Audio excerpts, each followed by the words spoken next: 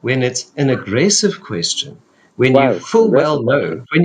know that each and every person in this room has the same answer for that. We've all been to primary school, right? We've all Does anyone known that else know somebody's an tried. aggressive No, question? Has anyone ever measured you the curve? asked me that in the Is that an history of aggressive the world, question? you asked me that in the history of the world, with 8 What is an billion people aggressive on it, question? listen, no, you're interrupting me now. That's an aggressive posture, right? So in this world, 8 billion Right. people, 2024, millions of years of history, right? You asked me if somebody's tried to measure the No, horizon I asked you if someone had measured ever the curve. before. Yeah, if Has somebody had anyone ever tried to measured the measure, curve? Not tried, yeah. has measured And the like, curve to exist. you see, like, for you to ask a question like that, like millions of Yes. people, Painful, I millions know. of people have actively engaged in the measurement.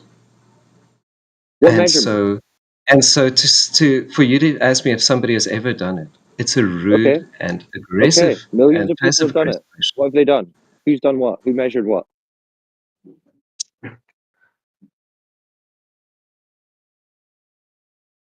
Okay, so now it's you are doubling down on this rude question, and I'll tell you why, A right? rude question? Is Because that a rude question?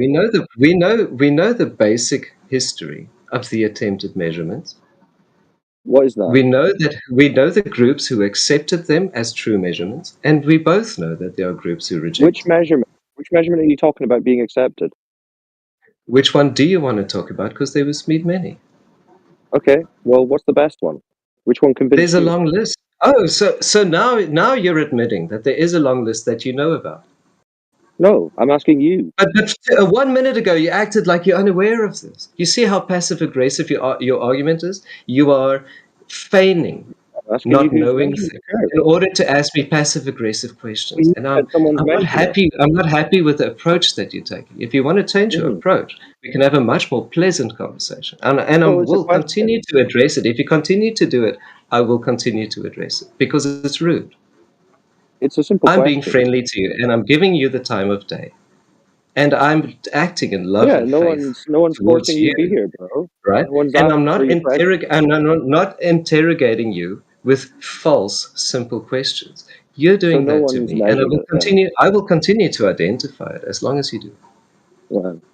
Okay, so no one's measured it. Fair enough. Many people have measured. Oh, okay. Name one.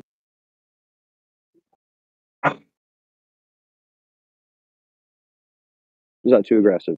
You, Please name one. yes, because we know that there are established historical You said figures many. that You should everybody be able to knows name one about, then.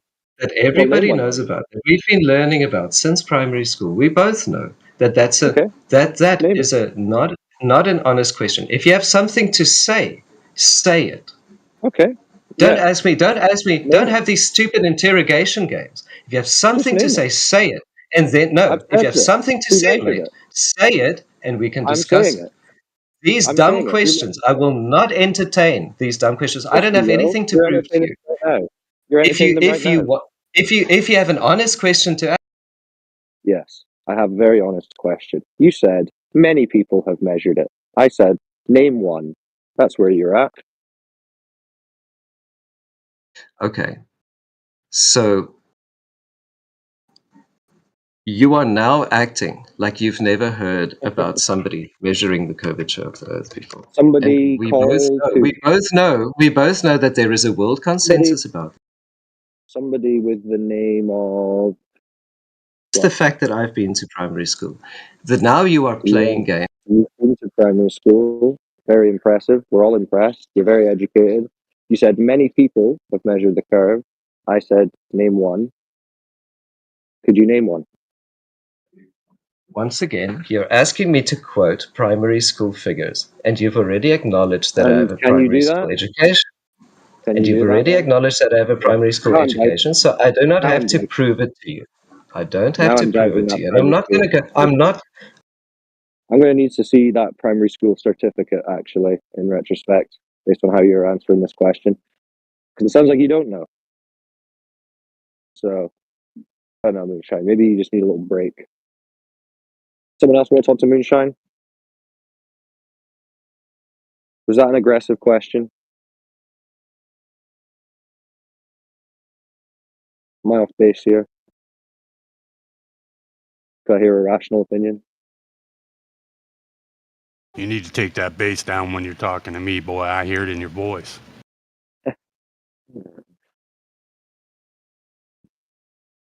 Is it an aggressive? Have we been here asking an aggressive question this whole time? Yeah, we need to be nice. Who measured the curve?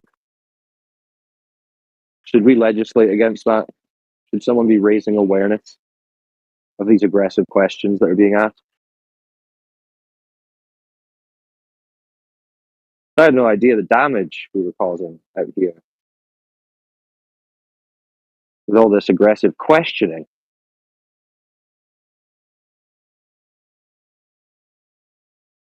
This guy's just going around asking questions. Like he doesn't care who he hurts.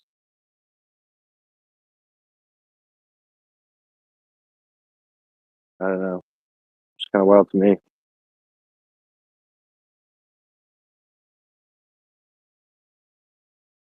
Does anyone else want to discuss philosophy with our friend here?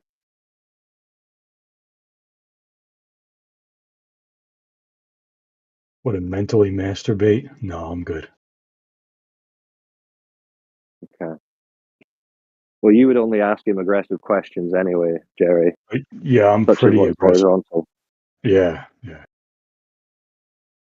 I have heard him say that he has said before something along the lines of like geometry isn't really what it seems, or something like straight lines aren't necessarily straight, or like he has said something like that in the past, and since then I just kind of written him off as some kind of just douchebag. I don't know. It doesn't sound like the same guy. This guy was very straightforward and to the point, laconic even. Laconic. Yeah, everything's a concept to that guy, man. I don't hear that He word. lives in his own reality, in his own mind, right? Yeah, I'm bringing it back, Jerry. That's a good one. Coming from the Lacedaemonians, the Spartans, famous for their terse speech, supposedly.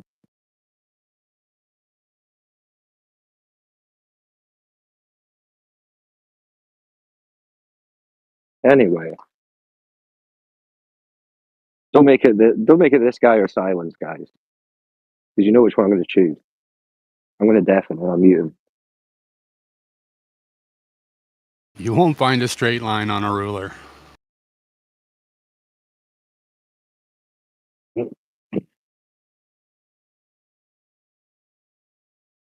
All right, Moonshine, I'll unmute you. Just be chill.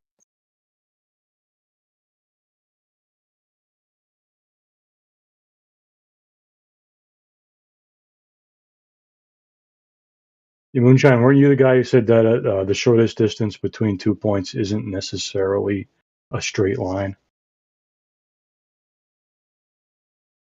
Yeah, absolutely. It's not necessarily a straight line. Wow. Okay. For Yeah. instance, if you have a wire, I'm going if you back have to a wire, turning you down. then the shortest distance he's for holding electricity space. between 2 points is along the wire. Wrong. The wire has nothing to do with it. Even though in space, a straight line, right, would make a straighter line, it wouldn't make a shorter distance because the electricity travels the shortest distance down the wire, even though straight line between 2 points can be closer than a wire. Fuck. You see what I mean, dude? He's just douchey. Like, there's no point talking to him. If the shortest distance between 2 points is, for instance, around an object or obstacle, then that's also going to change whether the shortest distance between 2 points is a straight line. He gets all the girls, man. Yeah, how could they resist this? Well, You dude, like me? I really, Oh, well, I don't have a maybe. woman. Honestly, I don't have a woman problem. I get that, I dude. actually do. I kind of have a women problem. Like, yeah, I don't know which Yeah, I one. get to it, choose. man. Yeah, too many. I get it, bro. We can tell. No, it's not that bad. It's not that bad. But like, I do get attention. You know, I get enough attention. Really. No, good for you. I can imagine the tangents this guy goes off to, man. It's a good thing it's in your imagination. It is. We wouldn't want all your little secrets getting out over the Discord. All your imagined little secrets about me. You can say it however you want, bro. Fucking spice it up. Let's hear it, man. Well, that's all in your imagination. I wouldn't know what they are. What would you say your specialist subject is, if you were to speak on a subject? What are you interested in? I do have a little bit of practice in diagnostics. I know how to exclude things, like logical exclusion. I'm pretty good at that, especially when it comes to minding different layers of facts while you're doing that, logically including or excluding things. He knows how to lie I suppose really well. that's where I have, I suppose, value, because a lot of people, they kind of lose track of what they're talking about when they add 2 or 3 facts to what they're saying. They become incapable of tracking the logical inclusions or exclusions, but I can still track them because I do it for a living. But apart from that, I don't really have, necessarily any special talents. I'm a good musician. Okay, cool. So logic is something you're into. Well, I'm not a logician. I'm a diagnostician. But I'm pretty good at logical exclusions because of that. Okay. Well, I would say we could logically exclude the Earth being a ball if it doesn't have any curvature. I think that's logical. And I could understand why you would say that. There's no sense, dude.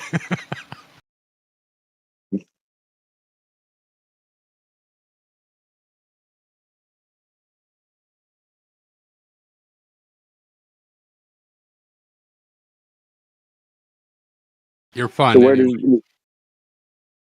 So what interests you about this topic? What I'm mostly interested in is latency. I'm interested in Cap theorem. So, the two opinions about the world's layout drastically changes how we interpret latency and why we have certain latencies to certain locations. So I think the best way to prove that the Earth is flat is to find a decent Cap theorem explanation for why latency to all the different locations around the world through the underseas cables are exactly the numbers that they are, because they're all dependent on a specific speed of fiber optic light. So they all have a constant native speed. So it'll make it much easier to objectively prove or disprove a layout using that. And so that's kind of why I always listen to discussions on it, because it helps me think outside the box in terms of Cap theorem.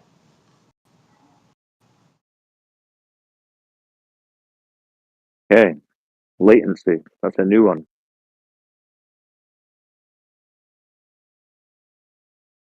Do you agree that water finds its level on the surface? I don't know. Water has so many behaviors, dude. Have you noticed how it curves upwards at the edge or downwards, depending on whether it's in a concave or convex?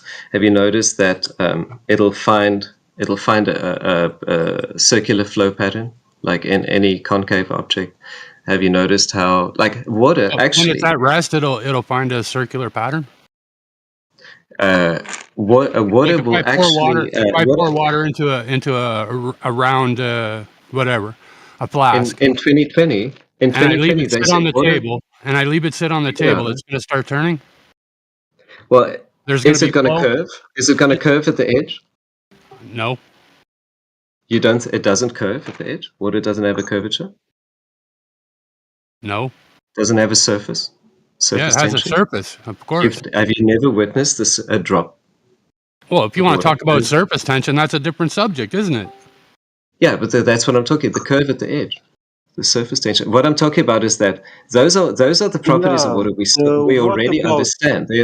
There are what? properties of water like that we can explain. Right? We already understand them scientifically. But in Yeah, 2020, I there can was still see. I check it out. can. Check Yeah, this moonshine. out. I can In see. I 2020. can see why you want to call surface tension Earth surface curvature. No. I I can see. didn't say I that can there's see why anything you're to do with doing that. that. It's, what I'm saying is that it has What? many. It No, I'm not logically trying to follows, say. right?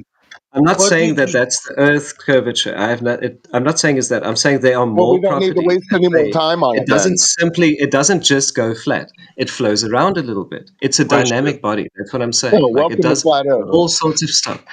And water Question. itself still has 130 properties that are unexplained by science, that have no explanation. Do you know that? Like Can you show water me a is one of picture the of curved weirdest water? things. Sorry? Can you show me a picture of curved water? And I'm not talking about fucking where it's got a little bit of Curved surface water, tension like, at the edge of a at a container. scale, at a large scale. I Yeah, like a don't large have body of photos. water at rest, curved. I don't have photos of that. The only thing I can show you is the thingies Just that they stories. do. I can show you You'd say they're photos. fake, right? I can show you photos of flat lakes. If I Huge show you the bodies of ones water that at they, rest. if I show you the ones they do in aeroplanes, will you say they're fake? Oh, you do have them now. You don't Okay, have well, them. You Gravity do have them. simulation aeroplane. let's see them. Question. I'll try Can and I dig it ask up. him a question, please? Sure, of course. If I you want to ask him a question. I'm sorry if So, I'm a bit distracted. I'm just at, googling this round at water some, thing for the other guy. sir, at some point you mentioned a water droplet. I'm assuming you are trying to depict a spherical shape to water. No, I didn't say it was spherical. I when. said it has curves at the edges when it meets the glass. Oh, Yeah. And when well, it is no. in a glass, the Yeah, curve goes up, that's and when it's on the ground, the that. curve goes down. When it's in a glass, you are talking about surface tension. But when you are talking Yeah, about but a when it's in water the droplet, but when it's in a glass, the surface tension goes in the other direction. It doesn't make no, it doesn't it form no, it doesn't go the form of it doesn't go towards gravity anymore. It goes irrelevant. upside down. Yeah. That's No, not that's what I very want to ask relevant because you. water, once That, again, water that has is not, 130 properties that we don't No, understand. time out, sir. That is not moonshine. what I want to ask you. You will never guess what I want to ask you if you don't listen to me. I am listening to you. Why would you claim that I'm not? Well, I politely asked to ask you a question. Yeah, so that And I'm was one politely answering you. question, and you gave me an answer. I replied to you. Now the problem is, how long do you think a water droplet can maintain its spherical shape? How long? Yeah, how long? For how much time? Even when they are in free fall. Chemically, water doesn't maintain its shape ever. Not even ever for one moment. There isn't any bodies of water that maintain its shape. They all change their shape continuously from moment to moment, and they form inner form inside. Water is a turbulent body. That's incorrect. When you put water in a glass, yeah, or in a bottle, it will keep that shape. You think it's keeping its shape, but if you look closer, it's Yeah, not. when you put water in a closed container, yeah, it will have that shape indefinitely. But the shape is changing on the inside. No, And it's not. it's also Changing. not indefinite. No, Water will actually it will water not will change. wait. Water will wait until it can escape the container, and it will eventually escape. It's guaranteed. It's actually never indefinite. Listen, water cannot escape closed containers. Have you ever seen water stay indefinitely in any container? Show me that container. It's never existed before. What you're describing has never happened before. Never occurred in human Even history. alcohol.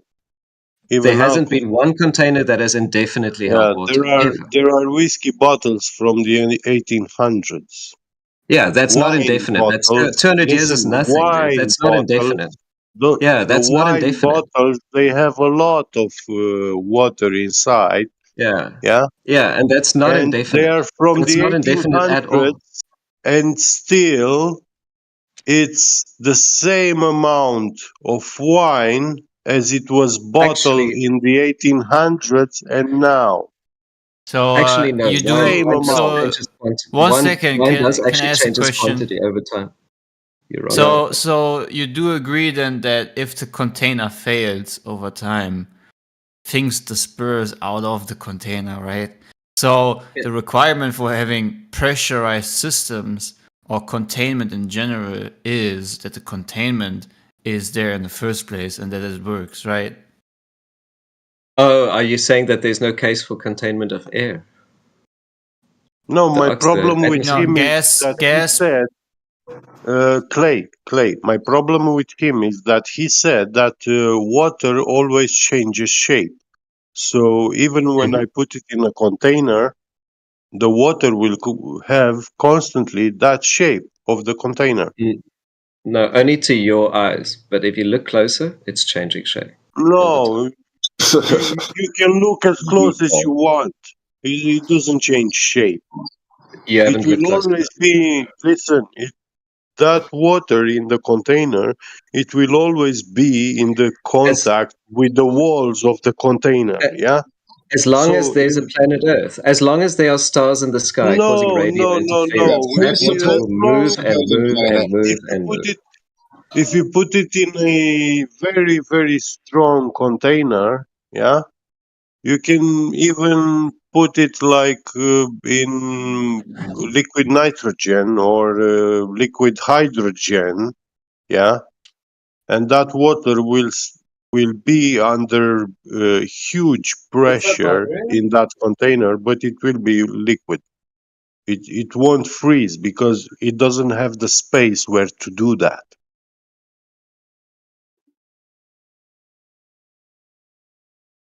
Understand what the argument is that containment can fail at a certain point when it's Yeah. getting to a point where the structure of it gets too old, like an like an old can. I don't know why you brought that up, to be honest. Well, he said that water changes shape constantly, always.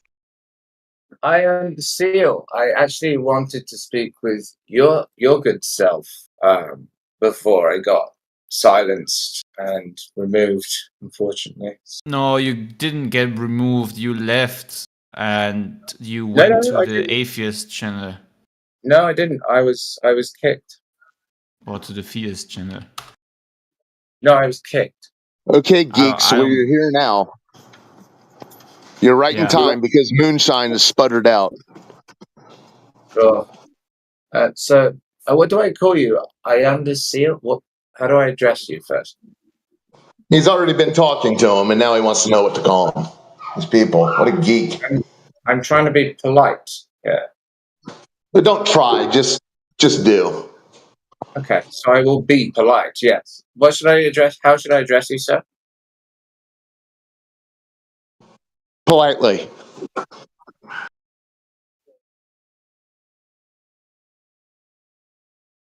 He's gone.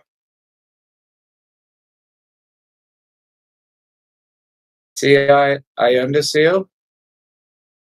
Yes. Do you have a short name I can address you by? Just say Clay. Clay. Clay. Clay. Yeah. Cool. Thank you, Clay.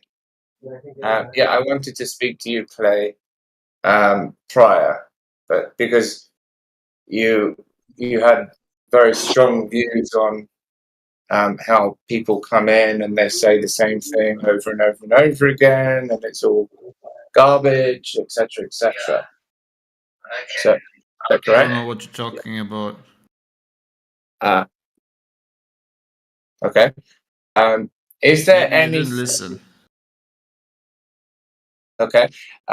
May I ask you, Clay, is there anything someone could say and could show you that would not change your mind completely?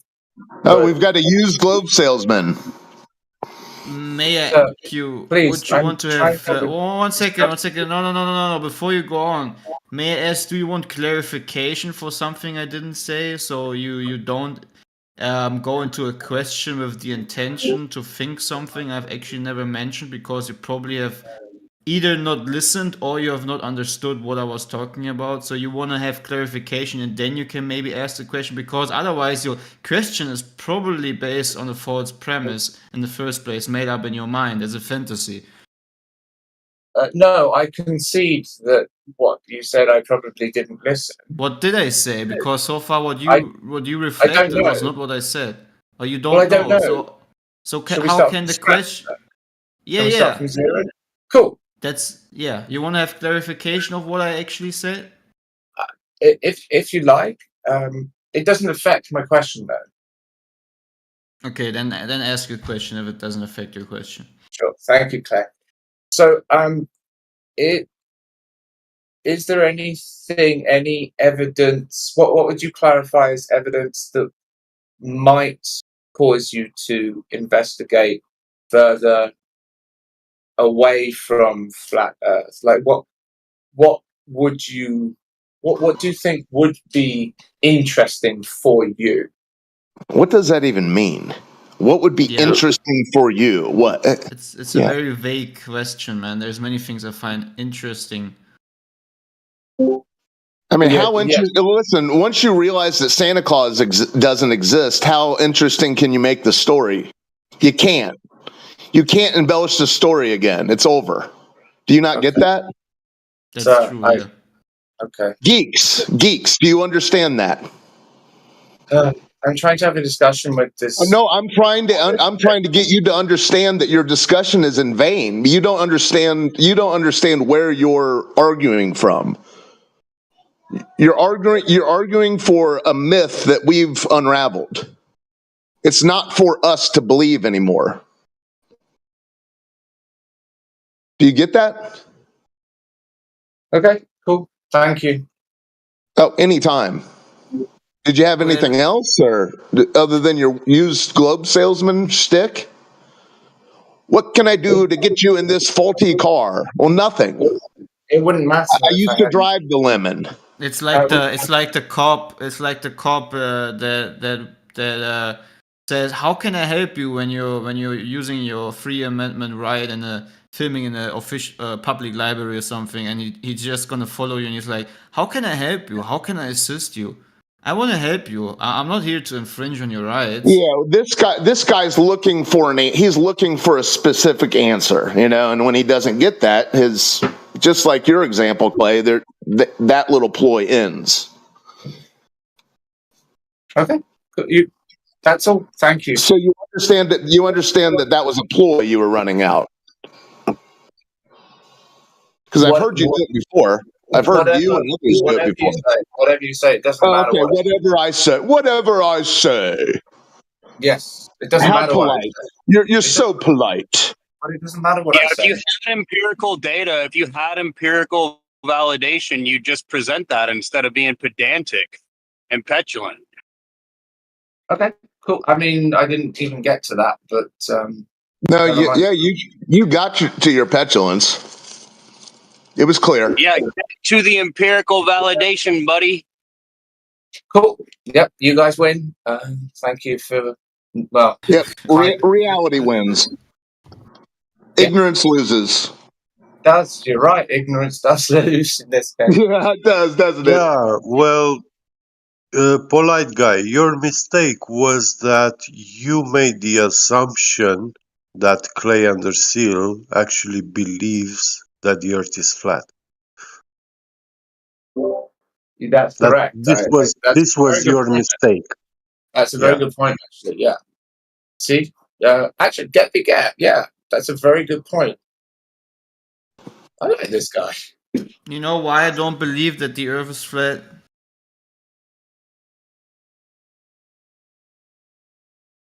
It's very simple Wait. because when I go out into reality, observe a topographical stationary plane, there is no belief that I need to use. I just accept reality for what it represents itself to be. If you then come to me as an individual and you claim the complete opposite, which is basically the heliocentric model, you say no, the Earth is not a topographical stationary plane, but it's a spinning, wobbling, tilted space ball flying through an ever-expanding void of darkness while it is hurling around other planets. Then I'm like, cool. Oh my God. That is a very interesting view of reality. Can you give me, something as a proof that makes that reality real, because it goes against everything I observe within the stationary topographical plane that I live upon. And if you then can, then I'm going to be very interested. But yeah. I got it. Oh my God, Clay, you said something so funny. It cracked me laughing. You said, if you then, it sounded like you then. Okay, that's not. Yeah, the that's you not- then that are coming to tell us everything opposite of. Okay, but Yeah. let's not get in that. Okay. It was funny. Yeah. I'll tell you what. If I do have anything that will get you to think about it being the spinning, wobbling globe, I'll bring it to you. Yeah.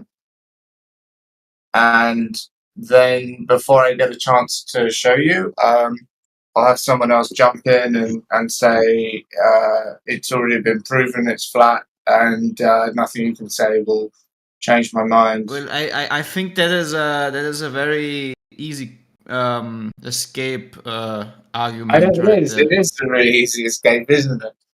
Yeah, I would love to just hear, why you think that the Earth is a spinning, wobbling, tilted space ball, and we're probably gonna be interrupted if it's already, just Right. empty air, so to say. Yeah. Yeah, I mean, probably. you do understand. We get a lot of people who think they know that the Earth is a ball. But if the argument is just fallacious, we just don't want to waste their time and our Don't want to time. engage. Yeah, just don't want to engage with them. Don't want to listen to it. Don't want to. Yeah, no, I get it. That's fine. Well, it's just empty I see chanting. how you're trying to make it look like. He's coping. He's in a cope spiral. Yeah, I'm if you on don't a have any spiral. empirical data to present, then you can cry in the corner. It's okay. Yeah, hey, we're all giving you a group hug right now, buddy. Hey, Thank you. share your pain. Thank Share your pain. So, group hug, spiral. Cool. Anything else? And the most beautiful thing about the internet is this: you don't even need to use your voice. If you have empirical data and papers, feel free to just post them in chat. So in this way, you will always have the opportunity to say, "Hey guys, I posted something in chat. If you want to look at it, then go ahead." So you even avoid the possibility of someone destroying your argumentation of empirical evidence. Someone jumping in and shouting me down before I have a chance to present. Oh, geeks. Enough with the sanctimonious Very, very bullshit, sad. dude. Very sad. It's no fair. I'm almost crying. That's why I'm giving you this very simple thing that you can do is just post the PDF, and then you say, "Hey, look, I posted something." Then we were gonna be like, "Oh yeah, interesting. Let's read it." No, you won't. and then I'm reading direct measurements by using longitude, latitude, and meridian lines as reference points, and then I'm like, "Wow, amazing!" This is all nonsense. The sky is the ball again. Yeah. Cool. I've yet to see direct measurement of the Earth's surface without using anything that gives reference to sky observation of celestial proportions.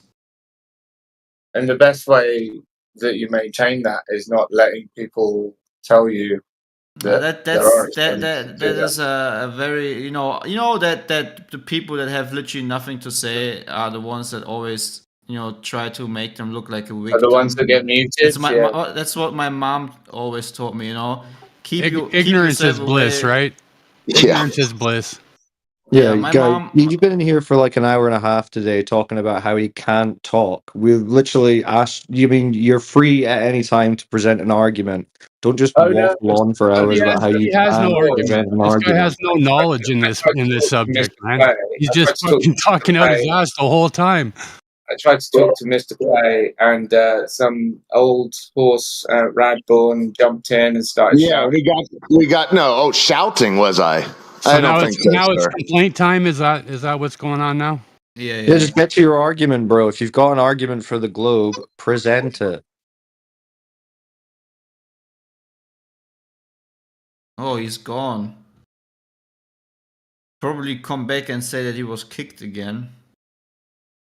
Well, he's a waste of time. He has anyway. complaints. We should have a complaint box or something for these guys. Yeah. See, we've My got a mom Darth always- Dawkins fan in the chat. My mom always told me I gotta make sure to keep people like this away from me in life that always want to play the victim and look like that, oh, look at me, please cry with me and blah, blah, blah. Yeah, well, maybe The the Darth worst of Dawkins the has a people. proof. A lot of the Darth Dawkins arguments are that you can trust your senses, even though they're fallible. So maybe he sensed that the Earth was curving. I'm not sure. Well, I think this guy's is a not fan. actually Darth Dawkins. This is Darth Dawkins debunked. So I'm not the same individual. So you're, Right, but you're a fan. You're a you've fan of addressed Darth easily. Dawkins. Yeah, you've addressed how we can trust our senses to determine truth value of claims. So I mean, I'm sure you'll have something. No, I'm not that same individual. I'm not Darth Dawkins. All I'm right, Darth So Dawkins debunked. But are you a fan of? Are you a fan of Darth Dawkins? No. No, but you've got a profile picture with his Everything I name in do it. is counter. Everything I do is shown to show his inconsistencies and how he contradicts himself. So I'm not a fan of his. I expose him or try to show, Okay, well, it kind of seems like you're a fan because you've got his name and profile picture for his name.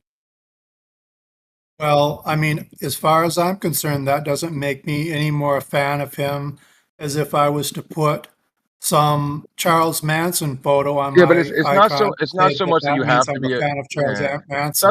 it's not so much that you have to be a fan, right? It's just that if you follow the arguments where you debunked Darth Dawkins, then that means that you can provide a logical, consistent, method, and prove that we can trust our senses. And maybe you sense that the Earth was a globe, and you have a logical argument then that affirms that it's a specific shape and a specific size. I mean, I'm sure you've used these arguments to destroy Darth Dawkins, right? Your logical arguments and formulation of these things.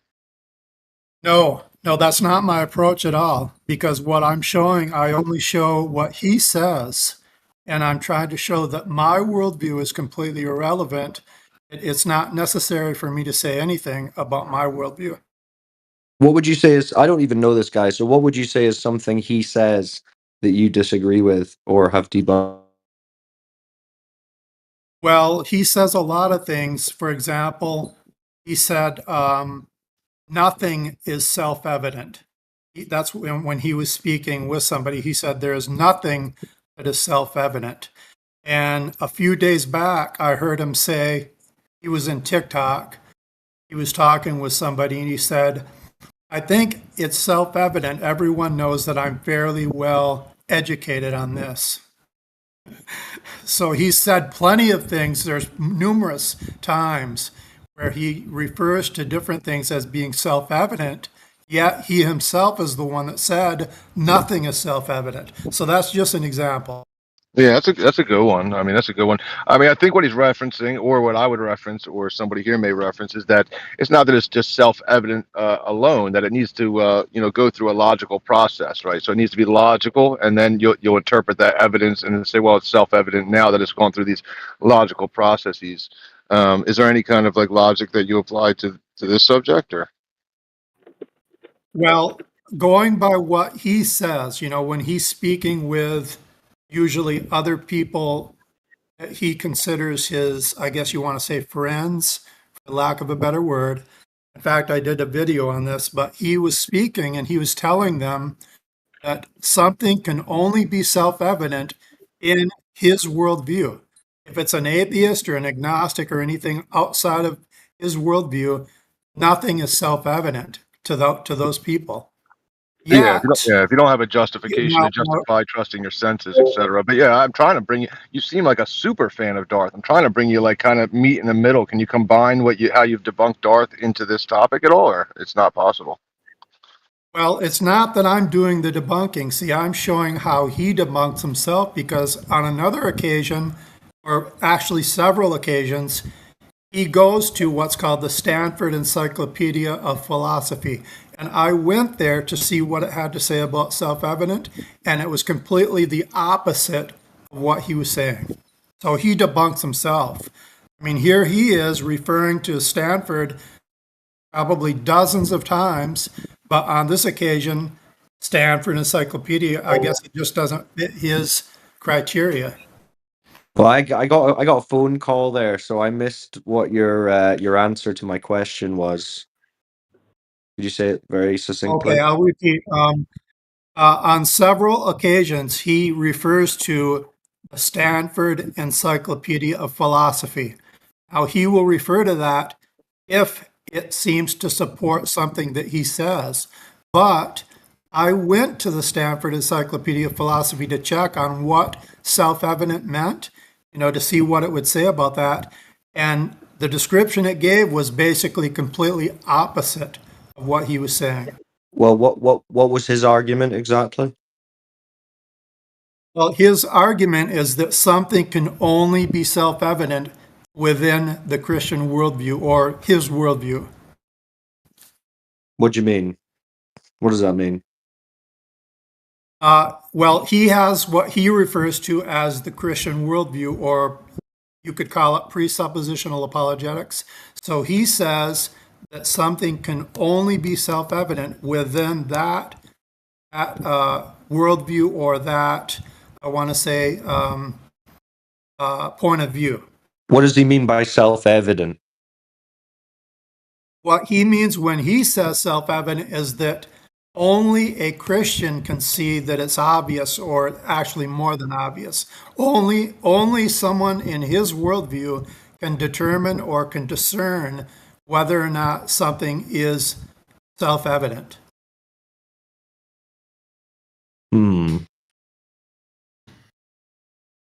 Self-evident as in apparent, obvious to the senses?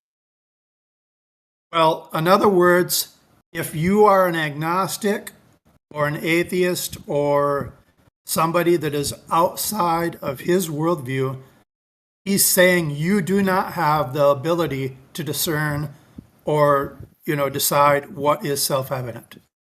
But that's completely against what the Stanford Encyclopedia said. Is that the main thing you disagree with him on? Is that like the main argument? Because it sounds like a weird argument. No, that was just an example I was giving. I mean, I have hundreds of different examples, so that was just off the top of my head. Okay, fair enough. Well, you understand we're talking about the Earth in here. Do you have any thoughts on the Earth? No, I like listening. I've been in here before, so I just come in here to listen. I don't really have a dog in the fight. Okay, fair enough. Well, I mean, I was kind of curious. I know he doesn't have a dog in the fight, but since it's self-evident, is it self-evident that the Earth is a globe, or is it self-evident that the Earth is not a globe? Like, which one is more evident? How would I answer? I really wouldn't want to comment on that, because see, one thing about my online presence, what I do online, when you look at Darth Dawkins Debunked, you're actually not looking at me. You're looking at someone wearing a suit. Okay, so that's not me. I'm looking from the outside. I'm looking just like you are at somebody else. So that's not me. I don't come online basically to give my own worldview. And there's two reasons why I do that. Number one, I'm not giving him any information about myself that he can use to try to counter whatever I say. And number two, which is what I already mentioned earlier, it's not necessary for me to say anything about my worldview in order to show the problems in his worldview. But as far as anything that has to do with flat Earth, like I said, I usually just come in here. I've been in here several times. I come in to relax, just to listen, but I don't really have any view. I couldn't argue. I wouldn't even try to argue one way or the other, honestly. No worries. I appreciate you at least giving me that response. Okay, no problem. Yeah.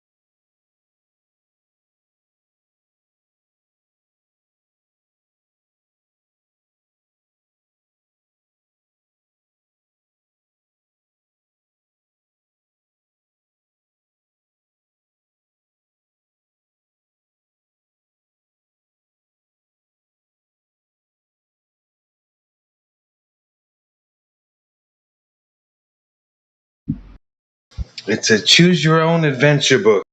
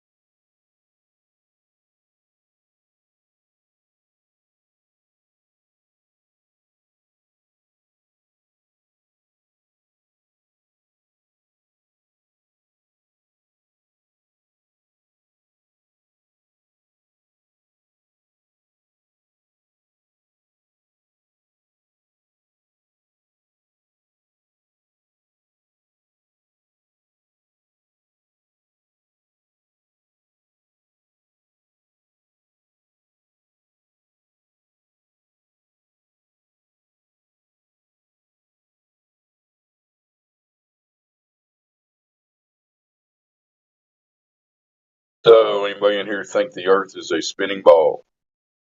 Anybody? Not after that moon landing. Oh, we went back to the moon? My bad, I missed that. Yeah, yesterday we landed on the moon, United States. They were clapping on YouTube. Well, as long as a lot of people cheered and clapped, it must be legit. So, we gonna shut the server down now, or should we wait for a little while? Well, we're in a meeting about it right now. There's about 8 flat Earth servers. We're discussing shutting them all down. Man, if they're on the moon and their whole story checks out, then right? Wow. It was an AI lander. It did it all by itself. They didn't have to do anything. They didn't have to watch consoles. All they did was wait for the signal so they could clap. That's basically. And they had a flat Earth table they were sitting around. Well, as long as they got signals that they know they verified, even though they didn't, then it's got to be all legit, man. They're on the moon, and we got to face it, right? Damn. If you believe they put a man on the moon. Shout out to REM. So no heliocentric enthusiasts currently occupy our lovely panel.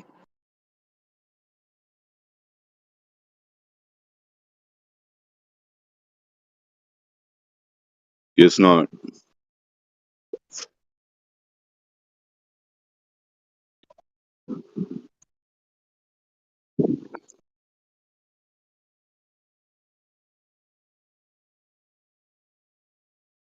So they put an unmanned craft on the moon yesterday, allegedly, right? Sounds good. Sure, there's many ways to verify that. Not.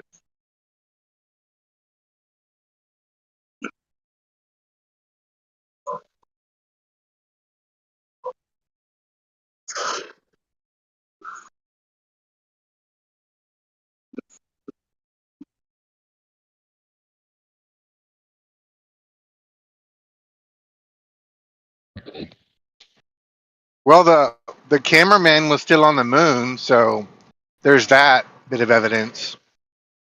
Yeah, that checks out. Good point.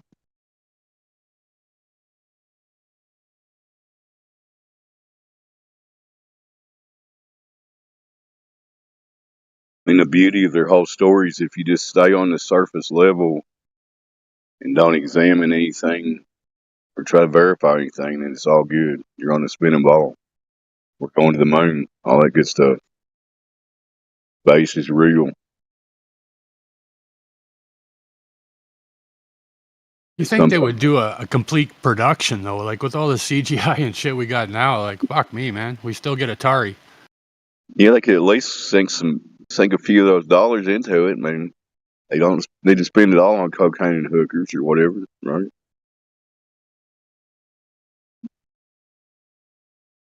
Let's give us something a little more challenging. I mean, damn, I watched Gravity. I would swear to God Sandra Bullock was in space, wouldn't you? No, that's my point, man. Like, fuck.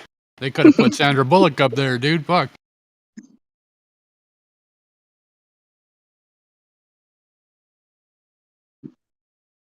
You just don't understand, man. At some point, if you go high enough, you pop out into this nothingness that just goes on forever. And When it's all when they released Gravity in 2013, I was the Glober, and I really loved it, man. Me too, man. That's one of my favorite movies till I woke up in 2015. Man, was that great? I haven't seen it. It's worth a watch. It's worth a watch, I would say. It's definitely more cinematic than the NASA CGI. Hey, Dave, can I ask you a question? Yes, you can. You said when you woke up. Curious, what did you wake up to? What information did you find out?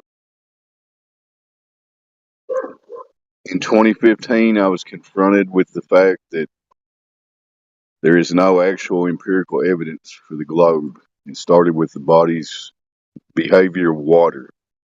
I woke up a lot earlier. Like, I didn't believe 9/11 until 2001, but Okay. as far as the earth shape, when I actually took a step back, I thought about the physical properties of water and its behavior, and I just accepted it does not. Massive bodies of water don't curve around a ball that's spinning. That's ridiculous. You know, it sounds simplistic. It's what it is. So I guess I would agree, man. I guess I'm so intrigued by what it means. You know, so that information you told me is like there's a whole lot there. One, you were lied, right? And it can be proven that it's a premeditated lie with a determined outcome of controlling what you believe and how you perceive. Is that Yeah, true? that's generally a good way of putting it. It's a massive deception. I don't know if I was personally lied to. You know, when I was sitting in my second grade classroom and that globe was sitting over there, Yeah. that was implicit lies sitting there. So I know this probably isn't the place, but it's very few and far between, and I'll stress that, to find individuals that are able to comprehend such things, but it's not the lie. It really isn't that important. It is, don't get me wrong, it is, because there's value in the truth of the information. There's value there. It's very valuable. But Okay. there's something that's more important, and that is that there are individuals trying to control what you think, and so we need to figure out why. Not, I don't know. I feel like because I get trapped on the lies too, right? I get trapped on trying to expose it and prove it wrong. I get trapped there instead of moving forward and like taking that for what it is, right?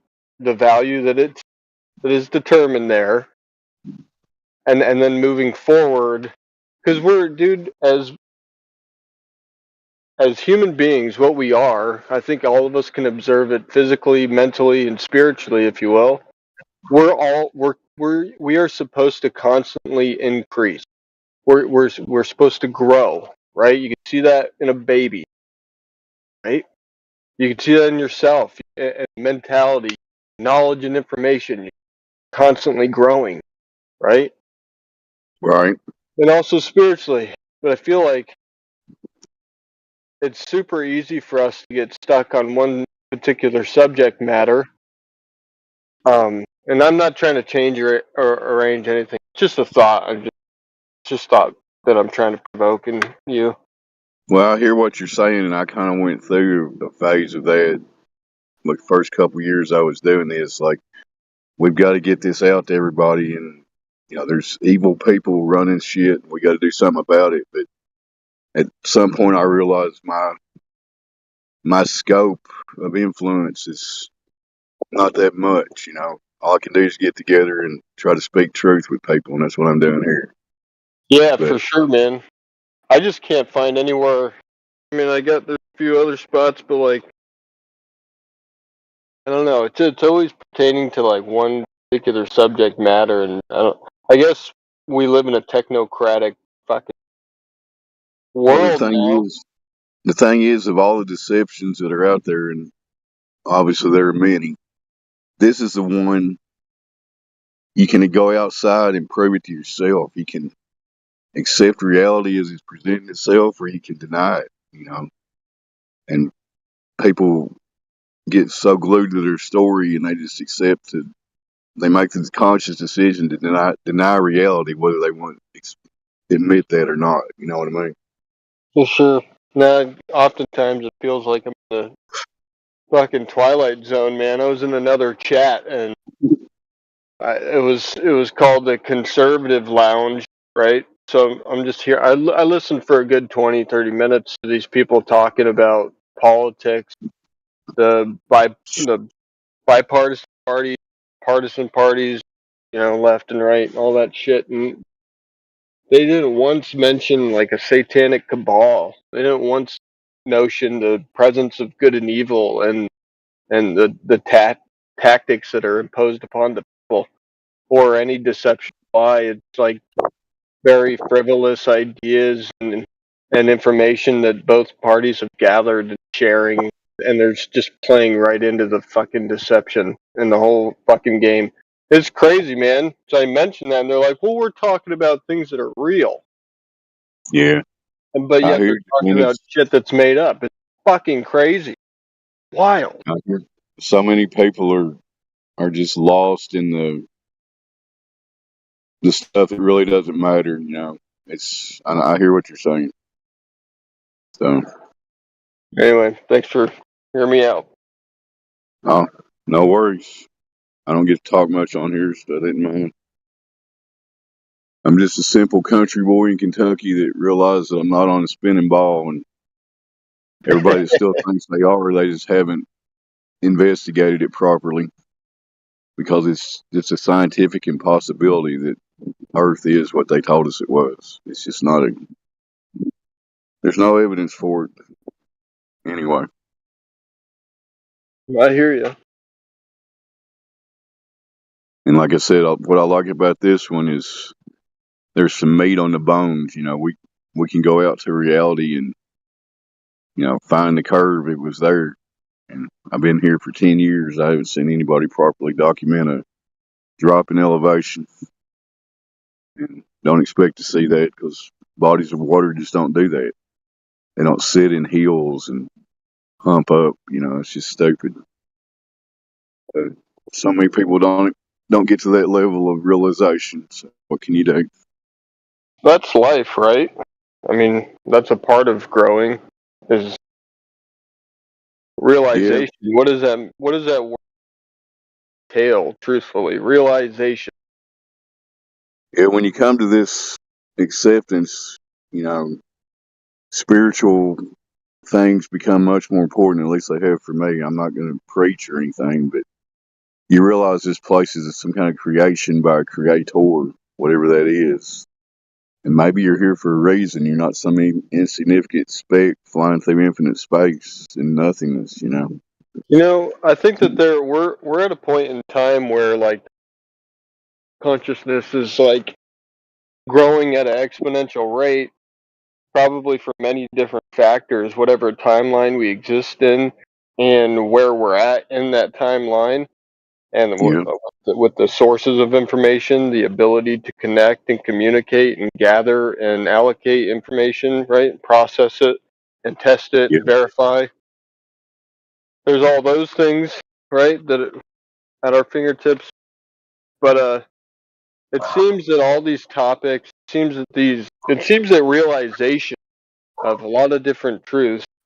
It's not just gatekeepers. It's just one tactic, but there's many different facets controlling or hindering the individual from coming into the knowledge of the truth, coming into from growing, from realizing more and like becoming more and evolve. No, I don't want to say evolving, but it's like a process of metamorphosis as what we are called human, but we're like pretty much three things: soul, mind, and body.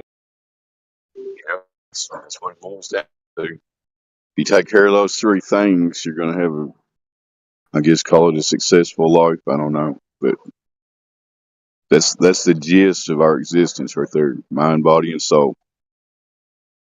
And there's obviously this deception goes back generations. I mean, they really didn't start pushing the globe till the early 1900s, late 1800s, whatever it was. But there's people that are financially and emotionally invested in this whole globe thing, and the whole point of the globe thing is to keep people away from their spiritual awareness, I guess, is a simple way to put it. You know what I mean? For sure. I mean, and it's not even just the globe thing. It's like every other thing that's true, man. Like even for instance, like who you are, what you are. who you're Yep. supposed to be, and everything that just pertains to you. Even that's controlled. Even that's like there's many different facets hindering you or me or anyone else from exploring such things. Yep. That's the gist of it, is to keep people away from finding truth about their reality and their bodies and everything else. You know, it's a massive deception on many levels, obviously. Yeah. But yeah, I appreciate the chat, man. How long you been aware of this globe being bullshit? I don't know, a few years. I mean, flat Earth. And I stumbled upon it a couple of years ago, but it never really was that important to me. It is important, but I mean, like the value that I get from the information. There's things that take precedence over this topic, but like the individual, that's what I think that I think is like the most important, is like growing with you, growing with like fellowship, man, growing in information and knowledge and truth. So it is valuable, but then you get to the next thing, the next topic, or the next discussion, or the next, I don't know. That's fair. Every I mean, time I we all. say that, I feel like I can come off like I'm trying to like not talk about the flat earth, and I don't want to do that here. And that's not what I'm saying. But I hear you, man. We're all on our own journeys and paths, and you don't want to become stagnant and just, you know, I don't look at this place here as stagnant. We're actually just here expressing truths that are self-evident, and we're hoping that people will think for themselves and come to the same conclusions about the whole globe thing. But I hear what you're saying. That as an individual, you got to keep growing. You can't just stay stagnant, you know. yeah, I definitely appreciate what you guys do here. A lot of individuals here all the time, man, putting in work, trying to Yeah, wake there's some people up. definite truth warriors in here. Shout out to everybody that gives all their time and energy to trying to help fellow humans, even though most of them don't want it or want to ridicule it, whatever. But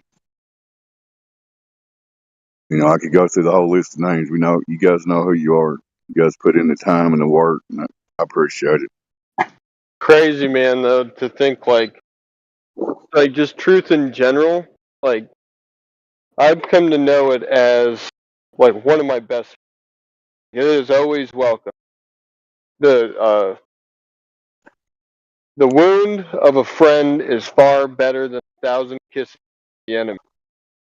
If that makes sense. And sometimes truth can be like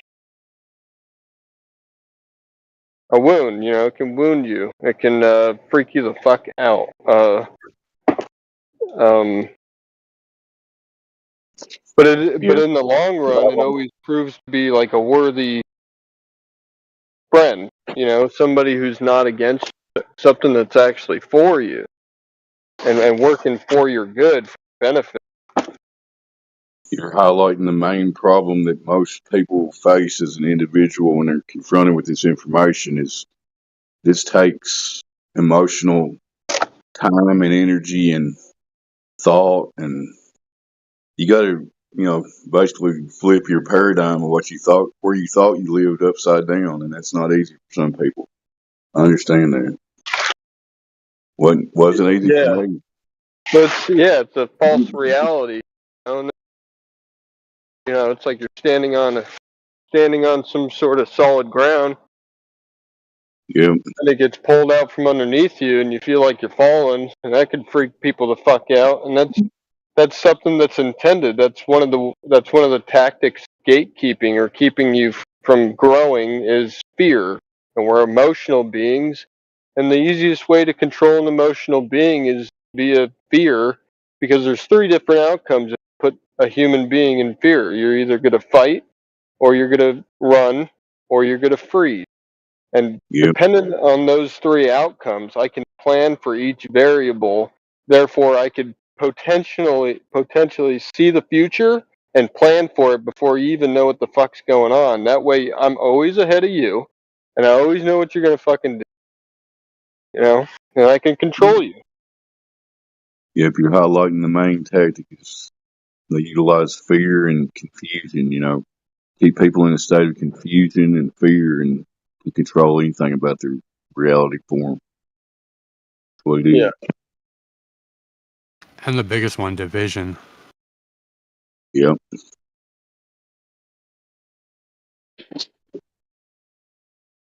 You know what's useful against all those things against you? I'll name a few.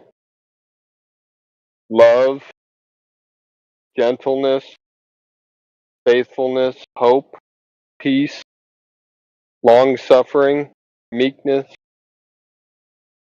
Humility, Yeah. being humble, humbling yourself to accept that you don't have all the answers. You may never have them all, but at least you got a few. That's freedom. It offers all those things offer you like a true sense of freedom. Let's say that the worst happened, right? Let's say that you die or I die.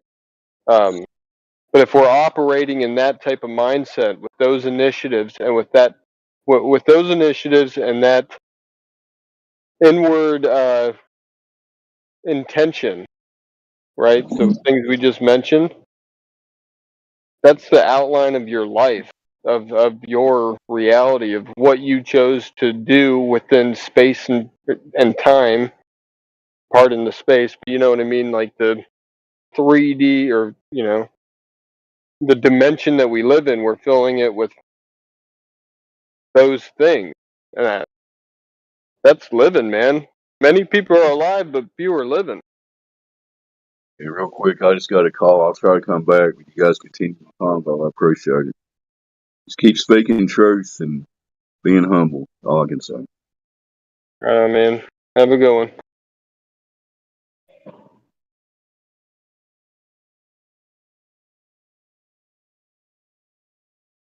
What's up? Everybody just waiting for a flat earther or a globe earther? Well, like, okay, I have a question. So, like, how do you guys think a lunar eclipse occurs? I'll pass that off to someone. Okay. Because I've heard two arguments, right? One argument is that there's a dark moon.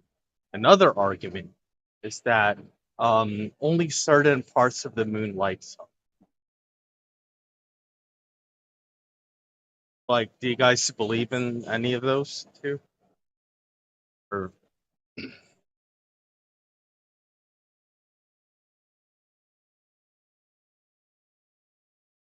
oh,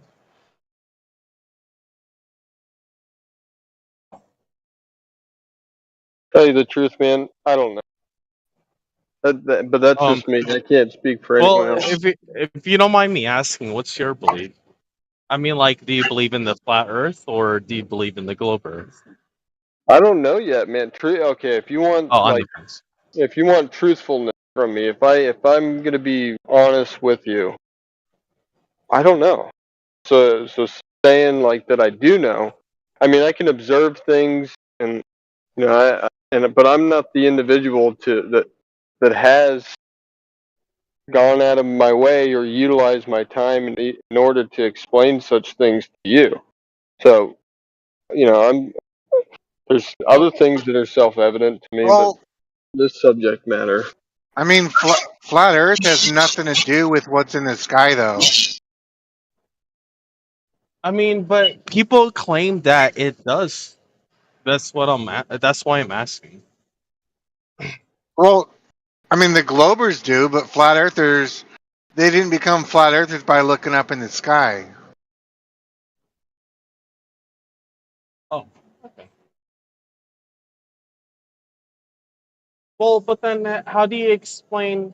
Well, okay, like, but the question was about what is in the sky, right? Like, why does the moon light up that way?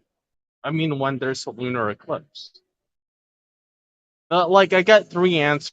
One answer is that there's a dark moon. The second answer is that only certain parts light up. And then the third answer is I don't know, which I can respect, right? But Yeah, we say we don't know because I mean, if you give an answer like a story of why it lights up, how do you prove that? I mean, you can't. right. It's just an assertion. So, Yeah, like, I mean,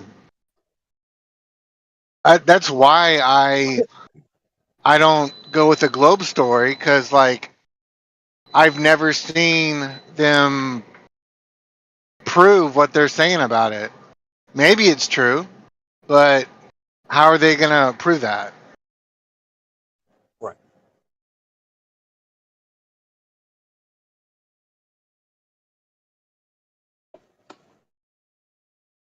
Well, if it's the Earth creating a curved shadow, you would have to have the Earth itself curving in the first place.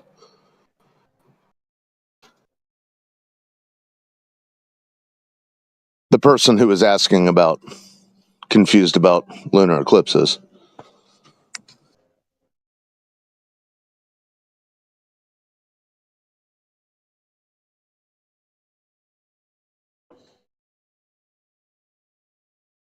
Yeah, and I always wonder about the people who ask about these lunar eclipses and solar eclipses when they have actually witnessed one of these, or if they're just going by the textbook, going by the manual.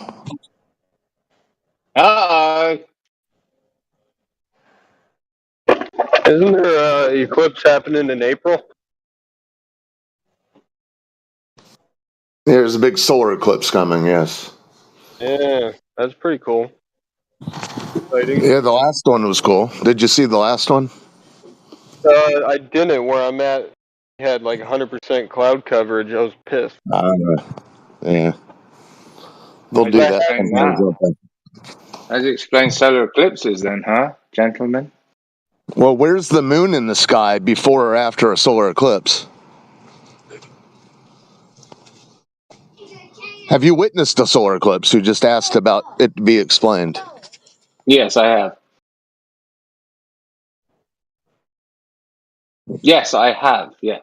And where is the moon You in the have what? sky before or after the eclipse occurs? What did you do? What do you mean in the sky? You mean relative to the sun? Yeah, We have did you see someone the muted? moon before or after the eclipse? No. Okay, where is it? Who are you talking to? Did you see the moon? Did you see the moon? Did you see the moon as it approached the sun at least? Not until it eclipsed the sun. Oh, you just see so you just see an eclipse. That's correct. Yeah, well you saw the same thing I saw. So don't act like your story's so great. Well, how do you explain it though? That's my question. Well, I have mysteries abound, sir. Oh, you don't care how I'm not omniscient. No, I could speculate until the cows come home. I'm not omniscient. Okay, You so seem to can't think you seem to you seem to think your story adds up. Yet you No, just I told can me it explain doesn't. it. I can explain it. Yeah, You you can't. could You explain can't. it. Yeah, but you can't. You didn't see what you're thinking you're seeing. Yes, I did. You're just assuming it. No, you just told me you didn't see the moon before or after. You just see an eclipse occur. You see what I see, right? I do, and I can explain it, but you can't. Well, that's fine. That's fine. You have an explanation. We get that. I do. It's in the text. You It's don't. in the textbooks. And you don't Do you have an think? explanation. Like I said, I could speculate until the cows come home. Is your explanation 100%? Do you think your explanation is 100% valid? Yes. And what led you? Where did you get this? How did you verify that's what's occurring? The scientific method. Go ahead. Let's hear it. What the scientific method is. No, let's hear how you scientific. Let's hear how you scientific method solar eclipse. It doesn't make any sense. What exactly Yeah, do you sure want to doesn't, know? Geeks. Are you going to run away again? What? No, I get kicked out. I don't run away. No, I you get ran kicked. away. You run. You run. No, I get kicked So go because ahead. people don't want to hear me talk. Apply the scientific method to you verifying a solar eclipse, please. Do you know what an eclipse is? Let's start there. Dude, don't do this. Okay? Can I'm you applying the please scientific apply method. the scientific method to the solar eclipse I that you're am. so sure, that you're so certain of? Well, do it. I Don't am. ask me if I know what we've both witnessed these eclipses, correct? So start with the Yeah. I'll help you. Start with the hypothesis. What is the hypothesis? Start there. Okay. No, start with the. He has to start with the observed phenomenon. No, you start. Well, okay, fine. Well, what? Listen, if you're just going to tell us a circular reason story, we've heard it before. You get that, right? We've heard the story. We used to be duped by the story. Do you not? Do you think we lived under a rock and didn't hear this tale? I think you're still living under a rock, but servant. So I'll satisfy your No, I'm question. sitting outside. I guarantee you're in the basement. So it's Wait, a I just good. want to It's know. a I good want to know point. whose position No, is it's a good what. point. Like what's the position? It's a good point. The Well, hypothesis. Yes. this guy thinks one of the people in here thinks he knows what's occurring when a solar eclipse happens. I do know. Yeah, No, but I do know. yeah, is it like so scientific method then? And one of them can't explain it. So listen to this guy, or doesn't want to explain it for whatever reason. Yeah, he's whoever's piping in. He's already acknowledged that he and I see the same thing when the sun is eclipsed. I agree. He thinks it's because the moon, even though he's acknowledged that there's no moon in the sky before or after. There's only an eclipse. Yeah, you did. No, I didn't say that. No, I said you can't see it. It's still there. You have. It's still there, is it? So why doesn't it create a silhouette as it approaches the sun? It does create a silhouette. No, it does. It does not. You see a thumbnail. You see a black thumbnail on the sun. Yeah. Have you seen a solar? Have you witnessed one or not? Were you lying? Yes, I have. So, do you see the silhouette? Do you know why you can't see it? Do you know why you can't see it? Do you know why you can't see it? I don't care if it's in its new moon phase. If it's do you know why you can't see it? Well, the story is it's because it's in its new moon phase. No, that's not true. That's not what's true. Well, listen, here you're missing the point here. If the moon were there, as the eclipse, okay, listen, as the eclipse begins, you see a thumb. Can you listen, or do you just wait to talk? I'm listening. Okay. As the eclipse begins, what do you see? I'll ask you again. You see the sun being gradually covered by the moon. Well, you see something eclipsing the sun. Which is the moon. Well, how do you know it's the moon? Let's get back to that then. Oh, well, don't you want to talk about how it's still there? Well, dude, even though you can't see it. Well, you're missing the point because I told you if the sun were there, if that's the moon eclipsing the sun, okay? As there's the thumbnail, the eclipse begins with a black thumbnail on the sun, right? I don't know what you mean by thumbnail. Okay, have you seen an eclipse or not? You've asked me this 4 times. My answer is not going to change. To wonder. Yes. Yes. Okay. So does the moon in its entirety create a silhouette as that black thumbnail is there? When it completely covers the sun? No, dude. You have comprehension issues. When it's starting to cover the sun. Yes. Right. Do you see a black circle? Because if the moon were in front of the sun, there would be a silhouette. No. No, that's the silhouette. But it covers it blocks the sun, but only the part that's in front of the sun. Shake yourself. You need to realize. Okay, so go back. No, we're talking solar. We're talking solar eclipse. We're talking solar eclipse.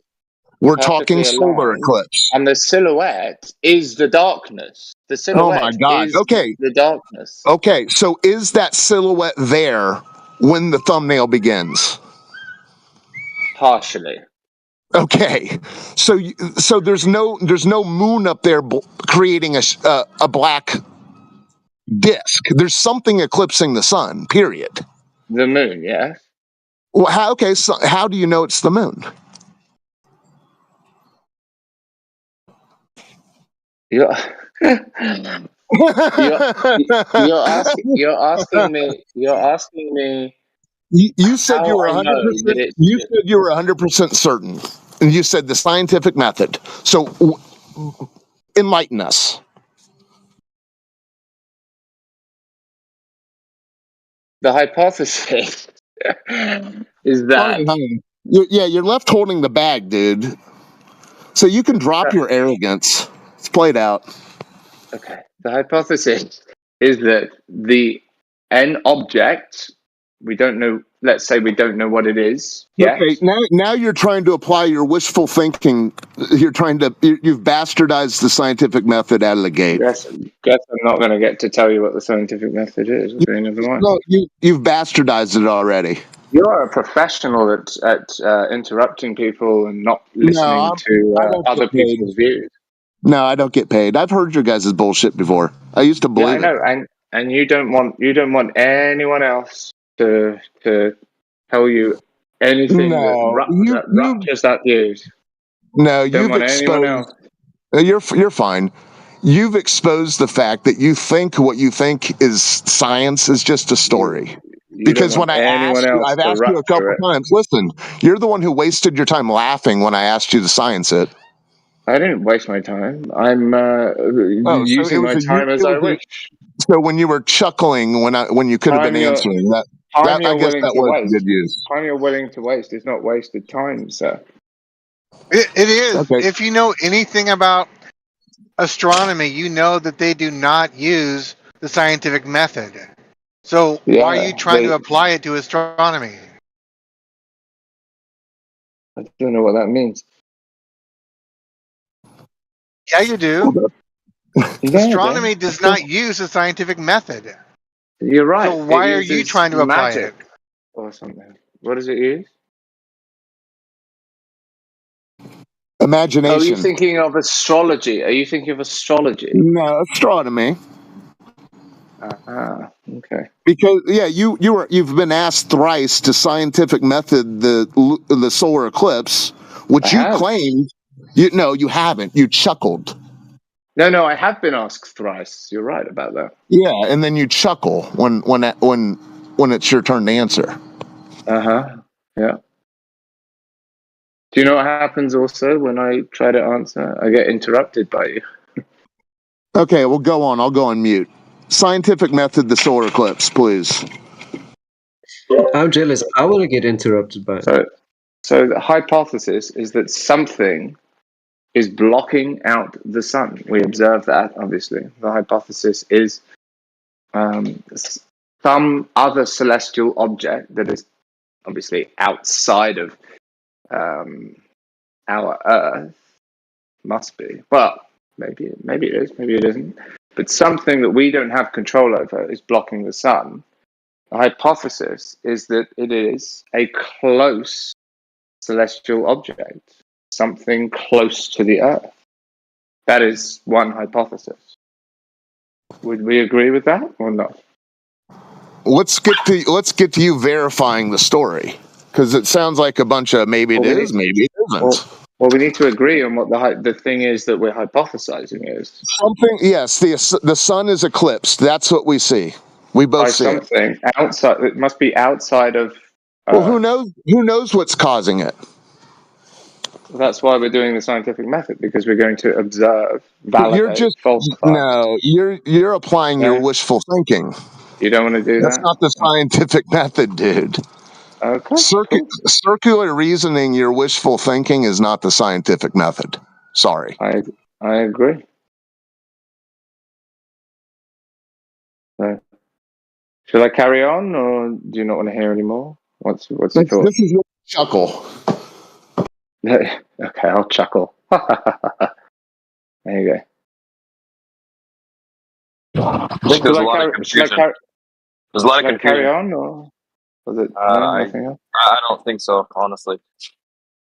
So I'm just confused. Do you both agree that a solar eclipse exists, or are you guys confused on one person rejects it, one person accepts an explanation for? I'm confused here. I believe we both agree that that something we observe, we align on that. I think. Yes. Correct me if I'm wrong. Yeah. Solar eclipses exist. Well, no, This guy thinks he has a story. He has a story. He thinks his story for why they exist is legit. Let's not call it a solar eclipse. Let's not call it a solar eclipse yet, because we don't know what it is yet. Yeah, right? the sun is being eclipsed. The sun is being covered. Yeah, that's a better way to start, right? You brought up solar eclipse. This was your example. You did. Anyway, so what were you going to say? I have a question for both of you, because you guys are arguing past each other. This is a question for both of you guys. Can each answer it. Do you believe that the behavior that we're observing, wherever that area is, wherever these celestial bodies are, is it caused by movements of either one thing or two things? Why do you say celestial bodies? Well, what else? I mean, I can call them lights. I can call them. It doesn't. I don't know. What should I call them? Just call them bits. Just call them bits. Call it. Listen, he's the one that's added a second celestial body, the moon. Yeah, exactly. Just call them bits. Have you seen the solar eclipse? The servant. I personally haven't seen one. You personally have you witnessed one? I have personally not witnessed one. Okay, no. so the servant. What do you have to go by then?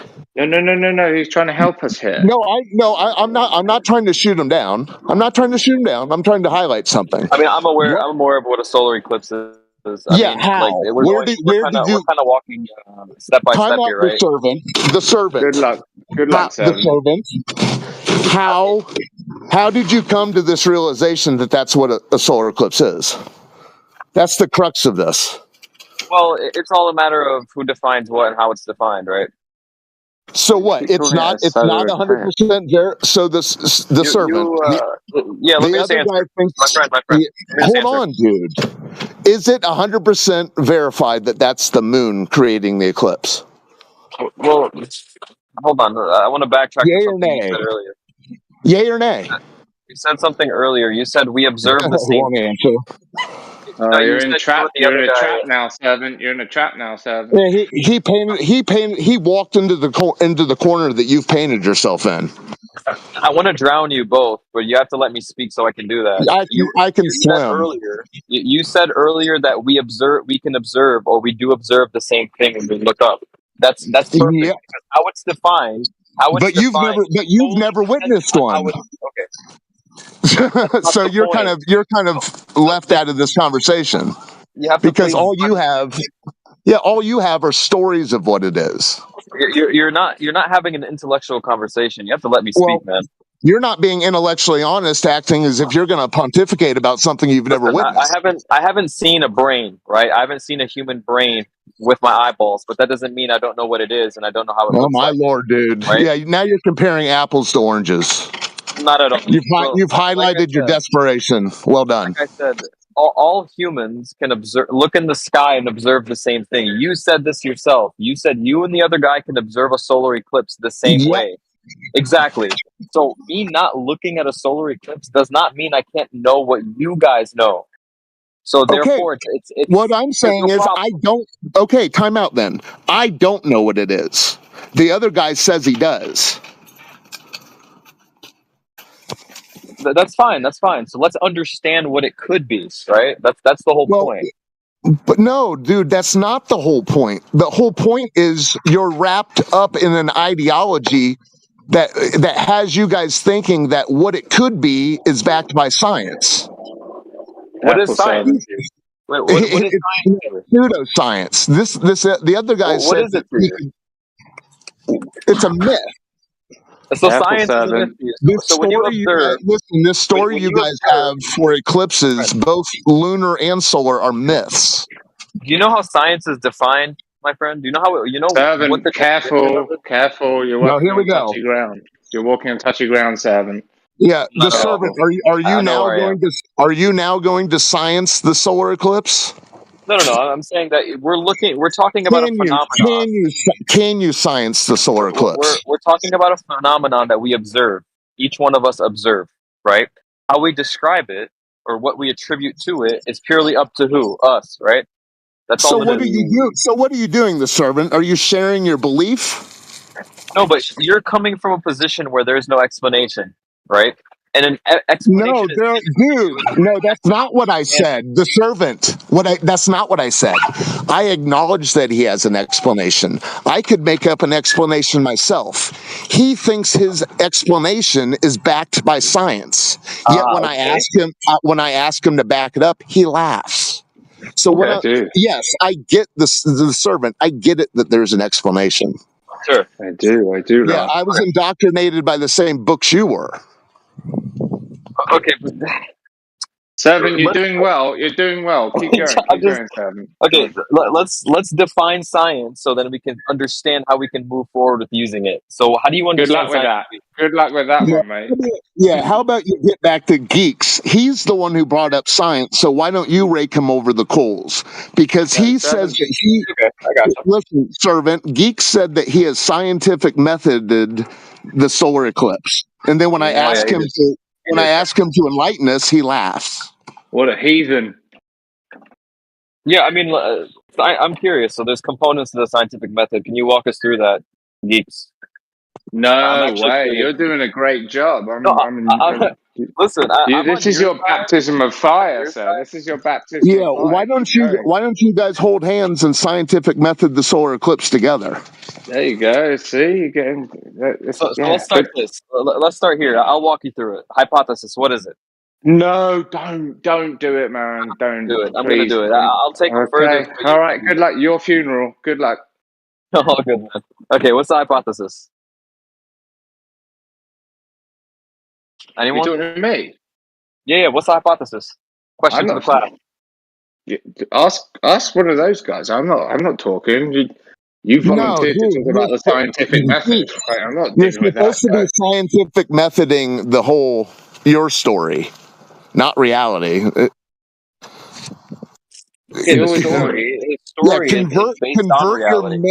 Convert your myth to science, please. There you go. 7. There's your springboard. Off you go.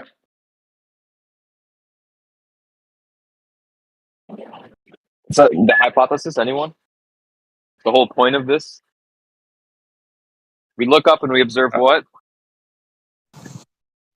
The sun being overtaken by something. Darkness. Well, no, stop saying take it. Something spherical. I love it. Okay, yeah. I'll ask you, the servant. What's funny is, since you haven't witnessed a solar eclipse, I can't even ask you the same questions as Geeks. But maybe Geeks, you can answer. Do you believe in footage? Dude, are you one of these chaps who can't? They just wait to talk. They don't have the capability to listen. Is that your game? You're just not academic. You're not being academic. You're saying that I can't speak about something. Neither are you. Old Hoss. If I can just like, Servant, do not bring up footage, like actual footage. All right, so let's take technology. That doesn't work. It doesn't work. It doesn't work here. Old Hoss, right? Back to you.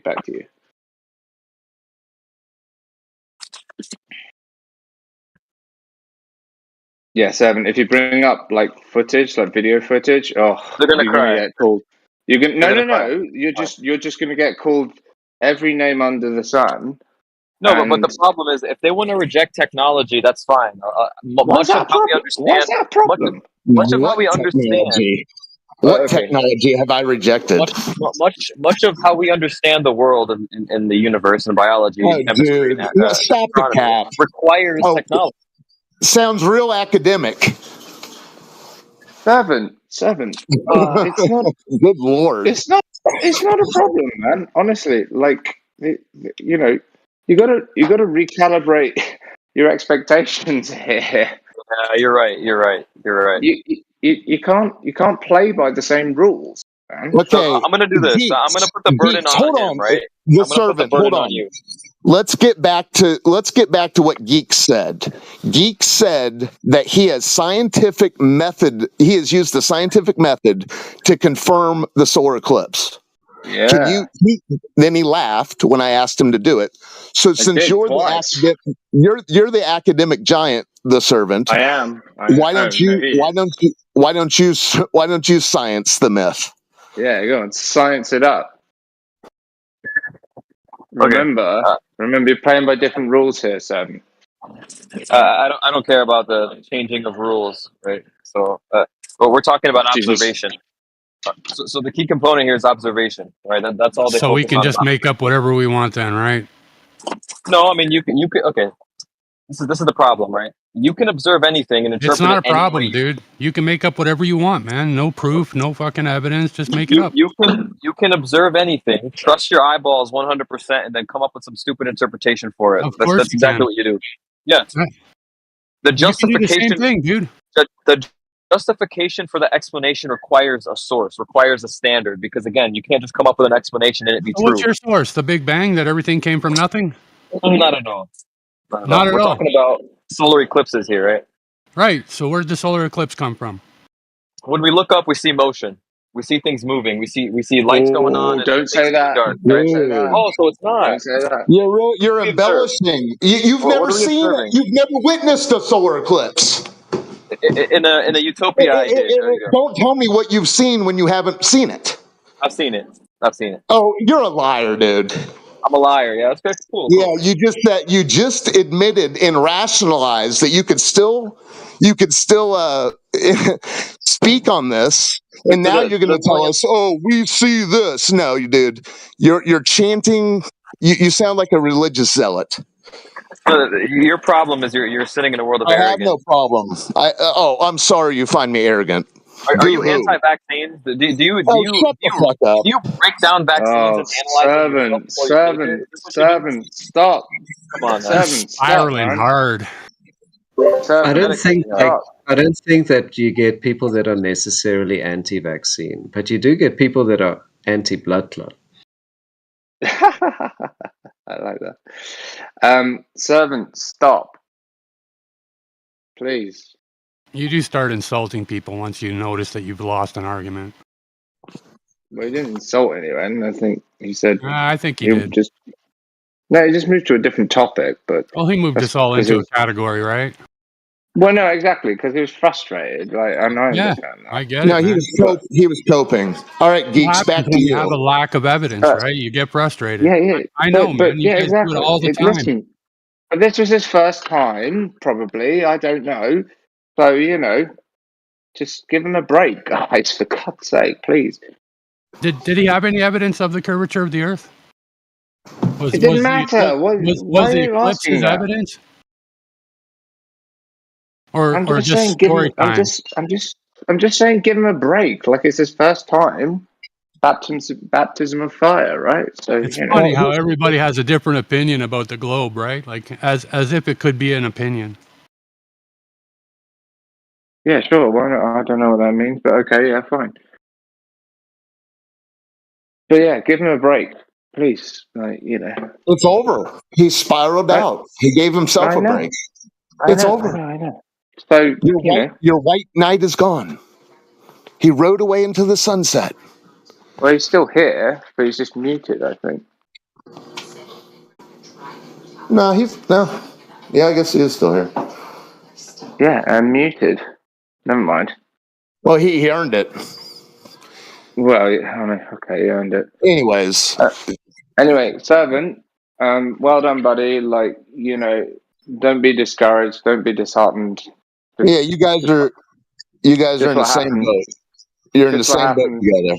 That's what happens, brother. But it's a different set of rules, Servant. So, yeah. You'll realise it in a little bit. If it comes back. Might not even come back. So I guess we're not going to hear how to... I'm on the edge of my seat. Come on. I only heard you were roboting there. You were roboting there. He's just psyched to hear you scientific method the solar eclipse. You hyped you. That was your. That's where this all began. Oh, I forgot it. Sorry.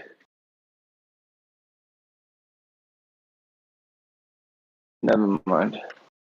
So the servant. Do you now get that you and? He's gone. He's Okay, gone. I know. He's not. But He's do you not now here anymore. realize that? Okay, Goon. Do you now realize that you and the servant have the same story that you can't support? Goon. My name is Geeks, sir. Geeks. Okay, there's so many of you. Geeks. Yes, Do you sir. now realize that you're in the same boat as the servant? You're left holding the bag with this story. And when you guys find out that the story, you can't validate the story, you guys spurge out. So do you at least acknowledge you're in the same boat as he was? I do. And it's sinking. Yeah, it is, isn't it, man? No matter how much water you guys try to bail out, it is sinking. Bail out. Yeah, exactly. Like, and I've got a pretty big bucket as well to try and bail it out. But yeah, and there's millions of you guys trying to fill in these buckets. But the thing is, I can't even find the bloody holes in the boat. That's what's really annoying. It would just make a lot more sense to try and plug the holes, but I can't do it because I don't know where they are. Well, maybe the whole boat's already submerged and you guys haven't realized it yet. Well, in that case, then I wouldn't need a bucket, would I? Yeah, I guess the buckets would be full no matter what. Redundant bucket.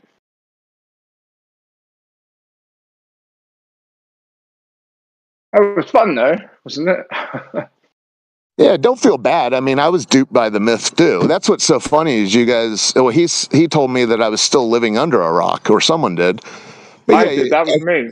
I said, yeah, you guys pretend that we've not heard this story or something. No, I don't pretend that at all. We're just dumb flat earthers, right? Did I say that? I didn't say you were dumb. No, I'm just saying as a whole because the other guy said, "Well, you guys." No, dude. I'm not, dude. Listen, let's progress the I conversation. didn't say you were dumb, sir. Dude. Even if you did, I don't care. Let's just progress the conversation. Well, I do. I care. Okay, well, whatever. You didn't say what I didn't say. You said. No, my what point is, Subdued said. I said. I never said you were dumb, sir, at all. No, dude, I didn't say that. What I'm saying is, the other guy said, did you hear the other guy say, you guys don't think there's an explanation? No, we accept. No, that was me. Okay. No, I get it that there are explanations. Okay. I accept the fact that there's an explanation. I mean, cultures, who knows what you want to believe about history, but even in the history books, all these past civilizations and cultures had their stories. Now we have a story that has a lot of formulas and numbers in it, and people think it's science. Okay. So I'm not trying to give you a hard time because I was lost in the myth as well. It's fine. I'm not saying you're giving me a hard time. I'm not trying to convince you guys at all. I certainly don't think that convince us of what are dumb. No, I know that, dude. Convince us of what?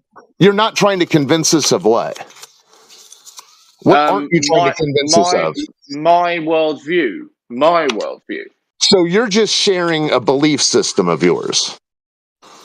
No, I'm enjoying the fact that people can come together from how you see reality. So your interpretation of so the solar eclipse, your worldview would be that's the moon. Bigger than that. Bigger than that. Well, what I'm saying is would that be the reason why you think you said it was 100% verified, but now you're telling me that you know it to be the moon because it matches your worldview? No, I'm saying it's 100% it's 100% correct, but who am I to try and convince other people of my worldview? So And how yet did you're you? here. Okay, yeah. How did you verify it to be 100% correct? Enlighten me as to that method. I don't want to get into the argument. It doesn't matter because that It's just not an creates argument. more. It's not an argument, dude. Who am I? Who am I to tell you that you guys are incorrect? So are you 100%? I'm no one. Are you I'm no one. 100% certain? For the purposes of this discussion, yes. So no. Well, no, I said yes, but yeah. For the purposes of this discussion. So, okay, dude. Well, good luck to you. It sounds like you're happy to be within the mythology that's been created.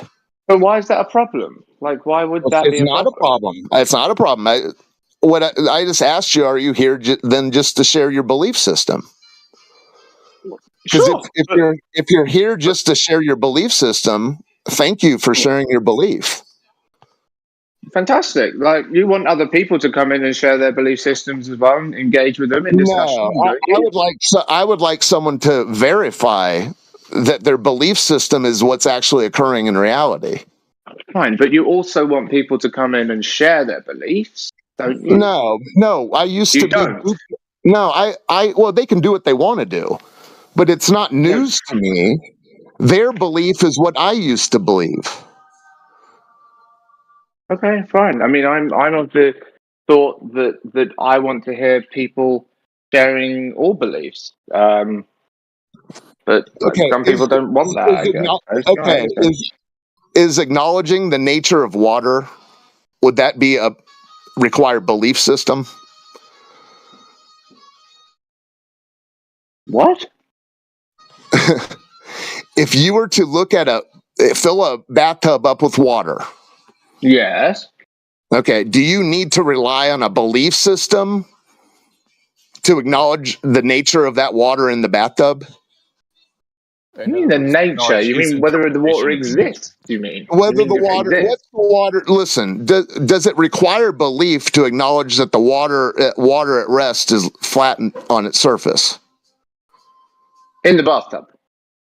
Yeah, in any container. Yeah, fill up a container. Or a bathtub in this case. Okay, the water. Yes. At the surface is what's going on there? There's water. Are you saying the surface is flat? Yes, it is. Okay, does that rely on a belief system? No, I can see it. Okay, so that's when you say we're sharing beliefs, you're sharing beliefs. No, you're telling stories, we're acknowledging reality. We're comparing reality to the story.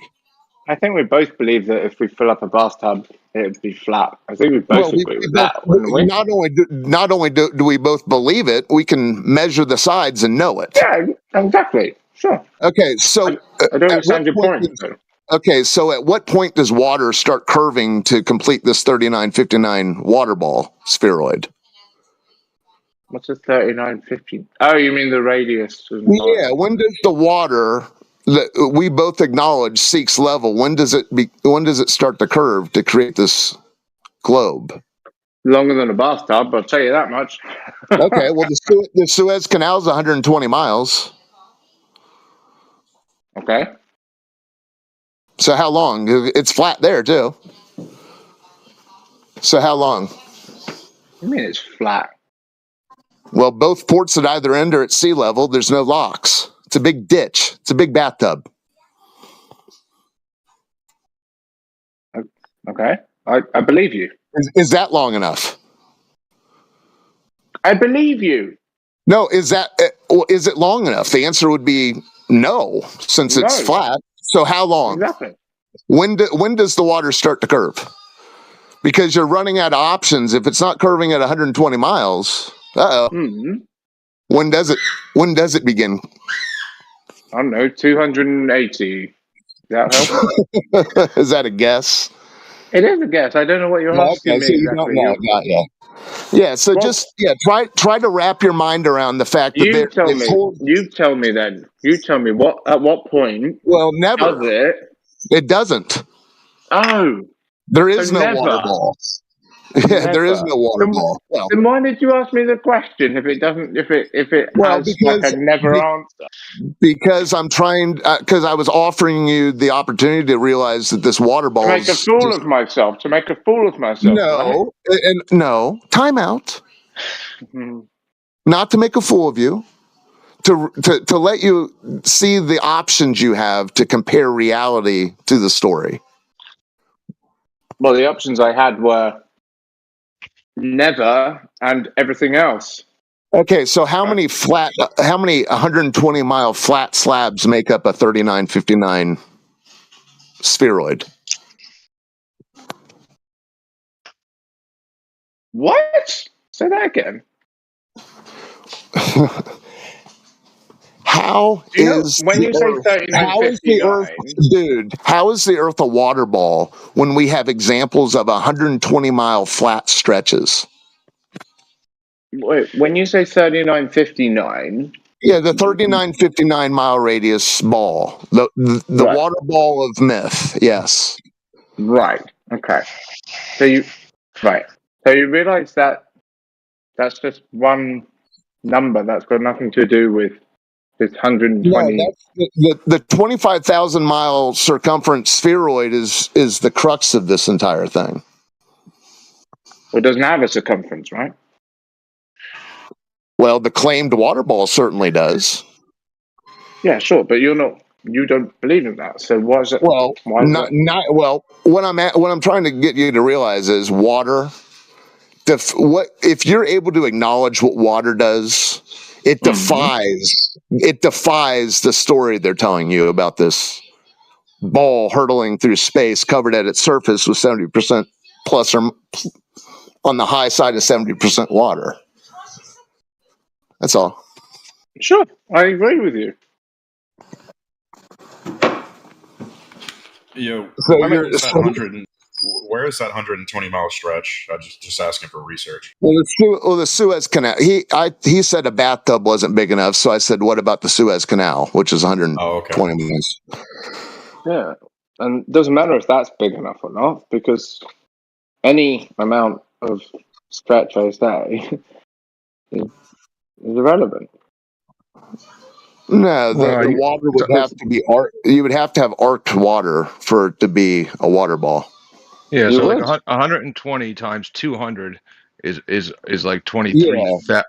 So it'd be like, the number's like 204 or something like that. I've done the division. yeah, so that would be Uh-huh. like the whole circumference. So like, yeah. Yep. So he's a disco ball earther then. I don't know what that means, but okay. So, Geeks, he's asking you if the surface of the Suez Canal is a perfectly straight line, 120 Yes. miles perfectly straight, then how do you make a curved circumference, a curved sphere out of that? That's what he's asking. I see. Very, very clever. Disco balls are made up of lots of little flat pieces. That's where Little flat pieces. Mirror ball earthers. I see your point now, sir. Ah, that's a good one. I've not heard that one actually. That's good.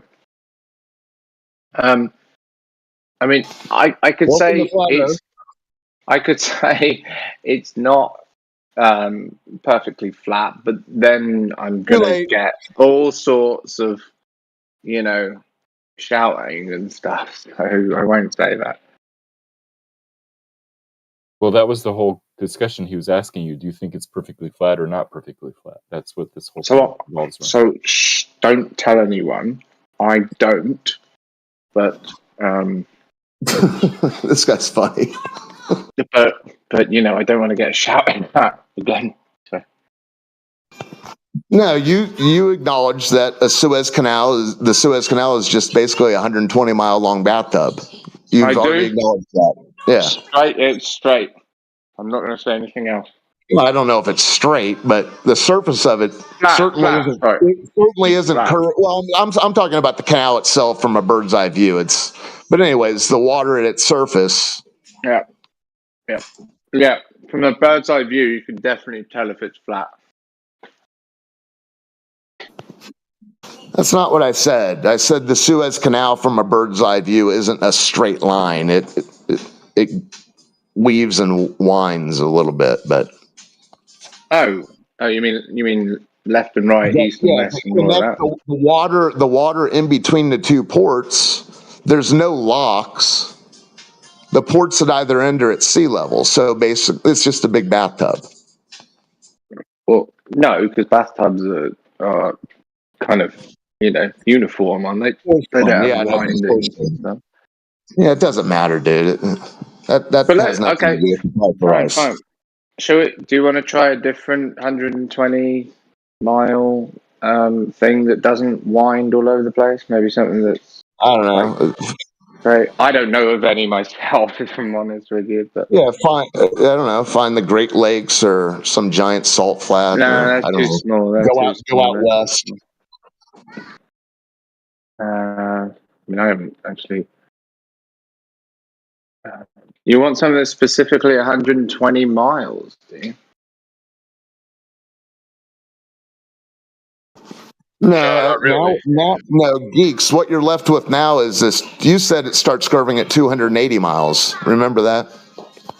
Well, yeah, I was just. No, I'm just yanking a chain. I get it. Anyways, there's really no coming back from it or whatever. It is what it is, as they used to say.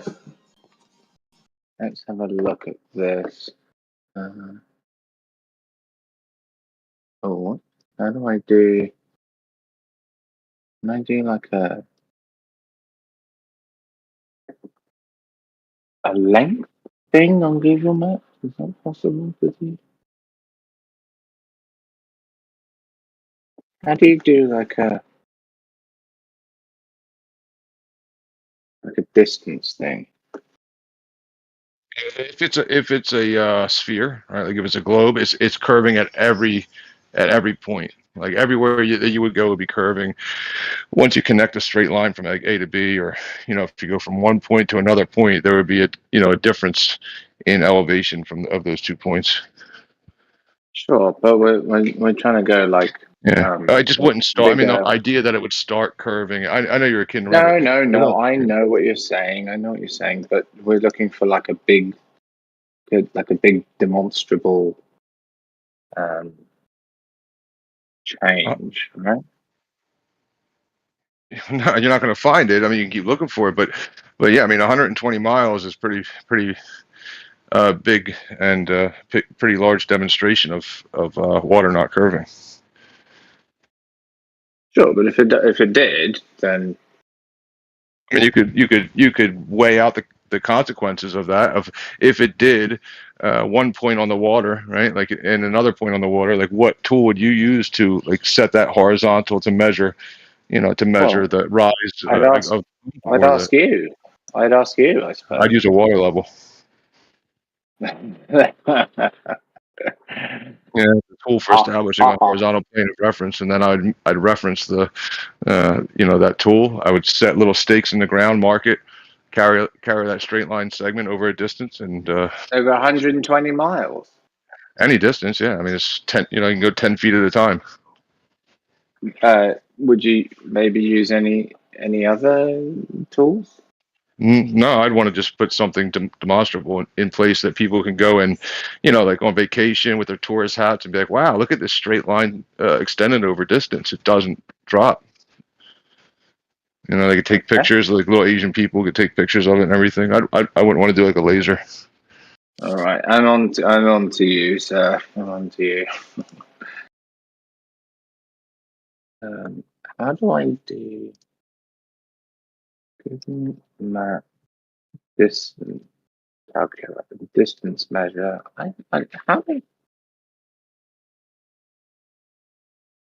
I measure this?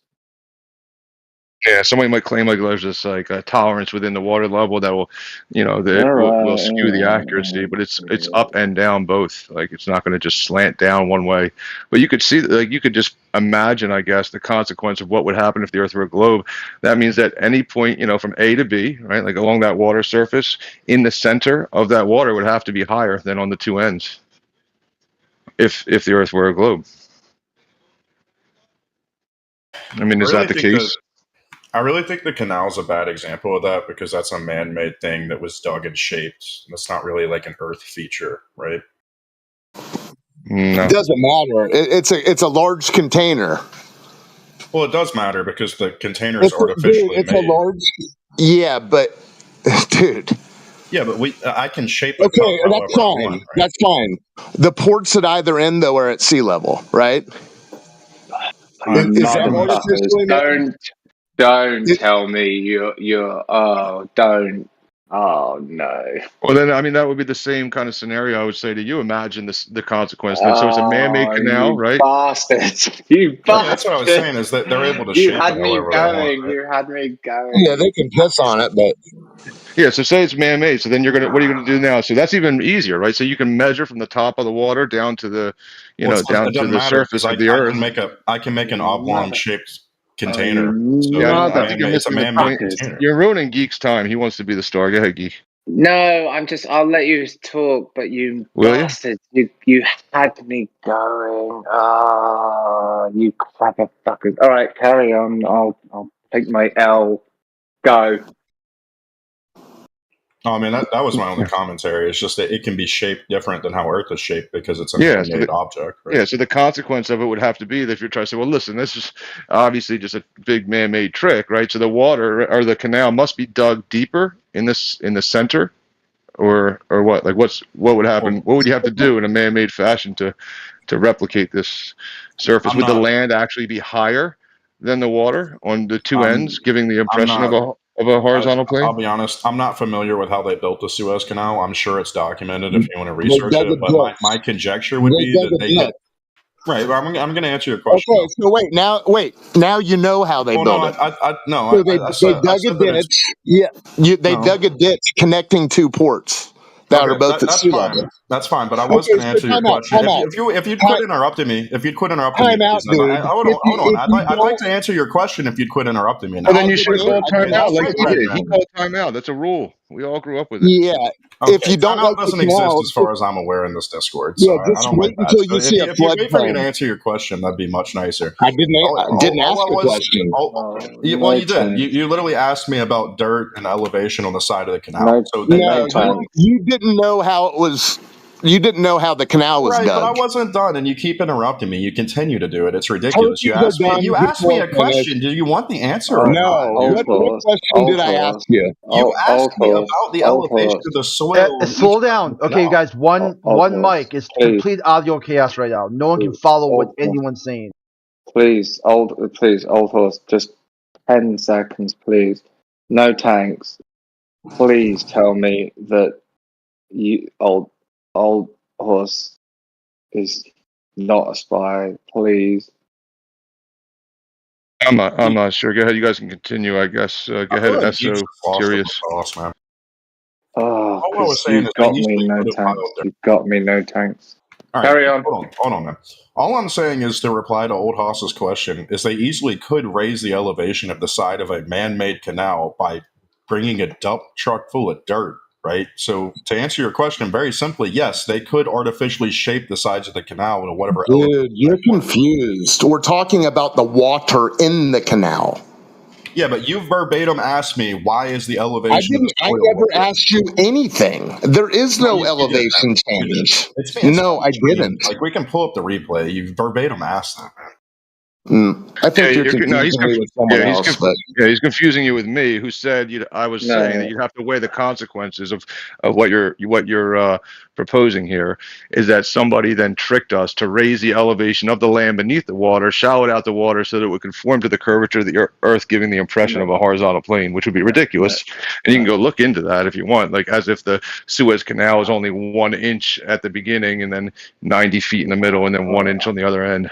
It'd be kind of silly. I think I can clear this I'm just up. saying that it's quite feasible that they could do that if they put that much effort and machinery. Old horse, I think I can clear this up, old horse. I distinctly remember you asking me a question about the Suez Canal. I know what these guys are talking about, and you were saying that if you put stakes into the ground, right, and you invite that wasn't me either. every single one of them would be able to independently. We sound the same. Apparently, what the Suez Canal could do in terms of 120 miles of flat water. I definitely remember you saying that. Okay, I get it, and I know I was creating audio chaos. The other guy. Who's the other guy? Not me. This. I have to go do something. Esoterius, though. This whole thing about what you're talking about building up the sides, it doesn't make any sense. Say if I had a bucket. Sense to me. Oh, good Lord. Say if I had a bucket, okay, and I dropped a hammer in the bottom of the bucket and dropped some rocks. And I built some of the rocks up all the way up one of the side of the bucket. And on the other side of the bucket, I put some sand, and I put some sand, and then I put some nails in there to go with the hammer. Well, no matter what I put in the bucket, in the container, the water at its surface, it may raise. It's never gonna get to 120 miles. No, I get No, dude. Why do you? What I'm saying is, whatever the container is or isn't, it doesn't. That's not affecting the water at the surface. It is. Well, the shape of a container will always affect the liquid inside of it, and it's a not the shape. They can shape it however they want. At the surface, Esoterius. Not the shape. Not the shape. It's Yeah, the then size. that would circle back around. It's the length. Yeah. It's the length of the The container. length and the width of the container. Yeah, so like that's jeez, I don't know what's going on now. Esoteric. So what that would do is then that would go ahead and beg the question again: is if that's the case, if they're somehow giving you the illusion of a horizontal plane, right, with the ground being elevated at different heights, what tool did they use to establish that horizontal plane of reference to begin with to measure to match the curvature? You would go right back to the starting point. Hopefully realize stakes and a hammer. That's the tool. Stakes and a hammer. Geeks, come on, man. You keep asking me questions and you keep talking. Calm the fuck down, man. Yeah, hopefully you would realize that they're referencing the surface of the water as horizontal to even get the measurement that you would be hoping was there, which is curvature. My answer to that, Tanks, is go back to my earlier reply that I'm not familiar with how they built it. I'm sure it's documented if somebody wants to. Now you are. Well, now you are familiar. I can't. The same way you can't just take what they NASA dug a says ditch. They dug a ditch. Dude, they dug a ditch. Bastards, you bastard. Dude, this geeks guy, that geeks guy must have been on acid or something. That's crazy. Yeah, come on, Esoterius. This is a weak excuse. Okay. Well, I'll further back, it's man. Weak, I'm not really arguing on either side of it. I'm just saying it's a man-made container that can be shaped artificially. No, okay, so it's a man-made. Okay, that's fine. That's fine. So, how big of a man-made container do we need until we start seeing the curve of this 3959? I couldn't tell you. Could not tell you. I wish I knew the answer. I wish I knew. Okay. Well, I know the answer. I mean, that's fine. Like I said, I wish I understood. Do you want to know? Do you want to? You wish you knew the answer. I know it. Do you want to know it? I'm not sure you're a citable source, unfortunately, but I'd love to hear. Well, what do you mean? Well, someone would have to cite me before it would be citable or not citable. But you and I know the same thing about water, right? I'm not sure what you're implying because I was pretty late to this conversation. I'm not privy to it. Okay, what you fill a bucket up with water. What does the water do at the surface? It takes the shape of the container. And at the surface, what does it do? I mean, in a bucket scenario, more than likely, you just can't say it, can you? I'm answering you, bro. You're not arguing for anything. Okay, so you keep interrupting. You keep interrupting. That's fine. You're confused about a bucket, so maybe you've never filled up a bucket. About it. You're just not letting me answer. You're intentionally interrupting me over and over. You've done it about 8 times in a row now. But you asked the question, so I'll answer it. Are you unable? If you allow me to answer it, man, I'd love to. You already answered. Dude, it's one word. The word is level. That's it. Yeah, I was trying to say that before you interrupted me. In the bucket scenario, the water would be flat, more than likely. There you go. And then you have the 120-mile long Suez Canal.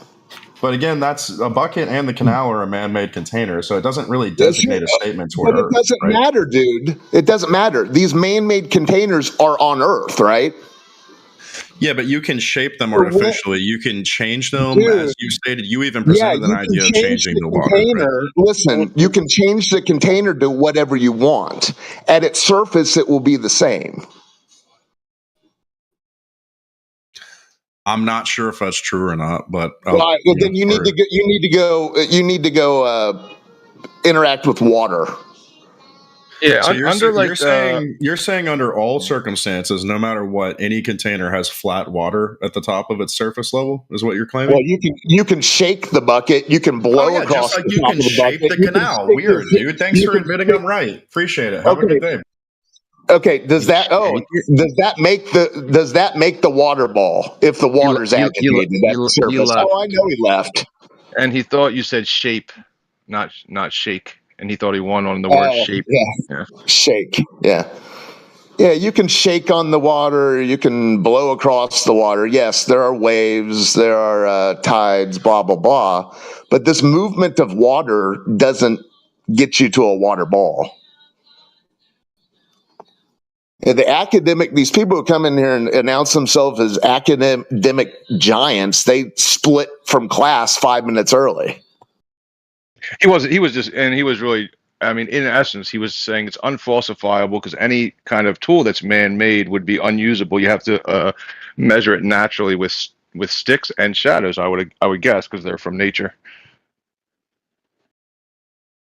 Yeah, so you can't build any kind of I guess canal or any kind of tool to figure this thing out under his very first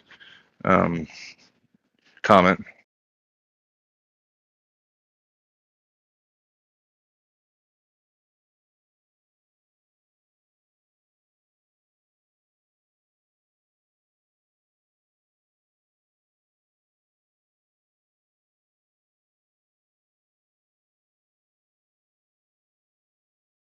I caught the tail end of that, but that's funny that he ran thinking with his fake W because you said shake and he thought you said shape. That's hilarious. He's like, oh, so you can shape the canal. Thank you. I'm like, what? That's not what he fucking said. Nice. Yeah, it happened. So that was I've never seen someone self-eject themselves so quickly after their completion of a sentence. It was boom, boom. Anyways, if you're still listening, guy, come on, orbit back on in sometime. Unintended. Indeed, yes. These smartasses, yeah. Geek, are you still here? Geek was actually being sensible. I guess he left too. He just liked the attention. He liked that you're talking to him.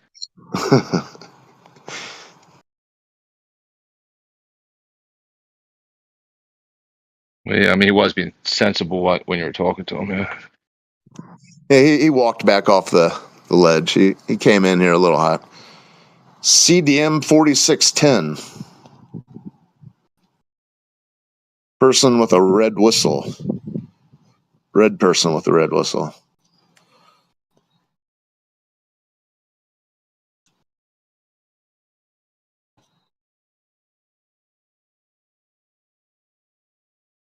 So Matthew, you were telling geeks. Thanks for clarifying that to him. But are you able to make the sphere with these 120-mile slabs? No, if you're talking about perfectly flat slabs, Disco then that ball. doesn't work.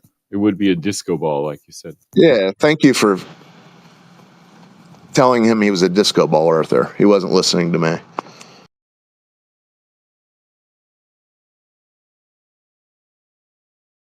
I wasn't here for that. What are you talking about? 120-foot slabs. 120-mile slabs. Oh, that's what I meant. Sorry. Yeah, how many 120-mile flat slabs do you have to use to make a ball? And it ends up a disco ball.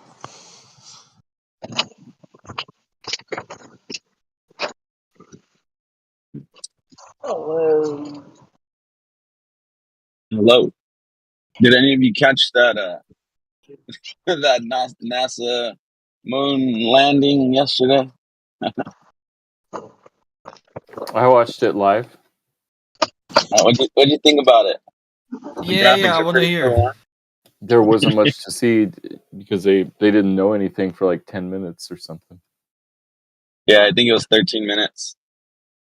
Matthew, isn't it amazing how we have advanced technology? So we actually can go to the moon now in 7 days instead of 3 days and 3 hours? Well, I mean, it depends on if you're sending people or robots.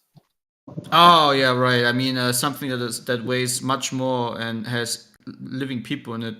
It's obviously going to make it in 3 days, not in 7, right? Well, it depends on the G-forces and stuff like that. Yeah. And also how efficient the engines are. Right. They used to drive faster back in the day. They slow it down now. Yeah, exactly. Like 60 years ago, I said just way better technology, but we destroyed the technology. It's a painful process to build it back again. Maybe we are in a painful process to build it back again, and maybe in 20 or 30 years we're gonna go back to like 4 days, 5 days instead of 7. But yeah, I think that thing looks incredible. Like the one picture we got on the 21st of February that every news broadcaster is using, the only supposed real picture with the thing in front of the moon, it looks very interesting. I love the zip ties, by the way. That's why I have it as my profile background. I really like the coloring, you have like these bluish, really cool looking zip ties, and then you have these pink cables. It's really flashy. I really like it. It's some good cable management, actually. I mean, it is decent, not good. I mean, it could be better cable management. And I also enjoyed the flat earth table that they put in the control room. That was also very nice. I've seen guys at Best Buy do a better setup than these guys. That's true. But Yeah, remember, my setup looks better, man. I tell you, man, my setup looks better. But remember, they don't care about stuff like that. They're just trying to do science. Yeah, they didn't send very many pictures. I hope we get some more pictures soon. You know what's crazy? Are you excited? I mean, I was looking for some this morning, didn't find any. You know what's crazy is once again they have dropped the ball, pun intended, because they didn't leave a camera on it to film the entire voyage. Why? Again, they had another opportunity to shut everybody up. That way they don't have to turn off their comments on YouTube anymore. They could have shut everybody up. Oh, I don't think they're trying to shut people up. They don't care what people think. They're just trying to do their stuff. They're definitely trying to shut people up. They're trying to, when people are like, "Where's all my money going?" They're like, "Oh, here it is, here it is, here it is. Shut up." Right, and the thing is that if they turn off comments, they have their own way of shutting people up. I guess they just turn off the comments so that way you can't expose them on their own. They also remove the likes and the dislikes too. Right.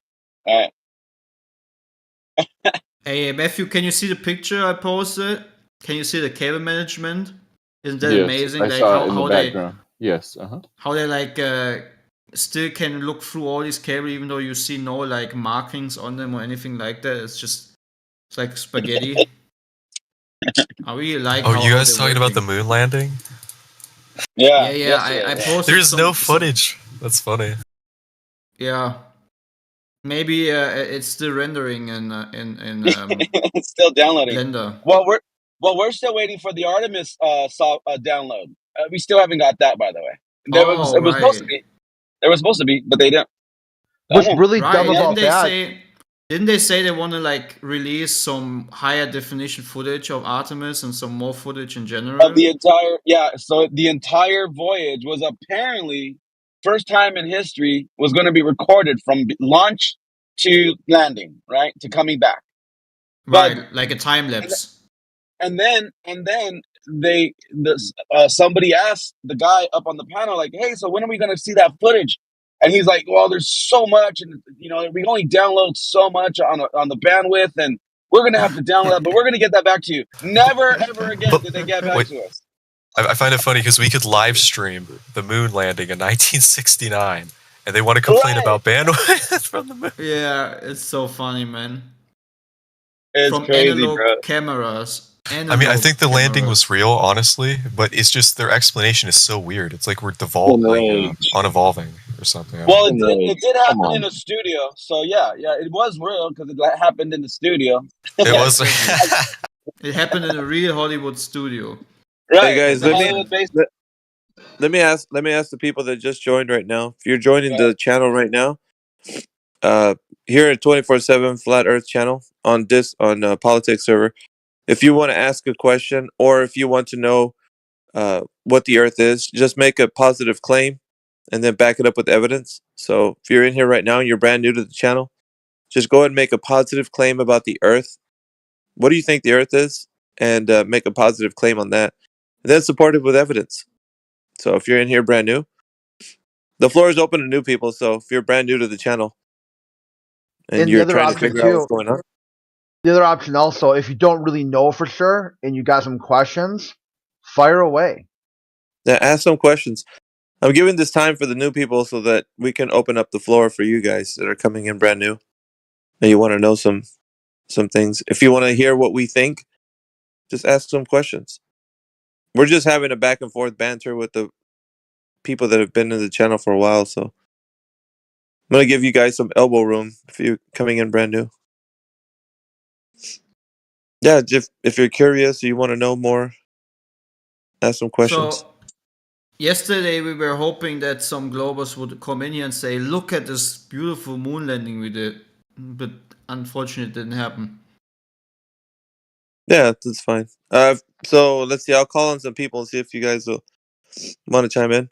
We got CDM 4610. I haven't seen you in here. Who else? Culture of Worker, Dex 2 Cozy. Yeah, I'll Bro Thinking. What's up, Dex?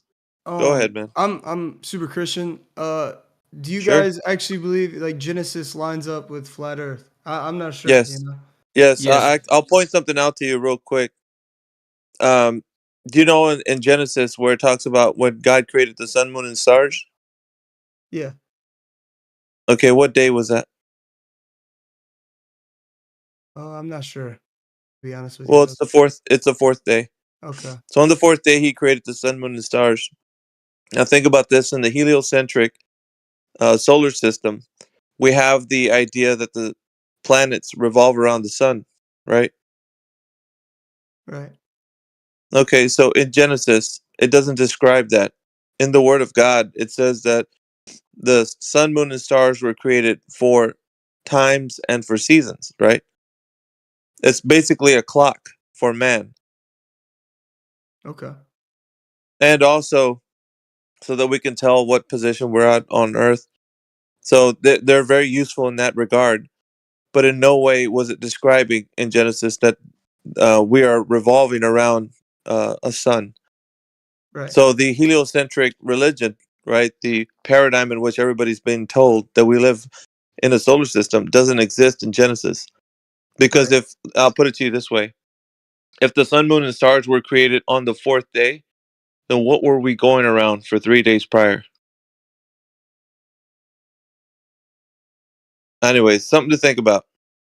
No, that's good. That's good. I appreciate you, my man. Sure. Also, sure. Genesis There's a lot more. There's a lot more that actually follows that, and we have like biblical scriptures that would indicate that it's not a heliocentric solar system book. It's actually a flat and stationary book. Well, here, let's There's Matt, many more scriptures. yeah, Clay, let's get Matthew in here because he's got the opposite idea. And I just want to say Clay, two seriously, words. it's good. Yeah, hold on. You'll get your chance, all right? So Matthew, my okay, yeah, go ahead, my Matthew. 2 sentences are that Genesis 1 also fails to mention electricity and magnetism, and so there are some things that aren't mentioned in the Bible that do exist, and just because something isn't described in detail doesn't mean that it doesn't exist. Oh, Matthew, you kind of let me down. Okay. I was Can I hoping say you're something? gonna, I was hoping you're I gonna bring just- up the Bible readings from the moon or something like that. I just want to say there's something called biblical cosmology, and you can even look at the Wikipedia article of it, you know, if that's what you want to use as a reference. Yeah. But there's a distinctive description of the Earth within biblical cosmology, and it is a stationary topographical plane where there is a dome above it. Okay. Yeah, let's. Here's the thing, though, with everybody that wants to chime in on this specific conversation. What's useful for the gentleman is that you point to a specific scripture and then explain. Because if you just say, well, it doesn't talk about electricity or air conditioners or something like this, that's not useful. In context to somebody who's a Berean, you need to give them a context of what part of scripture says what you want to explain. Anybody who's a study in biblical scripture will be able to understand that. So if you're going to teach somebody something, come from a standpoint that you're going to show him some scripture and then divulge what you understand from that, giving him the option to rightly divide the word for himself. Oh Don't yeah, ever sure, I like can put do some, that. yeah, don't ever give him just some idea of Wikipedia or that you say the air conditioners weren't mentioned in the Bible, therefore it's not true. That's not useful. Yeah, you're right. I just wanted to say that the official biblical, the official narrative in this day and age of biblical cosmology is a topographical stationary Earth. That's all I wanted to say. If you look Yeah. up biblical cosmology, it will not tell you the Earth is a spinning ball. That's Well, all. yeah. No. What's useful? Like I said aforementioned, pull up some scripture, give it to the gentleman, Sure. so that let him rightly divide whether that's the case or not. What we do in this Right. channel, sir, what we do in this channel is we give people the tools to equip themselves with critical thinking. You decide whether or not you want to be able to think about it in that way or not. We don't want to ever impose something on you so that you can you have to think a certain way, because we don't understand God's truth or the understanding that the earth is what it is by somebody pushing an idea on us. We let either God show us in his word, or we understand critical thinking by letting somebody tell us something and then us researching it ourselves. So does that make sense to the gentleman? Oh yeah, definitely, man. I appreciate it. I'm not, I'm not the brightest person, but you guys, that's why I come in here to listen. So yeah. Yeah, it can get a little heated in here, but that's the nature of this room, because some people that have been believing that they live on a oblate spheroid for such a long time are offended to know that they're not intellectual enough to understand the difference between when they've been lied to or not. So it is offensive to some of those who think they've been living on a ball earth for such a long time. Fair enough. But Mickey, I do have a question. Like, when you get a second. Go ahead. No, I mean, Okay, yeah, well- I'll open up the floor to new people. So go ahead. Can you hear What's your me? question? Yes. Okay.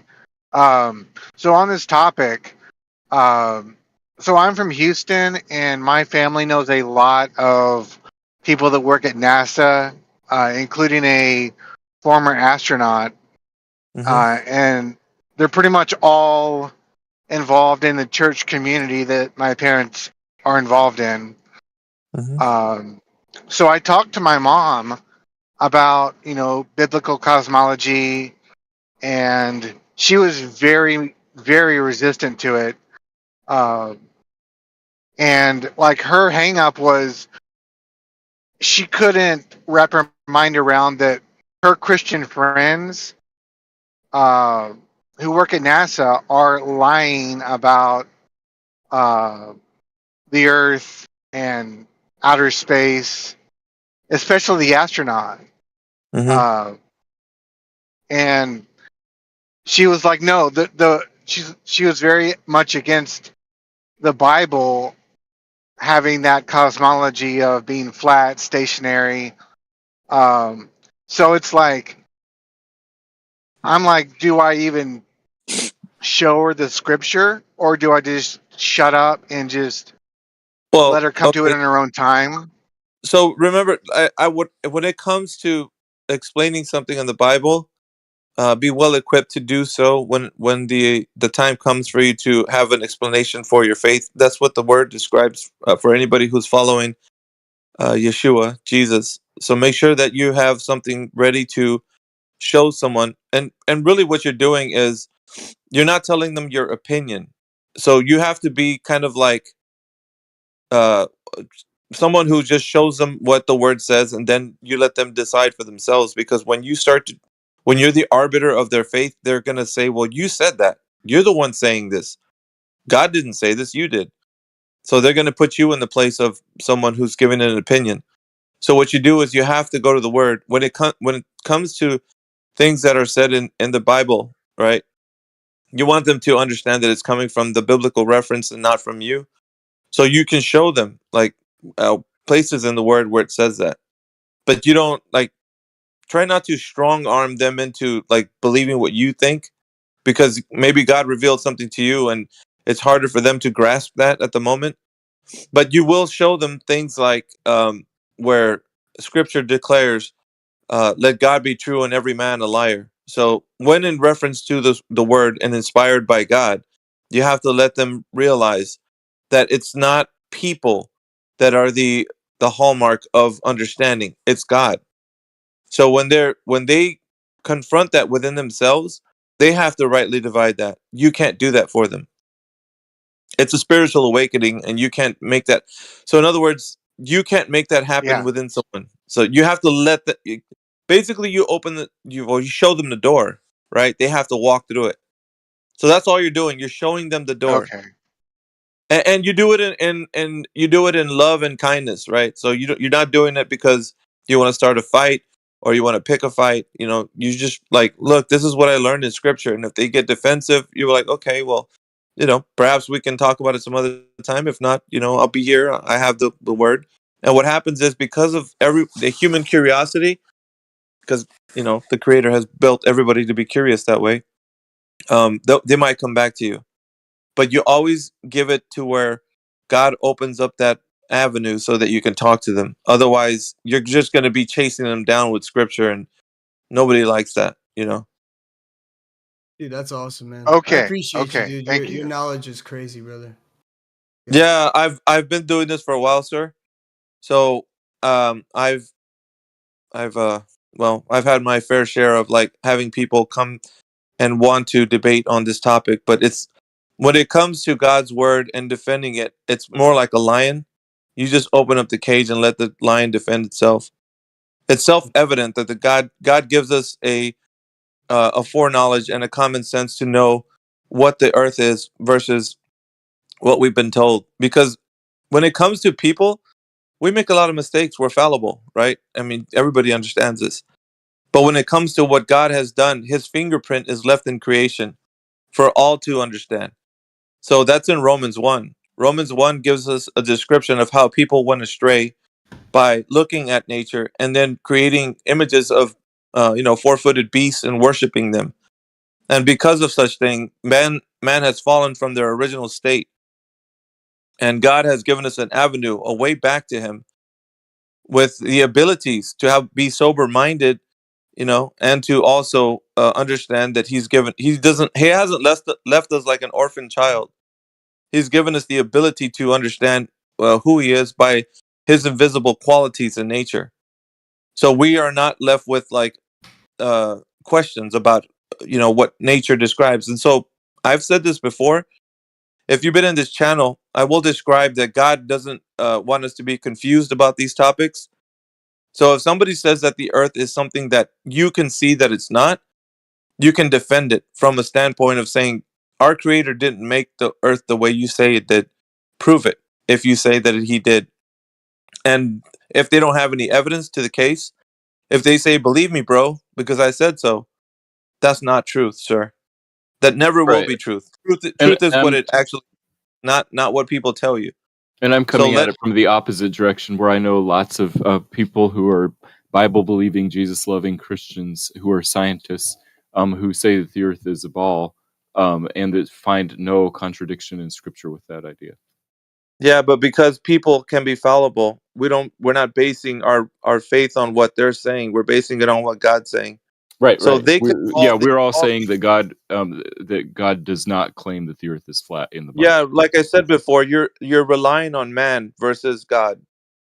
No. He's describing that a group of guys got around and made an interpretation based on what they know to be true, which is the earth being a globe, and then wrapped it around another thing that they know to be true. We It's know like that we're the saying- earth is a globe, and we're looking in Scripture and seeing how to reconcile Yeah, but- God's creation with But God's revelation, here's the God's difference, word, right? God's Because world. I've said it before. This was the age old kind of like battle between like what's right and wrong, and rightly dividing the scriptures has nothing to do with man's interpretation. It's a revelation that happens when you look into the word and pray about the things you're reading. God reveals it to every man. It's like a light that actually shines on your mind. When you say that other people have studied the word, therefore we know what God's saying, this is more akin to what the people of old would say. Well, we're in this specific religion, so therefore we know we're right. That's not how this works. A revelation of God's word into your mind happens when you reach an understanding about what it's saying, and no man can take that away from you. So no matter how hard you try, you could take 100 people, 1,000 people. Doesn't matter how many people say that this is true. Only God can reveal truth to your mind, not people. So Yeah, and it says, if you want to gain wisdom, you first need to become a fool, and the wisdom of this world is foolishness in his sight. Which means, who are the foolish ones here in this case, and the in between the wisdom of this world? If you go out into reality and talk to other people, and you say the Earth is a topographical stationary plane, they think you're foolish. You know, if you tell them the Earth is flat, you're the fool. Right, but I'd be rather a fool in the side of this world. You know, they can call me whatever they want, but to be a fool in the side of the Most High and His Word. Because if you read Job 38 completely, that one chapter, and you tell me that the Creator is talking to Job by describing a ball that spins and shoots through an ever-expanding void of darkness, then I don't know how I can help you. Then it's, then the only thing I can do is pray for you. you gotta think about it like this. No man will stand before you when judgment happens. Those people that you said that were experts, they're not going to stand beside you if you were believing something that wasn't true. You will stand alone in front of the Creator and have to answer to Him for why you thought the way you did. And either you understood who He is and He can call you friend and invite you into the kingdom, or you're going to be someone who thought they believed, like in Matthew 7, and you will say, "But Lord, Lord, we were at your table, Lord." And He will turn to you and say, "I never knew you. Depart from me." And this is true. So those who think that they're sitting at God's table will find out at the time of judgment that they never were. And the only way to understand the difference between that and knowing God is to rightly divide and let God reveal that into your mind, versus someone saying that you're in a group of people that know that God is with them. That's not rightly dividing. That's you going belonging to a group of people who are telling you what God's saying. Exactly. Hopefully that makes sense. Yeah, and there's a reason why we should not be conformed to this world, and also not to this day and age, right? You can't go along with the current scientific understanding, especially when it comes to the whole confusion of man and woman. You know, I don't need to go into detail, but if you go along with this world, you're trying to be, a friend with this world. You know, it says, if you love the world, the love of the Father is not in you. You know. I don't love this world. It's a huge topic, sir, for the person who was asking about biblical reference and such. And there's a lot of things to talk about, but in the context of this specific chat room, we go over a more, I guess, physical way that we talk about the things that are apparent to everybody and the practical use of, like, the earth. So we would say, fine. yeah, we But would no, say I that the earth. appreciate you, man. Dude, your knowledge on the Bible, that was awesome, man. I really do appreciate it. Yeah, I don't want anybody, like, when it comes to somebody who is following after the Lord, I would say I don't want anybody to kind of infringe on your knowledge on that. It must come from a place of sincerity. Like, I don't have an agenda when it comes to somebody who's following after God. I don't have an agenda. I just want you to actually rightly divide the scripture for yourself, and it doesn't matter to me whether or not you know, because it's not my place. I'm not the one who's going to enlighten you. God will be. If He so chooses, you will be enlightened by Him, and He will bring you to truth, or He, it just depends. Like, I don't know where you're at in your walk, so I can't be the one to judge whether or not you're going to learn what I have to say. I only can offer, like, I can offer the truth, like the way I know God has revealed it to me. And if if you want to be more inquisitive, that's up to you. So That's well said. And I really appreciate that, Alpha, because it is really the best way is to get into a room with the scripture yourself and ask for revelation. I think revelation through someone else is not what is the best way to do it. I think the best way is really to gain understanding and wisdom from him directly instead of using other people. Not that that Yeah. is Well, bad, but we could talk about the scripture, and have kind of like a small little Bible study about it. Talking about the etymology of the words that are being used. Probably use a concordance. Go back to the Hebraic versions of the root word, and start to realize that the meaning of the term that we're using in let's say English has been transliterated over from like possibly 4 iterations of languages. So we have to kind of really know what we're saying when we say them. Otherwise, we're not giving context to the person listening, right. and Test all it's difficult. things. It's difficult. It's not just us telling you our opinion. It's you actually going into it and doing a study, which makes the difference Exactly. for you and for me.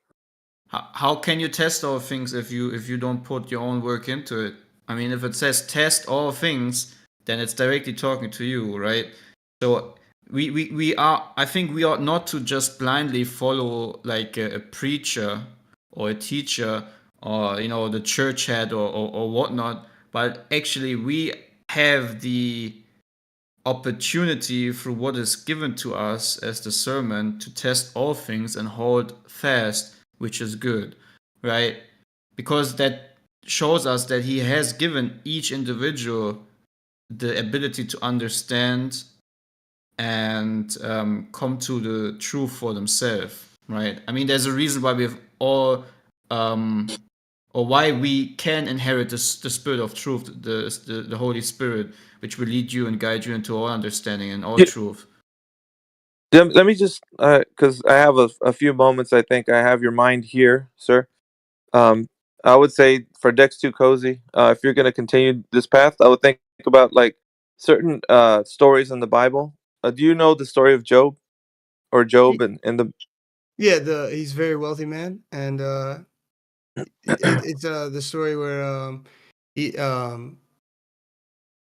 he goes through his trials and said or the devil said that he would disclaim God or Mhm. I think I'm somewhat familiar with it. But like I said, Yeah, I'm not. and he had an argument with his 3 friends who were, in a sense, kind of trying to win him back from being going taking his mind astray, or at least leaving God in a sense of like calling him out, because they were like, "Who are you to call God out?" So there was a couple of friends of his that were arguing with him about why, because Job had got stricken, Satan had touched him, so he had got sick from the things that he was put through. That he was going through some trials, right, and tribulations. Right. So he was going through a situation in his life where he lost his belongings and such, and people were being destroyed. So what the context of that was, he felt righteous in saying that I did nothing wrong. I did nothing wrong. Why is God doing this to me? So he's like, I have some questions for God. Like, I'm gonna kind of put God on the stand, like on a trial. So he said, I need an audience with God. And the friends were like, who are you? Like, you're just a man. Like, and so they were trying to tell him, like, you're no one to you know to uh to put God on the stand like that. So, and I'm kind of paraphrasing here so that you can see, but the friends were actually saying this to him, and then when it came time, that he's like, no, I want to talk to him directly. So when God appeared in a whirlwind, he had an audience with God, right? Job did. And he said, gird your loins like a man, because I have some questions for you, and you better answer them. Where were you when I laid the foundations of the earth? And so he gave Job a lot of questions that Job was not able to answer. And because of that, Job stayed silent throughout God's inquiry about his knowledge, right? About Job's knowledge. And many other things that he was telling him, many, many questions. throughout his putting Job on the stance, because like he was basically showing Job that even though you are someone who in God's eyes he was considered righteous, you still had no authority to call God into question about why things are happening in this earth. Like, Wait, and so so Job didn't what get up to and answer so any what questions? yeah, what he understood from this whole thing after God had said everything that he asked him questions on about the information about like the size of the earth, right? I think that was even partly one of them, and the compass that he set in the deep. All of these things Job didn't know or understand, so he stayed silent. He said, "Let me cover my mouth." After God had finished talking to him about all the things that he had revealed to him, if he knew or not. Wait, And Alpha, hang on. And Job, God, yeah, one second. So Job was taken back by the non-understanding or the lack of knowledge that he had to actually put God on the stand like that and put him on trial. So I would say in the just to kind of put a conclusion to this, in reference to the world today, that's what people are doing with God. They're putting him on the stand. They're saying, did God really create the world the way you think he did? No. We have astronauts that go out there and show you that it all happened with the Big Bang. So your idea of a creator really is just nature creating itself. So there is no God, right? And so the idea that they're showing people that void of God, there's no need for a creator because the information that's put out there is that the universe created itself and so forth. So there's a narrative that's against the creator, and it Alpha, has much to do with the narrative of the heliocentric globe Earth. Now, that's not to say that people have turned it into more of a creator style version. Where they're saying that no, well, God created the Big Bang, and so forth. So there's two versions of like so far that I know, but most of it has to deal with being apart from knowledge that God has given us. So just for you, Alpha, Dex, and there's something to Alpha, think about in the narrative of Scripture. I need to ask Alpha. You said God came Yep. down, said, "Go to loins to Job and everything," and then started asking Job questions. Mm-hmm. Did Job have? Did he answer any of the questions? No. Ah, that sucks. Yep. So yeah, it's something to think about, man. If you're looking at what man's saying today, Don't and trying, question God, or he'll come down and silence you. is that what you got from what I said? Then, if Sounds that's like what you, Job if that's what you receive, if that's the knowledge you receive, then I can't help you. Like I can't Well, reveal, I can't reveal, I can't reveal truth to you because truth can only reveal itself to you in a way that maybe Did if you Job read the did text of the scripture, read the text of the scripture, and then rightly divide for yourself. You just told us that. Did Job answer any questions? Yeah, I said no. Yeah, and you didn't get to ask any questions either.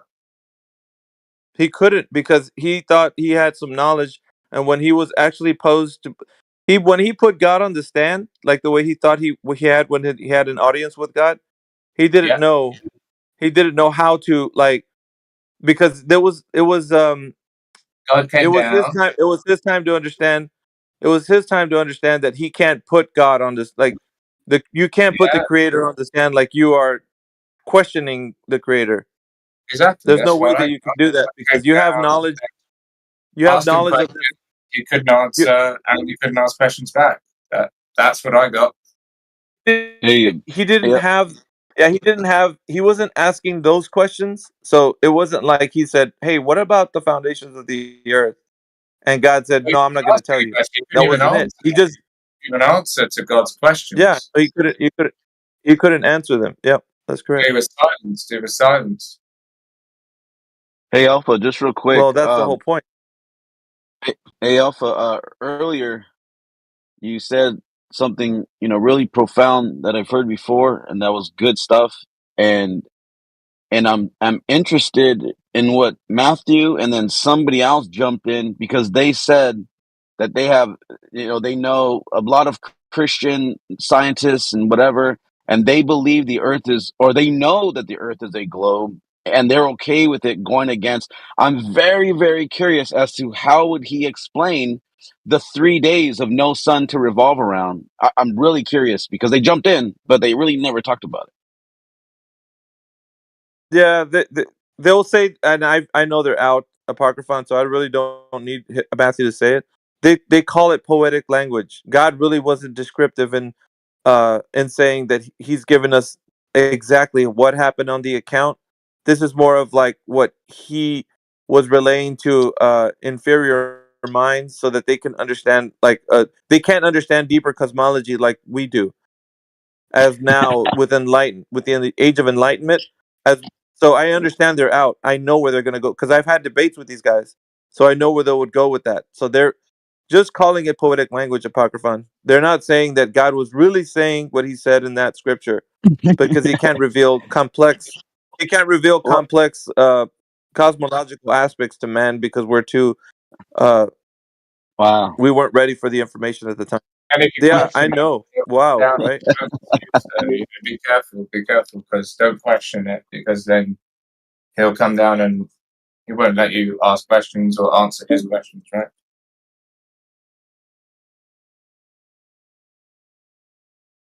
Yeah. So I don't know what your point was, sir, but anyways, Dex, it's a journey, man. You have to Yes, just be sir. ready, because when you start doing the research, you're gonna get opposition like you wouldn't even believe. Because when it comes to like Satan in this world currently right now, he will send out his minions so that he'll kind of dissuade you from understanding what truth is, Like and me. it will become like the one of the hardest things for you to know, because of the fact that other people will interject. They'll say their piece. They think they have the knowledge of truth, and really they just want to speak for themselves. It's a more selfish endeavor versus me saying, I'd rather God show you the way in the Word versus me tell you, no, this is how it is. Yeah. Because I'm not the creator. I can't do that. It's only that's his position, for him to reveal truth to your mind. The Alpha is the one speaking, so yeah. So, geeks, have you ever heard anybody explain why they think that the days might not refer to 24-hour days? Have you ever heard anybody explain why that they think that way? What? Sorry, what days? The You days mean in the days Genesis in 1. Genesis?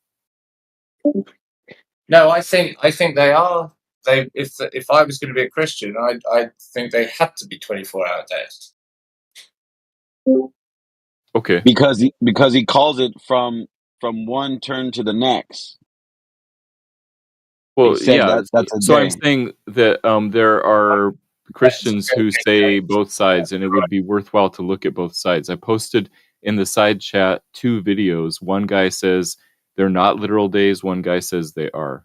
Well, no, I'm saying they are. If I was a Christian, I'd say that they are literal days. I'm going King James though, so that might be different to what you're reading. Well, it would make sense, Matthew, that in this fallen world with the adversary spreading these falsehoods that go against the creator and his creation, and now you have men of the cloth or men at the pulpit, whatever you want to call it, these godly men that are saying, oh no, one day is a billion days or a billion years, because they're trying to like they're trying to get aligned with those that do believe in the Big Bang. That oddly, it's going against God in creation. So now you guys have these. Actually, like the whole extending it, I think causes more problems for young Earth creation. I think. Yeah, because think about it. Like, if you don't want to say that's just one day and there was no sun, well, if you're going to say for a billion years for one day, and then there was 3 of them before he finally made the sun, then that means the Earth was just not revolving around what for these 3 billion years? You think it was whatever? I don't care. So, That's how stupid Apocryphon, it have is. you ever heard anybody argue for that view? I have heard people say it. Yeah. Matthew, in answer to your question, sorry, you are talking to APOC, but also to myself prior. I also have. I don't like it. I don't think they do Christians any justice by doing it. I think it's a concession. I see. Yeah, I mean, it's just, Alpha Veritas was like, oh, you don't need to ask Matthew. Let me explain what he's going to say. He doesn't take scripture seriously, blah, blah, blah. And I'm like, okay, Yes. but maybe you should listen to people who are versed in I this don't know if I and said have a good. that, but What did I say that? language was the original Genesis written in? Hebrew. Yeah, did you hear Okay. me say that though, Matthew? I don't know. You're charging me with something that I didn't do. I don't think I I didn't said think that. you said that, Mr. Matthew. I didn't think Alpha said anything to that Didn't you effect. say, I know what he's going to say? He said he knows your argument. Right. Huh? He knows my argument, and then he proceeded to I said I know the criticize argument. I didn't it. say I knew what you were gonna say. Oh, okay. I said because I had Fair enough. debates Yeah, I take it back. prior to this time where Okay, people Alpha, will say that it's poetic. What I said, huh? It's fine. It's fine. We've cleared that up. What did you say? But I'm curious, Mr. Matthew, as to why you asked the question about have you ever heard about the explanation that one day is not literal but could be like what's the de facto length of time now that's So Matthew, hold on. thousands or millions of Well, years? just real quick, because that number I guess can be arbitrary. It doesn't matter. But here's the thing, though.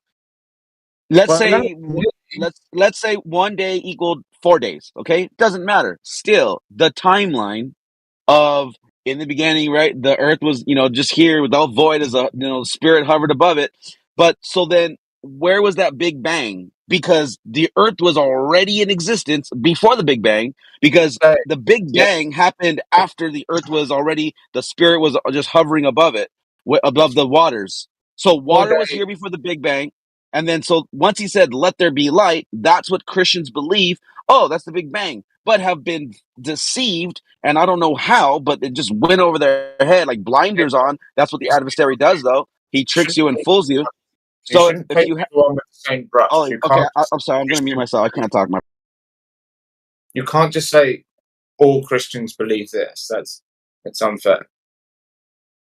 Yeah, sorry. All Christians that believe in the Big Bang. Sorry, I stand corrected. So all Christians that believe in the Big Bang kind of forget this part where let there be light came after the fact that the spirit was hovering over the deep of the waters of the void. So like they don't match up even in the beginning. Like right out the gate, first line, it's out. It's gone. Doesn't even make sense. As I understand it, Genesis, if we're not to take it literally, doesn't need to be consecutive. There is an argument such that it is. What's the word that it's spoken in parables? Am I correct in? Okay, but even still though, even though a parable, even still though. Well, go ahead, Alpha.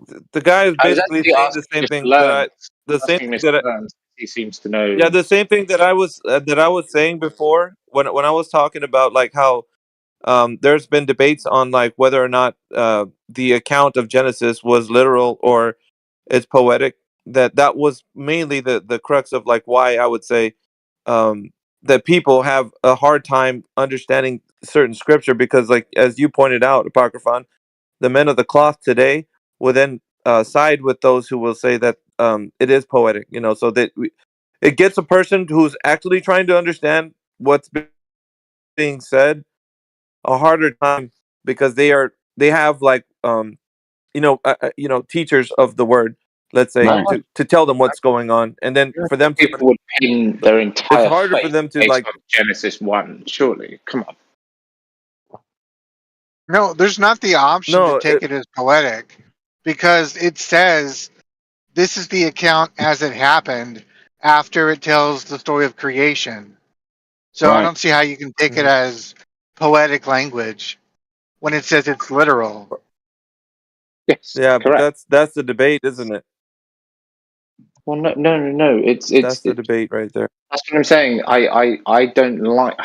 I think that Christians who do try and like make that concession are doing themselves a disservice because if one can make that concession, then they open themselves up to concessions throughout the book. Which, I mean, I'm not a Christian, but if I was, I would have, some problems with that. That's all. One of the things, though, that kind of like piggybacking off what Alpha was saying, I think that's really important, though, that needs to be known, that it's because people from within its own church, now you have people growing up in the word, and then they look at their priest, and then their priests are saying the same thing that the scientist priests are saying. So then they go, oh, so it's a globe, because my pastor is saying that this is all poetic and it's not really talking about what I think what I see it to say. They're just telling you that's not what it says. So it's What has this got to deceitful. do with globe? You know, I have a Because question. the Like when creation of you, the heliocentric model is based upon this entire model that's been created that starts from the Big I don't Bang. think it is. I don't think it is. He didn't. So There's you no don't Big think Bang. There's heliocentrism? no Big Bang in Genesis 1, is there? Yeah, let there be light. That's what Christians will say was the Big Bang. That's where they agree in the so for instance, the scientists come out and say, all right, we took a consensus and we all know for a fact that there was a Big Bang. And there was That's not there how, was this no, that's there not was how it works. hold on, That's hold not on, how hold on, science hold on, works. hold on, hold on, hold on. I agree with you. They do pseudoscience. You cannot say this happened 17 billion years ago. That's pseudoscience, bro. That there's no proof in 13.4. that. 13.4. Okay, whatever it is. Eventually, one day it'll be 25 billion because the science got better. But here's the point, though. What I'm trying to make. If you think about it, when they originally said that, hey, there's a Big Bang, and then that shook and rocked the churches, right? Because they're like, whoa, so wait, we're here a billion. If the scientists say it, and the scientists aren't going to lie to us, then they incorporated that into their doctrine, and then they started teaching. Oh well, you know what? It was made in 6 days, and we have 6,000 years of a lineage that we can go by. But that we're all mistaken, folks, because the scientists now know that we're here 13 billion years ago. So one day is 13.4. a billion years, or whatever you want to go with it. But that's kind of the point. The church has allowed this heresy to come into itself, and now they're teaching it as a fact, not only in science, and that academia, but also in churches. And that is Well, where the adversary is winning, because he's they should. deceiving the They should world. sure. They should stick to not teaching that, and continue to lose church members instead of trying to roll with the Well, times yeah. and still preach the It's word of easier. Jesus Christ. I don't know where your incidentally, I don't know where your faith lies right now. I don't know where it I'm an lies, atheist. but in I'm an atheist. the I'm an atheist. you're atheist, right? So I'm sorry to hear that. But if you actually Oh, thank understand that the you. position right now that these guys, if you understand the position right now that these guys are holding, it's kind of like it's a false dichotomy, because they're saying on the one hand you could believe that what the word says literally, and you could take that into account, or you can actually believe what the scientific consensus would tell you, and then look at it and use that as a lens to look at all biblical scripture, like No, I through that understand lens it of saying, perfectly. well, I yeah, understand I it know. But perfectly. what But I'm what APOC was referring to is that he doesn't like that it has been bastardized in a way. My response, not that it matters to me at all, is that I think there's a reason for that, and that's that they are trying to, keep people still interested in Christianity and spread the word of Jesus Christ. I think that's the most important yeah, thing. Not to quibble, not you're to basically quibble. saying that just they want to keep it relevant to whatever day and age they're in. Well, It's would you prefer people leave the church? No, I prefer Well, people understand. Like, honestly, here's the thing, right? Truth is not, it's not in concern with how many people join a specific denomination. It's not about like, hey, let's preach that good message to scratch an itching ear. That's not what the word's for. The truth is, when it's spoken, it actually loses people. Like, there's a lot of people that go, like, this is truth. I don't want any part of this. I'm out. Exactly. So if you hear truth and you think that, well, you know what, I can't deal with this, because, okay, I'll give you one example, just one. There was a time where Yeshua was speaking about Dude, do you want to more the people that people were actually. in the Let me church? Do just you let me want just more get this people out. Let in me the get this church? out. Let me get this out. Let me get this out. Okay. So there was a time where Yeshua was speaking to the people after they were seeking for him because of the fact that he fed them. That was the time where he fed them the fish and the bread. So they were looking for him because they saw the miracles that were happening. So they really wanted to talk to him because, of course, they were getting something out of it. So they wanted to find this Messiah. They wanted to talk to him. So they found him, and they gathered together and they were starting to ask him some questions, right? Because they wanted to know, are you the Jesus that was telling us this? So he knew that people were following him because he had fed them. So then he turned to them and gave him the hardest truth that he knew what was going to happen. Because people, when truth is revealed to them, they don't know how to deal with it. So he says, well, you must.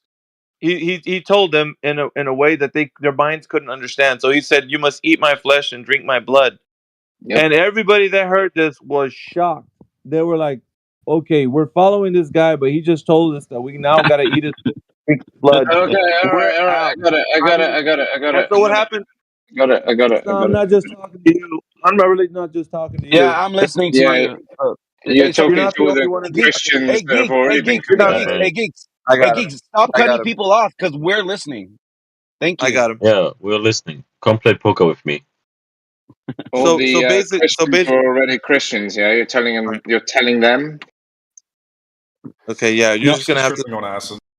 I I don't mean like I don't like muting like to people, hear. but I'm only doing it so that I can just get through this. So basically, Yeshua turned to them and told them that you must eat my flesh and drink my blood. And everybody that was following him for the miracles actually said, "Who can listen to this? This is some hard truth. There's no way anybody can follow this man." So they all turned away from him, and he saw the crowds leaving. So he turned to his his apostles, his disciples, and he said, "Do you want to leave as well?" And they turned to him, and they were kind of confused at the moment, right? But because he was with them, they looked to him and they told him, "Is like, well, you're the only ones with the words of truth. So, where else can we go?" So they understood that because they've been with him throughout this whole time, that he didn't just say that just because he wanted to tell them that's exactly what they had to do. This was a teaching that he had for the people. But the people, because of their hardened hearts, they couldn't understand it. They didn't know the depth of what he was saying. They thought he literally meant that's what he meant. So he gave them, because Yeshua always spoke in parables, right? He always wanted them to understand a special meaning from the thing he was telling them. But because of their hardened hearts, they were only seeking him for the gain they would get. Like they wanted to be fed again, or miracles were going to happen. So they were seeking him for the wrong reasons. And once he revealed this hard truth, he didn't want a bigger church. That's not his goal. His goal is that they have a closeness to the word of God so they can understand God. So he was looking for those who were seeking after him. So those who were like the disciples that were with him, they actually were like, we don't have anywhere else to go. You have the words of God, so we're with you. So that's what because he gave them, he asked them, he was like, do you guys want to leave as well? And they were like, no. So it just like in this particular day and age, this is what the hard truth does. It's not there to make mega churches and to have like thousands of people follow and saying that God's going to give you whatever you want and all that kind of stuff. That's not the message.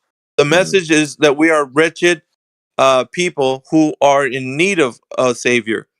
And so if you don't think that's truth, then you will turn away and go your own way, which is fine. That's up to you. But the door is always open for you to return, right? But the thing is, that when a hard truth is spoken, it's not meant to get people's attention and bring them close. It's so that they can reveal within themselves if they know or not this is what they want. And they will either come to God or go away from him. That's the option. That's why a hard truth is spoken. It's not to make more church members. It's to make more people of God come to him, like so that they know,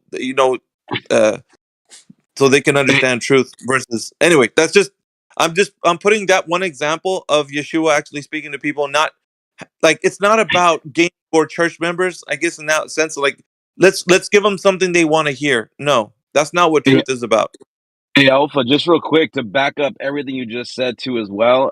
Paul warned us about this in Timothy, in 2 Timothy, when he said that for the time will come when they will not endure sound doctrine, but after their own lust shall they heap to themselves teachers having itching ears, and they shall turn away their ears from the truth and shall be turned unto fables. That's exactly what's That's been happening happening. right now. That scripture is Exactly. happening live right now, like Exactly. real time. Like literally. Real time. That prophecy is happening real time right Right. now. Come play poker with me. So, anyways, I'm just it's really hard to listen to sometimes when people are saying that the truth is about the creation, is opposite to what you actually experience, like because of the fact that you've been told that the Earth is a globe. So, to a mind who has only been conditioned to think that the Earth is a globe, it's hard to hear this message of the Earth being flat and stationary. It's almost antithetical to what you've been told, and so in that way you're just like, this isn't what God wants. There's no way. How could God want this? Like for someone to think that way. No, But God in all wants reality, billionaires. you haven't challenged yourself to think about it in a way that you could see that the truth in it lies where you can understand truth and not have somebody tell you what truth is, because ultimately that's what it is, right? I The think the revelation biggest of truth. delusion, I think the biggest attack against Christianity has been, like you said, it's not about making, like, you want to have a quality type of Christian who goes close to God, not as many as possible. Yeah. And then and you see, like you said it yourself, Joshua, he doesn't want a bigger church. He doesn't want that. He doesn't want, people shouldn't come to him for material gains, for his miracles, for his food or anything. They should get That's the correct. closeness to God, And I think the biggest propaganda and influence that happened to Christians in America is, I don't know how to tell you this, but it's this me mentality.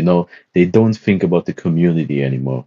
They just think about how it benefits me. Me. And Yeah, it's gotten so out of control that any mention of any help that you can give the community that would allow them to even get closer to God is now either branded as right-wing fanaticism or communism. That's a good assessment. Yeah, man, like Well, I they mean, have divided people into these two made-up terms. Oh, you're either a communist or you're a Nazi. Are you a follower of God, sir? Like, I just want to know. I don't know. I would even call myself a Christian if Christians weren't so, how do I say this? Okay. Well, I would say It's Christian hard was to a explain. term. To be a Christian was actually a derogatory term used back in the days of people that were considered followers of Yeshua, and they were mocked as being little Christs. So it's actually being a Christian is a derogatory term. It was a way that people were being mocked back in the day about those who follow after Yeshua. So then, if you were considered a Christian, you were considered a little Christ. So that was actually derogatory. It wasn't something that was like meant to be like a badge of honor. It was meant to People kind of make have fun even of followed forgotten. after Christ. People have even forgotten his name. His name was not Jesus. Yeah. Yeah, I was wondering why you call him Yeshua. Yeah, that's well.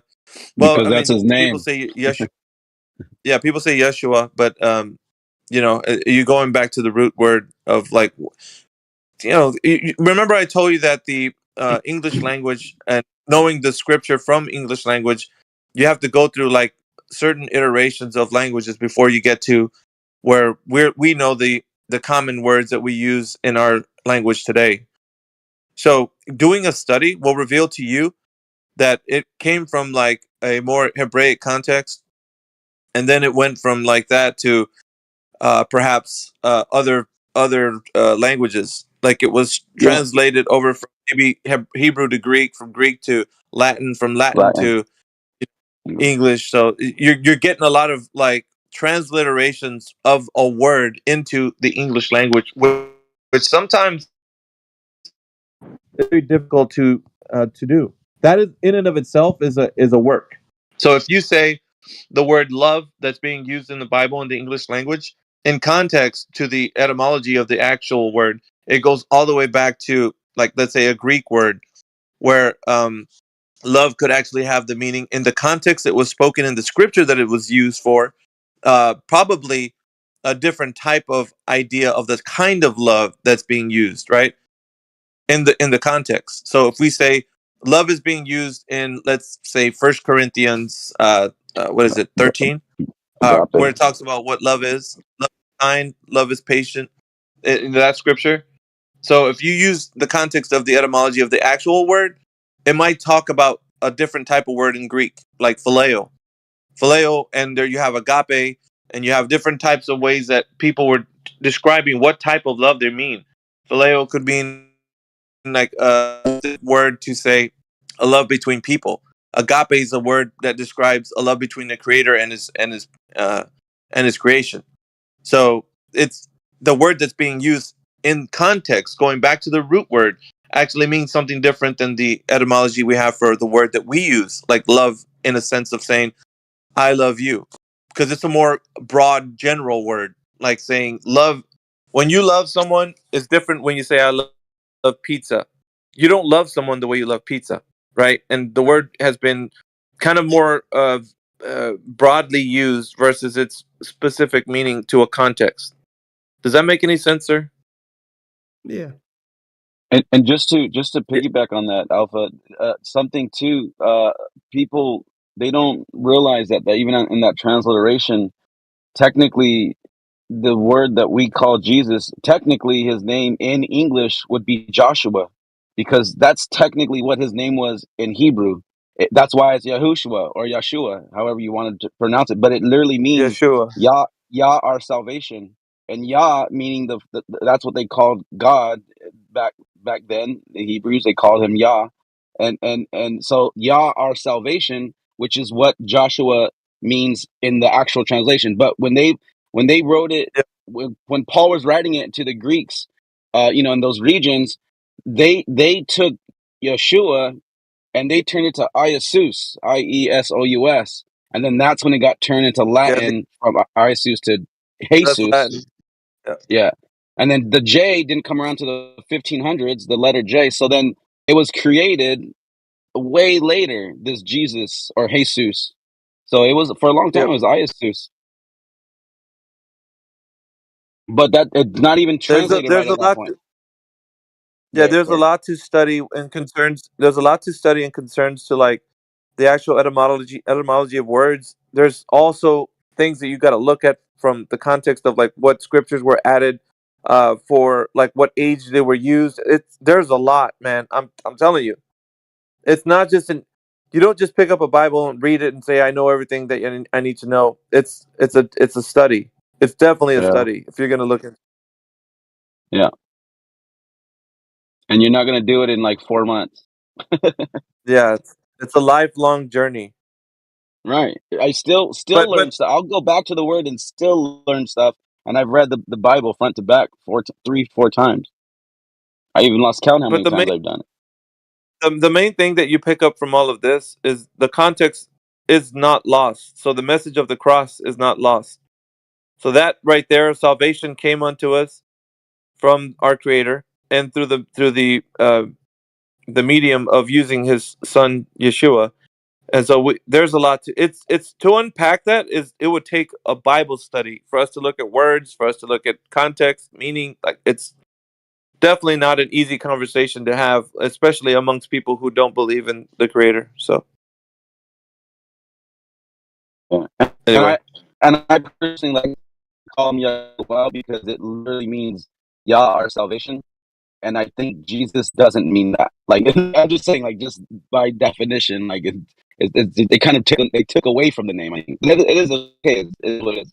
But I'm just saying, you go on this hunt for truth.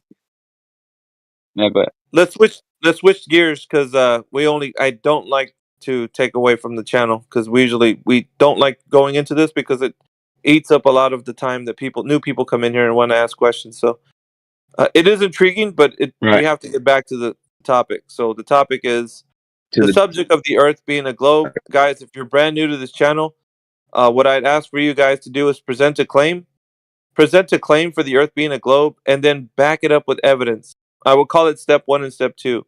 Step 1 is make a claim about the Earth. Step 2, support it with evidence. So if you have a claim, let's hear it about the Earth being a globe. And then step 2, support it with evidence.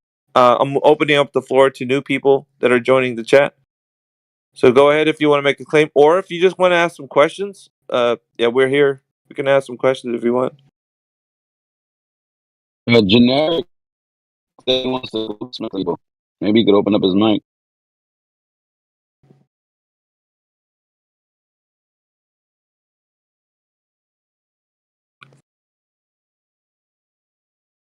Yeah, I'll unmute some people. I think I muted. Oh, he's gone now.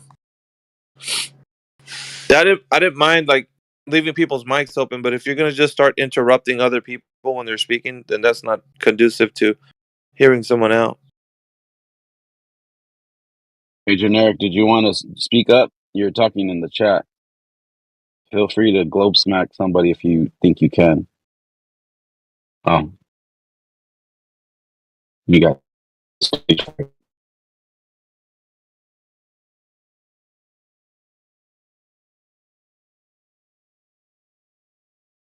I'll start moving around, but if anybody asks any questions, I'll be here.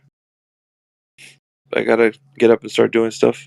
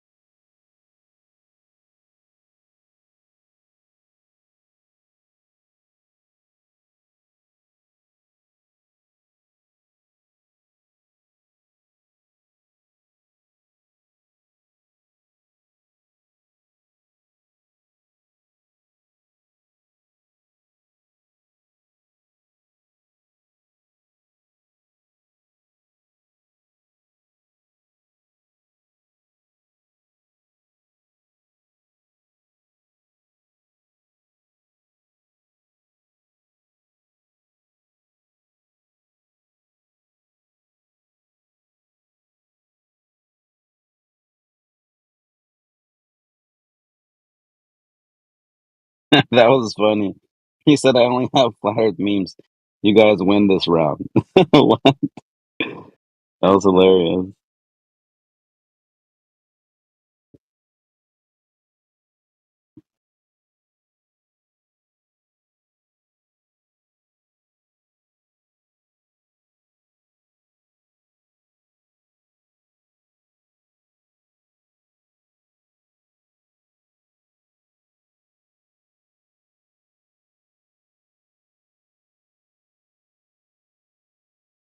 He put another win for the globe.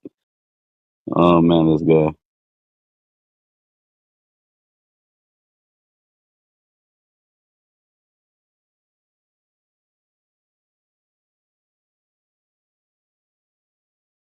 So Matthew, were you going to answer that question then? Which one? Where was the Earth? What was the Earth doing for 3 days before the sun was made? I don't necessarily think that those are chronological. Okay. That's good. Yeah. Would you take Genesis 2:4 literally? I would take all the word to be, whether it's contradicting or not, or doesn't make sense. I don't know. I'm not the, what's the word I'm looking for? The aberrant. No, I forget the word. I've been losing a lot of words lately. I don't know why. I'm just getting older. The aberrator. I forgot. What's that word? I'm not the one that gets to say aberrator. Is that the word? I'm not the one that gets to say what the scriptures meant here or meant there if it's different from what it's saying. Like if it says this is what it is, then okay, well, like when it said, like Jeremiah said, hey, God, please stop the sun, so I can have more daylight to win this war, and then it said God stopped the sun and the moon in his place on his circuit, like that. I take that as literal. Like, yeah, he stopped the sun because he could do that. He's God. And it's because it's going around us locally, and I guess that's even debatable as far as locally, as far as distance. I'm not saying we know the distance, but it's not this 93 million miles away, and we're not spinning around it because he stopped the sun from going around to give more daylight. And who else? How else can you get daylight? The sun just stops, just pauses right there. How else? If not, if you think that, oh well, the Earth is spinning, and somehow that's supposed to make sense in your Christian belief, I think there's a falsehood that's thrown in there with the heliocentric model, and then it contradicts the word, and then you question the word. Then you're like, well, we know it's a ball, so that the word's lying. That the word doesn't make sense anymore. But it's like that's the adversary at work, bro. That's what the adversary does. He's a liar and a deceiver, and he's a murderer. And he's just set out to just seek and destroy. And he loves taking people away from the Creator and His Word, which is a living word. And I don't know, man. I don't know. How do you make sense of that? If you believe, Matthew, in the heliocentric model, how does it make sense in your heart when you hear stories like Jeremiah and the sun stopped, and you hear like accounts in Genesis where it just completely goes against your falsehood? The short answer is I don't think it goes against it because it can legitimately be read figuratively. So, for example, Genesis 2:4 says, in the day that the Lord God made earth and the heavens. So I don't think that should be read literally, that it's one day, that God created the earth and the heavens in one single day. Okay. But I think you would agree with me, right? There. Well, to be honest, I wasn't there. I don't know. No, I'm saying it wasn't a single day. Yeah. If people think the Earth is round, how come I fell off my bed and my bed's flat? Because you're probably incompetent at getting out of bed. I don't know. You got to use your legs, buddy. Hey, hold on. He might not have legs. I'm sorry, sir. Do you have legs? I'm just kidding. Don't answer that, please. You maybe you don't. I don't know. Maybe you didn't use your maybe you're like a handicap, bro. Like maybe you're paralyzed from the waist down. No, I know I'm a mental handicap, but I'm definitely not a physical handicap. Okay. Yeah. The autism and ADHD already fucks with me enough, but I can still feel my legs. Okay. Well, use them next time you get out of bed so you don't fall. But Matthew, just real quick, does it matter if it says in a day he made it, and then we're like, well, he didn't make it in a day because it couldn't have been. Why could not have it not been in a day? Why is that to you? I'm saying that it cannot be true that God created the heavens and the earth in 6 literal days, like it says in Genesis 1, and in one single day, like it says in Genesis 2. They both cannot be true. I don't have a problem with that because they're not. I don't think either of them are literal. Well, what if in the day? Hold on a second, Apocryphon. Matthew, can you go find the Hebrew and the Greek for that word day so we can differentiate? You can be really specific. Sure, they're both Yom, Y-O-M. Okay. So God didn't create the earth in one day. Right. But the word itself. Didn't he say that wasn't it on day 3 he made the dry ground appear, and then that was the earth? I'm saying Genesis 1, it takes 6 days. In Genesis 2, it describes the as being 1 day. Okay. So those are, if you take them both literally, they're contradictory. I don't take them literally, so I Matthew, don't see I any think you're contradiction. messing up that there's 1 day to create the earth. It was like 7 days to create all of creation. Those are two different things. True. Like Yeah, the animals Genesis being made. 2:4 is talking about everything. Yeah, The just the heavens and the earth. physical earth, and then life, and then water, and then plant life, animal life, and then the air and the sea, and then Well, the sun and the moon. But hold on. What if in Genesis 2:4? What if he was talking more like, back in my day, right? When you say that, like back in my day, doesn't mean like you mean that 1 day. It's just like a long time ago. Like, what if it was like Exactly. that, That's Matthew? no, that's it. That is Okay, what it is like. and okay. So if Genesis So 2:4 is like back it's in the not day, literal. It's figurative. hold on. But in Genesis 2:4, he was like, back in that day, God made the heavens and the earth. But then in Genesis 1, he's like, this is the account. This is how it was made. In this day, he made this. The next day, he made this. He called it good. The next day, he made this. He called it good. He saw it was good. Like, so Genesis 1 is the account of it, just like Crit's saying. Like, here's like the creation, day 1, day 2, day, all the way to 6 days. And then in Genesis 2, he's just like, so back in that day, right? Back when God made it, like, I mean, I don't know what you're hanging up on, because how does that, you're like, it's not chronological order, because only you want to believe that only because it goes against your falsehood of a heliocentric model. The heliocentric model, I cannot, I think heliocentrism and Christianity, like, that should be oil and water, honestly, because you cannot have them. If you mix them, that's some demonic stuff. You're just mixing. It's bad, dude. No, it's not. I'm It's just not telling you. demonic. It's not demonic to think that the earth is a globe. Matthew, how about just to go on what Popcorn was saying? So the 7 days of creation weren't exactly days, but just the way God articulated it to the work week, Monday through Sunday. And then he says, so basically in Genesis 2, I'm not familiar with what you're talking about there, but he says, hey, on Wednesday, this is what was done. No, in Genesis 2:4 it says, in the day that God made the earth and the heavens. So earth and Yeah, heavens are back both in the in that day. 1 day. In the day that God made it. Not like specifically like on that Tuesday or on that Thursday. Yeah, that's but day back one. in the day.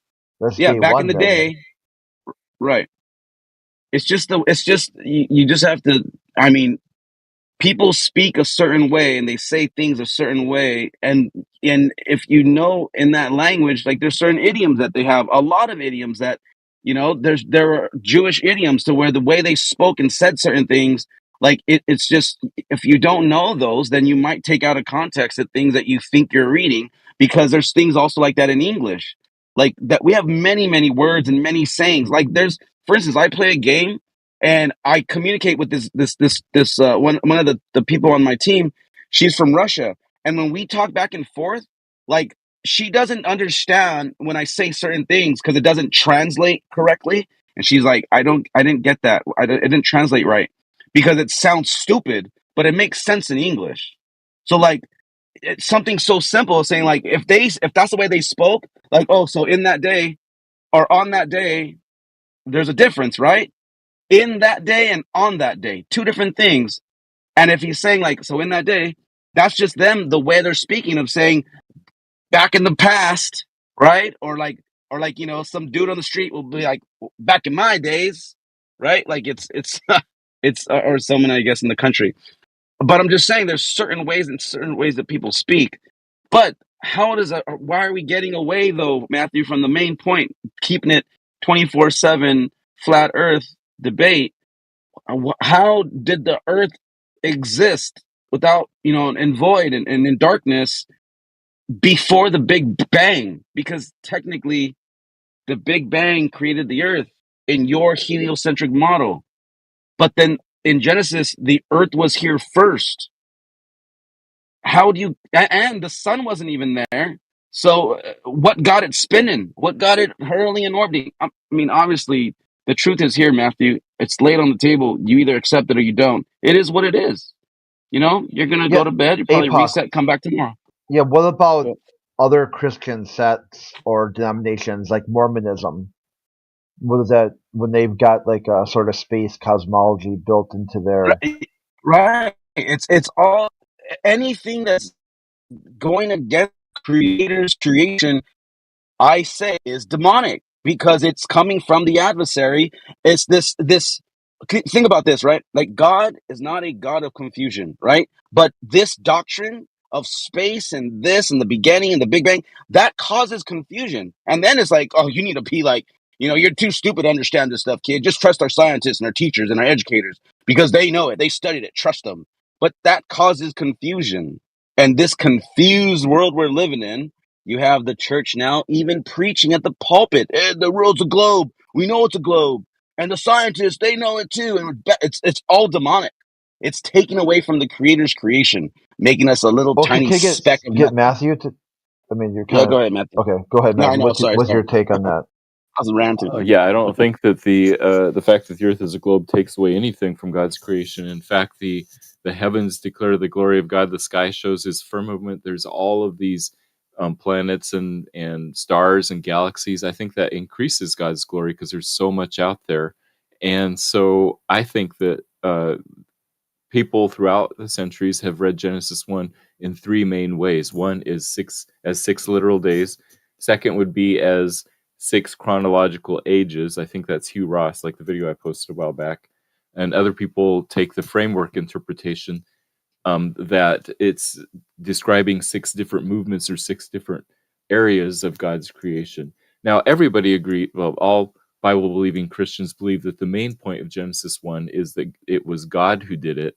And we, in modern times, like to say how and what, whereas the ancient writers were writing that to describe who and why. And the answer is God did it and why for His glory. So I think sometimes we're asking the wrong questions of that passage.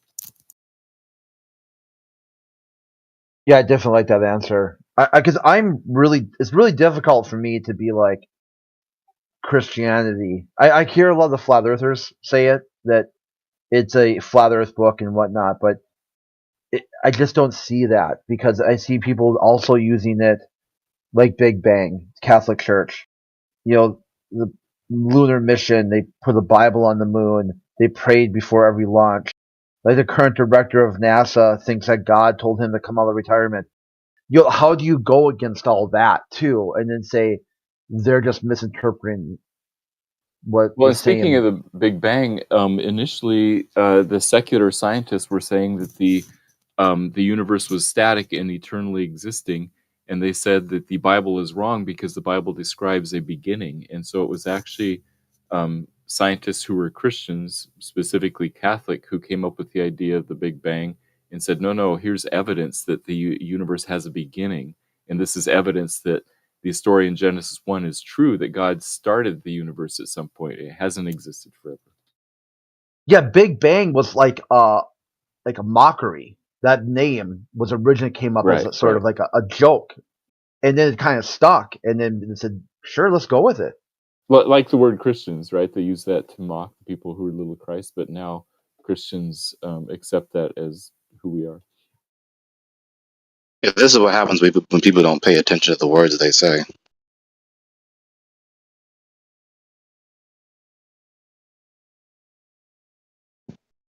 What's up, Gregory? Hey. Good to hear you.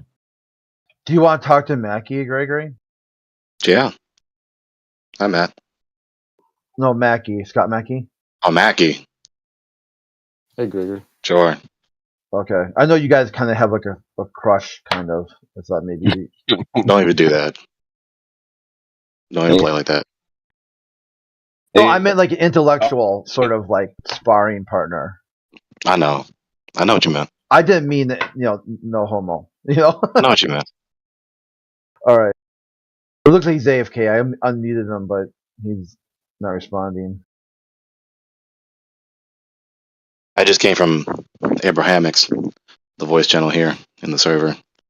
Too many belligerently ignorant, asinine bigots who have mod powers I was destroying this user Yeshua on the ontological argument and philosophy of mind, and he just couldn't handle it. So he muted me and shouted at me. I just got off being banned from that channel because I disconnected the Reverend, Rich Evans, from this channel, and he was told to stop posting crybaby memes and all the other crap. So then I said, there's content you won't brick. The server owners told you to stop posting crap in the mod log. Only post bot commands. So then I told him, like, look at now you can prove to me you're not going to brick every single thing someone tells you. You will comply with that. So then he said, I'll post in there. I go, well, fine, go post in there. Let's see what happens. Go do it. And then he posts like ban. Like he banned me from the Abrahamics room. So then I was like, I wonder what the room founder was going to say. And so I contacted him and I said, hey, can you get banned in your channel for DCing someone from a different channel? And he was basically like, fuck no, who did that? He unbanned me, and then I said back to Reverend, okay, are you done being bricked? Like, I mean, it's very obvious. Go ahead. Oh, no, I was gonna say like this, like sort of retaliatory, like vindictive. Yeah. Yeah, I think it's very Johnny, obvious that right? He's a room owner, is it? I don't know if you came across him. I don't know. I'm not sure. But it's very obvious that there's one too many users on this platform that use this as an outlet to cathartically unleash their vitriol because they can't do it elsewhere in their lives without suffering repercussions. They don't come in here for amicable discourse and trying to be edified or edify others.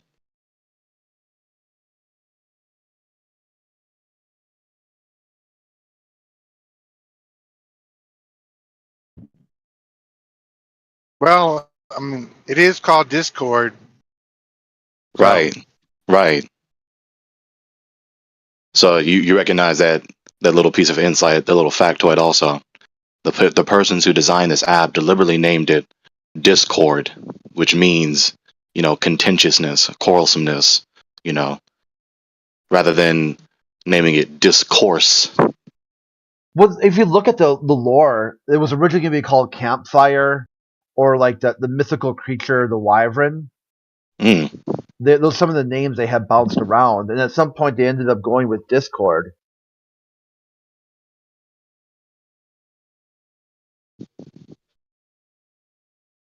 Suspicious. Very suspicious.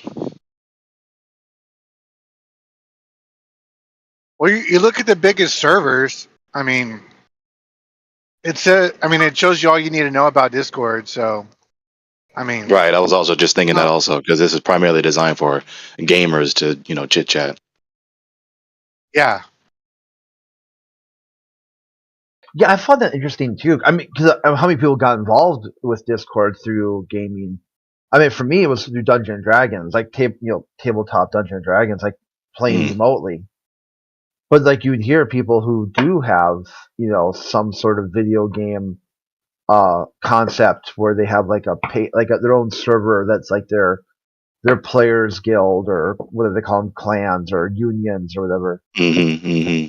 And they kind of use it as sort of TeamSpeak, like a better team, like TeamSpeak. You basically you could only talk while connected, and when you're disconnected, no one can really communicate.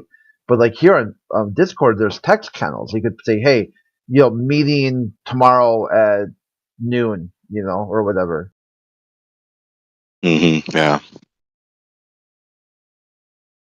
I've never used this platform for chit-chatting for gaming. I've only used it for debating in discourse. Are you a gamer? No, I haven't. I used to be a gamer. I haven't been a gamer in almost a decade now. Yeah, I didn't think so. I would have been surprised if you said yes. I would be like, I'd be like, huh? Really? When someone surprises you with an answer, you're like, like, oh, eyebrow raise. I would like. Yeah, I would like. I wanted to continue. I had to struggle to say the English sentence. I wanted to continue being a gamer, but circumstances out of my control. Yeah. At first, I was kind of like, I wouldn't say like not toxic, but I was like, I just didn't get it. Why people do like they play these really elaborate games that it's almost like their own language, like their own mythos. It takes hours and hours to perfect their character and get certain items. And Yeah.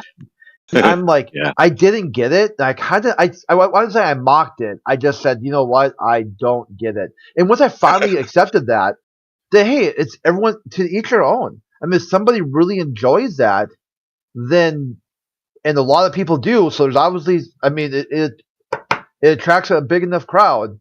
So I just kind of went with it. I'm just like, hey, tell me more about it. Let me hear, like, what happened? What did you do? What happened next? You know, it's almost like I got to the point where they're telling you almost like a choose your own adventure story, but they're actually playing the character through every step of the way. And it was kind of interesting to hear them. I mean, I don't get World of Warcraft though. I'm like that one I just don't get. I never got that either. I never got into that. To me, I feel like that game is like playing with virtual Barbie dolls. That's why I kind of Kind of appropriate, yeah. It's kind of apropos. I mean, escapism. Nothing more to it. Escapism. Yeah, like when you're somebody else, like really combining sort of like a parasocial relationship. The funny yeah. What they call that the Guild. There's like a webcast where they kind of made fun of the people who play it, and they did a song called "Do You Want to Date My Avatar," where people actually have online romantic relationships just between their characters. And I'm like, escapism from being themselves, not so just from the weird. external situation, but escapism from being themselves. Yeah.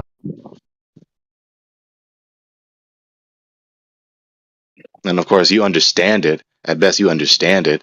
You can see the coherent rationale behind it. But then, of course, the next question is this wise? Is it worthy? And more often than not, the vast majority of the time, no. No, but some of the people even say that too. That they said, "I play this game way too much." Right? I would want to cut back, but they don't. Some of them are see anything- self-conscious of their Some of them Yeah. are self-conscious of their addiction. Yeah. but they don't see anything else that they really want to do instead. They don't go to movies or go bowling or whatever. You know, like this is kind of like their entertainment. It's like their one thing. Well, gaming notice- kills Go gaming ahead. kills all motivation to do anything else. Like once that's your thing, You can. I mean, it's true in my case. Like when I was gaming, I didn't have any other hobbies. That's all I did. You know, especially if you have a little niche for being a completionist.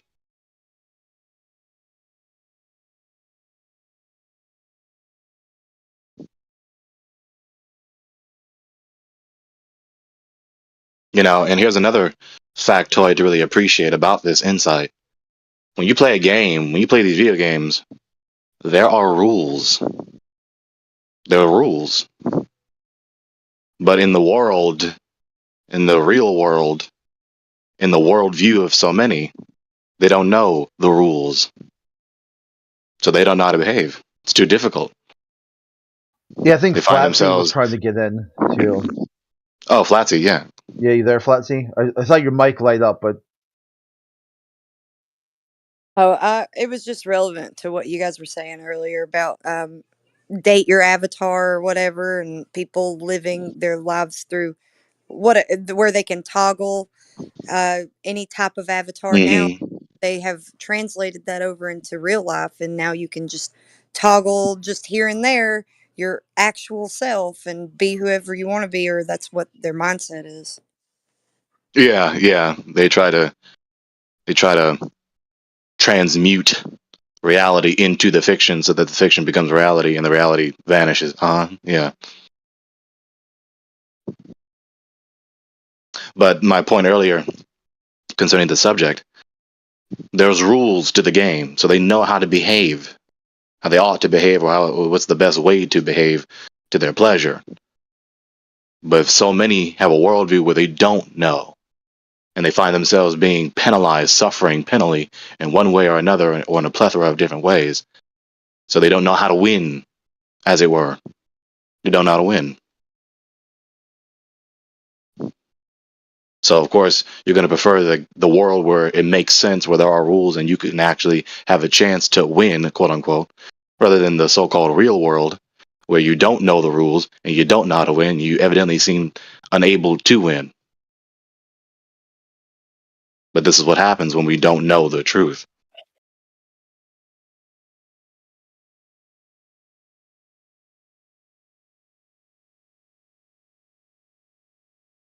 Let me find these words from David Berlinski on this very subject. I wonder if he's still an agnostic. I hope he's not.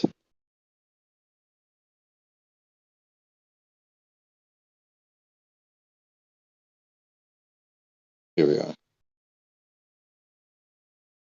In the open chat, and for anyone who can't read the open chat, David Berlinski said this.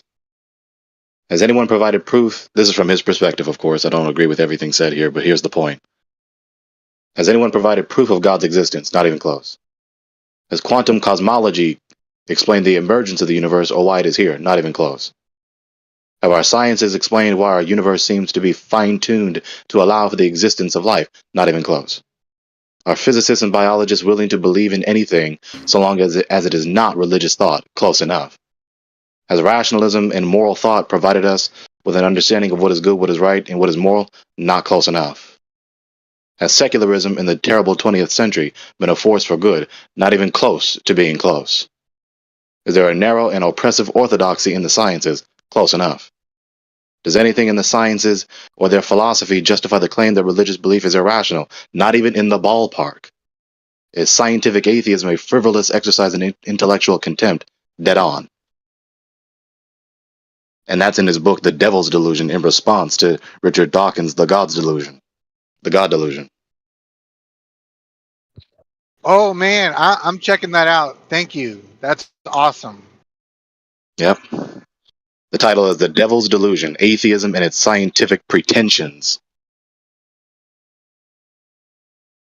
And that's not from a theist. That's from a so-called agnostic.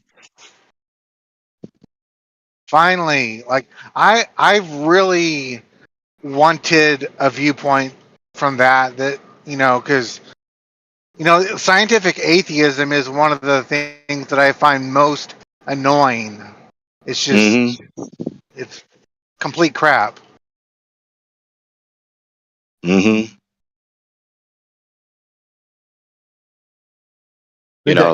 atheist. I'm using your mic. You want to add to the topic here?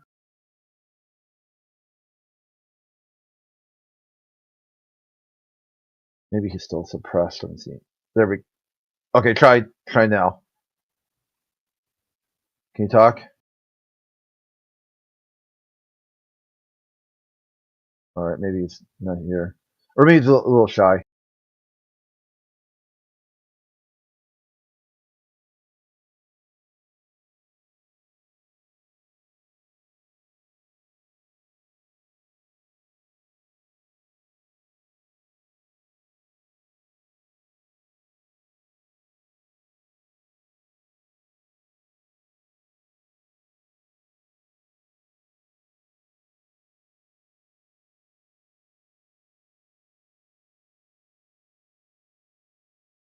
So, it's tough days being a wannabe atheist scientist. It's tough days. I mean, they're getting spanked on every front.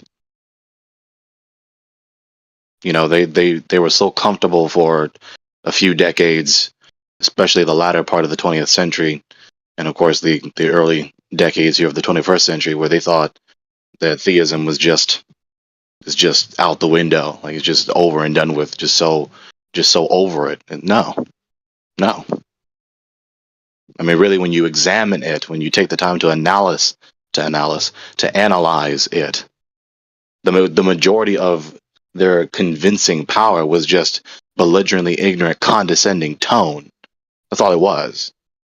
It was just very strongly asserted propaganda. They never really presented an argument of any type to defend atheism or refute theism altogether. And if they did, at best, when they try to form an argument, they're only engaging a specific type of theism because that's the only thing you can logically do in any instance where you're engaging another opponent that is a theist. And of course, they're also very much annoyed concerning specific subjects of physics and cosmology, especially with us so-called flat earthers. Yeah. It's see, when they argue like, faith is not a good pathway to truth, and they point out like religion and faith, and like, okay, you make a good point with empiricism. Okay, fine. But in the same breath, they also talk about how people used to think the earth is flat and how modern science has proven otherwise. And yet, I have yet to hear an empiric, proof of this globe. So, Yeah. I mean, it's a self-defeating belief they have. Almost anything but all you get is belief from them, actually, is what I was going to say. All they have is a belief in the globe. And they're quite angry about that.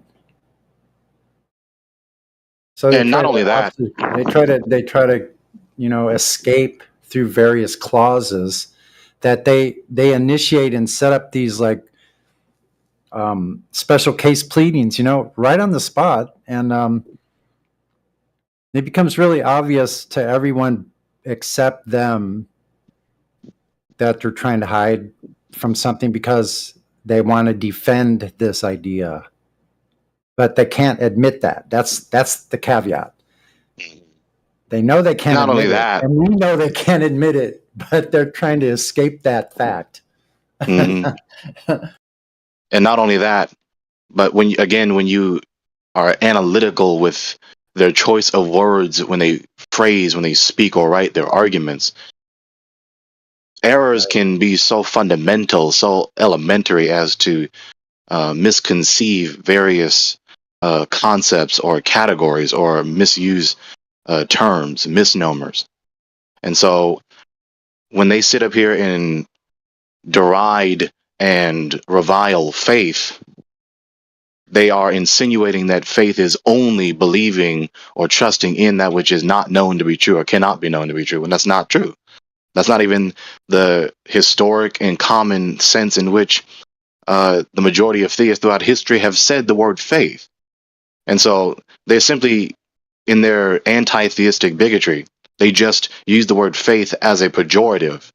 But of course, faith does not only mean believing or trusting in that which is not known to be true or trustworthy or cannot be known to be known true or trustworthy. Faith is simply to have trust. And you can have trust with knowledge or without knowledge. That's a very simple concept. It is. That's very simple to grasp. But the atheistic, anti-theistic propaganda is so thoroughly published and so strongly asserted, and people are become imprisoned in these misconceptions. I think that's the part that they can't get around. It's just a more complex version of appeal to authority, is it right? Mm-hmm. I believe so. I mean, they're appealing to the majority. Well, they don't have a problem having faith. Oh, sorry. No, it's okay. No. You say it. Yeah, just say it. Well, yeah, they don't have a problem. They don't have a problem having faith in science. Thank you. Right. They have faith also. That's the thing. And the fact of the matter is, the epistemological fact of the matter is, faith is inevitable and necessary for knowledge. Why? Because if you don't trust anything at all, that means you don't appeal to anything, not even silently in your own head. Right. And if you don't appeal to anything, then you have no argument. You have no justification. You have no knowledge whatsoever. And that's because the reason why you don't is because you don't have a standard to base anything else subsequent on. You have no basis, foundational basis for your argument. They just run away from that foundational statement. Well, they'll ignore saying it altogether. But no epistemic rule at all. If you are devoid of any type of epistemic rule at all, then you have no knowledge whatsoever. Yeah, You have and it might as means to well. discern truth from error. Right. Yeah, then it might as well be simulation. It might as well be your own cartoon of your own making. Go ahead It might on as with well be whatsoever I just am in the mood to imagine. that. Isn't that right, though? I mean, if you're going to go with like full tilt boogie, then go ahead and get on with your crazy. I don't mean to say crazy, but kind of like really odd ideas about life that cannot possibly be proven in any kind of empirical way. And I like the language we're developing, because it does make communication much more effective and satisfying. Yeah, I'll leave it at that. I mean, right there at that point that you just left it at, it's only people who are frustrated and find themselves in an untenable position that deride and revile linguistic precision. That's the only reason. When people know what they're talking about, you can hear it. It's not difficult to discern. You just take the time and just pay, just a little bit of attention to what the person is saying, and you can hear that they are deliberately choosing their words in a particular order to get their point across as they see fit. But I mean, the fact of the matter is, and we all know this, I don't need to spell this out, we all think in a language. Every bit of knowledge that we have subsists a language. So if you are abusing the language, then you are at least, at best, decreasing the chances, making it more unlikely to optimally know whatever we're talking about. It's not unimportant to pay attention to linguistic precision.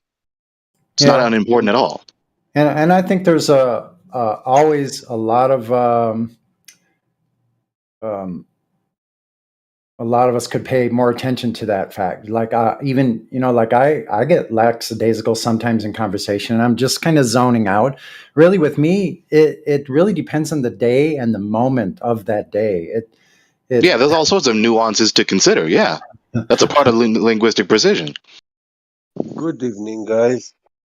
Hey, good evening. How you doing? Good afternoon. Good evening. Yeah, good. Thank you. I'm glad to hear you guys, and I wanted to say that, Gregory, I do like this a lot about you, the way you speak when you speak with people. You're like a cycloid strain wave gearbox, which He's is like always in contact. It's always in contact. I think if I could chime in on that, I think I could sum Gregory up, and of course you can't sum a person up or human being or whatever we are as an individual in these short amount of words. But I would say you come off to me, and I've spoken with you and heard you speak for a number of years here already, and I consider you like don't get a big head now. So I consider you like a younger sage. I really do. And I think that's a very admirable trait you have as far as communication.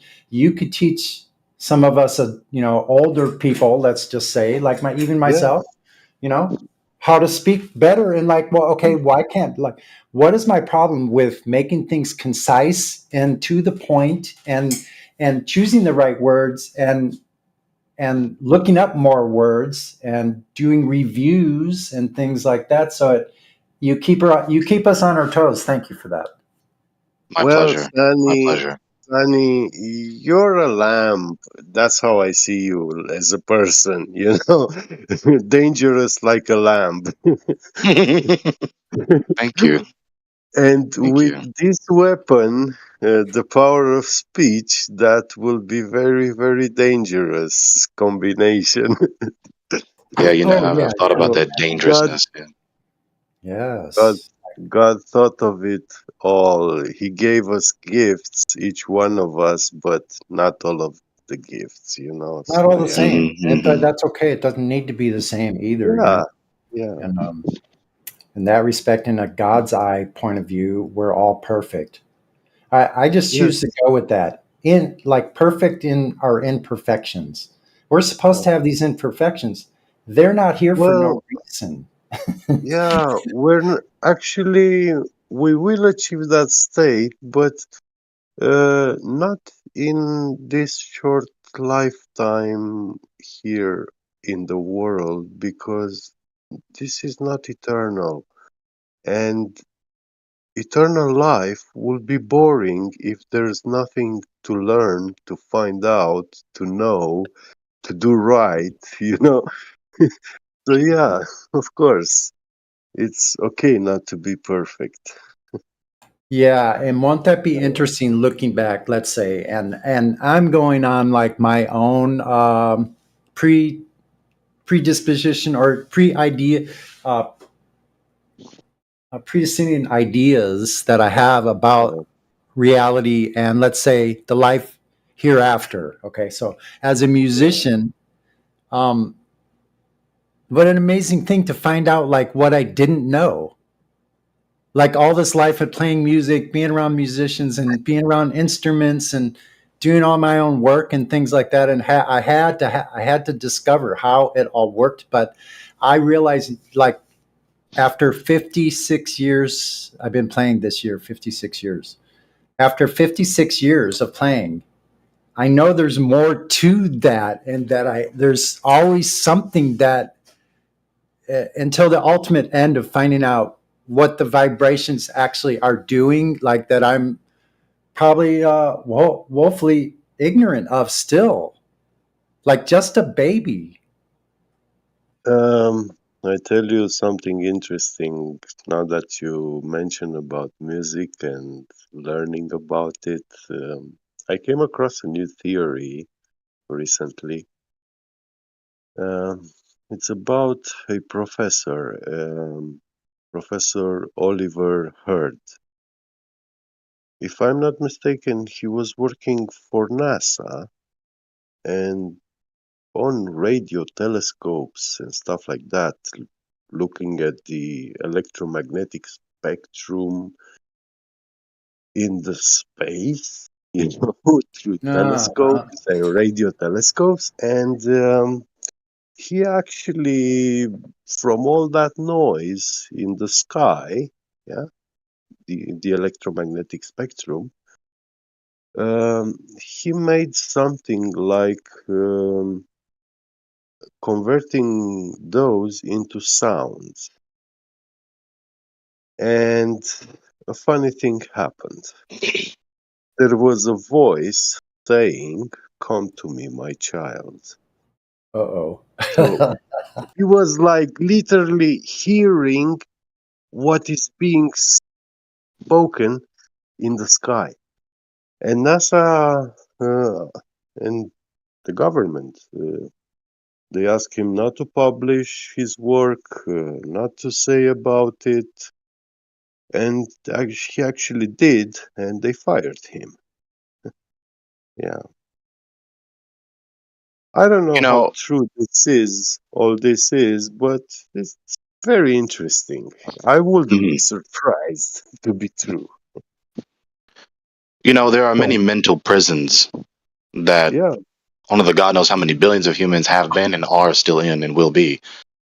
And one of these mental prisons, especially in our age, especially with cinema entertainment, I mean, we've become so abundant as humans themselves and become so industrious and prolific with what we manufacture and publish and distribute. And so eventually, very quickly, relatively, a pattern is very easily noticeable in great abundance. And so we notice, quote unquote, tropes. We notice, quote unquote, motifs. We notice, quote unquote, themes. We notice these patterns in the various narratives. Order, and of course, some of them order, functional, right. And so some of specific them are function, fictitious, some of them are non-fictitious. Or sometimes we also confuse which one really is. Because sometimes we think the fictitious is non-fictitious and the non-fictitious is fictitious. But either way, there are ideas that have become trivialized. They've become trifling in our view because they've been repeated so often, and especially when we think that they are fictitious. And so then when something that is presented as non-fictitious is shown to us, we then perceive it as a fiction that we've seen so many times before. And then we fail to appreciate the thing being presented to us as it really is. And so, for instance, when someone talks about a encounter with a deity, a spirit, things like this, especially in the so-called scientific, modernized, urbanized, industrialized, world that's, dismissed out of hand, right? That's just a bunch of ancient, antiquated, fictitious, false nonsense from the ancients, notwithstanding the things that we still hold, right? And our inconsistency, little do they know. But of course, for all they know, especially without ever taking the time to analyze what is being said, they could be neglecting, ignoring something that is non-fictitious, something that is real, and something that is very profound. And that's foolish, and there's no good in that. And sometimes people do that unto their peril. And now people are weeping in sorrow and lamentation because of their foolish choice and consequence to their foolish choice. Wait, who's weeping in sorrow?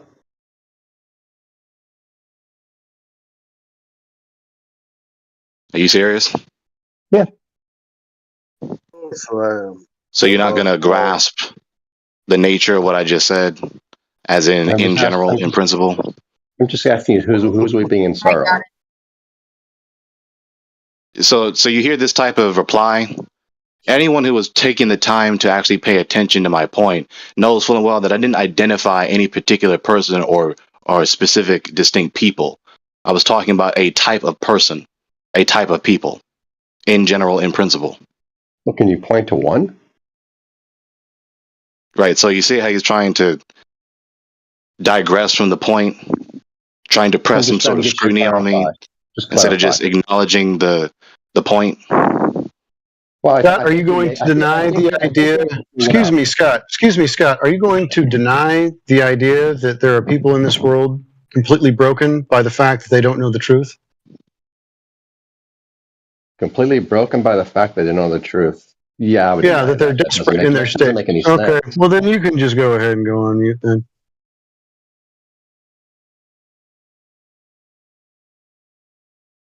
Seriously? Yeah. We're not going to do this today. We're not going to ask stupid rhetorical questions. Fully, understanding the statement that our good friend just made. And if we apparently don't live in a desperate world where people are continually offing themselves because they don't grasp what's happening to them in this place, then you can just live in a different reality, Scott, but you're not going to bring your bullshit into here. We're not gonna give you a back pat for being a cold-blooded in here. I mean, listen, to vindicate myself, folks who know me know that I don't run away from scrutiny. The reason I replied the way I did, and those who know, they know, but for those who don't, I replied the way I did because I wasn't going to let him digress the focus away from the point. The point being a general, in principle statement that because of our unargued philosophical biases and the ideas, the philosophical presuppositions that we have been conditioned in one way or another, just or unjust, to take for granted, it then distorts our perception of what is presented to us. And sometimes when we misperceive the thing being presented to us, it has perilous consequences. Heartbreaking, destructive, traumatizing consequences. That was the point. But he replied with that question as though I was talking about a particular person or people. And so, of course, back in the days, I'm sorry, go ahead. They were calling this witchcraft and being bewitched. Like cursed. When Sydney, say it again. You were breaking up, but I heard you get again.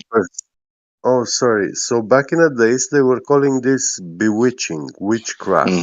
Mm-hmm. When a person was being deceived and his perception was getting distorted, yeah, because he got deceived, people would say about him that he was bewitched. You know, someone did witchcraft on him. Mm-hmm. Yeah, Mm-hmm. distorted. That's a The good total example from of that. reality. Yeah. And Who so says? It looks like you've been overruled, man. Yeah. So do you want to have Scott a Mackey. conversation, or do we want to just have this little see how great we are conversation here, where you all tell each other how insightful and wise you are, or do you want to have a conversation? Okay, so he's with someone who persevering might be able to to challenge you. boot my voice, right? He's persevering to prevent me from saying the point, right? Because he was getting across to the point eventually, but we stopped him.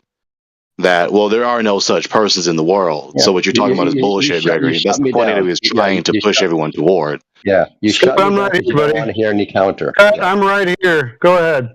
Tell me your counter. Counter to what?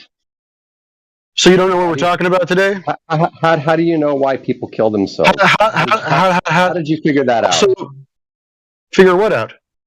You said you know people are killing themselves because they can't find the truth. How did you determine that? Okay. I apologize, Scott. Apparently, I made a baseless assertion. People are not killing themselves. They all know the truth, and they're perfectly fine in their situations. They have lots of hope in this world today. Wouldn't you agree? Not all what I said, though. Oh, okay. Well, then never mind. You I said contradict you, Scott. we I actually agree people are committing Scott. suicide. Scott. We don't know Scott. why. Uh-huh. How do you know What why? was Gregory's point? What was Gregory's point? That somehow if they fall away from this Jesus character that we become all sad. Who said that? Mention Jesus once in Who the said that, Scott? paragraph that I said. So do you see, audience? Do you see? This man despises any insight that even remotely hints at the God that he hates. And you hear him persevering to talk to my voice now. It's patently indicative of what I'm indicting him, which he's demonstrating himself to be. If you say any point that has any philosophical profundity that even remotely hints to any type of theistic worldview or whatever philosophical category that he doesn't want to be true, he will pretend that he wants to inquire of your position, or will pretend that he wants to critically consider your position with scrutinizing questions, when really the questions are just disguised critiques.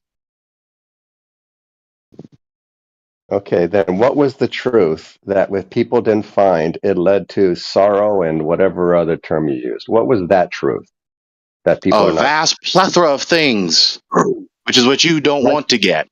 Because Like anyone what? who's persevering to interpret what I just said will get it. The point was Like not what? that difficult. The point was Now not explain rocket it. science. The point was Explain not the highest degree of highest complex math. It wasn't anything like that. The point was clearly articulated, but you don't want to see. You don't want to hear. You don't want to understand. You pretend that you do. But we all know your game. You've been exposed several times before today, dude. Listen, You're playing the same game. You're playing the same game that you contrived, what you've lost at. listen, every human being goes through why are we here? What is the meaning? These are the questions that depress people because the worldview that everyone seems to hold today is depressing to some people. I agree. I It's agree depressing to some flatly, people. and I disagree with Scott when he said that, yeah, how can be there people that are broken because they don't find truth, they can't find truth. I actually have a cousin who took his life, and he wasn't, you know, he was in the military working. He finished 3 universities with A plus. 3 university: cybernetics, IT, and military academy with A plus on the line. He made school all the way up to 36 years old. He was paid prizes for winning mathematics Olympiads and stuff like that. He knew radar systems. He was head at the military radio station. He was surveilling all the air traffic in the country, military and civilian. He was actually plotting the air traffic routes. He was planning everything.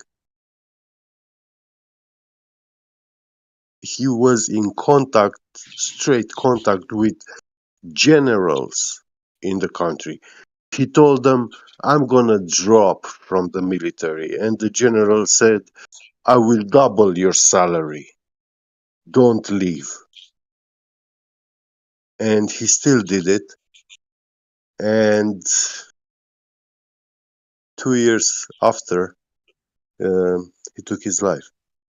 But what happened was that they had a military alert, a unidentifying flying object, not identified flying object was over in the Romanian airspace, and the military protocols, they have to launch fighter jets to go in recognition of that flying thing which is flying above Romania, because they detected it on the radars, and there was nothing supposed to be there. And an accident took place because one of the pilots ignored one of his orders, specific orders, and that pilot almost died, and he felt guilty for that because that guy actually ignored his order. But he felt responsible. So, yeah. What? I missed the point. Yeah, you can miss the point. That guy was a very smart guy, intelligent, brilliant, gifted. Yep. Yeah. And he told me he knew how broken and shitty and defiled this world is. Yeah. Okay. And he decided to leave without telling anything to nobody. Yeah. Okay. So let me demonstrate how someone in the audience did actually get Get's point. The point is this.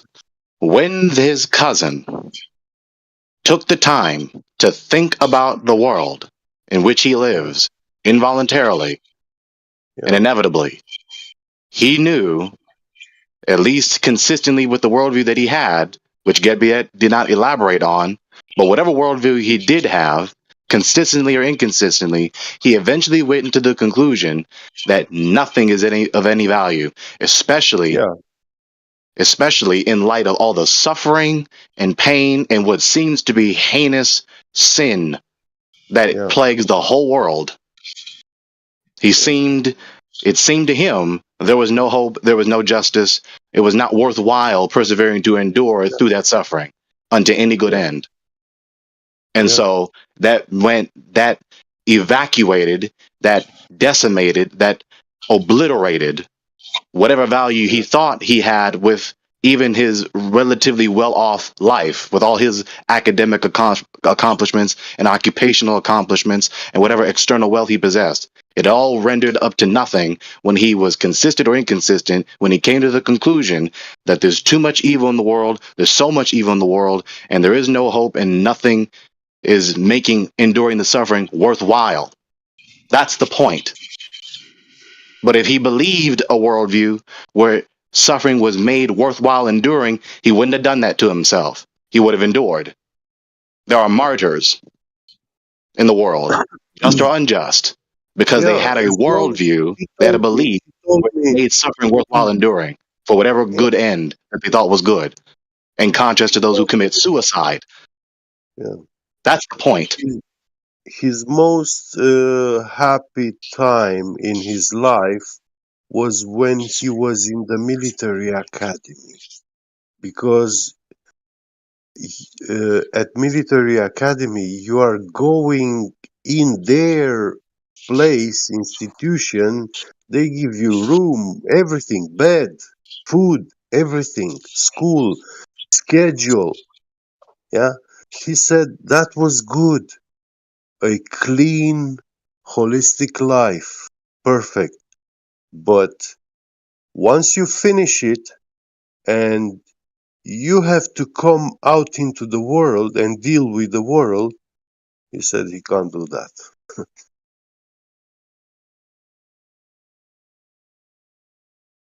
Okay, so where does the truth tie into all that?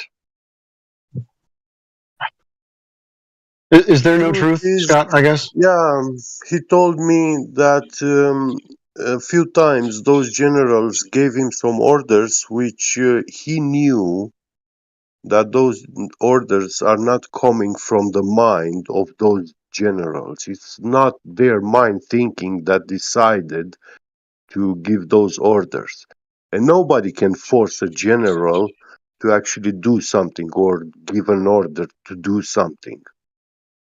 And he asked the general So because, where are they coming from? yeah, the general told him it's from the Supreme Commander. Okay. Someone superior which we're not supposed to know about, secret, hidden, yeah. And in the military hierarchy and the way you speak, yeah, these things are very dodgy.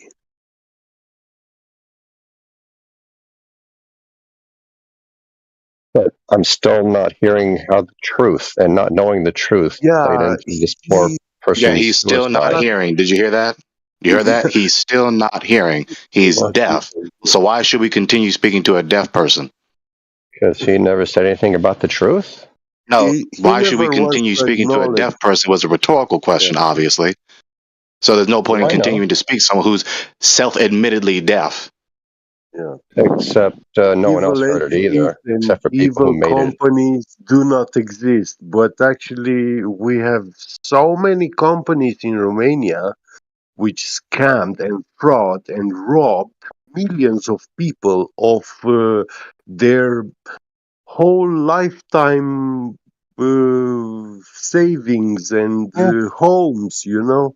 Corruption sucks. Yeah, No, that's not corruption. it is corruption. That's the definition of corruption. No, that's not corruption. What is that? No, that is um,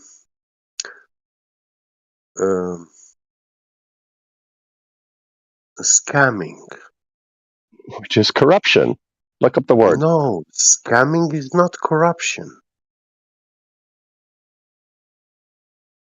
Yeah. If it's done by the government, it People, is. But this is a minor point. it's not the government that did it. It was a guy that made the company, yeah, a pyramid scheme game where people come and put money and they have a promise they will get 8 times back the money. They happen in America. They happen in America too. They happen Yeah, I everywhere. know this happens everywhere in the world. It happened everywhere. There's no place Well, where it enough with this didn't point. happen. Enough with this point, Yeah. because this is a minor point. The major point is what we just articulated. I'm not going to repeat it. If you actually want to hear it, then wind the video back. But we're not going to continue speaking about what is obviously so thoroughly profound to someone who's self-admittedly deaf and evidently deaf. That's why you get muted. Be a better person. I'm a much better person than you'll ever be, so I'm good with that. Good for you, Scott. Everyone's so proud of you. Well, I'm not the If one trying someone to insult listen, other people here now, am I? I never say about myself that I'm a good person, Get, man, and I will never dare to do so. Get. Yeah. Did you miss? Are you done with your point, brother? Yeah, Can you never prove be the Earth done. is flat? See, just a second ago, Scott said, I'm going to be a better blankety blank, whatever it was, than you'll ever be. And then he said he's not the one in here trying to insult people. In the same breath. Oh, It was in response to being told to be a better person. okay. So, would you say that it's And me saying I'm better is not an insult to him. He might be a No, great I person, thought he but I'm said. better. So it's a good people behavior to enter a conversation that talks about perhaps the condition of people in this world being broken and lonely and desperate, and to bounce in here and then start asking pedantic questions or perhaps just stupid questions about who specifically is broken and desperate. That's not what I That's did. what good people do. Isn't that Not what what you I did? So No, what it's did not. you do? Why'd you bounce in to ask specifically who's desperate and No. broken No, and no, no. hopeless? No. So what did you claim was- say? Well, if you would stop, I can respond. I'm asking you what you talking to did. his questions to you. How about you stop? Are you willing? Are you willing to? Yeah, are you willing to so I stop can talking to respond? other people while he was busy asking you questions? Are you willing? Yes, I am. So then knock it off then. I'll let you speak, Scott. What did you ask right at the beginning? What did you ask? Yes, it was not the question of whether people were killing themselves. It's not the question of whether people were sad and people were desperate in this world. That's accepted. That's true. That's obvious. The question You didn't even I correctly asked was- reiterate his question to you. No, you didn't. You totally ignored it. Why? I asked you about why you bounced in and asked specifically who is, as if it was some sort of rhetorical question, or maybe it was a purposeful, very poignant question about who is desperate and broken. I was getting to that before Gregory so rudely interrupted me. Go for it. Now, if I can be allowed to finish, I can explain Go what I'm for it. saying. You're wasting I'm getting time. Gregory. Go for it. That the claim was made that people are desperate because they don't know the truth. And I was asking, which of these people who are desperate because they don't know the truth? Who are they? Because my assertion is people are not desperate because they don't know the truth. They're desperate for other reasons. They're desperate because the world is a bad place for many people and they don't have opportunities and they legitimately feel bad, and not because they don't know a truth. The problem is they do know the truth. They knew the world sucks and they know there's corruption around them. And some people Is corruption okay? And All some right. people No, just it makes have sense. issues with their brains in which they are depressed. I'm fortunate. I am not a depressed person. I don't have that chemical imbalance. Sometimes these depressions can be remedied with medication. Sometimes the medication has more side effects than it helps, and the people get off. No, of we're it. not going to talk about medication in here, Scott. But the assertion was that people are killing themselves because they don't know the truth. That's what I Yes. challenge. So you brought up the fact that the world is corrupt and people are corrupt. Is that? Do you agree with that statement? You made it. Okay. Are There's a lot corrupt of people corruption in this truthful world. and honest? Are corrupt people truthful and honest? I would say no. Okay. So through deceit and falsehoods, they corrupt the minds of people and destroy them. Correct? No, I don't think that's true at all. Oh, okay. All right. Yeah. So you're here in good faith, aren't you? Yes, I am.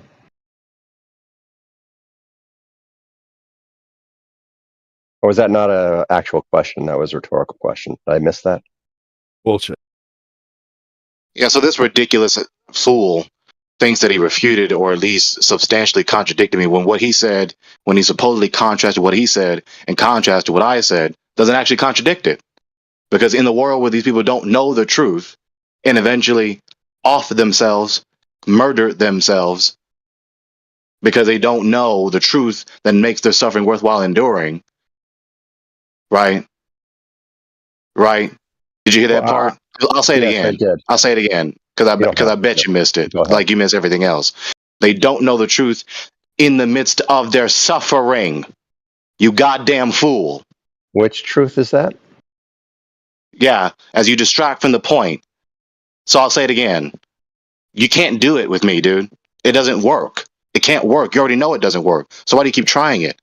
The fact that you keep trying a tactic that obviously has never worked every time you try to pull it against me is patently indicative, again, of your foolishness.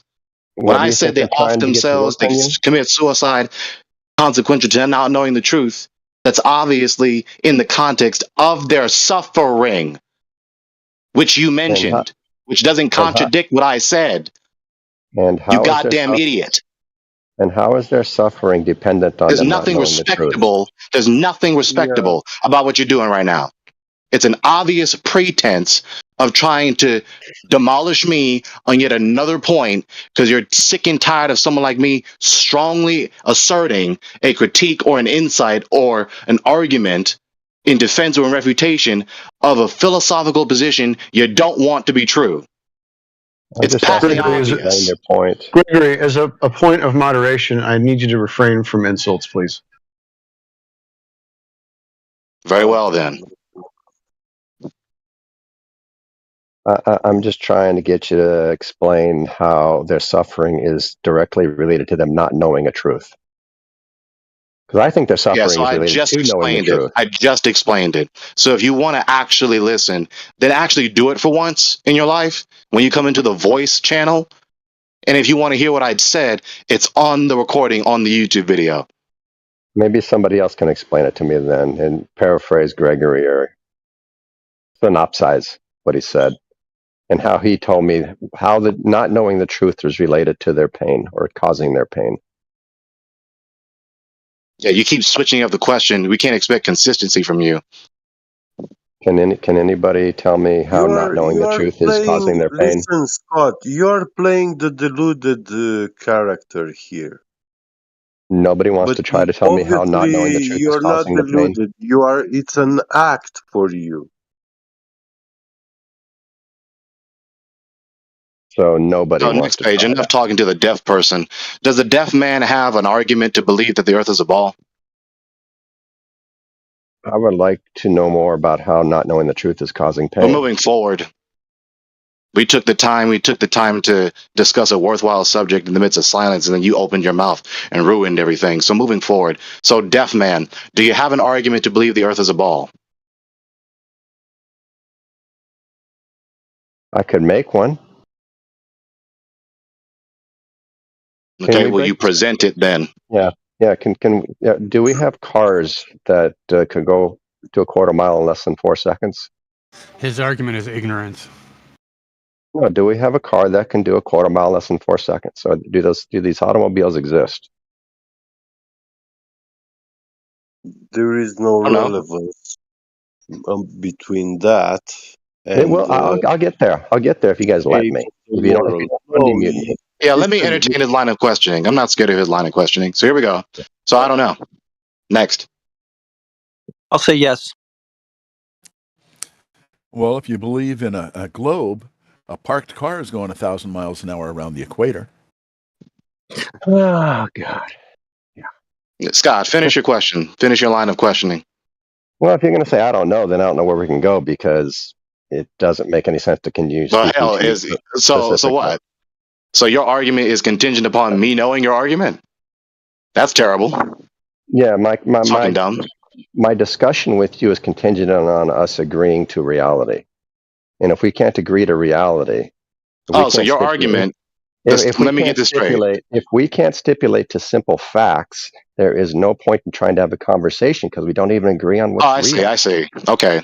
Yeah. So the soundness of your argument is contingent upon me agreeing with it. Okay, well then your argument is false then. Yeah, that's what he said. Yep, that's what he said. All right. Yep. And you know what? This is a very well defined narcissist. It's already been defined, this behavior. How so? Who cares what he says? His pedantism doesn't amuse me at all. No, so it's about you. So then. do you have another argument, or are all your arguments contingent upon me agreeing with him? All of my arguments are contingent on you and I agreeing to reality. Yes. Awesome. So you have no argument. You have no sound argument. So you're done. Next person. So How do you where's have his a sound argument without agreeing to reality? Where are his proofs of Earth being a globe in reality? Not, Agree he with has me or I none. can't All argue, right? contingent upon me I agreeing with was going them. to get there. I don't agree with them. Therefore, they're false. He's done. Next person. Therefore, it's false. He just admitted it. Thank you very much. Thanks for playing. Welcome, Flat Earth.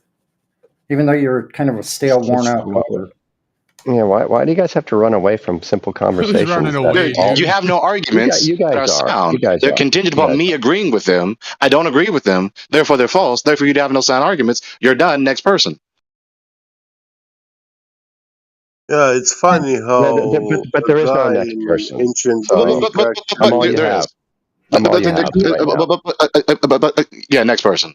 Can I I'm agree all to you have right disagree? now. Hey, and look, now three of us at least disagree. So it obviously can't be true. If What do three you of us disagree with? Your argument is majority. refuted thrice over. What Three did you times, disagree with? 3 times we don't have your version of reality. That's what we don't agree with. What did you disagree with? Now he That I doesn't said? remember what we're disagreeing with, even though Whatever he you knew that our disagree agreement with the with. arguments You guys is don't necessary know. for his arguments to be sound. You guys don't know what you disagree He's with. becoming more amnesiatic as the more we talk. I know it's retarded. So God, it gets more hilarious as time goes on too. Interesting. Yeah, interesting, ain't it? Yeah, you don't That's the even next know. person. This is boring. Yeah, let's move You are on. boring. This is You true. can keep Okay, yourself, move on. you can keep yourself muted, Scott Mackey. Just shut up for a little while, okay? We don't need to hear from you right now. If you All think of right. something coherent, Continue with your circle jerk then. Tell yourselves how great you are. You continue on. That Yeah, was so interesting. You guys telling each other how wonderful just you are and leave. how smart you you just are. said, Just then leave already, leave. man. Yeah, just leave. Bye. It's not fun for you. So long. See you later. I'm I mean, sorry, again, man. didn't I say it? We can't expect but- consistency from this man. But the If owner- we're but so the owner repugnant, of- why is he still here? Why but are the you owner still Usually, when here? people find something repugnant, they leave it, not Okay, stay. The owner of the I want room some unmuted moderation. me so I could do this. I don't appeal to moderation very, very often, but I'm appealing to moderation right here in this instance. Why, All right. Sonny? Well, You're just here's the drowning deal. out. Like, I don't This even is know the, what the argument is because every single one of us who's been talking has just drowned it out. So I'm Yeah. going to start hitting flat earthers more quickly than that, actually. I got you. So the moderation is going to be this. I'm not going to mute Scott again, but Scott, I'm going to go with Alpha Veritas on this. You can make a claim and then support the claim with evidence. I'll allow you to do that. Let's do that. So, do you change your mind? Is the soundness of your arguments contingent upon me agreeing with him, Scott, or no? I don't think we're going to revisit that, Gregory. We're just going to make a claim and then we're going to support it. That's kind of the format for now. It's going to avoid the most chaos. If that can't be done, then everybody can just go on mute. So, right, Scott? Yeah, well, I agree. But he made all his arguments contingent on me agreeing with him. So if that's still the case, we're going to go through the same circle again. Yeah, fair enough. You pointed that out. So I'm giving Scott the opportunity to make a claim and then support it with evidence. I'm giving him another opportunity.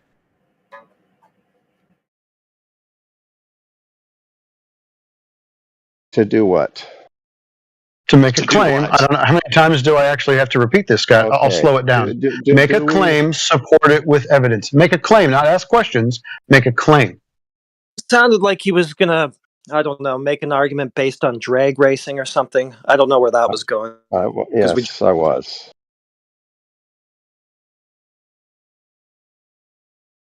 So I assume we can all agree that we have cars, drag racers specifically, who can do a quarter mile in less than 4 seconds, right?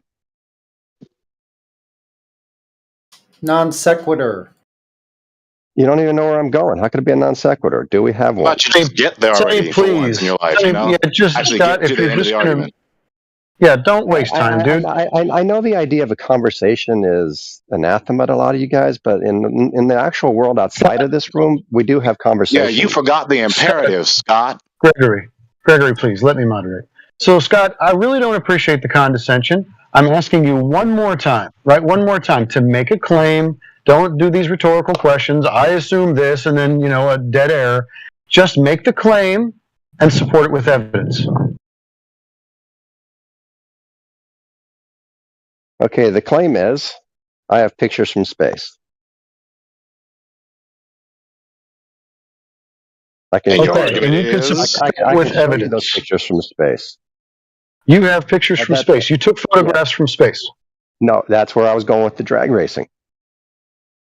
No, I didn't. Someone else did. Sound like Someone else did. Just as I have never broken 4 seconds in a quarter mile. Someone else has. I have never actually seen it. I've never actually been to a drag race. I've seen them on TV. Okay. But I see your point. But I nevertheless accept that we have, as a species, somebody has broken a 4 second quarter mile. I accept that. I don't know what your species is. Right, that's great. So, this is a conversation. So, as a species, or whatever you are, like, yeah, the human animal. I get you. Let's not be silly. No, if you can look up a Wikipedia, it's an ape. So, fine. You as an ape. Huh? Let's not divert from the topic. The topic is somebody somewhere has broken a 4 second quarter I'm mile. moving this on to how would we verify that, Scott? Could we actually go to a track and see it be done? Can we verify that? Yes. Great. Can we go to space where these photos have been taken and verify that? You and me? Can I verify? No, are you going to get in the car and drive? Right. No, you certainly could. That's another thing that you could do. You could get in the car and drive it. Well, I can go to a rocket launch, right? I can go to a space launch, and I can watch that rocket. Yeah, can you get in the rocket and go check? Right? Can you get in the rocket and go check? Can you get in the drag racer and do it sub 4 second quarter mile? No. Yes. That's the wonderful option of doing things in reality. Huh? No, you would end up killing yourself if you tried it. Why? This is where you messed up, see, Scott, because I've done these things, right? Like I've actually raced cars. So I can do it. Maybe you can't, but I can. But you're not going to be verifying any photographs, are you, Scott, from space, right? Oh, I could. If they let You me go could. up there. Excellent. So we're going to appeal to the hypothetical. You don't have to go to space to see the world is a globe. You just look at the Oh man, horizon. someone's triggered and they've bounced in here and they can't hold themselves together. Look at the how horizon. about this? How about There this? we Have we broken the sound barrier? Yes, of course, Scott. Are you going to continue to ask these stupid, silly questions that, this is something you can get in a jet fighter and go verify, but you're not going to get in any rockets and verify the pictures from space. Obviously. Yeah, says who? Have you heard an argument from Scott yet? Because I I haven't. haven't heard an argument. I haven't heard any evidence for the claim that he made. What's the claim and what's the evidence? Pictures from space, but you didn't do it, right? So you don't have any evidence. Incredible here. Could you get in a jet fighter and break the sound barrier? You're done today. Can you get in a jet fighter and break the sound barrier? Yes or no? Yes, I can. Have you? No, I haven't done it. Why not? I never really had the opportunity. You know what I mean? Like I've never been to an airfield or gone to one of those air shows and gotten one of those jets and done it. No, I haven't done it. But is that something that could be done? When you wet the end of a towel and make that whipping, snapping noise, that's it breaking the sound barrier. So yeah, we were talking in a jet. Come on, man. Scott, this is a failure of an argument today for you, right? No. Okay. I agree with Scott. This isn't a failure because he didn't even present an argument in the first place. Fair enough. We all accept that we have broken the sound barrier because we've seen other people do it. You haven't presented an argument in defense of your claim. It's a very simple sentence you keep whistling past, unless you're so deficient in acumen you can't interpret that sentence. Is that it? You see, what's great about this forum, Scott, is that people like you will come in, and so we can put on display, right, in YouTube live streams, people who refuse to be reasonable or logical or make, good sound arguments. Instead, they descend into ridiculousness and ask stupid questions. And that's what you're kind of exemplifying for everybody today. So if you just want to be belligerent and continue on in this ridiculous, unreasonable, direction that you're going, it's only going to be bad for you, not for me. How was I belligerent? Right, so distract from the point with another goddamn question. Well, he just said I was belligerent. He accused me of yet something. another goddamn question, distracted from the point. Yep. Well, I want to know if we broke still the doing sound it. barrier. Still doing We're back to the sound Not yet barrier. giving an Yep. argument. Have we broken the sound barrier? Yes or no? They're still doing it, not yet giving an argument. This is my I would argument. like to. Have we The broken question's the not an sound argument, barrier? my guy. Learn the difference. All right, Greg, let's see. Get Me Get wants to engage Scott. So we'll let Scott embarrass himself with Get Me Get. Go ahead, Scott. I'll be short. Thank I you. feel embarrassed. Scott. I notice how you guys have to run away from simple Yeah, stop reality. talking to Get Beget. He's trying to speak. Scott. Gregory, Yeah. shut the fuck up. Stop talking to Get Beget. He's trying to speak. Gregory, shut the fuck In up. Stop regards, talking. in regards Shut to up. your All right. statement, you said that you have pictures from space. And I have pictures from Hollywood of Chewbacca, that Chewbacca. hairy, Yeah. Chewbacca from A Star Wookiee. Wars. Yeah. Yeah. So, what do you have to say about that? I'd say, do you think that you and I, as adult human beings, can tell the difference? I think I can. Oh, you can. So, Yes, I can. Do you which think you're one do you is think you're incapable real of telling and the which difference? one is not? Did he ask Yeah, you about a difference in the first place? What are you talking about? Difference? Dude, shut the Yeah. fuck up. You shut the fuck up. I'm having a conversation with Get Be Get No, right you're now. not. You're not You're in it. asking a bunch of goddamn stupid ass. Yeah, that's a conversation. Here's the deal, Gregory. We don't want to mute you. It has to stay calm. Scott, please. Gregory is cool, but I can feel him when it's about Scott. Get Be Get. Do you think that as adult human beings, you and me, we can tell the difference between the Chewbacca and the space ones? Yeah, I think I can. What is the difference? One's real and one's not. And we can point to a whole bunch of reasons why we can know one is real and a whole bunch of reasons why we can know one is not. Because we know Chewbacca is a fictional character created by George Lucas.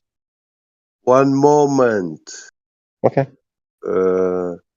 When you were saying that we can tell when one is real and which one is not, you said that there is reasons. So I want to know how and which reasons are you talking about? Because I don't know.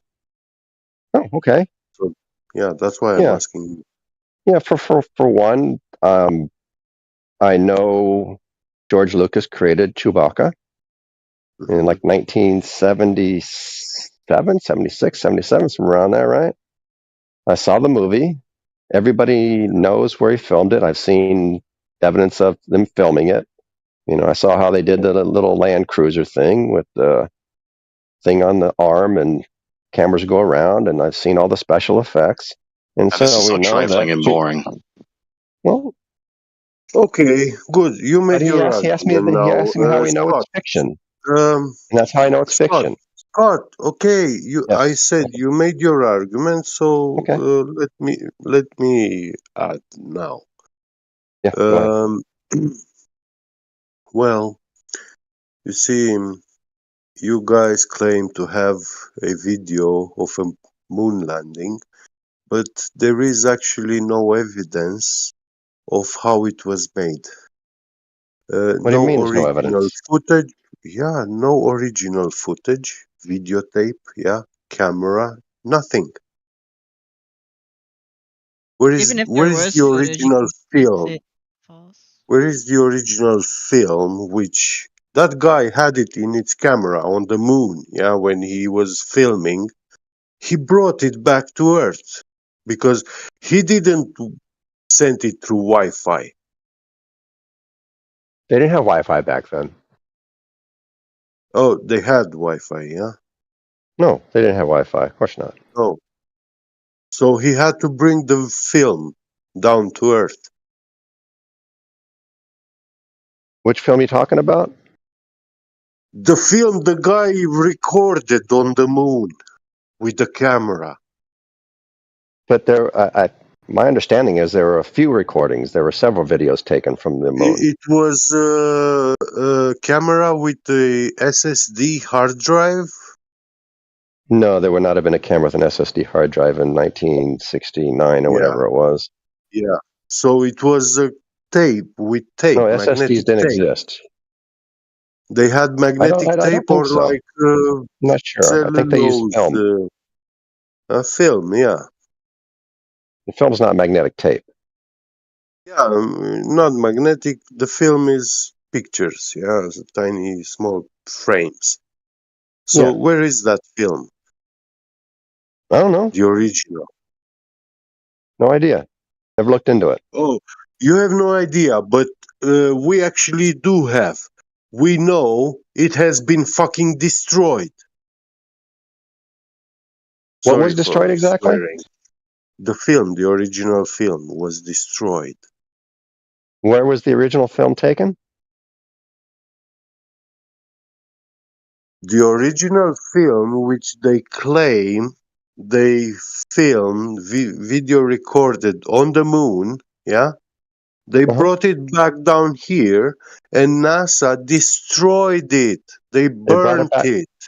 They brought it back down from where? Well, that's how, listen, they had to bring it back from the moon. This is the story. Okay. Because if they didn't go there and didn't come back with the film, which they claimed that they recorded, they filmed each other, they made selfies on the moon, yeah? So they had to bring it down here so that we can actually bloody see the film. That's one way to get it back, yes.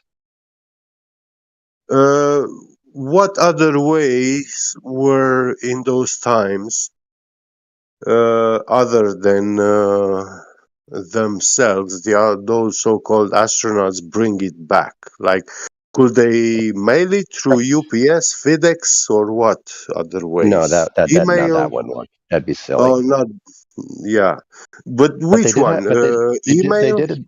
They did have parabolic antennas, and they did have analog transmission, and that would have been more than sufficient to submit a signal back to Earth, where if they had a parabolic antenna that could receive it, which they So did, that camera, they can listen. So that camera, yeah, was not a film recording camera. It was actually a digital camera. I don't think that's true. But how do you broadcast a live video feed using Analog. a film camera? Analog. Are you kidding me? No, it's not. It's not a video camera. It's not a video recorder, right? It's not using tape or film. It's just broadcasting the signal that it gets directly. Yeah, back to Earth. listen, that camera which records that film, yeah, it doesn't have a digital imaging sensor. They don't have that. So that kind of camera cannot live broadcast film. I don't say You live have to broadcast film. record a It's live. film with that camera, and then you take that film from the camera and you put Not it true, though. in a machine capable to read that film. How do you think they'd broadcast television in the 60s? I don't know. You tell me. Here we go. But Here we Yeah, go. they had, they had you Walter said you have Cronkite. reasons. You have Yes. reasons. Yes. Like You for know, example, we just Where landed are on the these moon again yesterday. What do you got to say about believable that? reasons now? But Walter Cronkite was on every day, right? Live TV, and they pointed a camera at him, and they broadcast it to all of our homes. Okay. How They many were not digital necessarily cameras recording did they that. had? There was Yeah, no digital how many? cameras at all. Listen, No digits. yeah, Zero. those are Zero digital digital cameras. cameras. They're analog. Those cameras which can broadcast, yeah, live. Those are digital cameras. No, they're not. They're analog. What the hell are you talking about? They didn't have digital cameras in the 60s and the 50s. All they had was analog. I didn't know if they had the semiconductor even by then. Don't know my technical history very well, but I know The they. fuck are we talking about this? But because Get wants to know how they broadcast the signal back from the moon. And I'm discussing that with him. Is that okay with you?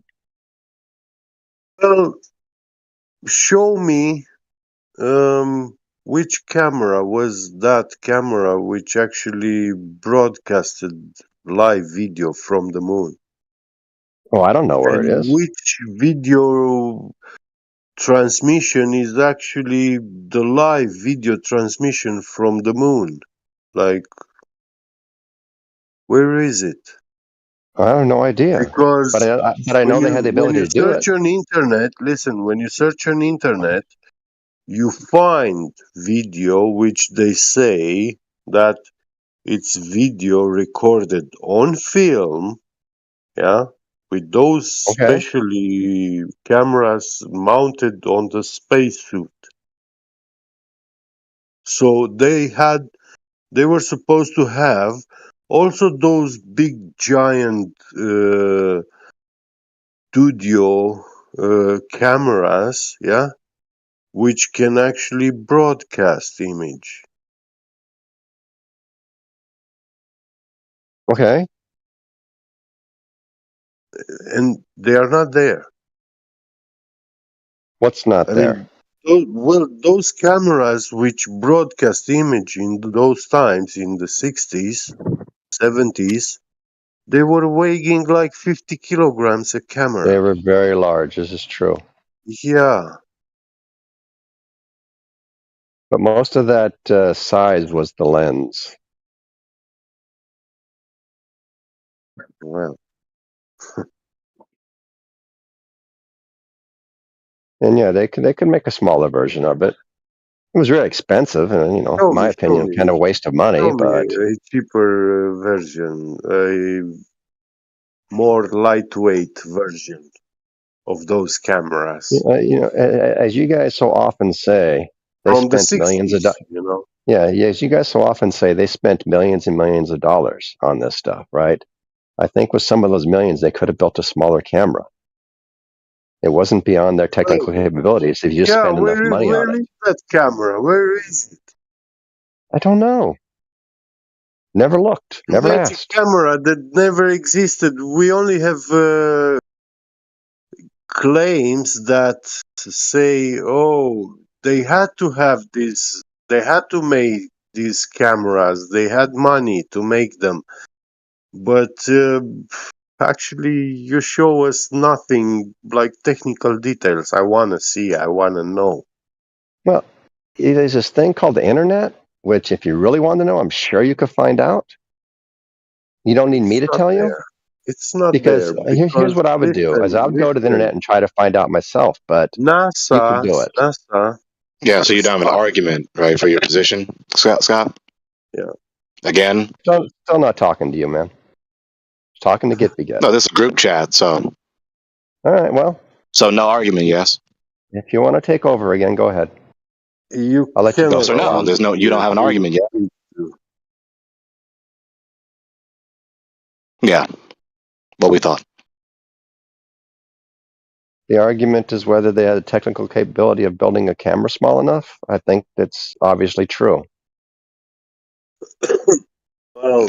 No, the argument is that did they have the ability to broadcast what they supposedly broadcast from the moon several 100,000 miles away? Of course they did. Yeah, that one's not even. Of course they did. How do you know that?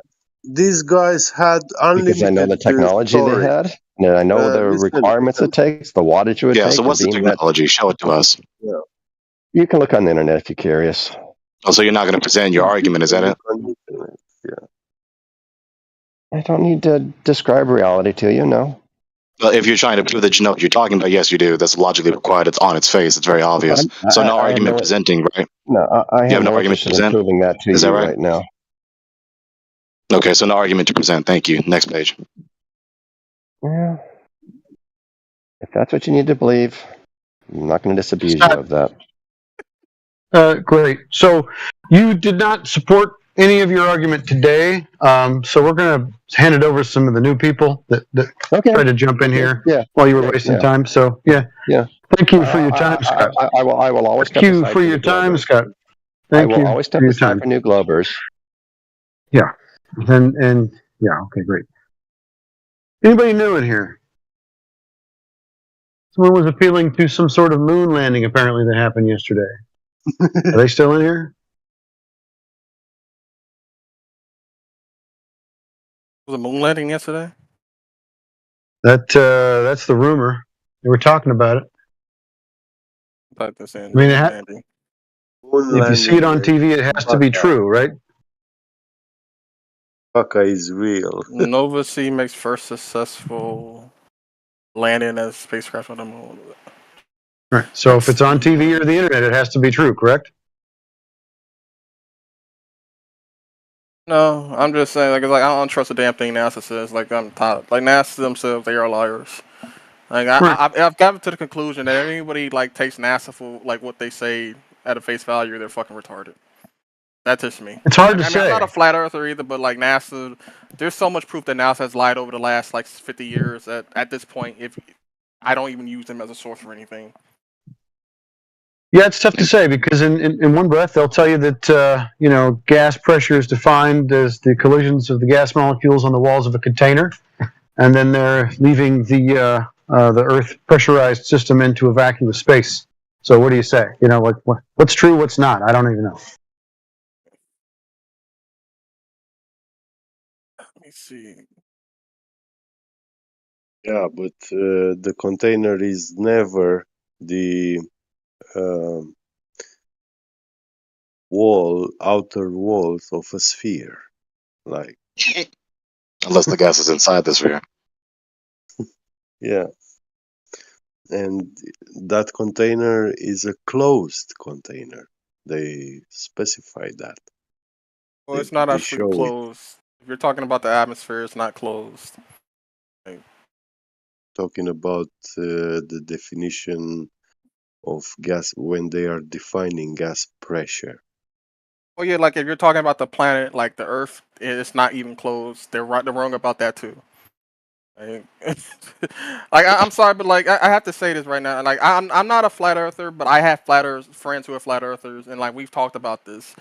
I've actually talked to somebody that worked at NASA. I know somebody that works at NASA, and I said something that pissed him off to the point he kicked me from his Discord. But that the Earth is not it's not a closed, like it's not like that. Oh, But yeah. so it's in direct violation of gas pressure and second What law of is thermodynamics. law of Yeah, this thermodynamics has already been broken. That's not a law you can go against anymore. Look up a Oh, time crystal. really? We've beaten that law.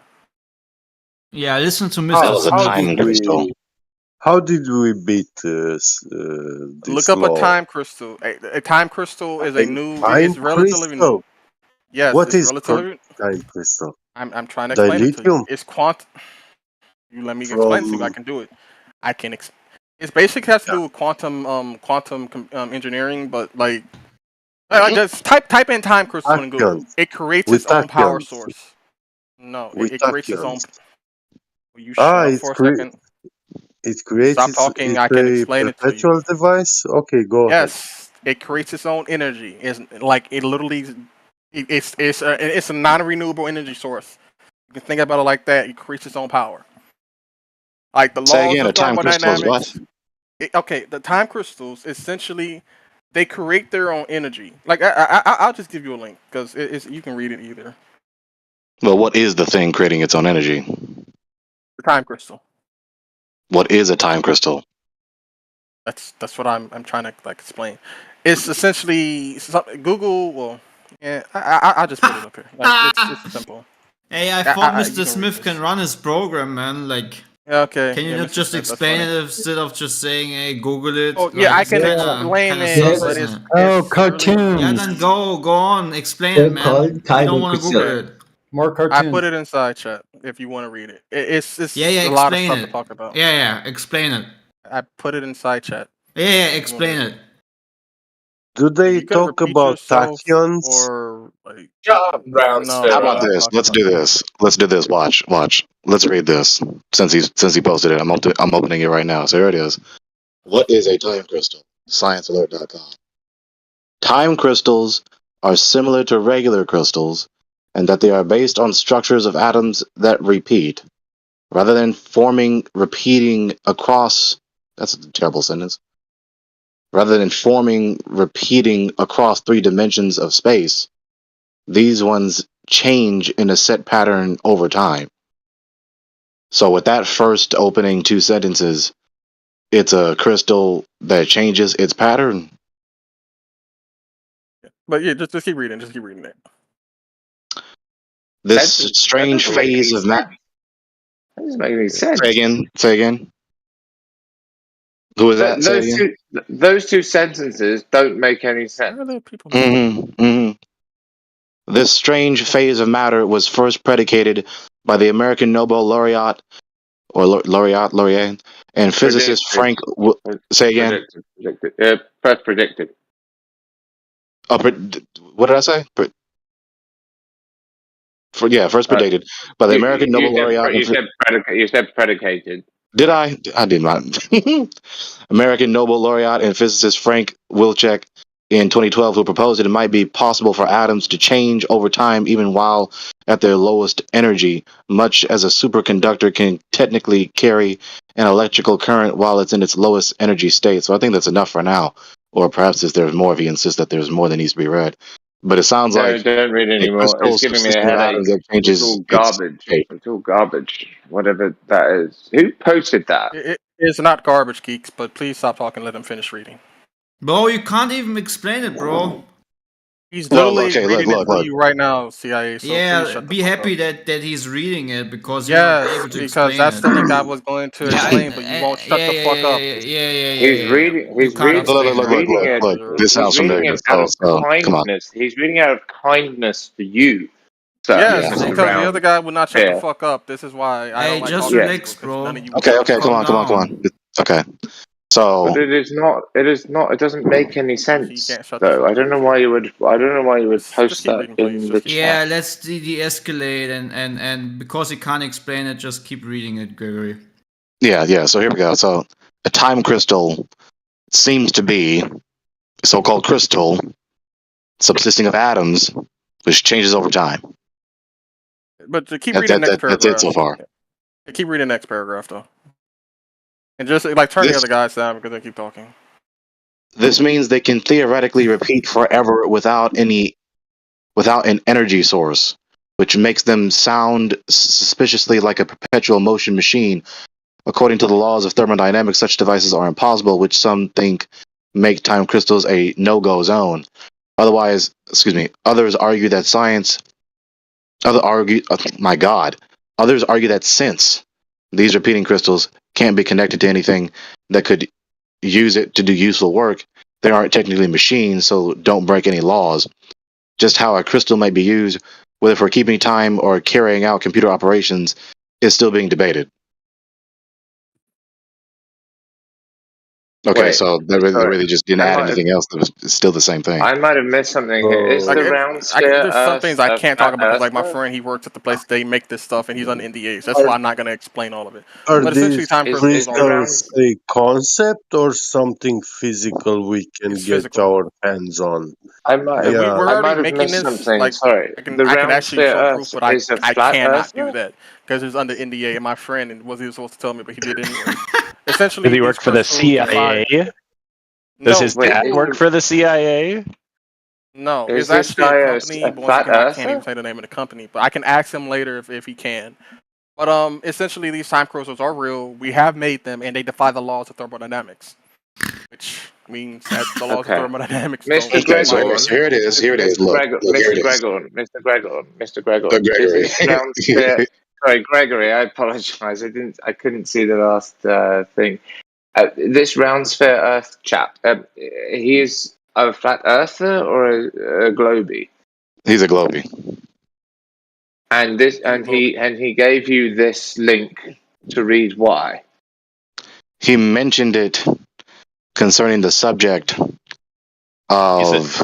He said natural laws can be violated because of this article. I see. Well, Mr. Gregory, I think, Mr. Gregory, I think I've already messaged you about a week ago when I said you orate exceptionally well. I'm sorry. And so yes, I will defer to you, but obviously you are paying too much deference to this this. I don't know what he's.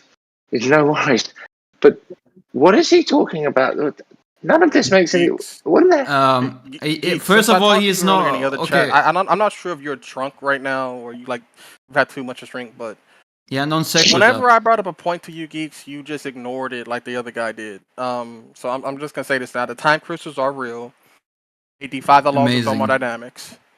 They are actually like there. If you want to read more, I can give you other links. Where can we buy the time crystal? Listen to this, Mr. Crystal Seller. Listen to this, made okay? by corporations that Hey, have Mr. Crystal Meth here, okay? contracts with the Listen. US government. Hey, Mr. Crystal Meth, Mr. Smith, listen. They're Time crystals relatively as... Yeah, listen to this. Now I'm reading something. Time crystals, as theorized, do not violate the laws of thermodynamics because they're not perpetual motion machines. They are unique phases of matter where atoms... now he can't listen to someone reading. That is very interesting. Isn't that very hypocritical? Anyways. Gentlemen, he's just messing. He's just messing around with you. He's just messing around with you. He's not Yeah, messing he's around very with you. bad. He is very bad at it, actually. I'm not But yeah, messing around with anybody. keep selling your crystals you couldn't explain in the first place. But it's I fun. can't explain them to you, but I can't. It's part of the I fun. can't tell you everything about them. That's why Okay, enough. Let Clay finish. Yeah, I know. Like special You said ed right now. I'm tired of the special ed discussion. Any globies got any globe evidence they want to present? Because of the he said because of the MBA, right? The NDA. Damn. Yeah. Thank you, Amish. Go ahead. Yeah, I'm putting an end to the special ed discussion in here. If you want to keep talking about time crystals, you can go to a separate room. Thanks. Thank you. Yeah, so anyways, concerning the laws of physics, right? This was an objection from Sphere Earth because Get Beget mentioned that this cosmological paradigm is not consistent with these so-called laws of physics, right? But of course, the appeal to these time crystals is just a red herring because the gas that supposedly surrounds the rock ball flying around the cosmic vacuum aren't time crystals. We weren't allowed My to whole talk thing about was that time like crystals. you can prove Yeah. NASA wrong and science wrong too. That's my whole point. We literally shit on these people every day.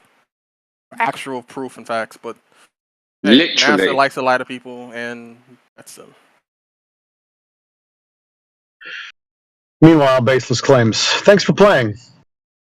Yeah, but he did well, Baseless though, claims. right? Yeah. Well, my next door neighbor has a Bigfoot in his backyard, but he's signed an NDA, so that's all I can say about it. You know what I'm saying? Yeah, Right. yeah. He signed. I mean, you can He make fun of signed them with the NBA, so he's not. He can't. You know. NDAs are usually not enforceable either, unless it's like a government NDA. That's what these are. Right? Yeah. That's what my friend, Yeah, with the Bigfoot in his backyard, he signed the same thing. So I mean, he can't talk about it. I know about it, but All right. Does anybody have any actual verifiable evidence to present? Yeah, exactly. Let's get away from this crystal new age stuff. You don't Let's even know get what back it is. to. Yeah, you're fucking stupid. Yeah. You can buy some crystals and put them next to your head or something. Anyways, Time crystals. Time crystals. Apparently. let's get back to direct measurement of Earth's surface area to figure out if it is roughly a spherical shape, like they claim. Not I like entertain that. crystal sellers. Yes, let's do that. I like that discussion. So, is there any globe head that can actually give evidence for direct measurement of Earth's surface that calculates to be roughly a sphere of a radius of 4,000 miles? No, I ain't no globe head. You ain't talking to me. I'm not talking to you. I'm a globee. Mm-hmm. But I'm not going to try. I'm not going to try and Sound like do a what baby you there, man. are. Oh, I'm a globey too. Yeah, I'm not going to do what you are because I've learned my lesson. Sir, are you sober? That's like me asking if you're a virgin. Okay. Interesting questions. Yeah, I what a weird question. I don't know, man. Okay, you don't need to answer. I'm just curious. Anyway, so you can't contribute to anything what I asked for, right? Regarding the spherical shape of the Earth. I don't dare to. Like I said, I've learned my lesson last time. I'm not going to do it again. So the lesson There's learned that. is that the Earth is not a spinning, wobbling, tilted space ball flame from an ever-expanding void of darkness. Is that the lesson you have learned? No. No? Oh. Take your time. The floor is open for anyone who believes the Earth is a ball to prove that the Earth is a ball. Perfect. Divine timing. I literally just joined. Hello, ladies and gentlemen. Hello. Shalom. So I'm here to help possibly clarify a possible misunderstanding we could have with our observations. Depending on what shape of the world it actually is. If anyone's interested, I just posted 3 pictures in the side chat.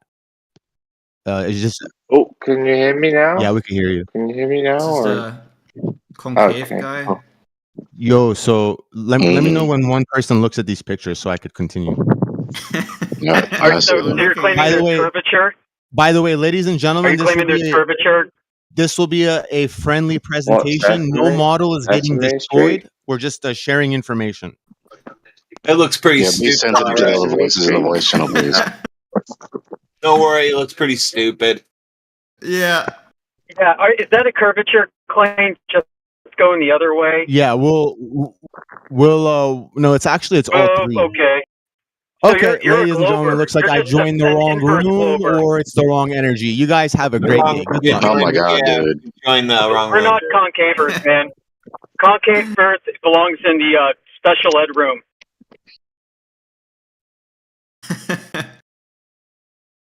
Wait, what pictures am I supposed to be looking at? 3 pictures and how they look Took care of everything that was big and nasty on that bad boy. What kind of evidence is that? I can't hear when There's one in the everyone's corner that I can't do much with. I'm gonna see it. What pictures? What He thinks these blue and yellow terrestrial ones? downward refraction exists, and that's why Earth is concave. How you doing, friend? Is it these blue and yellow ones? These blue and yellow ones? Is that what you're saying? His username That's is such all a pretty Gorgon color. Most High, and he posted an album with 3 images. Hot mic says who? Yeah. Fiesta. But they're not real. They're not real. That's a guy lying on lying with a hoodie. Little wave in the Yeah. I could probably come nab it from you next week in that Colorado or Says who? whatever. You hot micing, bro? Sound good? You bet. The second one is a laser I'll put with a it back guy over here. lying down with a hoodie, isn't it? I love these chairs. Those are cool. This says who you are, hot Never mic. mind. Maybe you can't hear me. Never mind. There's some chairs today. Yeah. That was funny.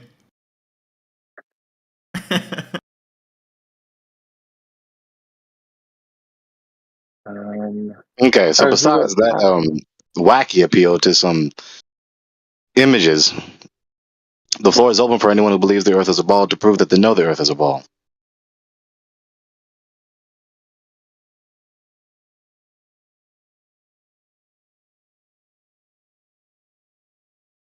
Yeah, I'm waiting as well.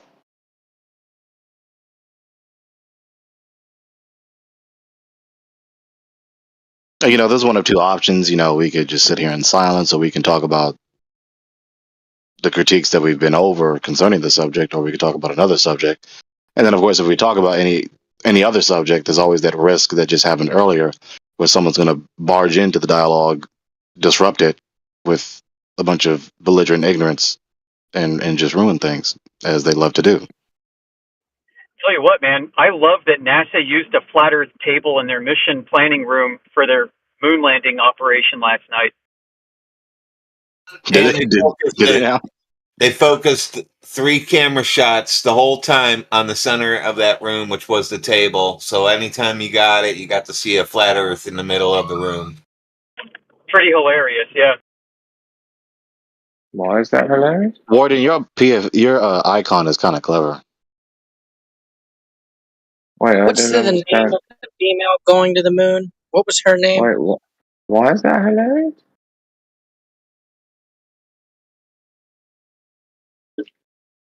With the Artemis 2 mission or what? Yeah, because I got told this morning that there was a woman who had planned to send to the moon. It was like Do they 5 now? years ago, and they Do they scrapped now? that a long time ago. It has nothing to do with yesterday. So No. If you're talking about the teacher, she was a civilian. Is that who you're referring to? The No, civilian who was an no, unfortunate. because the teacher that was supposedly going to space never made it to space. She allegedly died in the No. sky. Or are we Yeah, not she going wasn't. that She far wasn't. back? She no. She wasn't going to. She was going. Wasn't going to the moon. She wasn't part of the Apollo mission. Yeah. I think. Challenger. That's the answer. Yeah, Challenger. Thank you. The conversation kind of went Challenger. all over the fucking place about something in Challenger with nothing to do with yesterday. But yeah, it was terrible because she was. She was one of. She was not in the rocket. She still lives. She was one of, I think, She's either still alive, 2 civilians or maybe 3 civilians, maybe. Dude, nobody died in that rocket. They all those astronauts, they are alive. All of them. Anyway. What do you mean, anyway? That's good news, right? A tragic event didn't happen. Oh, God. No, it's not good news. Yeah, bit off color, bit disrespectful, but you know. No, it's great. It's great news, man. Like, people who want them to be dead are the ones that are off color. Yeah. Yeah. Oh, so I mean, when I post, so if I go ahead and I post, I post this, I'm not sure anyone wants them to be people dead. should be happy when I post that picture I posted. I'm not sure anyone wants them to be dead, right? Oh, that's wonderful news, Radwin. Great. Yes, they're all alive. Don't worry, everybody. Well, some of them have died off. Thank God. Yeah. Praise the Lord. Yeah. What would you call a person who fakes his own death? A liar. No, that's actually a crime. Oh, sorry. Oh, you're saying there are some of you that believe that they're still alive, and these are pictures of they them are still alive. alive. Oh, we know they are They are alive. still alive. That took a I minute, didn't. It did. I didn't know this was even a thing. Yeah, because the NASA is really good at lying to people. That took a minute, eh? Oh my goodness. Wait, who said Mr. Mute Happy? His mind's blown. No, Yes, you don't Geeks, really. You see how NASA lies to people now? You see the lies they tell you? They got on a really big slide that went all the way underground, and they sat in a bunker while They it didn't do launched. shit. That was all on television. You guys believe in some mysterious slide bunker that they just happened to go down before they blew it up, which is fucking retarded. Oh, so Mr. Mute Happy, you only put that on there. You're not a proponent of this movie. You're not a proponent of this, Mr. Mute Happy. So you're saying it was special effects, not practical effects? Is that, Warden? What man in his right mind? No, I'll tell you what stay happened. so close As soon as to a Skeppy died in about tank. 15 minutes. Sorry? I'll tell you what happened. So you guys are watching a TV show, and the thing blew up, and they had to figure out something. And so there you go. Everybody, because nobody went in a rocket, so the rocket blew up. Now they have to say, well, fuck. Now you have people that were supposed to be in there. Now they're supposed to be dead. What do we do? There's your contingency plan. Well, that woman, she was a teacher, so she was very well educated, so she must know how dangerous liquid oxygen containers are. you have to handle them very, very carefully. You do. That's true. Yeah, those are real hazards. When those go They boom, are. they make a big You don't want to be kaboom. around. You don't want to be around them, do you?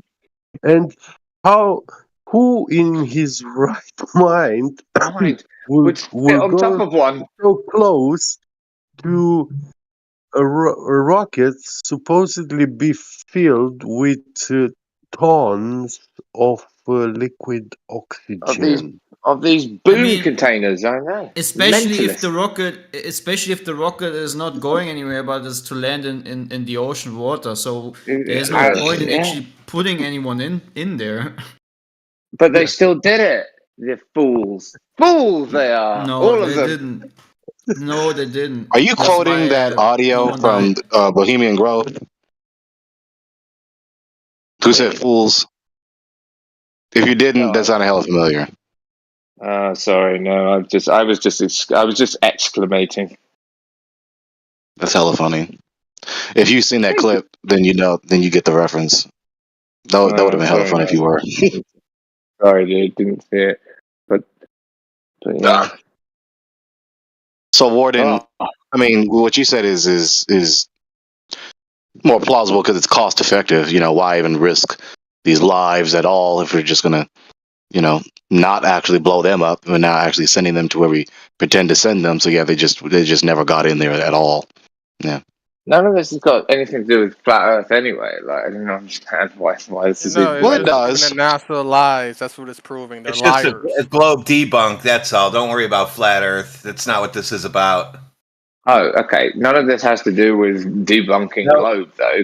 Yeah, the whole globe is a lie. We've already proven that. That's what this room is all about. Nothing to do with flat Earth. What have you proven, though? What have you actually proven? Yeah, it does have to do with the globe Earth. Obviously, we know full and well that the moon landing missions is, as it were, the resurrection equivalent in this worldview.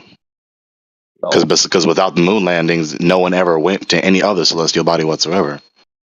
Just supposed to go far enough away to see the entire sphere. No, it could still not be a globe, and you could still go to the moon. That's still possible, isn't it? You're missing the point.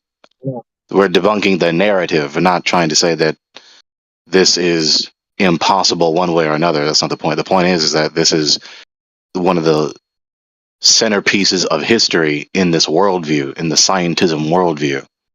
So if they don't have the moon landings, then it's like the Christian not having the resurrection. Or it's like the Quran never being revealed to Muhammad. That's not true, though, because you can still have a not globy Earth and still go to the moon, can't you? You're missing the point. That's not the point. Isn't that you can't go to the moon? The point isn't that they haven't been to the moon, and so they can't appeal to the moon landing mission. It's not a globe. It's not a globe, right? No, that's not the point. I'm telling you the point now. You're just persevering to distract from the point. I don't get it. Is anybody old Gregory, enough to the guy see is the drunk. Apollo landing You have to understand. on TV? How would you go to Doesn't sound the moon? drunk to me. It sounds very articulate for a drunkard. I talked to him earlier. He's drunk. That's very kind of you, sir. So yeah, I can tell you're already trolling. So we're gonna see how long this one goes. Yeah. So the point is that this is one of the centerpieces of history in their worldview. So if they don't have this, then they can't justifiably say that anyone has went away from the Earth far enough to snap a photo, come back, and give a show and tell to the human race. That's the point. A photo of what? A photo of what? A photo of what? The Earth, like I just said. The Earth being what? A sphere. There you go. Over and over again. I mean, there I go. It's what I said in the first instance. You said the word means you accept it. You said it had nothing to do with the globy thing, and I said they're not mutually exclusive. Still missing the point, dude. What is my point? What is your point? It is not logically possible to make the point more clear. So what is my point? Why don't you tell us what it is? Story. Because right now your point's a bit fuzzy. It's not fuzzy. It cannot be made more logically clear. What is my point? Your point is that the Earth is not a globe. Oh my Lanta. Yeah, no. Next person. I told you this guy geeks. He's drunk. I talked to him in another Discord chat. He doesn't understand anything. Give me another chance. Give me another chance. No. Damn. Aye. Ruined all my chances.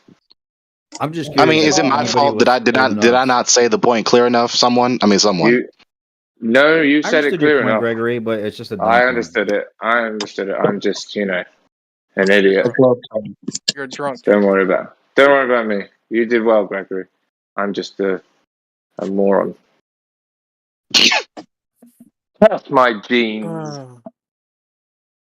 Stop drinking beer, We bro. appreciate the honesty.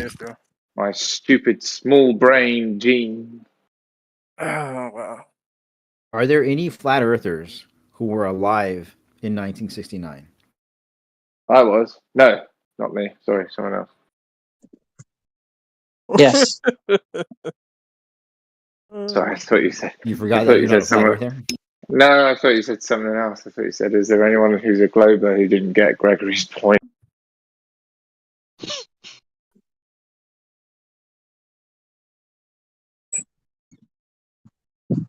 Anyone see the Cosby Show lately?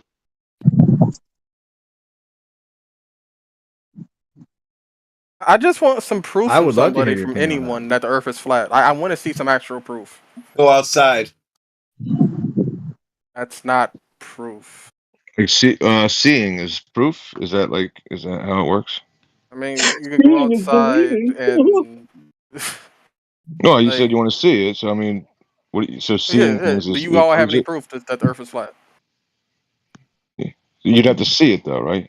It wouldn't have to be Okay. logical. It wouldn't have to be rational. You would just have to look at measure it. Oh, you measure it now. All right. So a measurement. Can you measure the Earth is flat? Like how much you'd of a have to go measurement see you it. want? You'd have to go do it for your damn self, like we did. Or if you did the measurements for yourself, you should be able to post your findings. We post them all the time. Do you got any proof You of that post me curve? something? No, I never said the Earth was curved. But do you believe the Earth is a ball?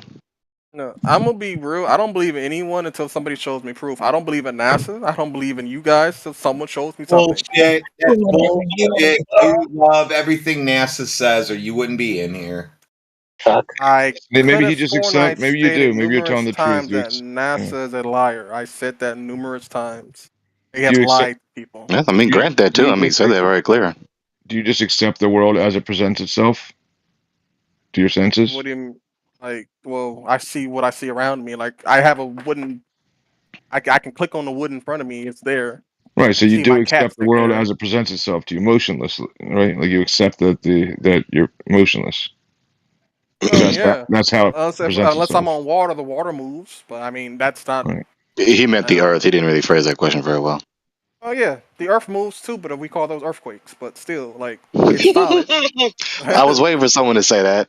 I was waiting I for mean, someone yeah, to the say Earth that. does I move at knew some that the point, so- retort was possible. Yeah, it is possible for the Earth to move.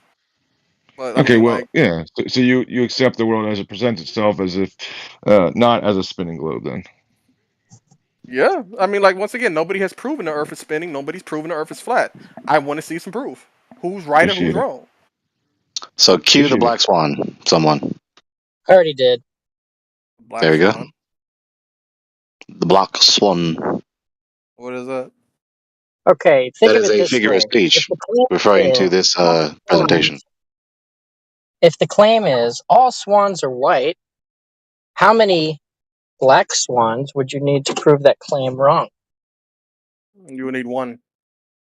All right. Well, there is one in the chat right now, and the logical statement to go along with it. Could you please read it? Do not listen to this. It is a what? I Geeks. thought What there the was fuck are somebody you who was talking named about? Black Swan. Look at the image that Kiko tagged you in. Give me a second. What he tagged me? Are you even following along in here? I hope he is. You talking to me? You talking to me? Talking to a guy in Yeah, another channel that's not related to this channel. Oh, okay. Guys, do you know where Chris the Flat Earther is? Hold on, can you relax? He's gonna read this formal argument here. Argument, yes. Wikipedia. Oh my lord. Oldest potent. What kind of source information are you pulling out of your ass, man? Come on. Q, not Q, therefore not P. The Earth is a sphere of radius of 3,959 miles.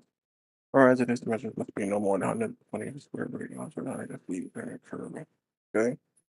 A Bible platform habitat. Okay, so in that the picture, it's actually a still shot from a video taken by a gentleman who lives in California, if I'm not mistaken.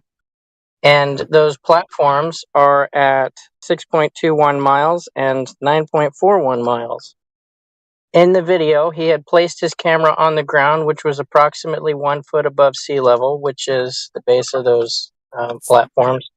And you said it was in zoomed California? in with the camera. Yeah. And he Did he zoomed say in what with town? the camera. BMLSB 69. You can look him up on YouTube. BMLSB 69.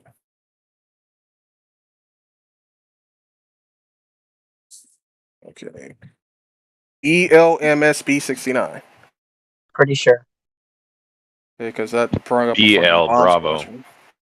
And like that brought up like a GPU 69 glide bomb. That's no, that's what I type it on Microsoft Bing. Let me go to Google. If you change the filter setting to look for an individual, you might find him. Or if somebody's gracious enough to send you a link.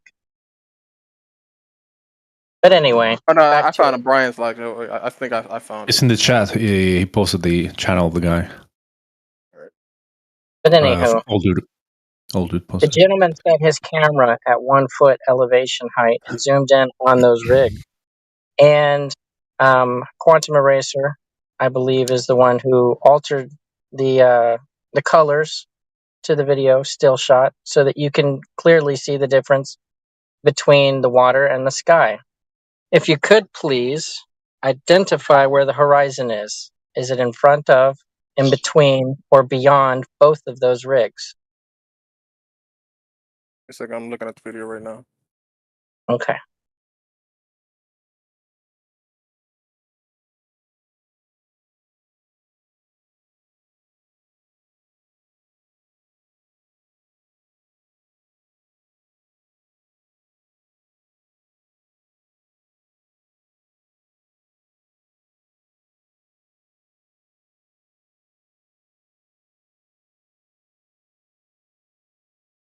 Oh, yeah, the P900.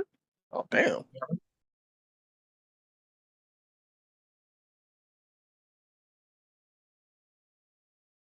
Is this the first time you've seen the Black Swan? Oh, this is the first time I've ever seen somebody with a P900 actually using it. It's just like I have a P900. So is that a yes? This is the first time you've seen it? Yeah, I haven't seen this video yet. There's a still shot of the video in picture form with the Modus Tollens typed right onto it. Oh yeah, you read it out loud and looked at it. Where was the horizon in that photograph that Kiko had asked you about? Where's the horizon? Was it in front of the oil rigs? From what I'm looking at, it's like it's behind it. Like the horizon itself has to be behind them. All right. It's beyond it. So, according to the geometry of this Earth that we're supposedly living on, the horizon should have been at 1.2 miles, not beyond 9.4 miles. And then if you watch the video well enough, you'll see the island off to the left, and I think it's a peninsula or another island to the right. And somebody had done a reference check on the distance to those islands, and it's like 20-something miles. Wait, So- 20 miles from the shoreline or 20 miles from the oil rigs? Or like From the shoreline. The observer looking out 20 miles, there's your land masses beyond these rigs that are 9.4 miles at farthest. Yeah. So So I that mean, what he's means, laying out for you is pretty obvious. Yeah. yeah, what that means is that the horizon, which is the apparent conjunction of the Earth and the sky, it's 20 times farther, or with the oil rigs and the black swan that we like to propose, it's at least 10 miles too far, which that changes the radius value of the Earth by a significant amount. It's like Well, how 1,000 much? times bigger. Can you post a Six. map of So, that? wait. So the Earth is 1,000 times bigger than No, what is shown, or no, 10 times. The 10 horizon times? is 10 times too far. That means you don't have, you have a observed instance where the radius is greater than 3,959 miles. And then so your conclusion is either going to be that the geometric shape of the Earth is changing in size, or the horizon is an apparent creation, meaning it's in your eyes, how you see. And if you're seeing 10 times farther than the geometric shape, you're not living on a ball with a radius of 3,959 miles. Can you post the math for that? Wait a second. Let me go to Google Earth right fast. This guy says he's in Santa Barbara. I'm Well, trying to did you? go to Google. I mean, Yeah, you're. I understand what he's saying. I understand what he's saying. That You're not I going just to want Did to you see. see it though? Yeah, I saw the video. Yeah, The but did math you is see it? in Like the you said, you would want to. You wanted to see it. Do you feel that now that you've seen it? Yeah, I've seen it. And I'm So, just not. I'm like, okay, can I finish? I'm going so to you're the now guy. you're on board, right? Yeah, I'm just trying to see one thing right fast. Give me a second. I'm looking at the video right now, Shoreline and Doctors. Shoreline Cafe. I'm not. So the math for the geometric horizon is 1.225 No, times can you write the it square down? root Because of the observation height in feet. So if you was at 1 foot, 1.225 times the square root of 1 foot. It's really simple. what? And then if you want, you can get any of the horizon calculators that you can find Yeah, on I Google. mean, yeah, I Put mean, in I 1 saw the foot on video, and he observation. in the beginning he goes Yeah. to one of those calculators, right? Yeah. So that was kind of my question. Is like, okay, what is that calculator doing, right? It's telling you the distance to the horizon. However, the distance Yes, to the horizon doesn't match the but how? observation. 1.2 times the square root of the observer of the camera's height in feet. They drew it in AutoCAD too, so you can So it's just like a look at it linear that way too. So to double 1.29. Where did that number come from? Okay, so 1.29 times what? The square root of 1.225. You can just Google distance to horizon equation or formula. What's the square root of 1? Anybody? 1. There we go. So there that's we where the go. horizon should be. Oh, fuck. Because it's 1 foot off the ground. Yeah. Okay. You've been coming in here for months. How do you not know this? You guys have never tried to do any math before. Oh man. Okay. So 1.29 is times the square root of 1.225, and that gives times the square root of the observation height in feet. You can take this in the real world and you can make your own observation. If your distance to the horizon is greater than the number of that equation, you are seeing too far for the geometric shape. Yeah, I get that you have an equation that will tell you the maximum distance that you should be able to see, right? Yeah, derived from like the Pythagorean theorem. Like, is that what you're asking? Okay. Where's the math come from? Like, where does the geometry come from? Is that what you're asking? Yes. Yeah.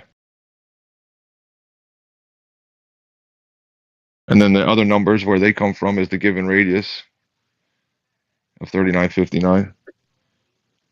That circle, triangle, and you know. Yeah, but I didn't hear a 3959 in this math expression that you gave me. That's why, it's hard to talk about math. Like, just write it down for me, please. No, the 3,959 is in the logical explanation, right? It's not in the equation. The equation is to identify the distance to the horizon, the geometric horizon, because of the shape of the ball, right? And then if it doesn't line up with the claimed radius, 3,959 miles, if it is beyond that distance, you are seeing too far. Right. Okay. Yeah, if you want to do the math longhand, you can, or you can sit there with like two side-by-side screens with the Earth curve calculator up on one screen and say, okay, 1 foot, where should the horizon be with the math already done for me, and it'll tell you 1.225, and then you can have a calculator right next to it going, okay, 1 times 1.225, and then so on and so forth, raising your elevation if you like to double, to put it against that. Wait, It's not a flat Earth I have a calculator. question right fast. I have a question. Okay, I live in Chicago because I'm going to ask a question that probably goes with what you guys are saying. I've gone to the top of the Willis Tower, or Sears Tower, but I've gone to the top of the tower, and I know for a fact you can see 50 miles out from that tower. I never saw the horizon from the 50 miles, like from the top of the tower. Nice. So then, if the tower is 50 miles, your equation is going to be 50. You're going to get the square root of 50, and then multiply that by 1.225. Yeah, 50 feet or has to 50 be in feet, feet. find the square root, right? Square root of 50 feet times 1.225. That's the distance to the horizon. If it's beyond that, you're seeing too far. I think the tower is taller than 50 feet. No, I'm saying you can see 50 miles out. That's what I'm saying. Like, literally, you can see 50 miles from the top of the tower on a clear day. Like, that's how far you can see. And guess what? From the shore, you can see opposite direction back to Chicago from just standing there without being 50 miles in the air. Yeah. Wait, Do you want that photo or also? No. So wait, you said you can see the shore from Chicago. Wait, which You shore don't are you need to talking be. You don't need to be in a tall building to see Chicago from the other side of that. Was that Lake Michigan? Oh, that reminds me. I got a picture. I never tried that before. I never tried to look at the other side. Why haven't I tried looking on the other side of the lake? I don't know. You don't want to know the truth. No. I've never actually tried doing that. I've always looked to the west for some reason. What did I think about it? Well, if you look over the water, you're going to have a flat surface, and you're not going to have topography changing the way the horizon looks, right? Because Yeah, you're going to be looking over. It's always been it's always been flat when I'm up there. Like, I've never seen any shape change in shape up there. And like, you're not going to. Yeah. You're not even going to see the curve from an airplane. Well, I've never seen a curve from an airplane either, and I've actually flown a plane before, so that's another thing. I've actually flown planes in high school and stuff. Sounds like you didn't like that career and chose what? Huh? Well, yeah, this is what was put toward you right to begin with. Just look at it. Just accept the world as it presents itself, right? So, and what you'll realize if you go through this whole thing is that you'll realize that you've seen well beyond what they suppose is the physical Earth curve horizon all the time, and you just never realized it. You never questioned it. You walked around, you flew around, you went to tops of buildings, and you're like, I can see as far as I can see. Unless it's foggy out or something else. Right, and never realized that there is a limitation based on their geometry that's debunked every day. You just walk around and look at it, but you don't think about it. Nobody does. Why think about it? Like when I was in high school, I didn't care about the Earth being round and fly. Like I never cared about any of that shit. Like I wanted to fly a plane. I'm gonna be honest. But like I know NASA's lied. I've caught NASA lying before. I've caught government institutions lying. But then again, I have friends and family in some of these institutions and corporations, and they tell me stuff that I find hard to believe. But once again, like they tell me that this shit is happening, and like they're not supposed to, but they like I've seen videos and shit that like most people wouldn't believe in, but I've never seen a picture that I can like actually say is proof of like the Earth being round. Like they've never done this. Like I haven't seen a single image from anything. Yeah, I don't know. Like at all. Like so. Yeah, you don't do. Yeah, I mean, it comes. I mean, if you need, yeah, I mean, you won't. But yeah, if you need somebody else to tell you what to see and how to see it, you can go for that route. But that doesn't sound like you. It sounds like you can definitely see the Earth all by yourself, and you aren't seeing what they're telling you should see, which would be curvature and a drop rate. I have a question about your friends showing you stuff and all these people you know that believe in stuff. How come you didn't say, "Nuh-uh, prove it," like you did in here? Did. And what did they do? What did they do? Did they prove it to you that it's real?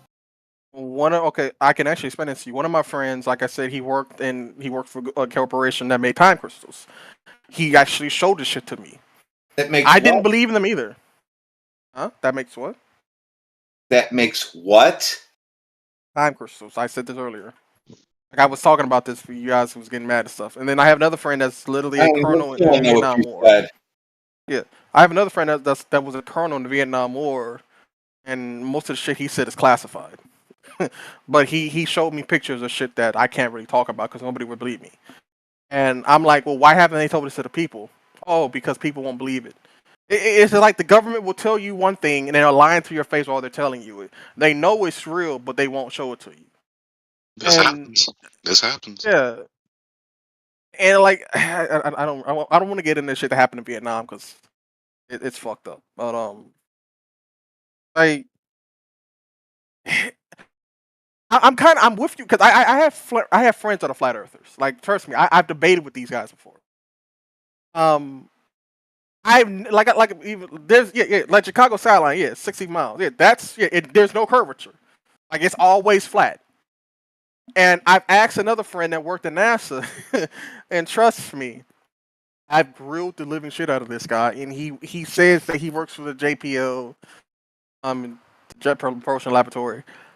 And I start asking them simple questions. Oh well, I can't answer that. It's top secret. Like, okay, well, can you show me a picture? Crazy. And then he won't do it. Like he just won't. How do you know he works there? He's actually had like taking pictures of himself inside the fucking JPL laboratory. Doing selfies. Doing what exactly? You know, I can go to NASA here in Cleveland and walk around and take pictures of myself. Well, you can't just walk into JPL and like there's some places that That's you can't just not walk into. true. You can just walk into JPL lab. Okay, do We it. have a visitor center just like all the NASA's do. In fact, yeah, it's a my visitor building center, that I don't even yeah. work at NASA has a visitor center, and I Yeah, don't it's a work for visitor NASA. center. I'm not talking about the visitor center though. I'm talking about the other rooms, and it's like like there's other rooms there that you just Like, what do they they're not do for there? visitors. What do you think they do there? I can't tell you what they do. I don't work there. Can you give us a That's cool right. hint? That's Sit around a right. flat Earth table. Look at monitors. That's right. You can't tell because you have no clue. You're just repeating a story. So once you realize that, you'll start seeing what I'm saying. That you're just telling stories. I mean, it's a picture my friend showed to me. I don't see how that's a story. Well, evidently he's highly skeptical. So working at NASA means the Earth is a ball. I never said that. That wasn't Warden. That wasn't his point. Like, mute. I'm not sure if you're like I'm trying hostile to or lead him somewhere. Go ahead, Gregory. okay, mute. Like you have to understand. Like when you say this to people, you come off as an asshole sometimes. I know. I'm trying to get you to say stuff.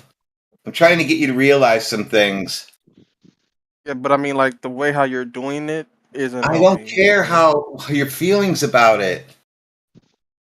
Well, anyways, so his point was that he has some anecdotes from close associates of his who are testifying to very peculiar activities, even conspiracies, crimes, or at least violations of company policy, which lend credence to the skepticism and analysis that we do of these same institutions, especially NASA in here.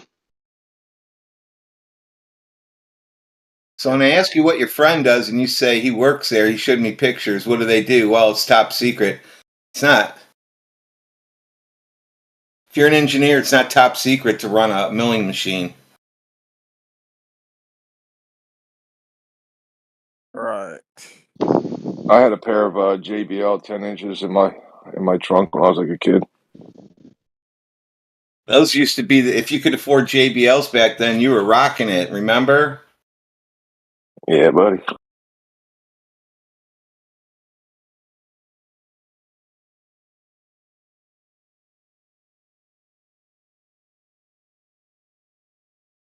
So, the argument that was presented to you so far, Party Pigeon, are you convinced? Do you now know the Earth is the surface of the Earth is a topographical level plane? Well, yeah, from based on everything that I've seen, it's flat. There's been nothing else to show that it's round. Yeah, there you go. There it is. That was an easy one. Congratulations on that. Yeah, it goes towards like some people's argument that you need these stepping stones like kind of disbelief first. I don't know if I've had many of them or if maybe I was born with them, but things like they'll say you got to pull it out from this side up first. See that there's and build upon the obvious distrust, and then you can be receptive to the next level. I was gonna say something else, like flat earthers, for example. Like there are flat earthers that have their own models. I'm not saying you guys have a model or whatever, but some of the stuff flat earthers say, some of the stuff flat earthers say, I'm just like that. Like for example, they say the Earth, the sun is some type of fucking flashlight. I've heard stuff like that before, and I'm like, well, what about the eclipse? I've asked a flat earther, can you explain the eclipse to me, and they can't do it. Yeah, at best they may have been. Yeah, I'm sorry. Go ahead. And then, like, I asked them, well, if the Earth isn't flat or Earth isn't around, I can see the shadow of the Earth on the moon during an eclipse, and it is well, I guess you could say it's a curved shape. Now, I've seen this physically with my own eyes. Now, but the thing is, you're asserting that it's the shadow of the Earth on the moon. You don't have evidence that it is the shadow of the Earth. Exactly. What you have is an explanation. What you have is an explanation, right? Like, if the Earth is a ball flying through space, and the Earth gets in between the sun and the moon, the Earth is going to cast a shadow on the moon, right? That's a story. Oh yeah, that is how a shadow works. You don't have any way to validate if it's actually the shadow of the Earth, and if it's not, or if it's even a shadow. Exactly. Well, I'm sorry. Like, okay, now see, this is what I'm talking about. Like, I talked to one of my friends about this before. The same thing this guy just said. I've heard that before, and I asked him, "Well, if it's not the Earth, what is it?" Okay, he you never ready? gave me an answer. Ready? At 57 minutes after the hour, you can go ahead and click on that and look at that lunar eclipse during the day and tell me what's wrong with it. The lunar eclipse. During the day, make sure you say that part, because it should only be at night. Yeah. You shouldn't be of the mindset that the lack of someone else's explanation is validity of yours or the one that you've been given. It's fallacious. That's the two quote quay fallacy. Picture you because if posted. you want a story as to why the moon does the thing, I can give you a couple of stories. I'd just be pointing to what the ancestors were saying this guy was doing, but they didn't know either. All they did was have an explanation and a story. I have a siren going by. Hold on. Yeah, so let's say this, rather than drowning him with replies. So concerning the celestial bodies, it geometrically would demand, standing to reason, that if the surface of the Earth and the seas are topographically planar, and the celestial bodies are all above the surface of the Earth, right, and the Earth is not in between the celestial bodies, then there is no shadow on the moon being cast onto it by the Earth. Right. But the picture you just posted is proving that there's a shadow on the moon. And you can see you're missing the point. Listen. You're missing the point. I'm missing the point. The point is that There is no shadow being cast on the moon by the Earth. Well, what is Then it? what is casting the moon? Well, I mean, what's casting shadow on the moon? Well, we don't know if it's a shadow or just a lack of light. That's Okay. like step one, and then you could try to demonstrate. Why is to it me that- curved? You could try to demonstrate to me with two spheres. Okay, this is the same thing my friend said. You Like, could try to you guys are demonstrate saying with what he two. said. Well, maybe you just all right. I mean, you just can't prove it. You can't test it. You can't touch it. That's always pointing out. But you could then demonstrate to me with two spheres that you can cast a perfectly curved disc-like shadow onto the other sphere using another sphere and a Stiglitz light. I mean, if you could demonstrate that to me. Now, what you just said, I can also say the same thing to you. I can tell you to go outside, stand when the sun is at when it's coming up, and your shadow is one height. Then, like at noon, your shadow is shorter. Son, tell me how you have a lunar eclipse during the day when the sun is up and the moon is up. How is the Earth in between? Go ahead and explain that to me. Well, then that would mean that the sun is probably behind the Earth, and the moon It's is up. behind It's during the day, and you can't Yes, see the day. moon at the same time. Well, then that would give proof that the sun is brighter than everything else out there, and the Holy sun is literally shining on the planets. when the sun is up, right? When the sun Okay, is the up, it's sun is daylight. up. Okay, Right. it's daylight. Daylight. Right. The eclipse that you're claiming is when the Earth is in between the sun and the moon, where the sun is being blocked by the Earth. Right. So the sun is not up. What do you mean? Yeah, the sun? so The sun you're is making always you're making a fallacious step in your line of reasoning, I'm not making. or a it fallacious seems that you are. So that's why I'm trying to go through the first step first. First step is establishing the refutation to the idea that the Earth is casting a shadow on the moon. All the celestial bodies are above the face of the Earth. The Earth is not in between any of the celestial bodies. Can you prove that? Because everything that is ever shown goes against what you just said. We mean can I prove that? That's what we've seen our entire lives. Wait. I just told you what happened, and I said, you need to tell me how that happens on a globe, and then you wanted us to prove it. So, no. You tell me how 3 balls not in alignment cast a shadow down by your feet. Your feet cast a shadow up onto the moon during the day.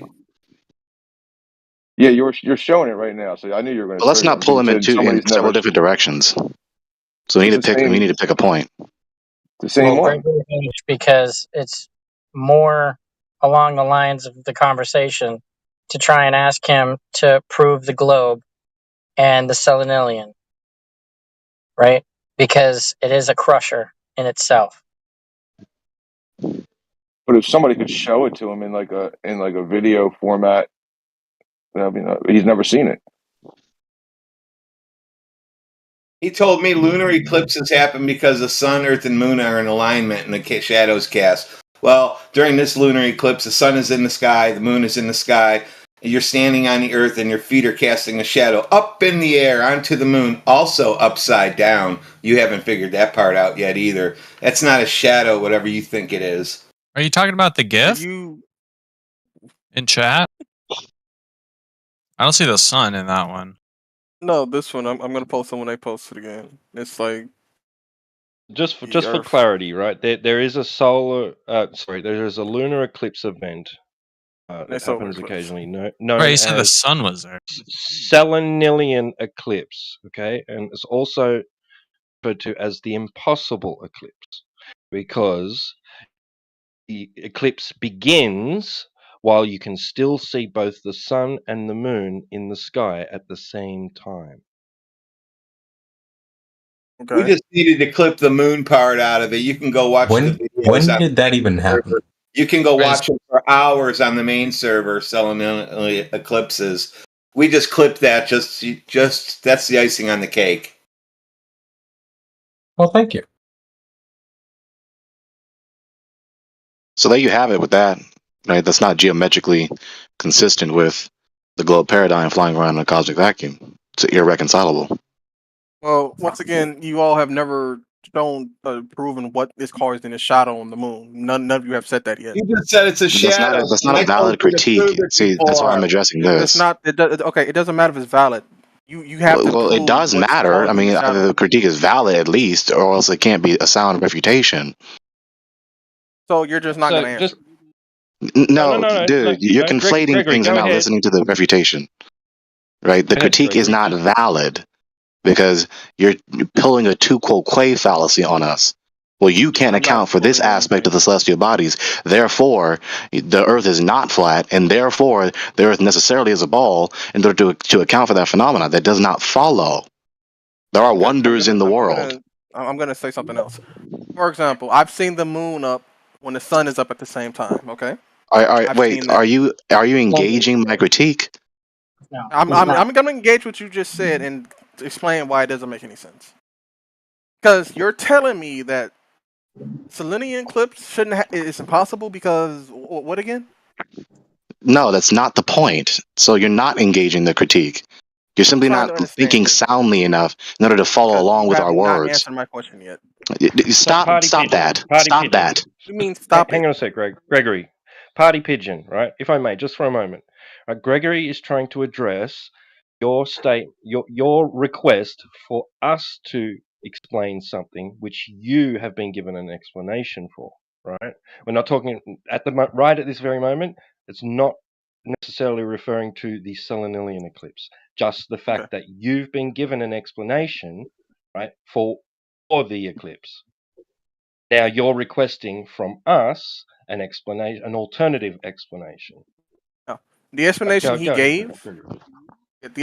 gave does not match up with everything what I've seen. I wasn't even addressing the Selenilian eclipse. You're simply not paying attention to my point. I'm talking about I'm talking about the shadow on the moon. You're not addressing what's causing that.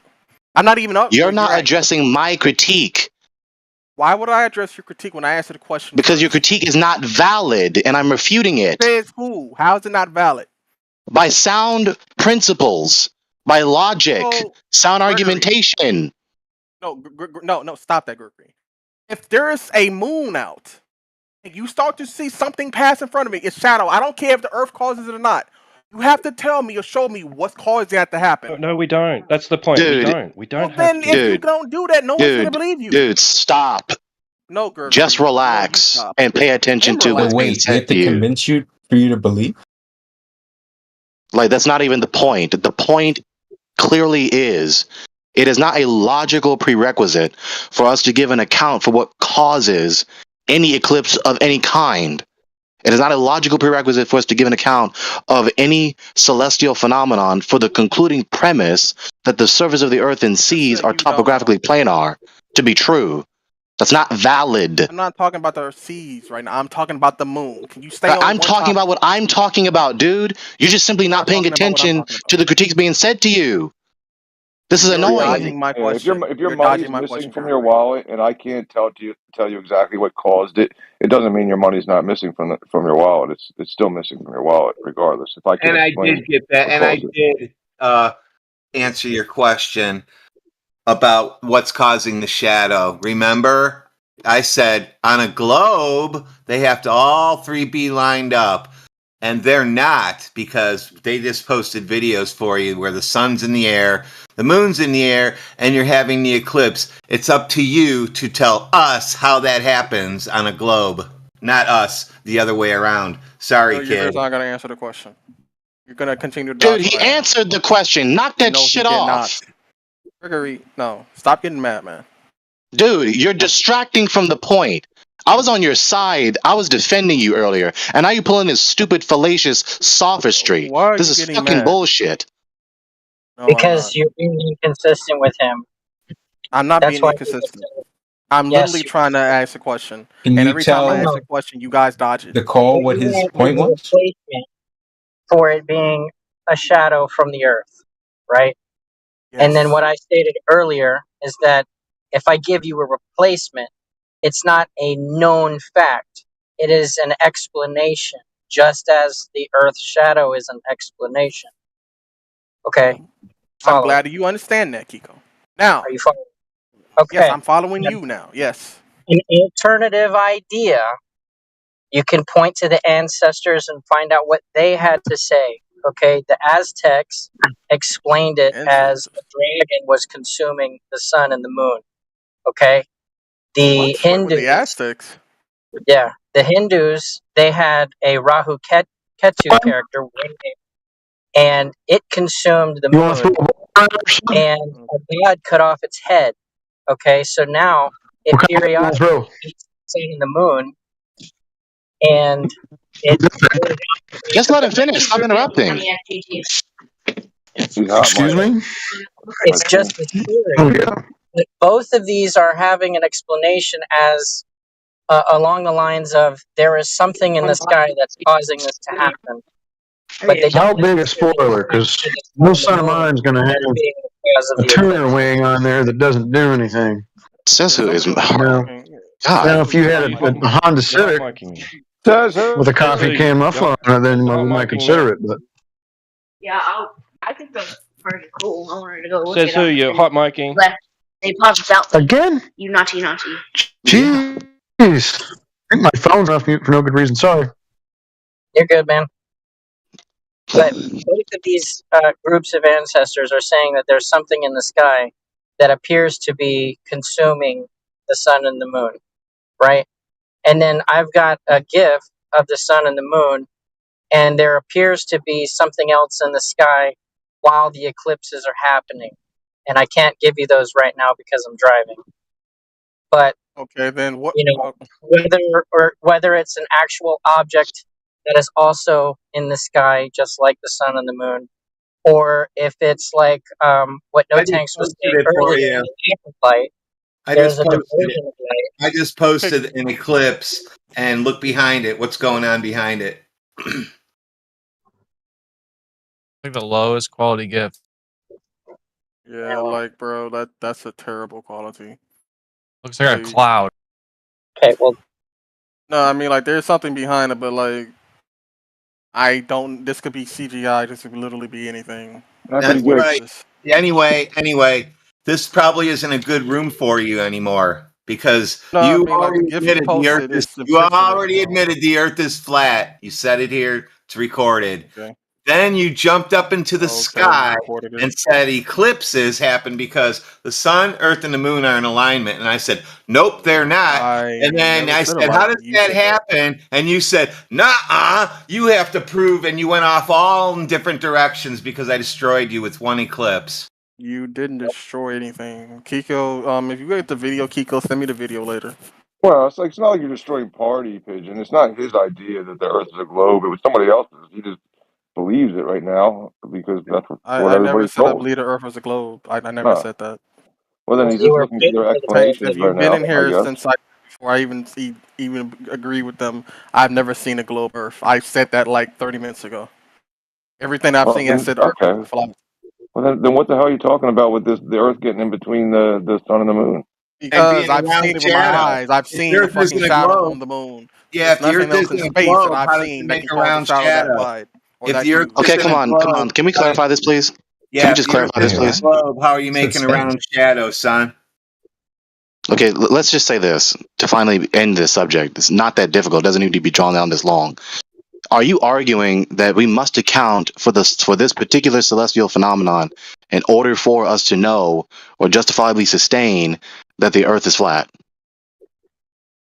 Yes. Okay, that's not valid. Crying out loud. Why is it not valid? It's not. Okay, it's simply a non sequitur. The nature of the celestial bodies has no bearing on the shape of the Earth, especially given that our observations are irreconcilable with a ball flying around in a cosmic vacuum in the midst of other celestial bodies. We don't observe that ever at all. That's He the already point. said he doesn't believe in the globe, but yet a globe is casting a shadow onto a moon. So he's contradicting himself. Unless he has a You fallacious posted idea the that shadows it and is gifts going that have a to shadow space. or something on the moon. That's what you're saying now, Mr. Mute. You're not gonna address what's causing the shadow. You just don't know. Just say You don't don't know. even know that it is a shadow. That's I the never said it point. was a shadow, dummy. Okay. So If I it's not a may, shadow. for a So moment, what is please. it then? If I may, for So a it's a moment. Hardy, wonder. That's what I said in the first place. You're not if I can just- listening. Okay. No. I Just one listened to sec. everything you said. One sec. Gregory. One sec, Tito. guys. One sec. Okay. Here, right? What happens is an individual will make a claim, right? And we will ask them to support that claim. Okay? It does not rely on the validity or your credulity of somebody else's explanation of that claim, right? Your claim must stand out on its own, all alone, and you must support it with under its own merits. All right. So if you're saying that you have an explanation for this, okay, that's fine. If you're happy to go along and believe that story without evidence, that's fine, right? But you can't expect somebody else's lack of explanation as proof of yours, as evidence of yours, because all you have so far is a story you've been given, an explanation. Now, explanations require evidence or proof, right? Okay. And somebody the difference gave a again. good example earlier. Somebody gave a good example earlier of I'm missing money from my wallet. I think it could have only been this person, that person, and then did you take my money? No, I did not. There's money missing from my wallet. You were here. You must have taken it. I didn't take it. Well, unless you can tell me who did take it, you're the culprit. You're the one. That's not valid. Yeah, I would never do that. An invalid form of reasoning.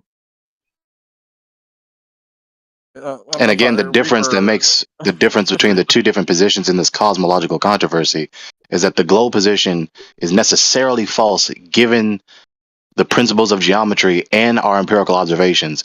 We've never seen the Earth be in the midst of the heavenly bodies, of the celestial bodies. They've only ever been above us. And so to account for the so-called shadow on the moon, which is not even known to be a shadow, okay? You may say shadow in another sense, right? This black curving object that seems to glide over the surface of the moon, but you don't know that it's the obstruction of light upon its surface. You don't know that. I know what it is. It's a black hole. There, I answered your question. On flat Earth, it's a black hole passing over. You know, you can just like to Warden's point, you can toss up anything that you can fix your mouth to say, but you don't know unless you have an argument to prove that that phenomenon is a shadow being cast onto the moon by the Earth or whatsoever else. I want to address what Mr. Mute just said, and I'm gonna prove to you why what he just said makes no fucking sense. Because if you say it's a black hole, where are you getting your definition of a black hole from? Dude, you totally missed the point. I want to. Anyway, dude, you keep calling it a shadow, and you haven't proven it's a shadow yet. So I'll say it's a black hole. I can't prove it's a black hole. Okay, what's a black hole then? Dude, why are you pressing that? You're totally missing the point. I'm not missing the point. I literally just addressed his point. You really think that was a genuine predication from him? He was being sarcastic. Rhetorically sarcastic. I know that. So then why are you pressing it? So you're deliberately distracting from the point. No, Gregory, you're not saying it. He's being sarcastic, and he's using a very bad term for it, for his explanation. You wanted to know why there was no light there. You just recognized that he said a sarcastic retort. I'm giving a scientific explanation. You know, science says black holes absorb light, so it was a black hole that absorbed the light. Prove me wrong. What else do they do? Prove me wrong. Prove me wrong. Black holes do? They absorb light. Black holes do, Mr. They absorb light. And what else? I don't know. Absorb light. So go ahead and prove that. Okay, I got you right there. I got you. See how stupid you sound? Mr. Mute, you're being disingenuous, bro. No, you're the one being disingenuous. The point has been said to you clearly multiple times now. You keep distracting from it. Your line of reasoning is not valid. Accounting for the celestial phenomenon of that black body moving over the surface of the moon is not a logical prerequisite to prove that the Earth's surface is flat. Curve, by the way, it's a curved shape over the moon. So you're still talking through the refutation. You're a sophist. You're a fucking liar. What the fuck is a sophist? How am I a liar? Yeah, look it up. No, SOPHIST. You're saying it, you explain it. No, shut the fuck up. No, Gregory, because you're getting mad again. No, you're a fucking liar. How am I a liar? No swearing. Because you're sitting up here being dishonest. You're sitting up here persevering to distract from the point. It's fucking despicable. How am I getting despicable? Yeah, shut up. Someone's showing a gif of a curve on the moon, right? You're not even addressing any point we're making to you, so shut the fuck up.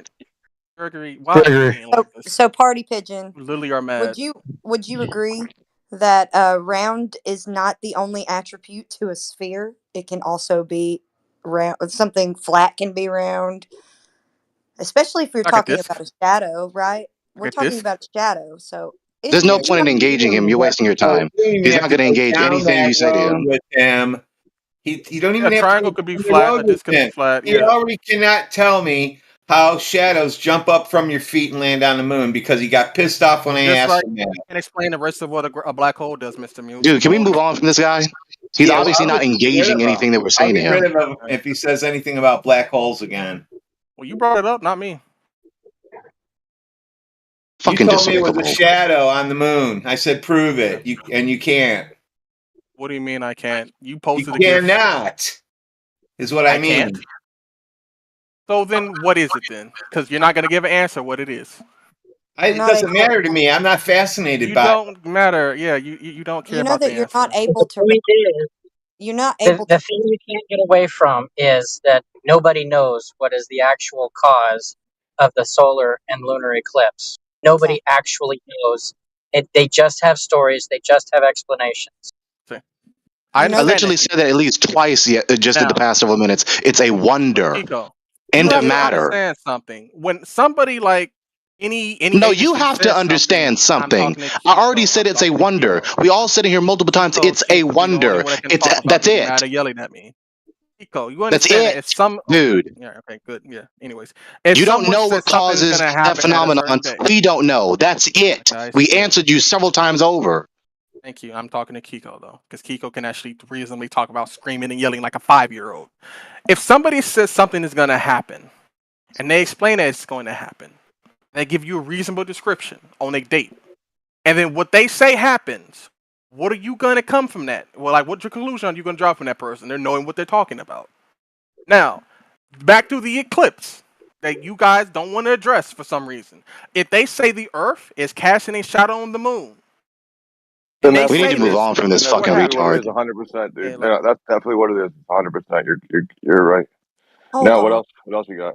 Hold on, guys. Okay, Party Pigeon. You do realize that the Cycle has postdicted, just through seeing the cycles over and over because they happen over and over. They don't just happen for no reason, you know? Like they're cyclical. So eclipses are cyclical, just like the seasonal stars are cyclical. These things have happened for many, many, many years to where they've been recorded and there is a cycle to them. So they're not predicting what's going to happen on a certain day. These things have already been documented to happen for several hundred years prior to now. So this isn't new knowledge that we have. I And understand that. I would at least press you to try and replicate two balls casting one ball casting a shadow on another ball and see if you can replicate what you see in an eclipse, and I guarantee you won't be able to do it. Yeah, It's not. remember when I Now, what remember you when I just said that said, earlier, I Pigeon? There's understand. two people now saying the same thing to you. Try to replicate it using two spheres. There's probably a reason for that, right? I said it, now she said it. Now replicate it. Okay, Flatsy. Now, what you just said that people said in the past that they've documented this. A lot of the people, I'm guessing you're saying are like who? Like other people in the past, or like what? Yeah, ancient civilizations have all watched the stars and all watched the skies and saw the cyclical pattern of them and documented it. So we're not actually predicting anything. We're just following the cycle as it's presented itself. Some of these ancient civilizations, did they ever give an explanation of what's causing this stuff to happen? Like, what is it? Of course they Dude, we did. have already reached the conclusion of this subject. He is literally just recycling it now with whoever is going to continue engaging him on the subject. Well, since Flatsy and Kiko are the only ones actually talking about it in an actual nice what did way I and do, explain you dickhead? stuff. What did I do? You're a dickhead. I hate Well, you now. I never said anything to you, thanks. But you needed to call me out specifically and give me credit, like you did I with those never two. called you out. No, you need to say I'm a good guy. I need that. Okay, Kahar you're a good gave guy. you an example Okay, of an thanks, you're a good ancient guy. explanation. So I just got Ancient here, and culture. what does this have to do with the topic? I'm so sorry. I just I'm lost a little bit. It's The guy is just belligerently ignorant and persevering to argue from ignorance and not actually recognize that we reached the conclusion of the matter. The celestial Gregory, you bodies never are full gave of an answer. wonders. We don't know what casts that black body that seems to glide over the surface of the moon. And he's It's sitting okay here, to not know. arguing. Okay. Right.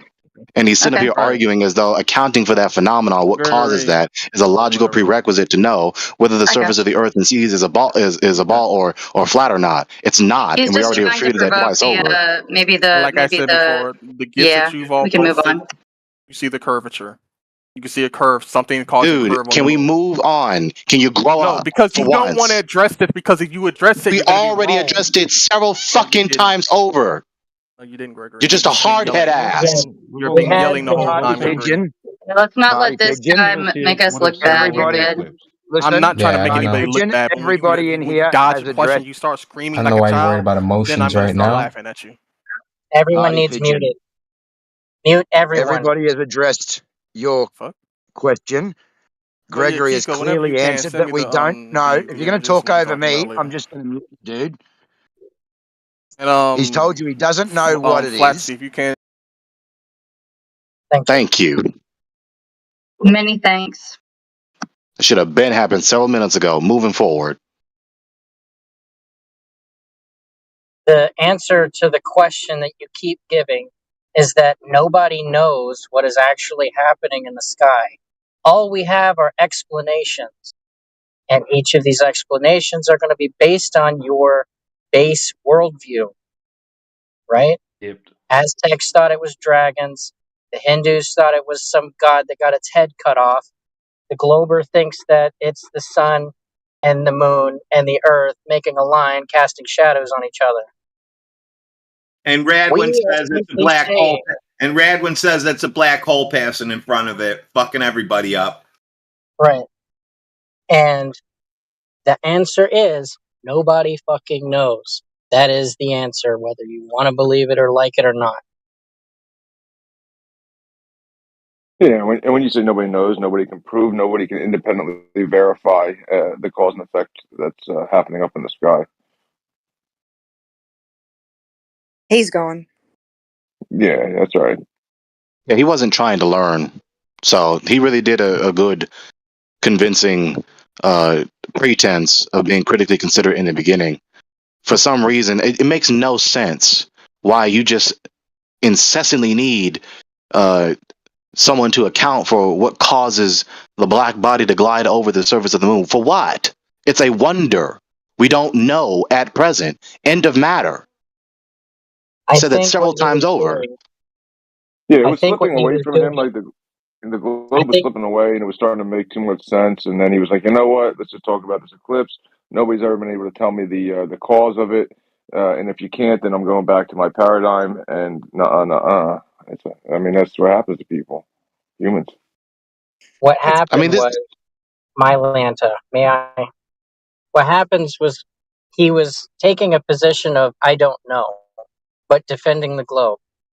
And I think what he was doing was taking the fallacious idea of putting a flat earth in the heliocentric model. But the question was never asked because we kept circle jerking on the same problem. He wouldn't allow us to move forward. He just kept questioning about the moon.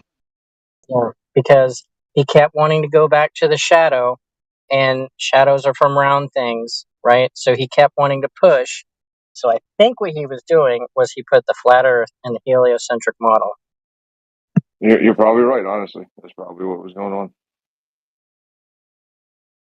That conflict was caused because of him stuck in a prison of the mind of fallacious thinking. This is why sound argumentation is emphasized by Gregory. Yep.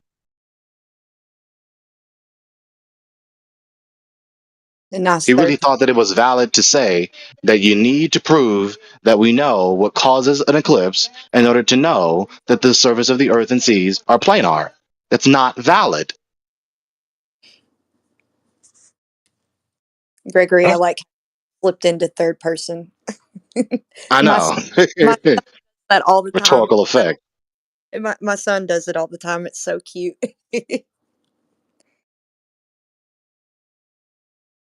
Gregory wants milk with his cookies. Doggone it! Now hand it to him, Mama. Yeah.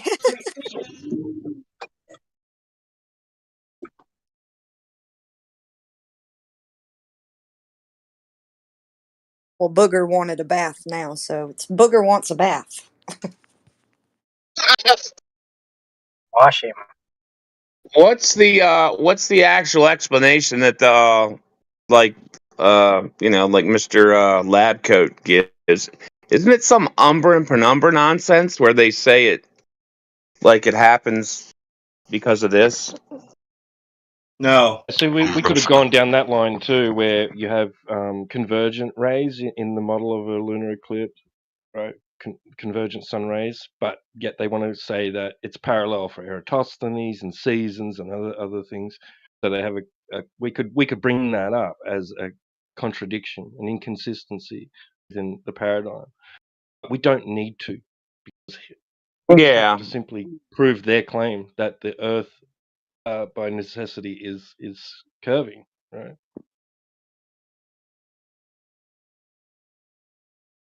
Which was one of Gregory's points. That's Gregory's main point. Yep, that's right, T-Dub. This all goes back straight to the curvature, the curvature claim.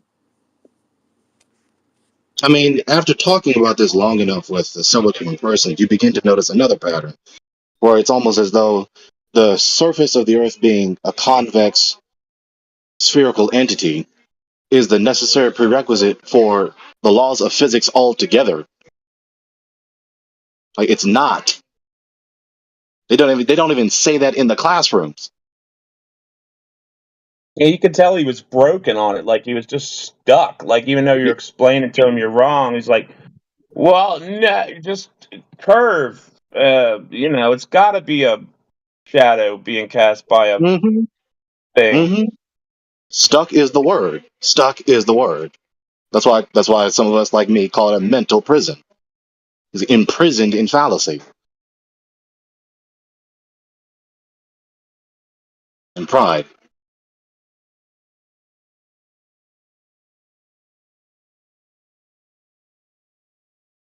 Good.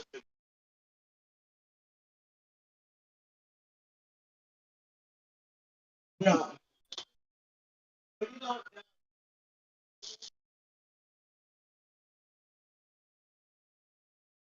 What if is there any other Globers in here who think that that's the correct flat Earth model with a disk in between the sun and the moon, casting a shadow during a solar eclipse or a lunar eclipse? Sorry.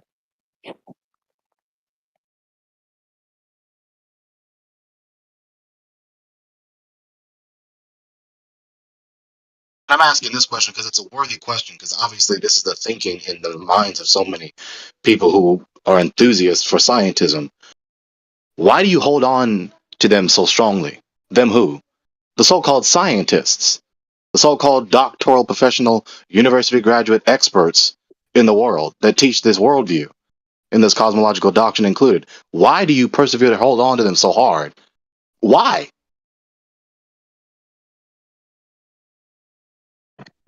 I think they just think that 8 years of college is or whatever, how many years of college, just it just makes them freaking God or something. Who knows? Pride, sunken cost fallacy, preference for a particular evaluation of humans, a particular anthropological school of thought. Well, now humans can't actually be that bad to self-consciously do something this wicked, and to also unconsciously be so deceivable and gullible and naive. Yes, they can. It's lazy also. It gives you it's like, well, they know better. I don't have to think, Yeah.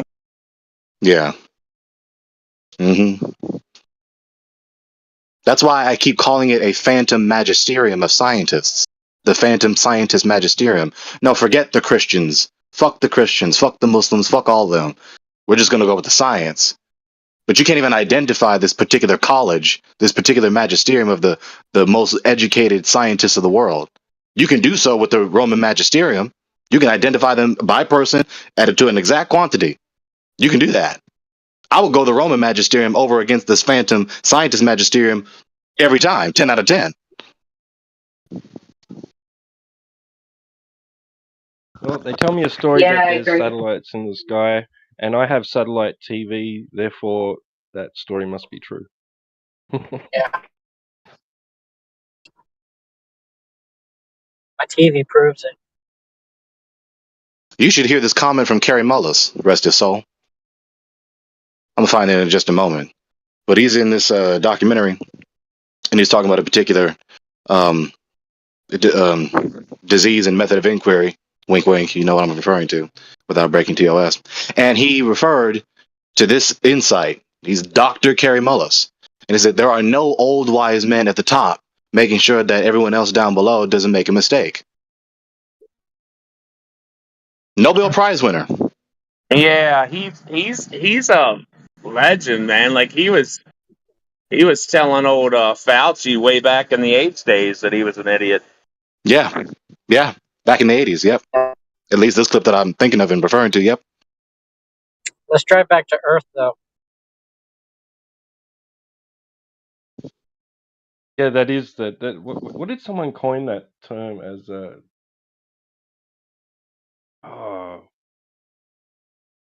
Phantom. What did they? CB calls it something. Appeal to phantom something. I thought Phantom expert syndrome. That's it, you phantom got me. I thought expert you referred this syndrome. up. Yeah. Appeal to phantom authority that's fallacy. cool. How about that? Kerry Mullis has summed that up well. The phantom magisterium fallacy.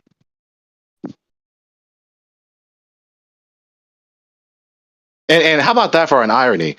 These are the same people that want to scrutinize the so-called conspiracy theorists, which are just at best law enforcement, investigators, investigative journalists. They're the same persons who so easily say the quip, the cavil of this vague they that they're always talking about. No, you're the one talking about the vague they. That's why the vast majority of these articles, when you cite them, they rarely ever identify a specific institution or even just a specific person. It's just scientists say. Just scientists. That's it. They're the ones that have the phantom, unidentified, ambiguous they.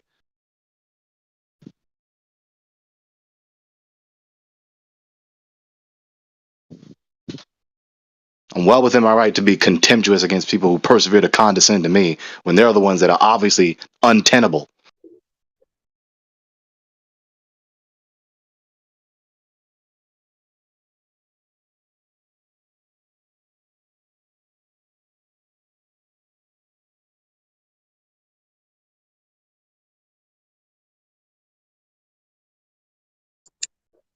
So the floor is open for anyone who knows or believes that they know the Earth is a ball to prove that they know the Earth is a ball.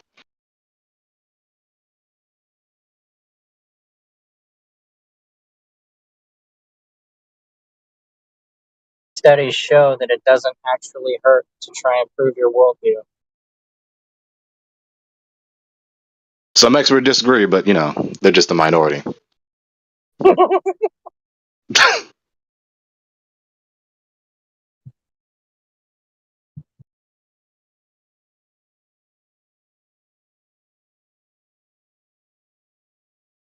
Without it all, at the risk of sounding prideful, I hope I don't scare anyone away out of the voice channel. My volume increases and like, hey, I want to join into the conversation. He's getting quite loud. I don't want to join anymore.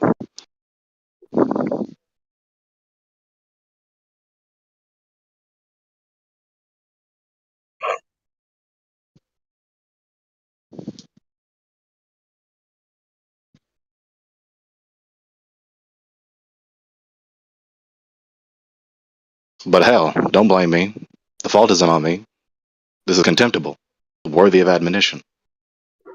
Not just in here, but especially in the halls of so-called academia.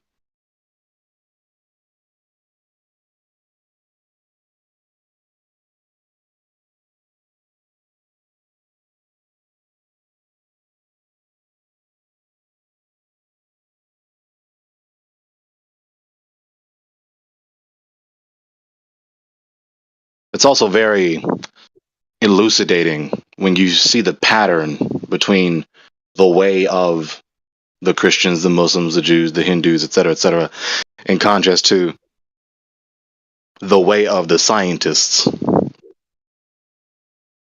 You notice that they're just one of many schools of thought among the rest.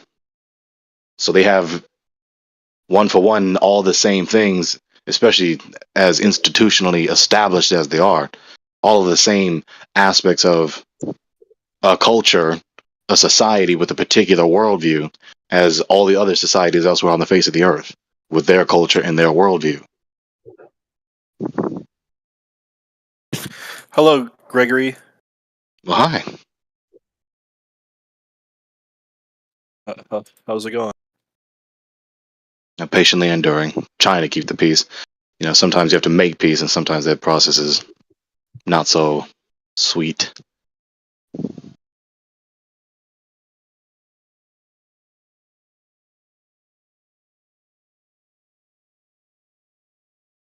Are you feeling well? Yeah, man, I'm all right. I want that to be true.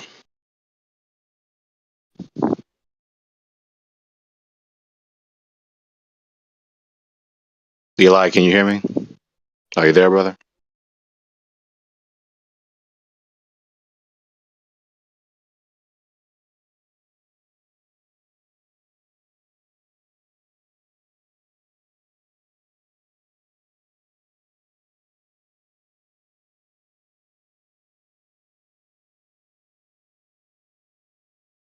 Are there any Globers in here with globe proof? No, the Earth's not a globe, bro. So I don't have globe proof. I just had a quick question if no one's gonna come forward. Happy to yield the floor if someone comes through, but based on something I heard before, I'm curious if anyone can tell me the difference between a reason and an excuse. Depends in which sense you say the terms in the context that you say them. On the face, in a vacuum, they're really synonymous. Okay. Well, it was based on earlier when you guys were talking about the Selenalian.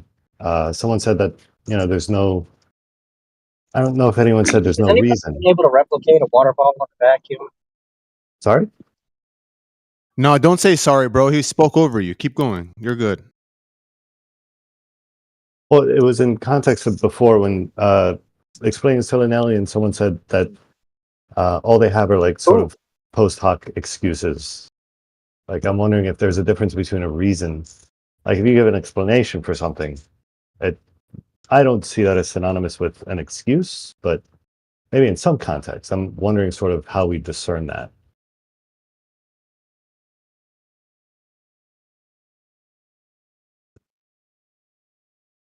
Or maybe like, what is the context that distinguishes the two?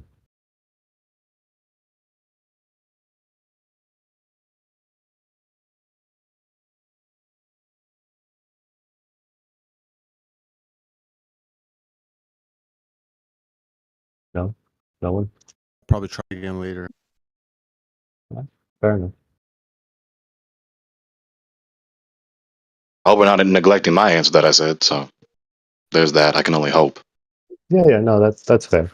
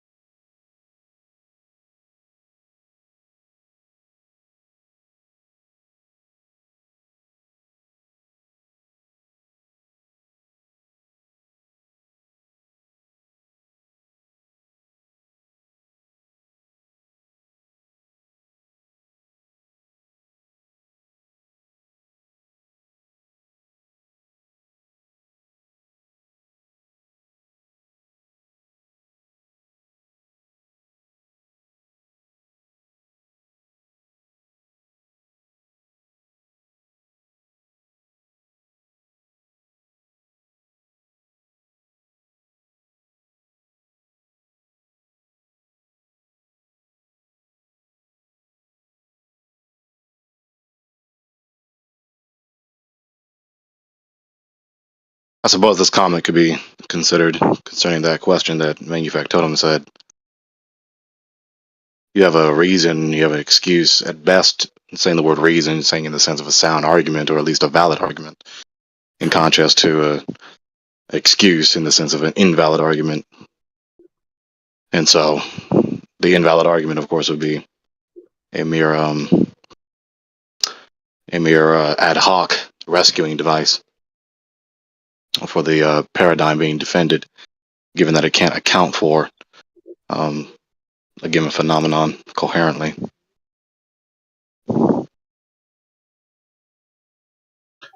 Yeah, I just got back. What's the topic about giving excuses instead of reasons?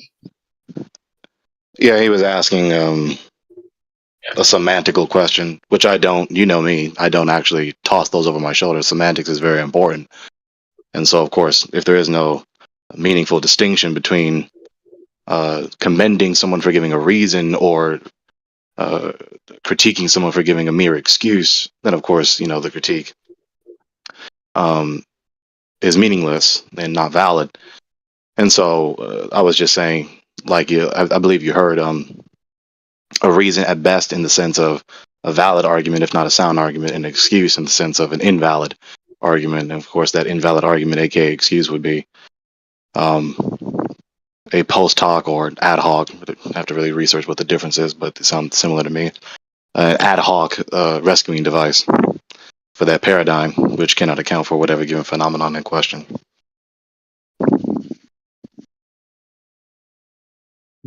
Specifically, what is the thing being questioned? Yeah, I was looking are through we- the text chat. I'm not seeing something that he. Yeah, earlier it was concerning the eclipse. Oh, assuming that we beg the question that the moon is a sphere, the Earth is a sphere, the sun is a sphere. Yeah, so we're going to beg the question first. Yeah. Yeah. Or that's a shadow, right? So like a lunar eclipse. If you say that's a shadow, and then say why is the shadow curved if the Earth is flat? Yeah, okay, I gotcha. That would not. Yeah, that's sky magic. That's divining, looking up at the sky and saying that is my proof of what the ground is.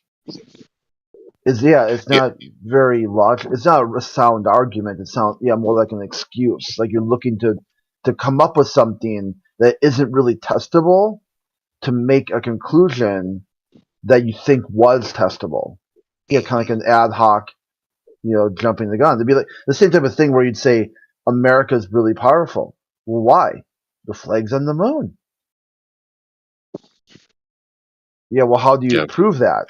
How do I know that the flag? Because someone told you because they snapped the photograph. I mean, and even still, how does that prove a nation's power or might or scientific endeavor? If you weren't here earlier, perhaps you were, but if you weren't here earlier, we were talking to this one user. What was his name? I forgot that quickly. Party Pigeon. He was seemingly credible at the beginning, but then he just demonstrated himself to be an invincibly ignorant, belligerently ignorant bigot who was just stuck on stupid. So he eventually had to be muted because he just would not concede to the refutation of his invalid critique.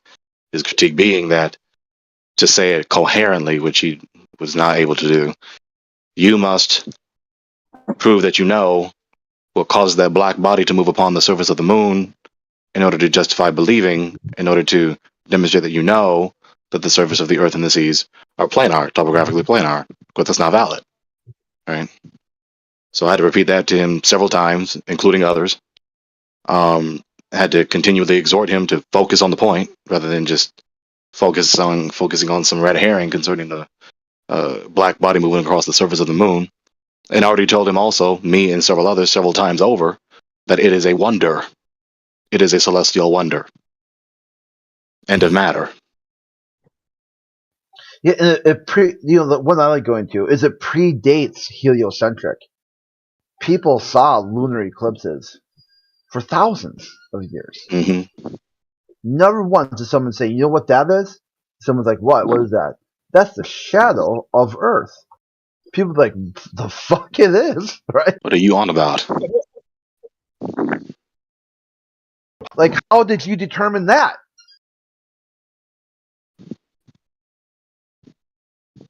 I got something to say. Well, I say it. originally Obviously. asked Manufactotum for proof of the globe, and he said he had some, but he wanted to ask me a question first, and I allowed him to ask me a question, but he still won't post this globe proof he has. Sorry, I'm what not was surprised. this? I guess you're getting called out. I am. Okay. That's this. I mean, you don't have to this is respond. Okay, you Oh, no. Okay. I I'm do. just saying It's a that there isn't character a flaw. thing where somehow you have to, like, I saw this video not too long ago where Saddam Hussein was just randomly calling out people of his Senate, to like give a hail that they're. Yeah, if someone calls you out, you can just be like, dude, I'm just gonna disengage. I don't want anything to do with you or whatever. Yeah, that'd be the smart thing to do. And one day it'll probably get me killed, but that's just how I am. So Okay. what was it that I didn't What? post? I don't know where that came from. The threat of being assassinated. All right. Oh God. Okay. What did I say I was I going to didn't post? hear anything. Kennedy syndrome. You said you had proof of the globe. That sounds very generic for me. I don't know that I That would have sounds said. very ambiguous for me. Yeah, No, your comment. I'm usually more specific than that. But can you give me some context to that? You're like the new leader, right, of Gluten Free Force? No, I wouldn't say that. Oh, I thought you got elected. No. Or is You know, Peter back? Crit, as it is written, many are called, few can respond with a sound argument. I think that's how it goes. I don't know. Or yeah, he's the leader that they want, not the leader that they need. Or how I forgot how that goes. The leader Yeah, I'll have to- that they wanted, not the leader that they needed. Yeah, there we go. Depends Yeah, what the definition of is. You I'll have know, to speak that's to the old school. treasurer. See who's paid the that most. also depends fees. on the definition of definition. It's such a sound legal argument that it got Clinton literally just out of trouble. He's like, well, I don't know what is, and they're able to bring in like the 37 or something versions of what the definition of is, and just able to completely waste the court's time. And he won, but he lost, right? Because he won the legal battle, but he lost his license because they said, dude, that was so ridiculous. It was so bizarre. I mean, there's a little more to it than that, but it shows you that these semantic arguments are powerful, and they can really. They can like sort of quote unquote win the debate. But what was your goal? Was your goal truth, or was your just goal to like weasel out of that? You know exactly what the fuck is. Don't be like, come on, seriously. Right. Anyone who's not idiotized into imbecility by the pseudo education system knows full and well that it's just pure bullshit. Right. That predicate gate in any given sentence. Right. It's very simple. What does idiotized into imbecility mean? That was great. That was great. Idiotized into imbecility. Holy crap! Mm-hmm. It's a spell from Harry Potter. Very true. That's Very just true. that's just how they talk. A spell from Harry Potter. Just a daily reminder that if the world was flat, we would see a straight curved shadow on the lunar eclipse, but we don't. So And that, Straight curved when shadow. One test that to know that I heard someone that. is I caught that one. what was the term that you use, Gregory? Embellitized? What was it? Idiotized into imbecility. Mm-hmm. Okay, that when they start talking that they're on a ball spinning through the vacuum of space, that's when you know. Yep. That Right, and go ahead. don't know what is means and need a defined definition and all this shit. What does idiotized mean? Why can't things spin? Real quick I asked a loaded question. I have a real quick question to the Trump supporters. Yeah, what's up, buddy? No, we're not going to do politics. Okay, we went way off topic. I can go today. for No. Let's do Yeah, we're not going to do politics in the politics server. Yeah, No, it's you're- like, oh my god, today was so much off topic. Oh, It's come like, on! I want to hear it. No, No, just I'm drop curious it. about his PFP. Like, did you take that picture of the moon yourself? No, I didn't. Okay, never mind. Oh, the user Trump supporter. Oh, okay. Yeah, Oh, yeah. shit, my bad. Manufactory. I thought He you were got me talking. too. I just looked. I just looked 5 Yeah. seconds ago. I was like, what? Oh, okay. Yeah, okay. My bad. I should have looked to see what was going on. I thought it was like some sort of weird. We topic couldn't know. You have to double check. Yeah. We couldn't know. No, listen, I got hyped up too. I went and grabbed my Pence Trump flag. I thought we were doing a thing. And, Yeah, we're ready to go to battle. Like,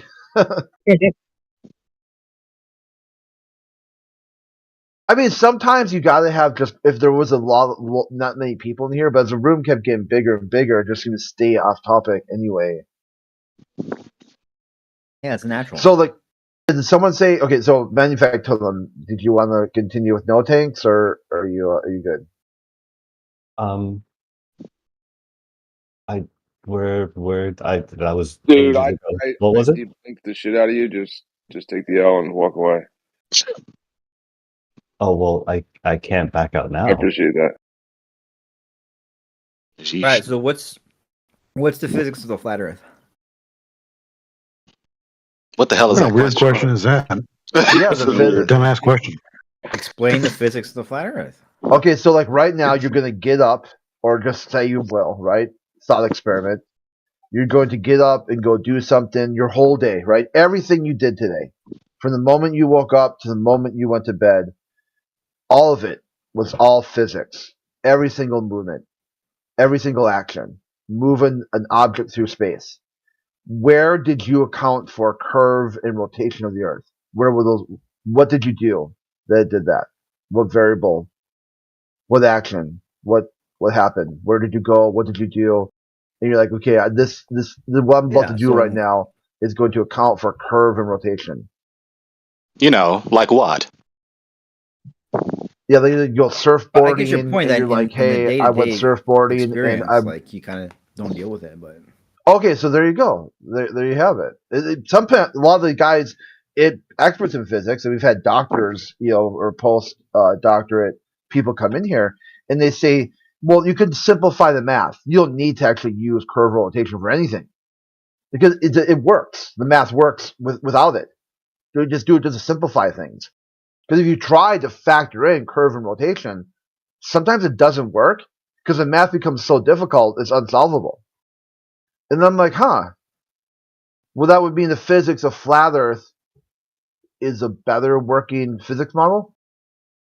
And with not so many words, they're like, yeah, they're yeah. That's the way that's exactly what I'm saying. So I go, what I don't think you guys do physics at all. Well, why would you not think? How about try thinking? Maybe try thinking first. Yeah, instead of not thinking. I'm listening. Yeah, but you see that what you did was you have like a double entendre here. You broke your worldview because you're agreeing with me, saying like, "Yep, I don't account for any physics. You're right. Hey, the curve and rotation of the Earth." Then you said you don't think that flat earthers do physics, as you just confessed that all the physics you do is in a flat stationary Earth. And at the very beginning of this, your first query, the coin of phrase from Gregory, you asked flat earthers to describe physics, a topic you don't think they even do. Yeah, dude, flat earthers are the best physicists in the world, you idiot. So why? This is what I would explore. Why is your worldview so badly broken that you go down these weird pipelines to ask questions about topics you don't think even exist? Yeah, dude, Crit has he has a postdoctorate. He's one of the most respected physicists in the world, okay? He will set you straight. All right, dude. You're being cringe. Okay, next person. Yeah, that was a different guy, though. He was just squawking in the middle there. I didn't say I have a postdoctorate. What the fuck, man? I talk about we get people who come in here with a postdoctorate. The hell is that? It's like people who have completed a doctorate and are on to like specialized fields of study. Okay. I don't think I've heard that before, or I have heard that before, and I don't remember hearing it before. Oh, maybe I'm not articulating it the right way. I mean, you are a Like- charitable man, so. Yeah, like how like that people talk about that, Thomas Young, his postdoctorate study was refraction. Okay, postdoctorate study. I get that. Yeah. You got your doctorate, you then continue to study. I thought it was in the sense of a degree. I'm like, oh, Oh, another, yeah. like a super right of university curricula. Yeah, like after you finish your doctorate and you still have some time left and you take like massage therapy or something. Hey, speaking of doctorates, I like Dr. What is it? Dr. Henry here. He really wants to speak with you guys. I don't think he feels like he can get in edgewise. He wants to chat skank, so maybe engage him and see about his globe evidence. Oh, Dr. Henry. Hello. Dr. Henry's dark Well, that's a zone. good question. How does the light stop at an arbitrary boundary? Light attenuates. How does light not extend forever? Is that your question? No, my Parsifal's question had is, it explained to him. Listen, why can't Parsifal. everybody on Earth see the sun at the same time? Because you've skanked up this chat room enough already for hours on end being explained to about how light attenuates through a medium. You're obviously hopeless, so we're going to move to someone else here who might not be, okay? So take a seat or I'll sit you down. Yeah, we want to hear from a real doctor, Henry. We want to hear from somebody with a super doctorate. What the? Yeah, is it a doctorate? Hopefully not in theology. God bless you all.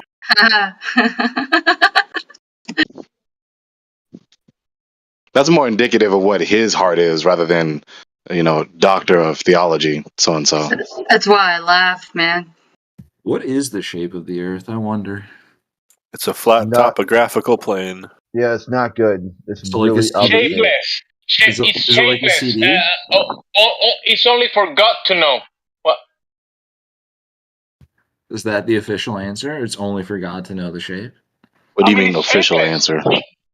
What is the shape of a lake? What is the shape of your face or whatever? Yeah, like there's no The shape of water. what is the shape? What is the shape of? I don't know. I don't know if that's the right context to use the word shape. The shape of a lake, bro. It doesn't have like a geometrical shape.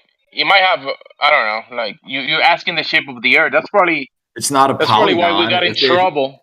It's not a No, polygon. that's really why we got in trouble in the first place, trying to attribute it a shape when it probably doesn't have one. Who knows? Well, it's shapeless, right? But that doesn't mean it's shapeless in a measure. I mean, it's measurable. Yeah, I don't even know. I don't even know how to answer that. We can't continue until you complete that sentence, madam. That doesn't even make sense. The lakes don't have a shape; they have a general. Your fragment sentence doesn't make sense. We can't move forward until you complete it. Yeah, but we can measure the lake, but the Earth, can we measure the whole of the Earth? Maybe pieces of it, but to give it a whole shape, we will have to go to all of the extents of it. Can any man do that? Can any man put 50 billion transistors onto a single circuit board? I don't know. Longer. Hey, listen. We're gonna measure a shape. What do we have to implement to measure a shape to any kind of shape? Like what do we have to first implement to get the shape?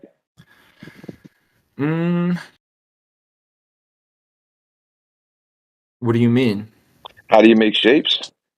Well, you technically perceive light through your eyeballs and then abstract the concept of shapes, right? Through observation. Can you say eyeballs again? Yeah, eyeballs. See what an eyeball is?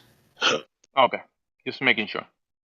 Yeah. But you don't even know how to make shapes. I know you guys don't like spheres. I'm sorry to have to use eyeballs as an example. I like spheres. I like spheres. Trust me, I like spheres. I don't think when I want to play a game of basketball, I want a sphere. Yeah. So spheres can exist. No, yeah. And that basketball, it better not be flat. It better not be flat. There you go. Might go get flat. A sphere would have certain attributes, like you would have a diameter, you could have a radius, you could have circumference. Like this is how you can make shapes. You can get some straight lines. You can make a triangle, or you can make an equilateral triangle. You can make all sorts of shapes. Can something be spherical but not uniformly spherical? Can something be a sphere and not a sphere simultaneously? No. Like No, oblate. that's not what I said. Oh, oblique. Someone said a cool word. I think basketball said are like oblate. spherical, but not like perfectly Oblate. spherical. There you right? go. It's like a ball, How Well, would you're you, gonna how have would to you make or contact measure that shape? a NASA. basketball. You're gonna have to contact NASA and tell them to redact 60 years of photography of the sphere Earth. Tell them to take it all down because it's not a sphere. Do you think they'll listen to me? Yeah, you're a No, taxpayer. no. The only part of the government that listens to NSA. Oh, okay. They probably won't Maybe, take your maybe you call. should like start asking yourself that kind of stuff after you get like banned from these servers and stuff. Like, how do I make shapes? Like, get a piece of paper and just start at step one and figure out how to make shapes and see what the principles are, the underlying principles, and how you can prove these shapes. Imagine if I had to do that with cars every time I wanted to go to work in the morning. Crazy. Yeah, No, that would be- manipulate matter into whatever given shape. I'm sorry, you can't have this engine. You actually have to learn how to mine ore and blacksmith. Yeah, if you want to have like belts and you want to have pulleys and you want them to go in a circle, then you got to know shapes. Yeah. So. Okay, you that's know, your answer. yeah. How do you measure? Can you physically measure the number of transistors on a modern circuit board? Can anyone actually do that physically? No, I don't think it's possible. And yet we know how many transistors are on there, right? We just know. So it is Wow. What the? We just know. We Like, just know. We just possess the knowledge. If I just gave No you, method of inquiry, no method of thought or argumentation. We just possess it. We just got it like that. It's not a not that. natural occurring phenomenon, though. This is something that we've done. That's not the same thing. It's not analogous. Yeah, can you try to connect this line of thinking back to what the Earth is? No, and probably not directly, but I was so curious to this end of logic sequence. Go ahead. I mean, I'll try. I don't know if I can pull it off, but I'll try. Or just drop it. There's other I don't think you can pull it off either. Prove us wrong. Yeah, you just let it go and get back on topic. Well, I would just say, because one of the things you guys say is like, hey, you know what? We can just go outside and measure it, right? But if I hand you the motherboard from my computer, right? There's no measurement technique that you. Yep. You guys mute him? Yeah, well, this is off topic. Longer attention span. You're going to have to connect this to the topic of Earth. How about this? How about we complete the logic sequence? Why don't you go ahead? I'll wrap it up. I'll wrap it up in a sentence, right? It's not that I'm connecting it to the shape of the Earth. I'm connecting it to the shape, or to the strategy that you guys claim is sufficient. So you understand the strategy, do you? So start there. It's not that I understand it. You say that the way we can verify the shape of.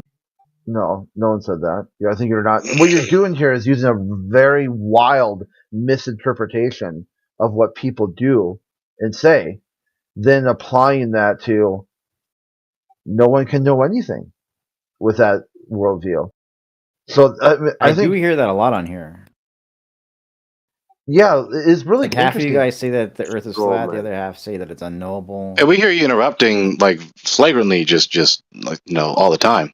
Yeah, Percival, go ahead. What do you got to Like say? you guys don't come on. Yeah, don't worry about other people. What do you? So you interrupt what I was saying to let the guy escape. So what do you got? Use Well, any you goddamn answer you nothing. want, but any Well, answer you you goddamn need it nothing. for to make your conclusion, which will be no point at all. Well, that's when someone asks a question that What you is think they this already have mean the speaking? answer to. That's Brett. Are you guys It's waiting? crazy. Did I misapply it, Crit? Yeah, okay, you misapplied that because that has to do with something that someone says. They ask a question that they think they already have the answer to, but they feign they don't have the answer to it. Right. Can you get out of the cockpit before you reply?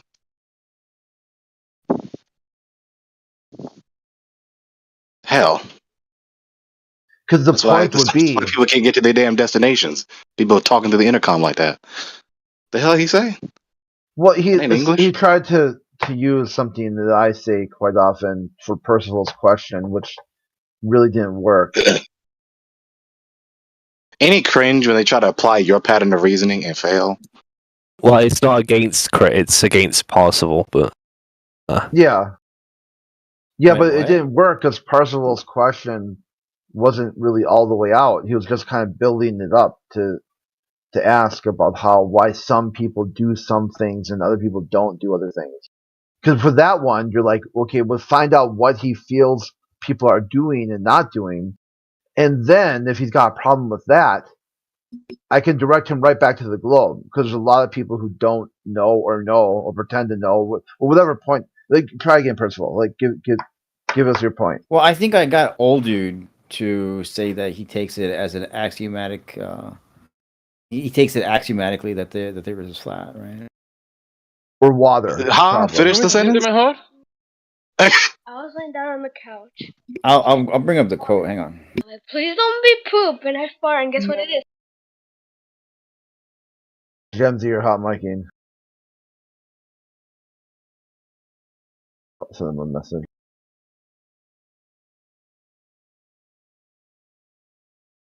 This is a backwards man we're speaking to. When it's not his time to talk, he talks. When he's given the floor, he stays silent. Or doesn't complete the I sentence. said, give me a second.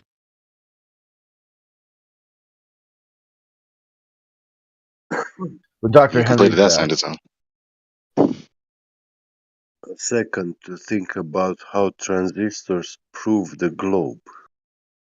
That was of the world. Oh no, that was attention span. I think the guy. joke he was trying to make was that he can look at the transistor board and he like just knows that there's like billions of transistors in there. Yeah, that's why I've been waiting to finish his logic sequence for him.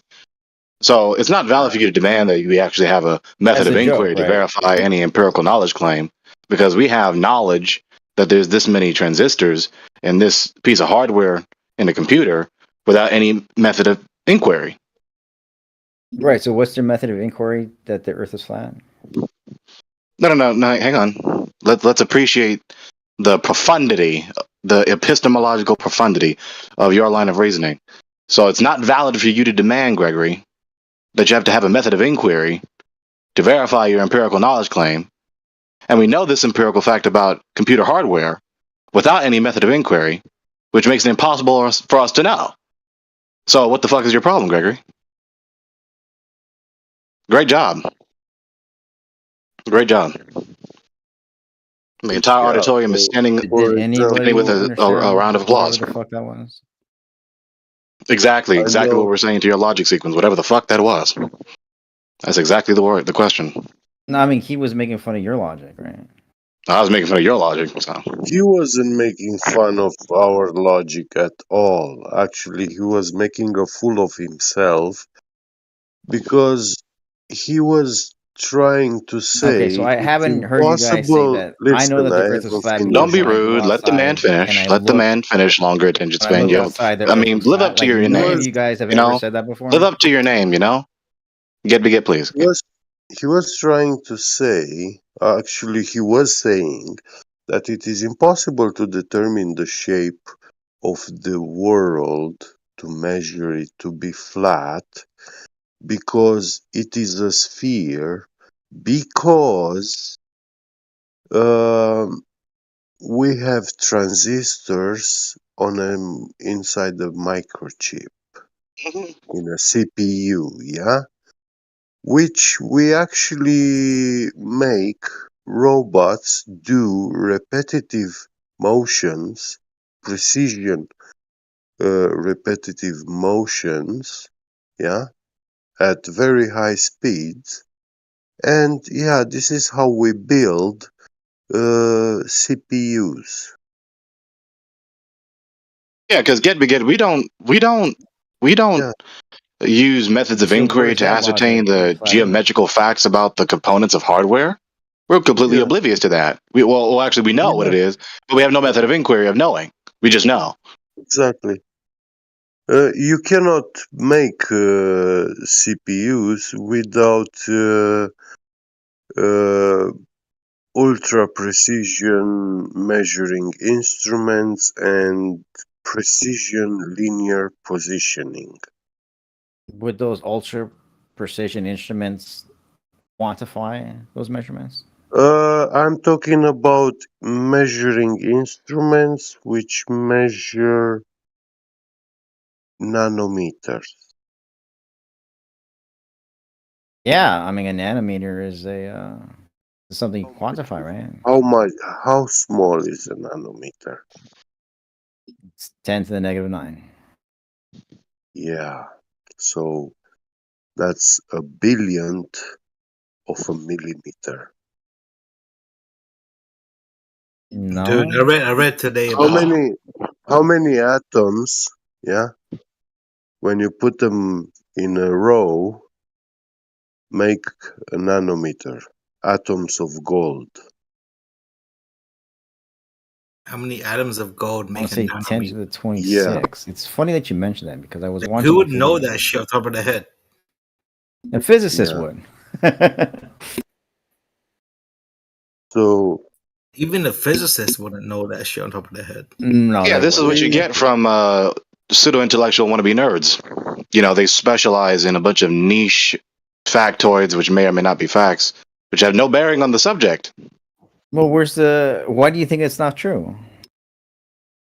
Did I say it was false? You said it may or may not be true. Like, with so much disdain. Did I say it was false? Okay, the problem I'm is straw man you, Gregory.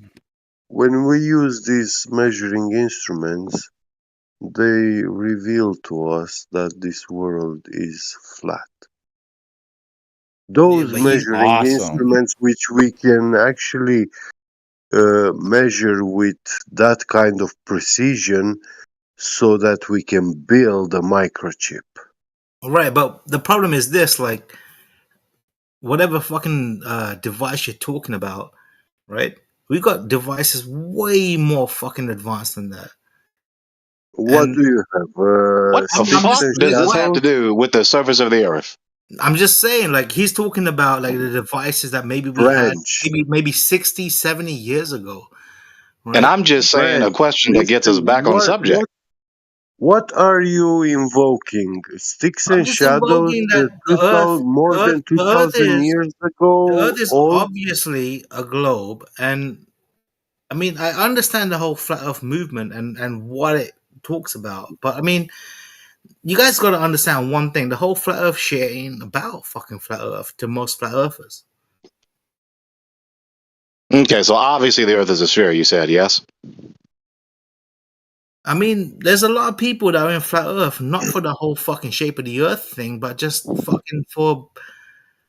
I didn't ask you that. Yeah, What did I just ask you? My bad, bro. I didn't. Well, I get what think you was asking. you're trying to derail my topic of inquiry, right? I was trying to No, get. I'm sorry. Get to. Well, what was you asking, dude? I was asking. No, we're not going to for- focus on a red herring. That's not the focus. It's a red herring, right? I was asking for a quantitative measurement. I was asking for suggests getting back that to the Earth is subject. flat. I was asking for getting back to the subject. Yes, I mean, let's do we're talking about the same measurement. thing, right? No, we're not. Yeah, let's. I say the Earth is curved. You say the Earth is flat, and so let's trade numbers, right? Okay, so tell me. Trade numbers. The fuck is that? Where should I Argumentation. go? Where should I go in this world to be able to measure that globe Earth's curvature? What do you mean where you should go in the world? That's such a weird place to ask the question. About Paris. Okay, Paris is a city. There are many buildings. Yeah. Well, how about we? Listen, line of sight. Line of Buenos Aires. sight is very obstructed in Paris. Yeah. So obviously you will not have a far away line of sight because there will be buildings in front of you obstructing you to see any further than the street that you are on. Buenos Aires is the same, yeah? It's a city. Yeah, but city or not, who gives a fuck? Yeah, well, buildings in cities, they are taller than I people. gave you 6 numbers. Do you have any numbers for me What 6 numbers? in the side chat? What do you mean? Source those numbers. Oh, We can put that aside for now, right? The point is, no. okay, so you don't believe him. That's okay. Well, I'm just asking you where you got them. I got them from Matt. Or like reality, or like where? What are these numbers? I told you I got them from Matt, right? From Matt? Who is Matt? I would Who the ask. fuck is that to us? I love math. Like math is like the most Matthew fun Matthew shit. Learns. Well, what You math talked to him did before. you do? Did you do addition, subtraction, multiplication, So division? I'm guessing what happens is that Yeah, but bro, like you talk about What math, like mathematical calculus guys, calm did down. you do? error There's a curve. guy whose name is Matthew, and he comes into the chat and he posted that, and so I copied it from him. So is he like an oracle or something? We just take his word for everything he says. It has to be true, or like. No, but like he's talking about math, like it's about subtraction and So I'm addition. assuming that those numbers come from like airplane pilots, right? Okay, you're assuming. You So are first of all, they came assuming. from Matthew. Now you're just assuming that he got them from airline pilots. So here's the thing. We can assume Now that we they're have the thing. correct because there's no contradiction. There's no reason to believe that they're not correct, right? Well, because If you you say could that. So you don't know them to be true, right? We So don't appeal to know that they're credulity not fallacy. false. Right, so appeal to credulity fallacy. No. What I'm Yeah. saying is that if you want to falsify the globe Earth, all you have to do I'm saying you must is prove get it those numbers first. wrong. Like, your burden is to prove that these are accurate. You write numbers on a meme that comport with your pre-conclusion, and then you go, we can just assume all that's correct, and then you make your way to your conclusion. Yeah, that's just complete circular logic. Well, where's the contradiction, Heretic? I just No, pointed no, out no. disagree You're with supposed to circular logic. prove your position. Make sure he knows that Matthew Learns You can't. outright says he doesn't have proof for curvature. That's not how science in the physical world works. You only he can Oh, so you don't math. prove things in science? Is that it? Not the same way that you would in math, right? What, in contrast to proving things? Yeah, I mean the way science works. Is that Okay, we so you make don't a prove things, so model. you just conceded defeat, right? I'm not conceding defeat. No, do you prove We things, make yes a or no? model, and if the facts align with the model, then we assume that it's Oh, accurate, okay. right? So you do prove things. So how did you prove these numbers are accurate? Exactly. How With does the airplanes. math relate to reality? Well, You have to say an how argument, not come just a word. We can how fly come an you airplane from one speak of the cities about to the other city, science and then we can and Wait, say we can Hang on, measure how much jet Let fuel it uses, let Parsifal right? answer. okay? Distance flown correlates with jet fuel, so we measure the jet fuel, and when we measure the distance indirectly. I don't see the validity of this. That's incorrect. That's not correct. You don't measure the distance by the fuel. Nobody does that. Point out citation. I want to know where it says that. Because I'm Go. thinking, right, Alpha, I'm thinking, the plane is just sitting still, like a stone, and the fuel is just going. The fuel is just going and going and going. And so by his line of reasoning, this plane, traveled across the entire world and didn't move any fucking where. Yeah, no, but here's the issue with his fuel equals the gauge of what distance you're going. The pilot will have to navigate against crosswinds, possibly no-fly zones. There's other things that will be a part of the trip that are not accounted for in fuel. So fuel doesn't equal distance. Fuel Look at hold the on. map. Fuel doesn't equal I get you. I need a concession. I need a concession. I can see. That fuel Yeah, doesn't of course. equul distance. But I got. Does fuel not equal Yeah, distance? stop talking to him, Parsifal. Did you answer the question? Are you going to concede that fuel does not equal distance? I will concede that it's not perfect, but we can take No, it. It's not valid, it doesn't. right? No. You need to answer it just like the way I phrased it. Fuel does not equal distance. Correct or not? Yeah. Some engines take more Hold fuel, on a second. some Get me less. get. 1 I mean, second, if sir. that 1 second. if you think that's your slam dunk, your ultimate gotcha. I mean, It is a slam dunk on the point, not on the whole thing yet. I want you to no, concede but this one point. Look how big these Concede the distances are. points. They're Concede the point, sir. 12,000 kilometers. Concede right? the point, sir. I Concede I it. told you that it's not perfect. No, it's You know, there's not that going to it's be not winds, perfect. and there's Fuel going to doesn't be, equal. no No, idle sir. time No, sir. taxiing. Fuel doesn't equal distance. Answer yes or no. Does fuel equal distance? Yes or no? I told you that it's not going to correlate perfectly. We No, agree, it's not that right? it Let's doesn't move on. correlate perfectly. Sounds like a no. Fuel does not You sound like those equal SJWs that make me that they make you want that they You that need they to try to force concede people the to say that point. trans women are women. Like I think Yeah, you're being no, obtuse. I'm not talking about that. This point right here that you said fuel equals distance needs to be conceded by you. It is not true I mean, that I fuel think I equals did. distance. It's not perfect. No, Yeah. I don't think so. No, Is no. Yeah, it, so it is sounds it like true yes. that fuel Yeah, it equals doesn't Yeah, equal, no, hold on a right? second. But look Yeah, at those hold a numbers. second. Hold on a Is there a second. way that you can make a 10% different All right, where are you at? error Where are and you then at? have it I'm work gonna on the look for flat your Earth? name. Yeah, All right, now I'm Parseval looking for E your name. under no tanks. All right.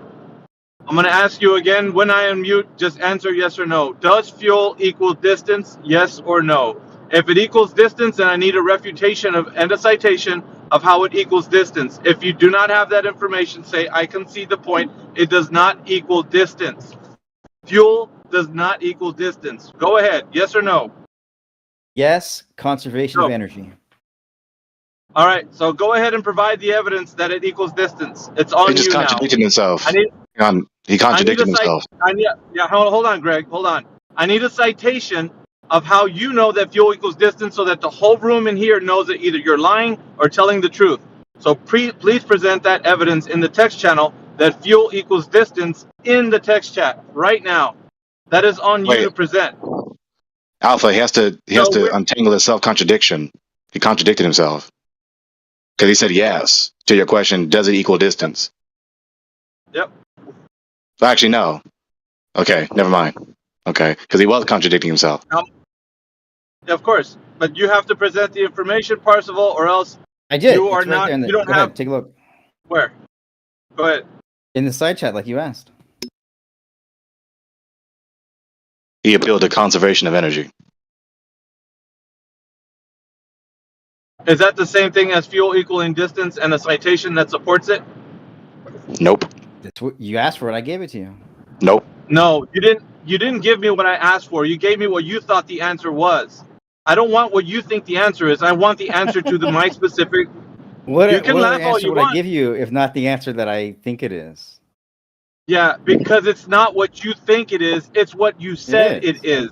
You said fuel equals distance, and that's just not Fuel true. has energy, And right? the room. No, it doesn't matter about The energy. It matters about it has to go fuel. somewhere, right? When they put, yeah, but when they put fuel in the plane, are they going to do it to the specific distance that they're going to travel?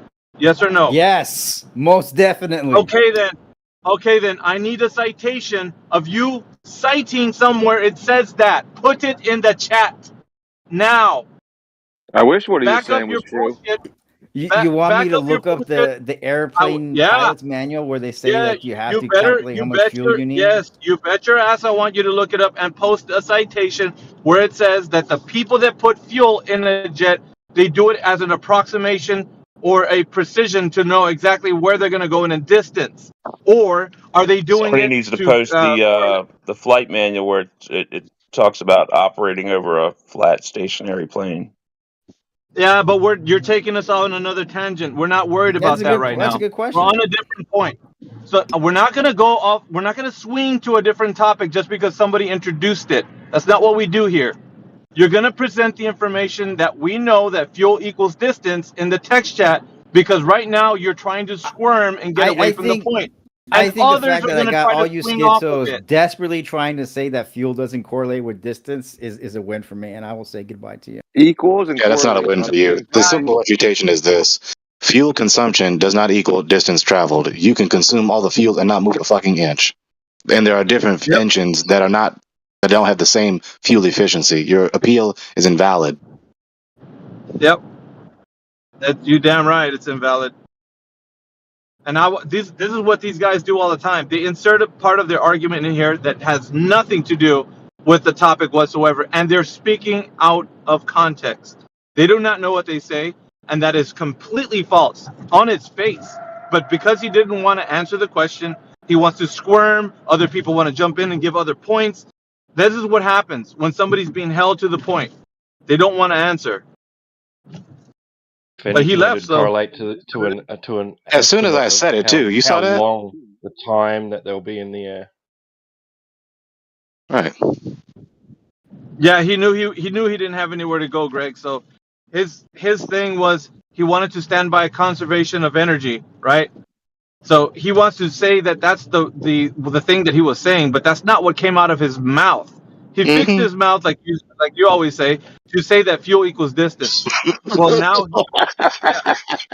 see what happened? He stepped in it big time, and then he didn't know how to get out of it. He didn't want to concede. He says, "No, I think that is correct." I'm like, "No, on its face, you're wrong." But he just didn't want to take the L on that point, I guess. I think I've Anyway, been quoted at least 3 times today. This is hilarious.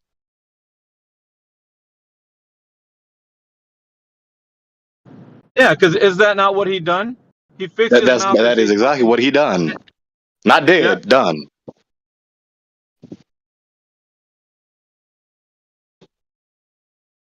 Damn. That's crazy. Ain't that some shit?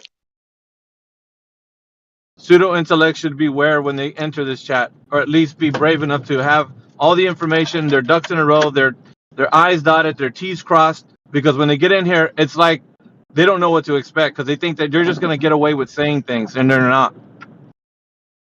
Oh damn.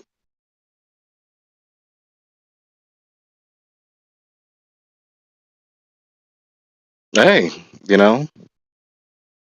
Sexton had a sound argument.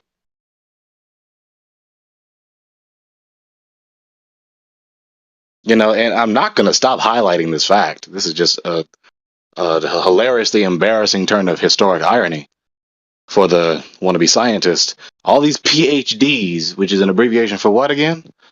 Doctorates of philosophy. The same persons who toss philosophy over their shoulder with contempt and derision. And obviously, skip logic class, even though logic is necessary and indispensable to Yawn. physics and math. A quick search kind of confirms like what I said.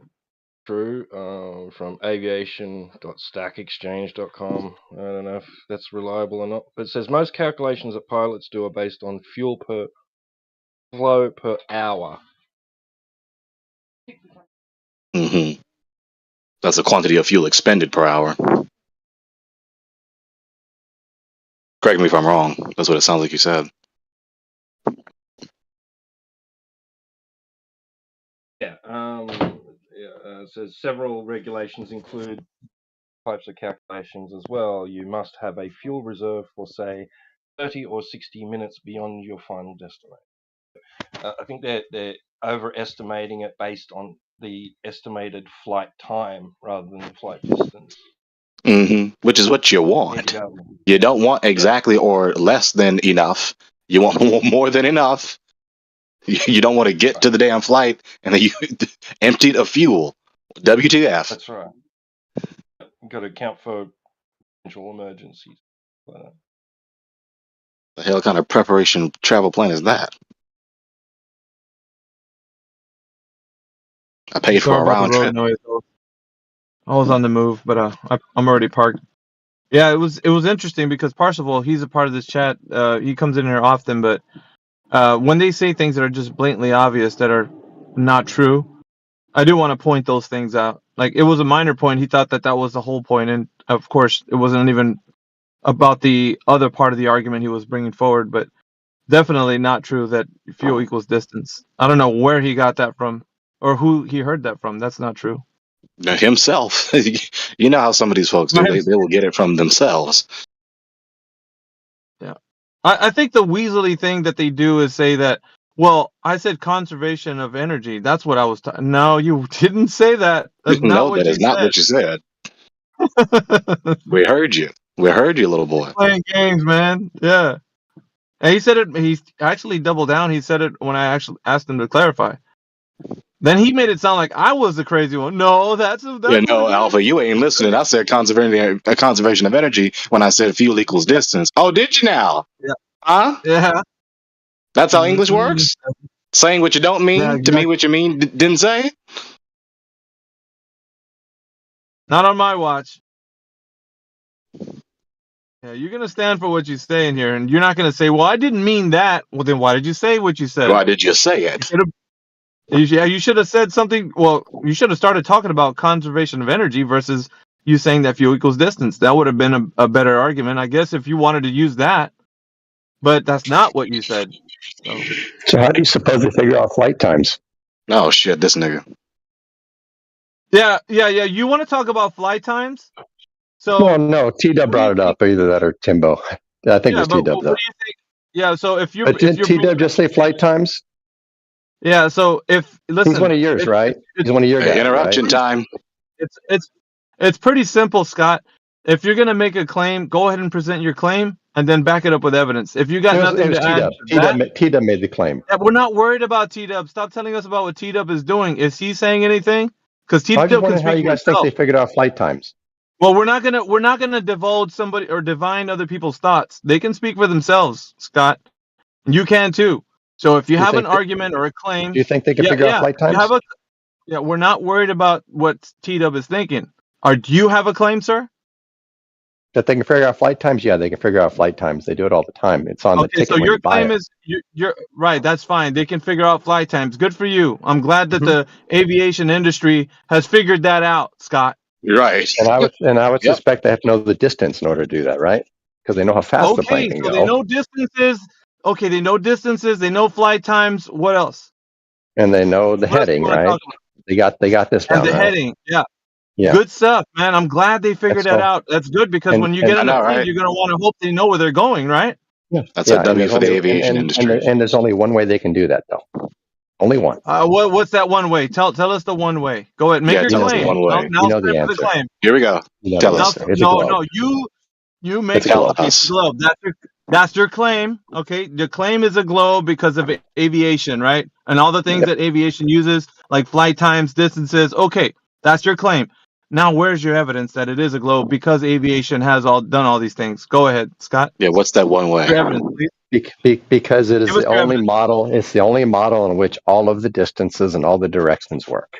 Tell us what it is. What is it? Okay, so I just specific told you. model are It's a you? globe. No, you didn't. Scott, Yes, I did. Scott, relax, dude. Relax. I'm I need to relaxed. ask you the I'm very question. calm.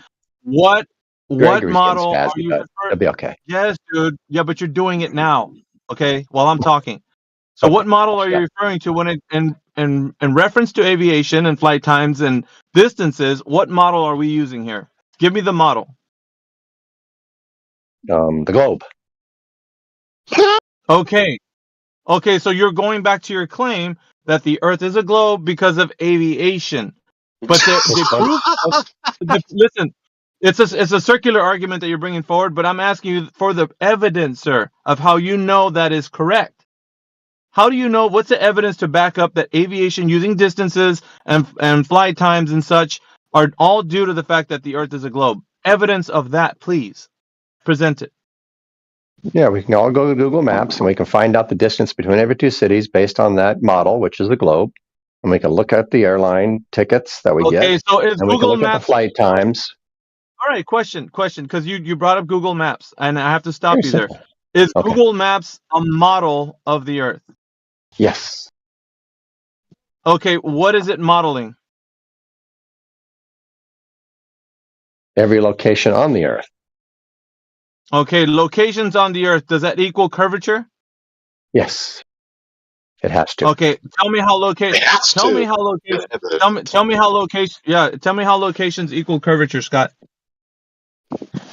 Well, it's basically a mathematical model, and we can place all of the cities Oh, wait a in a minute. in the 3D coordinate system. Oh, you can let me. I No, don't let see. me finish. Go ahead. Go ahead. No, Oh, you said so a mere hang a on, priori idea, huh?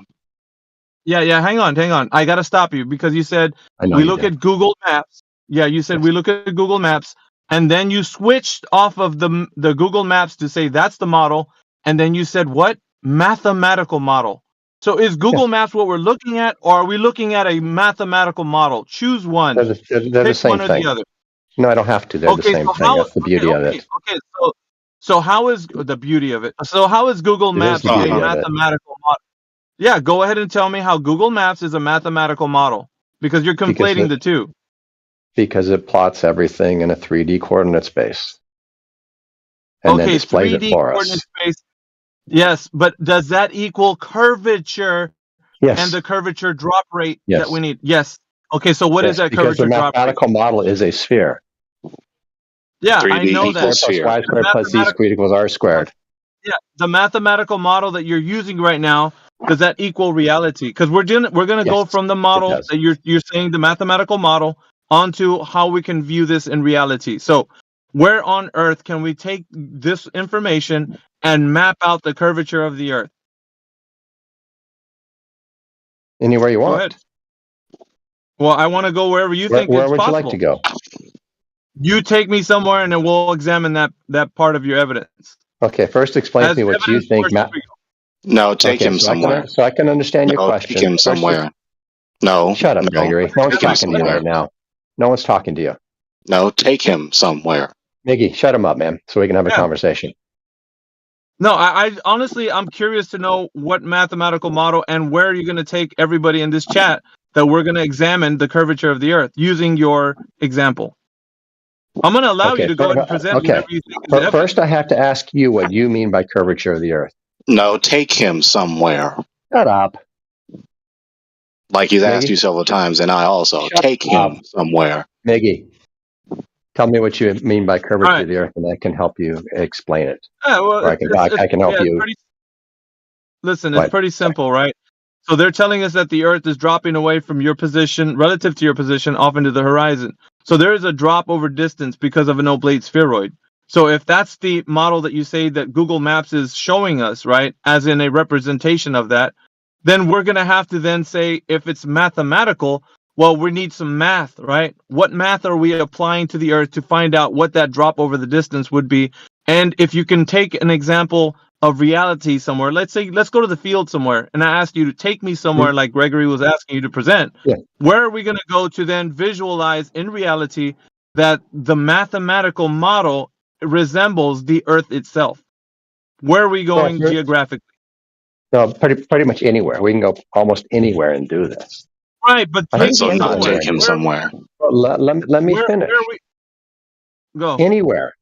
Just grab a theodolite, 2 of them if you got them, and check out the reciprocal zenith angles, and you can verify for yourself that the verticals are not parallel. Yeah, right. So not take him somewhere like he's asked to That prove is that you know what literally you're what he talking just about. said. You can go anywhere. Okay, so You just have to do this That's I'll give you thing. an exactly what he example. just said. I'll give you an example, Scott. I'll give you an Okay. example. So in the Yeah. case of the Black Swan, Santa Barbara in California was an example of a geographic location where somebody can actually go to and see a demarcation line with the markers with the oil rigs being in between themselves and the horizon. So using something that references a known. Hold on a second. I know you want to jump in. So using something that gives us a known. Anything. No, just relax, Scott. So using Yes. something that's giving us an. Well, you don't have to answer in between where I'm speaking. All right, just relax. So in between where we have like the horizon, there's going to be demarcation markers, like the oil rigs. That's going to give us a known distance to at least put a known distance between us and the horizon. So we're going to say, okay, we know the horizon is farther than the demarcation markers. So are you taking us somewhere on Earth where we're going to have a known distance to then to identify that the place where our target's going to be, there's going to be like a known distance between from us to that place, because we don't know a known distance in between us and the target. So the target would be the horizon, which is at this point in time would be unknown unless we have something in between that's going to give us a demarcation marker. So the oil rigs are that demarcation marker. They give us a known distance. So if you don't have that reference, we can't just say outright that when you look upon the horizon without any demarcation markers, that there's going to be a known distance to reference by, which means that if we're making a long distance observation, line of sight observation, we're not going to have something to use as a baseline, because our baseline right now in the Black Swan example, geographically in Santa Barbara, would be the fact that we know the distance between the observer and the oil rigs, like Platform Habitat or Hill House. We know those distances between the observer and those places. So now when we see the horizon, which is the argument actually, we're going to know that there's a distance that we can go off of and say it's farther than 9.41 miles like Platform Habitat. So for us, having that demarcation is basically a baseline, something we can use to reference how we know distances. But here's the thing that I'm saying. If you're saying 2 theodolites, right? Would we know the distance to the second theodolite? Of course. Okay, so we have let's say a known distance to the theodolite, correct? Yes. Okay, so what would that distance be in regards to figuring out if the Earth is curving or not? What do you mean what the distance is? The distance is the distance. Yeah, it's a known distance. What is the known distance that we're using? Because that known distance is a reference in which we're going to pit against the knowledge of how much curvature there should be in between the known distance. Do you get it? So if I'm not giving you something to reference, then you don't have nothing to go by. If I say, okay, within 10 miles, then we should see X amount of curvature. But if you don't have, like, let's say a known distance to reference to, then how are you going to give me how much there should be between that many miles? I, however, on the other hand, can say with the platform habitat being in the way of the horizon, know that it's 9.41 miles from the observer to platform habitat, because beyond platform habitat, the target distance, which is the horizon, is what we need to be focused on. Either it's before 9.41 miles or farther than 9.41 miles. So in the case of your 2 theodolites, we need to know what is the known distance to use as a baseline for our understanding of what known distances we're working with. So what is the distance to the... You can establish that however you want. You're going to do know, this, but right? I want you to do it. So you go out I and know. put... I Yeah. want you to do it. It's your evidence. So you have to bring forward the goods. You have to tell me what the known distance is in order for me to get like an idea of what you're telling me your evidence would be for the curvature drop rate in between the 2 theodolites. Because otherwise, there's no context. I don't know what the distance is. You're just telling me, voila. You do a target distance. You see a theodolite. You see the drop. You're good to go. No, And then what that's do you do not how after it that? works. What do you do after that? I told you that's not how it works. You don't do I it know, that but way. You have to have... but you asked me what I would do, and now you're telling me what you would do. No, he didn't. No, He said that's not working. it doesn't work that way. You can't like I said, you can't just look upon the Earth and say, voila, the Earth is curving just because you saw a boat go behind it. We need the data that Not backs what it I up. said. The data. Well, do you have data, sir, that we can examine so that we can say, okay, we know the distance between the 2 theodolites. We're going to figure out some curvature math, right? So if you don't have that, we can't figure anything out. We're definitely not going to take your word and say, well, just go and do it. And there you go. There you be. That's not how this works. You need to bring the goods. It's your evidence. But you said earlier you don't accept anything that you haven't verified, and I'm giving you a process that you can do by Yes, yourself. but you didn't give us. Yeah, but you didn't give us the. But you can do Okay, but you so can the do process, this. the process is still missing steps, as in what known distances are established between the 2 theodolites. In your case, Well, this is something you got to tell me. Is there 2 hilltops or 2 viewpoints in that your is, area that you can bro. go to? Okay, so here's what you're not getting. Like I told you before, in the But you're case going to of the do this. Black I don't know where Swan. you live. Well, listen. In the case of the Black Swan, there's an understanding of the method. The method is showing us in between the observer and the horizon, there's a demarcation marker, which is That's telling a us really a known crappy distance. method. Well, I don't understand how it's crappy. It's giving us a known distance, which what we need, because we're gonna then say that we can see to the horizon, and if we're gonna establish how much curvature there should be, there better be some measured distances that we can actually know of, because the horizon, my friend, is not telling us that information I because it's know. I optical agree. and not physical. I agree. And that's why I wouldn't use it. That's the point. That's why I was giving you What a do you mean? different method, a better method. Using 2 theodolites, but you don't give me a distance. I need to know verified And distances from no, those no. 2 theodolites, so then we can. Okay. Tell me where you live, and I'll find 2 hilltops near you. And then I'll tell you. Well, Where do you live? dude, it's your listen. Where can It's you do your this? listen. Okay, you need to give me that information. You said I went to such and such No, I said, place, or there's an where can you example. do this? All right, Scott. I don't think you're getting this right. So basically, when you take your theodolites, it's upon you to bring the information into this arena and say, look, these 2 theodolites were at, like, I don't know, I'm going to give an arbitrary distance. Like, they were at 15 miles apart. And from the 15-mile apart distance, the theodolites were measured to be whatever. You have to come with that information. I can't tell you that. You need to tell us that. Wait, And so when you you drop the information, the data is examined, and then we put it to the test. Otherwise, if you're not giving us a baseline, then you're just saying 2 theodolites equal globe. Good. That's all you need to do. That I gave you the method. No, you didn't. You didn't give us a do you, baseline. So we don't know any measured distances.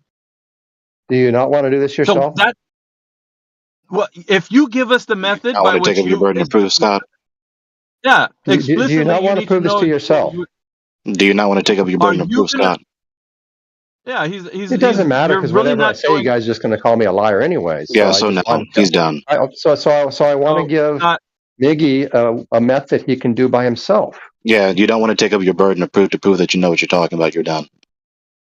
Dude, you No don't known you don't distances decide are who's done here. This is not your room. Shut the fuck up. Scott, Yeah, you're Scott, done. relax, Go ahead, dude. Miggy. Gregory, So no, please let Can you them move the continue. asshole? Don't interrupt. I want to bring this back to focus. Gregory Okay, so thinks he no is. known Yeah, go ahead. distances. So no known distances need to be known in this particular method that you're going to show us. No known distances need to be known. Like you don't need to tell me like what distance you're working with or at all. Like it just needs to be something that you go out and do without any kind of data that's going to give us the idea that we're working over 10 miles or whatever, 7 miles, or we don't know any of that. Just do something. Like I don't know, man. Like I think it's very lackluster in the case of like trying to figure out specific data points. Like we need data. Like obviously if I'm going to pass a method to somebody else, I'm going to say this, what I've done was done over 10 miles. And then I'm going to tell them the method of how it was done and, known distances so they can at least reference those known distances and say, okay, I did it over this known distance, but, I came up with something different. At least that way they can work with what I'm giving them as data. Otherwise, you're just telling us, well, 2 theodolites equal globe. And it's not really, there's nothing there. It's basically just it's just a guy giving you an idea because you can measure you can do a surveying with the theodolite, but it has nothing to do with putting 2 theodolites and not knowing distances. So distances are very important in this particular case because when we say drop over distance in the case for the Earth being a globe, we need to know what distances we're working with to know if there's going to be an elevation change between the observer and the target, off into the distance. So if you don't give us change will be something we can irrelevant. work with. Well, I mean, according to who? I mean, do you think that? According to the math. Yeah. Well, the elevation change over the distance is going to be paramount. You're going to want to know No, over, it let's won't say, be.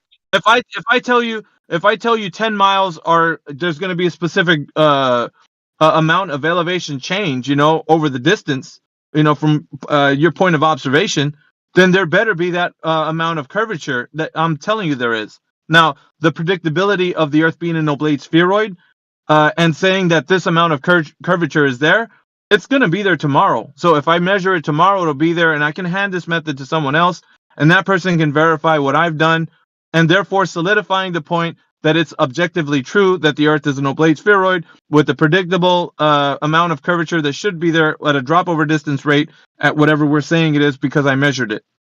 But Now, you're if not that's going to not do it, done, right? well, I'm just saying, do you have a method by which that can be done? Because Are you're basically you going just to do telling me, it?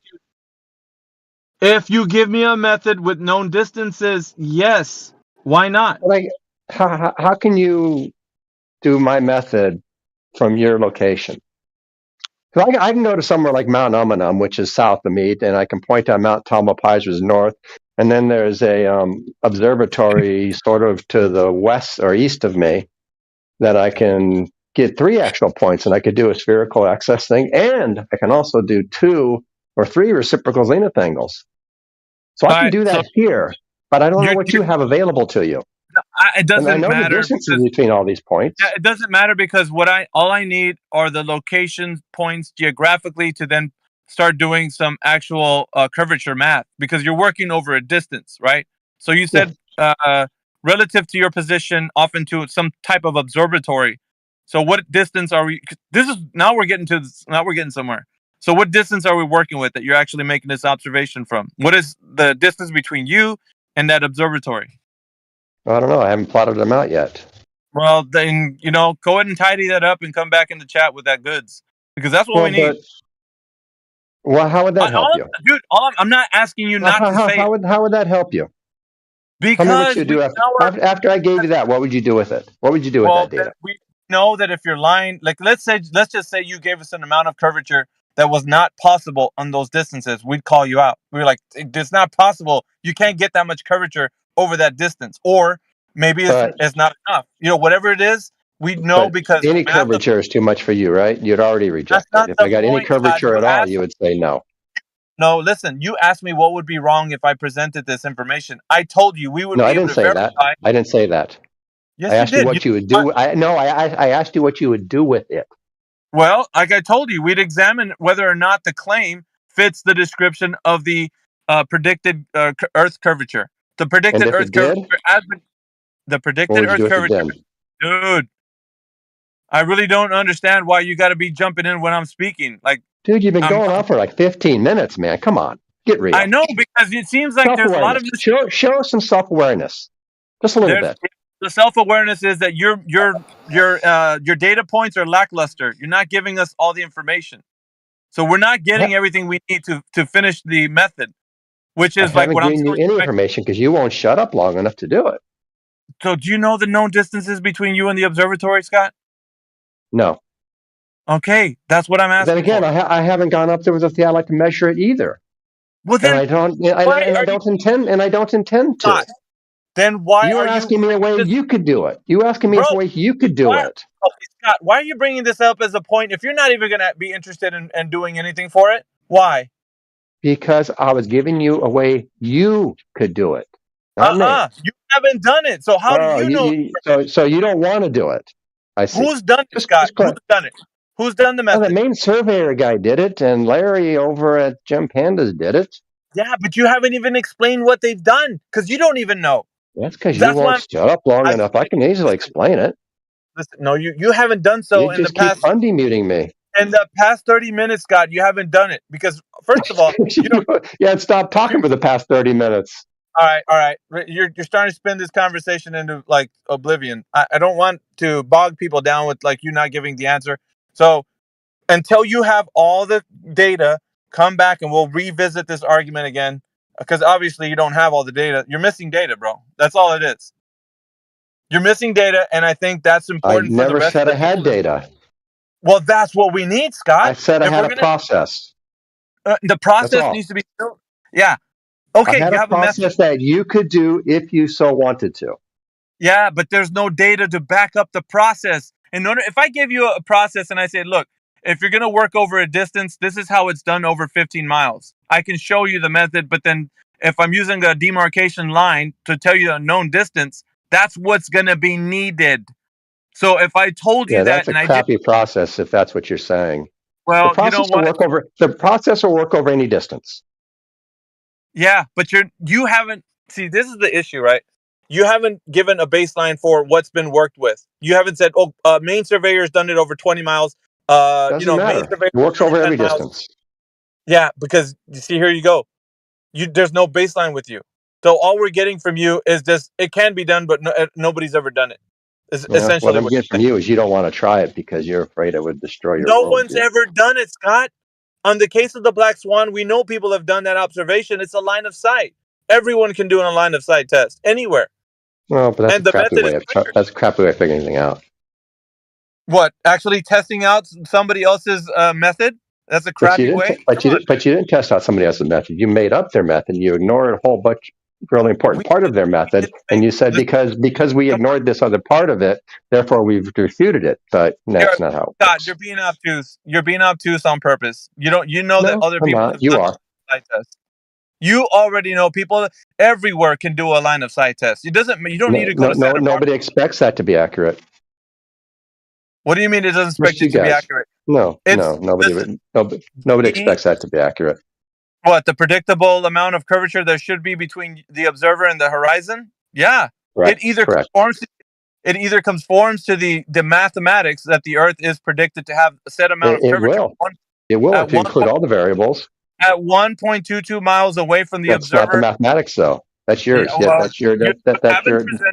Scott, You haven't That's presented. your cherry picking of the model. You got to include refraction in that model You in order haven't for it to presented work. any mathematics for us to work with. You just said, "Well, I want to tell you the method void Oh, of any but math." that's not my method. You want me to explain why your method is crappy, and I'm not doing that. I'll explain why It's my not method is the good. crappiness. Listen, the crappiness of some ill-gotten critique like that you have. This critique that you think that you've critiqued the Black Swan, and thus saith the word of Scott. It is crappy. No one cares about it, Scott, because it's either it's gonna falsify or verify the method of which can be done to figure out the curvature of the Earth. So you are not the arbiter of whether something's right or wrong, and thank God for that. So you're not the guy. You're not going to tell us, well, it's crappy, therefore anybody listen to me, don't worry about this Black Swan. People can actually find out due to the fact that the Earth curve calculator has been put out by Mick West, by Walter Bislin. They can look up these guys, figure out that they've made a Earth curve calculator, pit it against a long distance observation like the Black Swan, and find out that there isn't any predictable amount of Earth curvature between the observer and the horizon. So Actually, it is a there is. very strong it's a very strong method, and because you think it's crappy because it debunks your globe, you're No, upset and you're in your feelings about it. nope, Yeah, that's what it's going nope, on. And nope. furthermore, you haven't given us anything with the evidence that you said. Let me go back to the premise because we started with aviation, distances, Google Maps, and all of these things that you brought forward, and you can't even Yes, that you support ran away your from. own Okay. claim. Your own claim was not supported with evidence. I'm going to just bring forward that to the Which claim was not forefront. supported with evidence? It wasn't my claim, it was yours. I know, but which of my claim was not supported with evidence? I just told you. We started talking about aviation, and you said that's a way to provide evidence that the Earth is a globe because the Earth is a globe because of aviation, which was circular, and I pointed that out to you. And then we No, I went didn't into, say it because of aviation. I said because of distances between cities. yeah, it's circular because No, that's it's what not. the premise of your claim was that because distances that are being flown over with aviation, then we can know that the Earth is a globe. Back to like saying, well, because of the Earth being a globe, we know that aviation works. So it's basically But uh, it doesn't matter how they confirm the distances. They can do it by a boat. They can drive to places. There's lots of ways you confirm distances. yeah, Aviation but is just one of them. it doesn't, dude. And I think you're not getting this because you I'm have a getting known it. distance. Yeah, no, you don't. You're not because I'm getting it. you're affirming distances doesn't mean that the Earth is curving on its surface. That's the part that you're not understanding. You're saying, but we have distances. Yeah, well done. But it doesn't matter that you're saying that there is distances. It just matters that if the Earth is curving between those distances, which is something you are missing. No data, Scott. No, but what you're missing is the only way those distances can be accurate between every city to every city from every city is if you map it on a ball. That is the only mathematical model in which those distances can actually work. Right. So then, if you wanted to say that mathematical model of this globe that you have is true, then you'd have to go out into the field and test that if there actually is the curvature that your mathematical model is telling you. So if No, it's I telling you, wouldn't. well, there's curvature between me and this other, yeah, that's a pragmatic No, fallacy. that's You know just it. not right. That's a pragmatic fallacy. It works. You know this, Scott. You can't use a pragmatic fallacy to then say your premise is true, because in all reality, the premise could actually be supported by something that's not a globe, like a flat and stationary plane. No, you can't actually. And the proof of that Yeah, is it the can. fact that you guys haven't. After 8 years of doing this, you have Listen, yet to come up with any map that has the distances to cities accurate. yeah, you can't say and then say that that's a retort to what I said, bro. You have to Do actually you, say do you have a map? it doesn't. Listen, every You map don't, do you? every map that's a projection of the Earth is not the land, and the land is not the map. And I can easily tell you how you could debunk this for yourself, Scott. And even if the case that you think the Earth is a globe, type it into Google. I'd actually challenge everybody who's listening right now. Type in how many maps are there of the world, and you're gonna find out there's hundreds of map So, projections. which Well, point? then which one are you gonna use to say that that's the accurate representation of the Earth? The globe. Which one?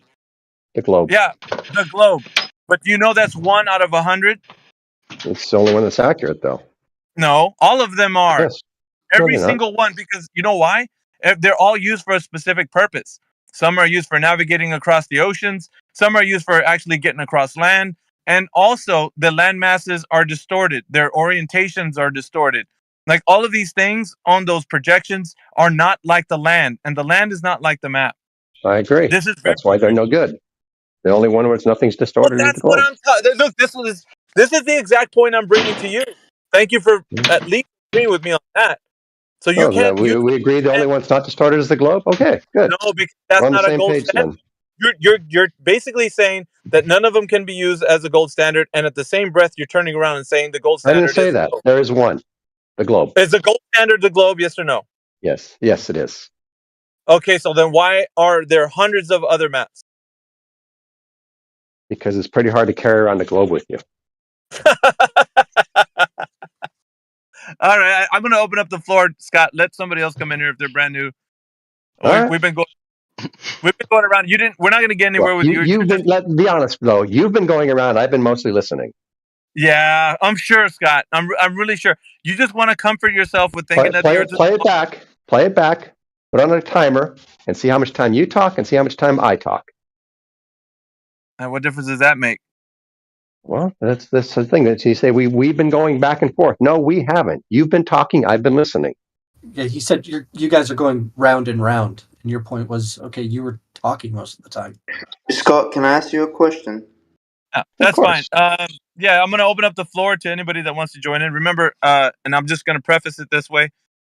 Like I was telling Scott at the beginning of our discussion, if you have a claim about the Earth being a globe, please present your claim, and then step number 2, support it with evidence. So that we can get in it properly. If you want to have a debate or a discussion, it's up to you. Or you guys just want to ask questions, you can do that even. So just opening up the floor.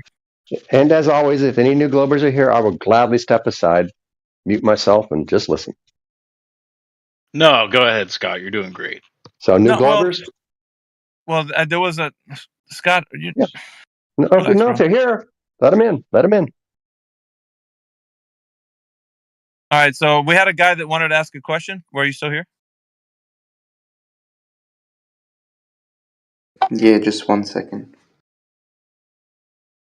Okay.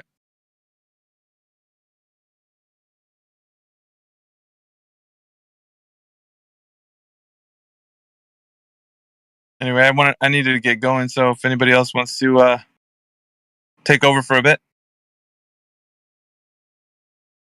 I'm just socially now. I don't talk about ideology, man. Brent, when are you going to tell the world you're a flat earther, man? Perhaps tomorrow. I've never said that. F.E. Brandon Warwell.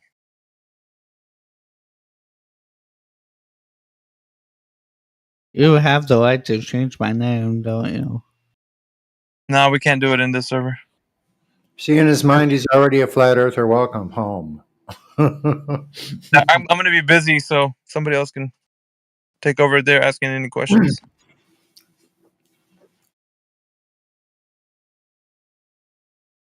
Dispel some fallacies, such as the fallacy that flight times equal distance. Oh my God. And also affirming the consequent. If the Earth is a ball, aviation works. The Earth is a ball, therefore aviation works. Nope. Planes are not like these straight line measuring devices with accuracy. They get hit by winds. They get buffeted up and down, back and forth, sideways.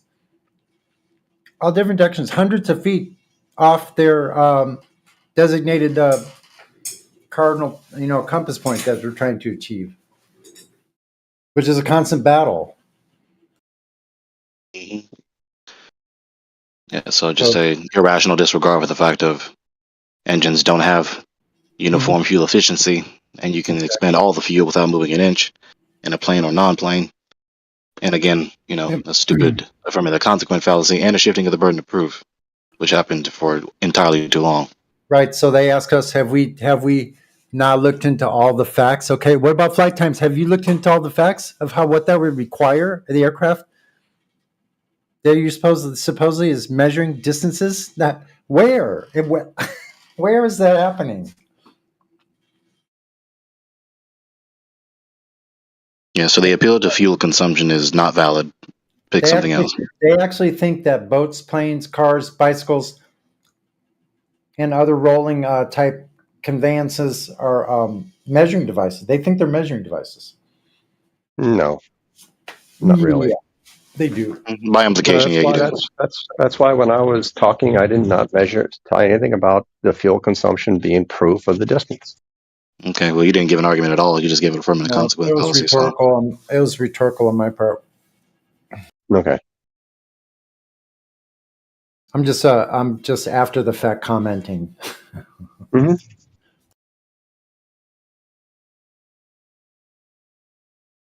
But do you guys just at least agree that we do know the distances between cities? Yeah, sure. Not the way you said. Accurately? Yeah. To some extent, but not over oceans. Really? Huh. Yeah, really. Well, the way they find them is by using elevation angles. Now, that's how they found out where the islands were, because you would miss them most of the time. Some of these islands, Okay. they didn't know. They sailed right by them for hundreds of years. Didn't even know they were there until they started exploring further this way or got blown off course or something. Then they had to change their positioning where those elevation angles and where the rocks were in relationship. It's always about the relationship between you and a geographic position. Yeah. You're trying to get to a position on the surface.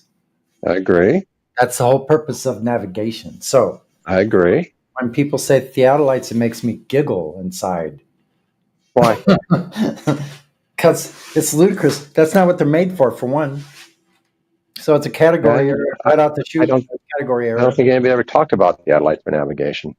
Yeah, they do. Yeah, they've come out and said using how would you do it at sea? The question was, you use a plumb bob to achieve.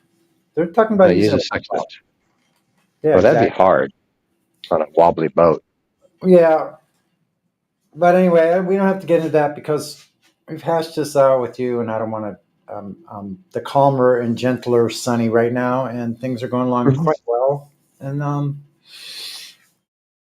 but we could talk. Yeah, so distances don't prove that the Earth is a ball.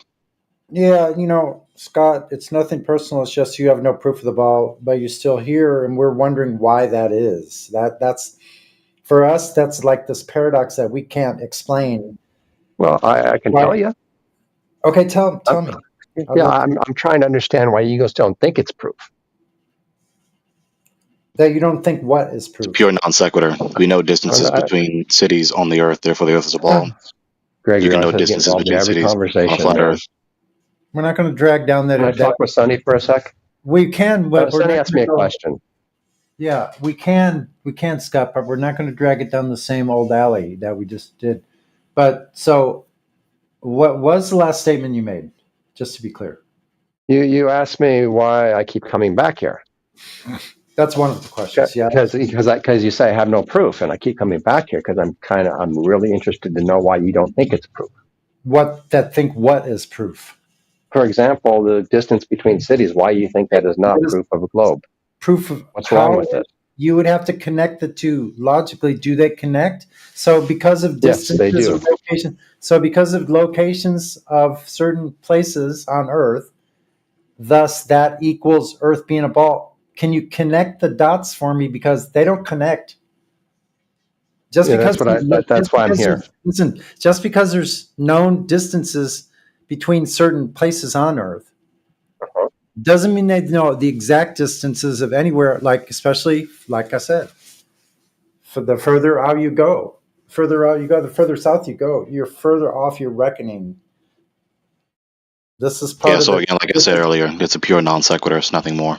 This is illuminating the fact of what they actually lied about. So what makes you think that the further you go, the less we know where we are? What does that mean? Because sailors throughout the centuries have noted this in their logbooks. That's how come. I come from a sailing family. Okay, and so how do you sail in the southern hemisphere? You sail the same way. Look, you sail the same way everywhere. Mostly, you're using unless you're offshore for like hundreds of miles, you can't see any shore at all. You're using coastal navigation most of the time. Okay. Even when you get to your destination, but when you're out at sea, yeah, you use the sextant. So can you figure out your Latin law no matter where you are on the face of the earth? You mean the seas, on the Yeah, water? what are those He's a sailor. what are those Either Latin way, longitudes? sea or What are land. those? Can you always figure out your Latin law? So where do those come from? Latitude and longitude. Where do those come from? It's interesting that you won't respond to the question. What is the purpose of the question? I honestly thought I was answering the question right now, but okay, could I do a retake on it Can we always figure out our Latin law? with a section? Yes. Yeah. And so if we figure out our Latin law, then we know where on the earth we are, right? Then we know where these supposed latitude longitudes are. Those are conceptual abstractions. They're man-made ideas. They don't exist Okay. anywhere on a map. So do you think we know the distance between any two coordinates, like two pairs of Latin lines? I'll tell you this: you have more opportunity of getting lost at sea going in the south than you do in going to the north. I'll tell you that much. And these are Well, but I'm thinking, can we calculate the distance between any two given coordinate points or coordinate sets? yeah, but you can't. Yeah, but you can't know How do for we do sure that? because of those distances over water. There's too much motion going on. It's moving all the time. Like there's currents, there's cross currents, there's wind direction, wind travel, Uh-huh. wind swell. There's I'm your not rivers, asking if we know how long it's there's going your to take to tidal get zone. there. Well, these are things you have to include. Remember, you were talking about all the variables. I'm just talking about a distance. Yeah, These other that's variables play into how fast we're going, right? And how much we're being blown off course, or how much the current is working and the wind is working against us. And those will all affect the time it takes to get that distance. But do we know the distance? You'd never know for sure over long distances over water. You'd never know for sure. No. You never know the distance? Wow. The exact distances? Yes.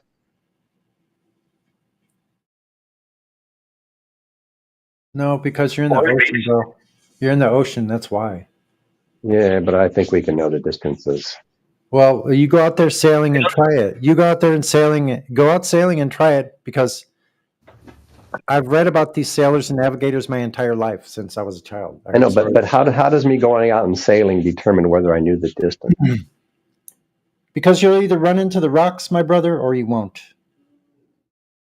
But how does that determine whether I knew the distance or not? Well, if you thought you were a certain distance off the rocks and you were actually 300 yards closer and you run into them instead, well, that's your proof. That's how they figured these things out with the elevation angles of these luminary bodies above us. To find these islands, they had to take precise measurements and get elevation angles. They didn't know how to do this that well at first because of the problem with the clocks, right? So, yeah. Once they got But if I know the GP, but if I know the GP of a star, right, and if I take an elevation angle to it, I can figure out my exact distance to that GP, right? Yeah, with that flat bait line being the Earth or the seas. But the way you actually do that is with the three circles that we've talked about in here, 3 circles of elevation, equal elevation. So they can't have a change in elevation. In order for them to be equal, they cannot exist on a ball. So you can't triangulate. What's the circle of equal elevation? That's used in navigation. You do your fixes on the stars. What do you think it is? I know what I think it is. What do you think what it is, it's mimicking your chart. That's a flat chart on the chart table. It's mimicking that where you have a line crossing or across that paper chart. That's your compass heading.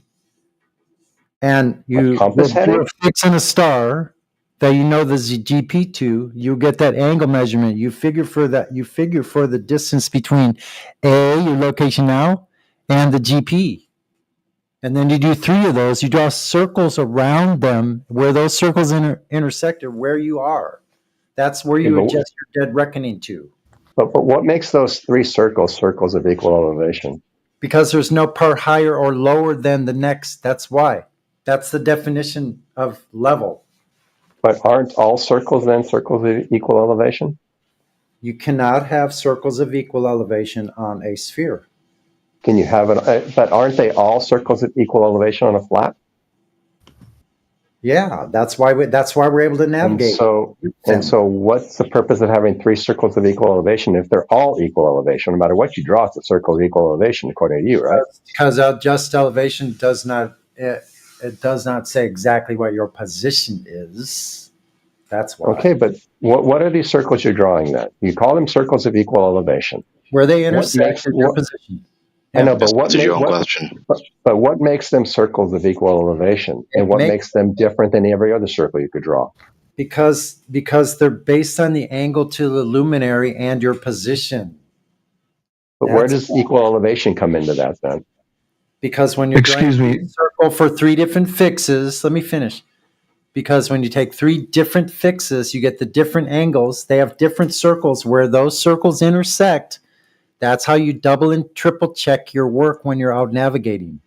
You draw get these that. circles on your chart. You can draw them out on your chart. I and know, then you I know, your I know. I location. agree. I understand. Okay, But so that's why how are you they do it. called? But why are they called circles of equal elevation? Because the circles drawn on a flat piece of chart paper are equal elevation, just like your line of travel is an equal elevation for you traveling along a horizontal plane. That's why they're equal elevation. And so the fact that every circle you draw on that is a circle of equal elevation, according to Yeah. what you're saying, Yes, but not it on makes a no globe. sense to call these three circles special in any way, right? They're just circles. That's just nomenclature. That's just what they're called. They're circles of equal elevation. That's what they call them. There's a reason why they have to be equal elevation, because otherwise you'd be off location. Boy, I rhyme a lot today. Yeah, so And so distances between locations on have the you face of the Earth or the seas don't necessarily indicate, nor strongly indicate that the surface of the Earth or seas is curved. Yeah, whatever. So have you actually taken a celestial navigation course by any chance? I've actually learned out at sea on a Or 51 did you foot take it? on a Sounds like a yes to 51 me. foot sailboat. But On a you, 51 hold on, a 51 foot sailboat built in Taiwan that was sailed across the Pacific on the I trial. believe you. The guy got off the boat. He sailed it by himself, this crazy French guy. But that's longer story. Uh-huh. But anyway, I got on board in Los Angeles and I sailed Okay. 6,000 miles with a crew of 3, 6,000 miles to Martinique from Los Angeles. Okay, and so somebody told you to get your angles of elevation to 3 stars, of which you knew the GP at the given time, and then they told you to set your little compass thing for every degree of change, for every degree off zenith that the location of the star was. You set your compass to 60 nautical miles, right? And then you draw a circle from that GP, right?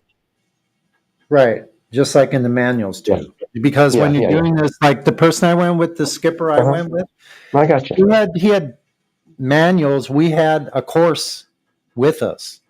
We had the entire course with us. I got you. Work and the worksheets and all of it. So you're doing it as a hands-on type of thing. It's actually quite fun to do. What I actually find even more fun is coastal navigation, but you could stick with celestial navigation. But the whole thing is, if you're triangulating, which is what they call it, for a GP, and the surface were actually curved in reality, you would be missing your location and your destination. Sure. That's what I mean when I say running into the rocks, because you literally probably would run into some rock somewhere. I've been out sailing thousands of miles, like I said, and that's as a civilian. I sailed even further in the Navy, but I wasn't actually navigating on the ship I was on. I was up in navigation. I've been in CNC. I saw the nav boards. I saw I had command information center, and all So that do you remember the part when they were teaching you this, how they converted 1 degree to 60 nautical miles? Yeah, but see, honestly, do you remember that part? No, because I don't think it's used. It's not used because look, it's not really used. You know why? That's the important part, right? No, you're missing the point again, Scott. Here's the part where I get aggravated, but I won't. I don't think I am. So listen. So check it out. Your main purpose is your whole center of activity on board that ship that you're navigating on that boat, is your navigational chart. That's where it centers. Everything stations around that, because that's where you're drawing your line as you leave the harbor. You have a heading and a distance. Okay, we're headed out the harbor at 6 knots. And then you just keep doing that in chunks of time. And then you use things like lighthouses and radio direction finders to find buoys that are shooting off beacons of radio wave, right? Those are horizontal. Those things coming from radio beacons. So you used right triangles all over the place in navigation. Use them when you're doing coastal navigation with the right triangle laid down on its side for figuring for the angles from from how far you are from shore, all these kind of things. It's a very accurate way of doing it. But I think it actually becomes more accurate when you're doing it with the 3 circles of elevation, because that's how you cancel out the errors, and it tends to cancel out the variables. So you think it's just kind of magic, that 1 degree is 60 nautical miles? No, it was made up. It was made up. It was made up. It was made up. Yeah, it's a presupposition of the globe of that size. Yeah, it was made up because look, as soon as you say anything in celestial navigation is based on the globe, then, is what you're saying? No, the celestial sphere. Yes, the sky, and they transpose it down to the ground. That's what they do. How they do that? Do you know? Listen, that's why all the locations work out as far as that goes in navigation. Do you know how they transposed it to the ground? Not exactly. I'm not like one of these people that's like super duper math whiz. I'm not anything like that. I'm a musician, And and to be honest, listen, I'm retired now. I'm 65 years old, and I was navigating. I was 21 years old when I was doing navigation and sailing out in the open ocean. I was young. It was 40, almost 50 years ago. So I know what I know. I hadn't been sailing for many, many years until a couple of years ago with another flat earther. We rented a boat, or he rented a boat, and we sailed on it for 3 days down here in San Diego Harbor. And what a great time we had, man. And what a blast to be on a boat again. So like it had been many years. I grew up around boats my whole life. And now at this point, spend more years away from them than on them. But I have some really fond memories of all of those times. And now I know the Earth is not what I thought it was in my daydreams. How did you come to know that? As a space enthusiast, I was a fucking nerd, man. You guys are all space enthusiasts. I knew all the space stuff. I knew everything space. How far I would be dazzling my friends and neighbors with my information about the globe Earth and space and how far everything was, how long it took light to travel. Oh boy. Like you're talking to the Earth, the space Earth, the globe Earth nerds here is what this channel is made up of. Maybe that's my problem. I was never one of those. Yeah, so we all were. I can almost guarantee you most of us were. But you don't understand how they translate 1 degree off zenith angle to 60 nautical miles. Yeah, they did it with a model in mind. Okay. So stop right there for a second. A model in mind. Or do you know how they did it, Scott? What model was it? I do. What model was it? How they do it? Well, they assume the light rays coming from the star are hitting both the GP and the observer parallel. There's no triangle being formed. And if those lines are parallel, the only way there can be a difference in elevation to those stars is if the ground is shifting. That's what I'm saying. See? Also, a priori presuppositions, which are not empirically verified. Is that it? So they did take the sky and they transpose it to the ground, just like you said, Scott. That's the key of this thing, man. This is why it works. Here we go, whistling past the refutation that we just said. Here we go again. So another a priori set of presuppositions which are not empirically verified. Is that right?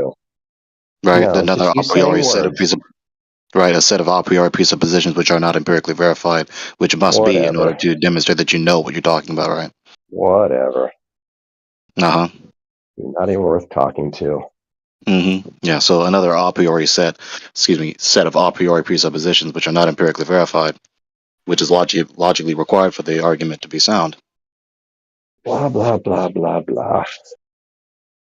That's called the invincible ignorance fallacy, audience, that reply to my refutation. You didn't make a refutation, no, just in your own mind.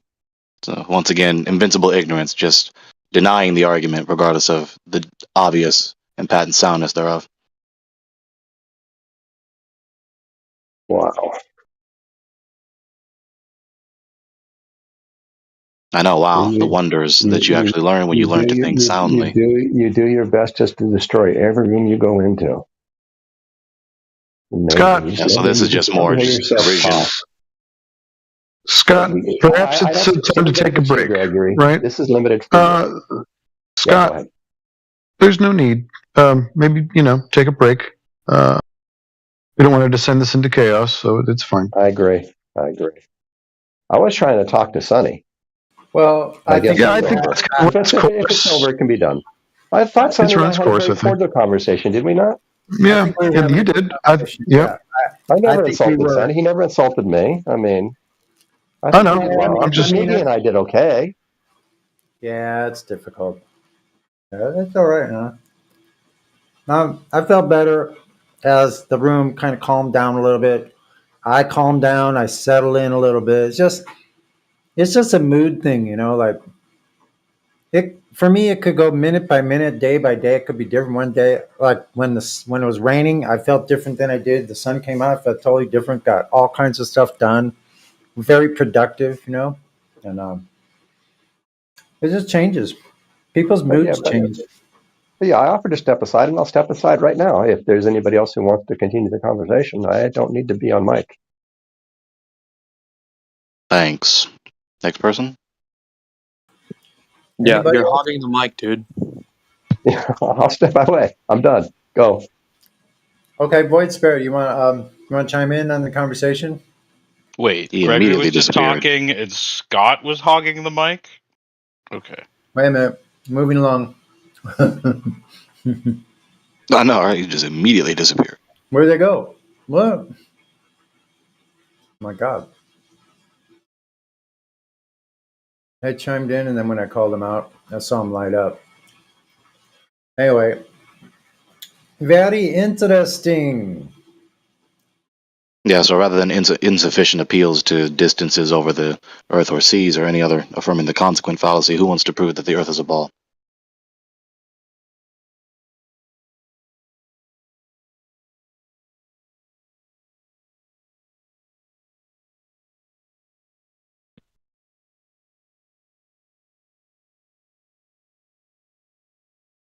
Tough days being a devout, mentally imprisoned, wannabe atheist scientist.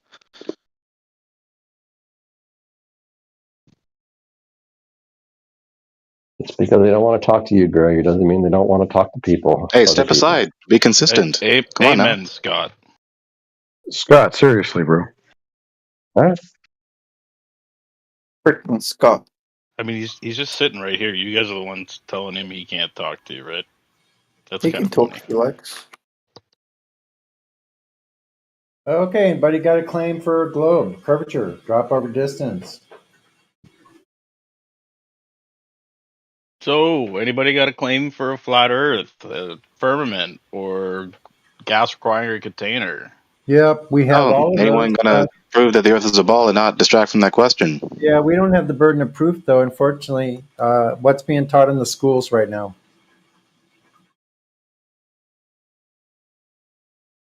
Floor is open. Anyone. Including the person that tried to distract from this question.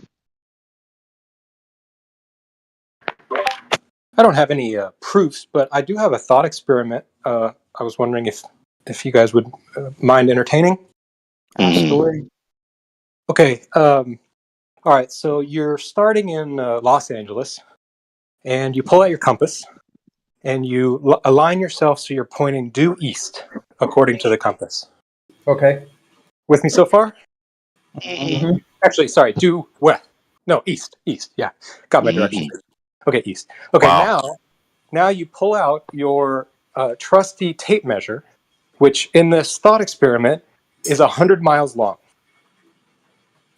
And you extend it due east in the direction you're pointing so that it reaches all the way to the end.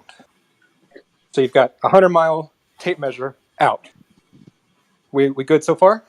Yep, continue. 100-mile tape measure. Okay, so now you just start walking and you stay along that straight tape measure line and you go the full 100 miles of the tape measure. Now, when you get to the end of it and you pull out your compass again, on the flat Earth model, will the needle still be pointing due east? Yeah. What flat Earth model?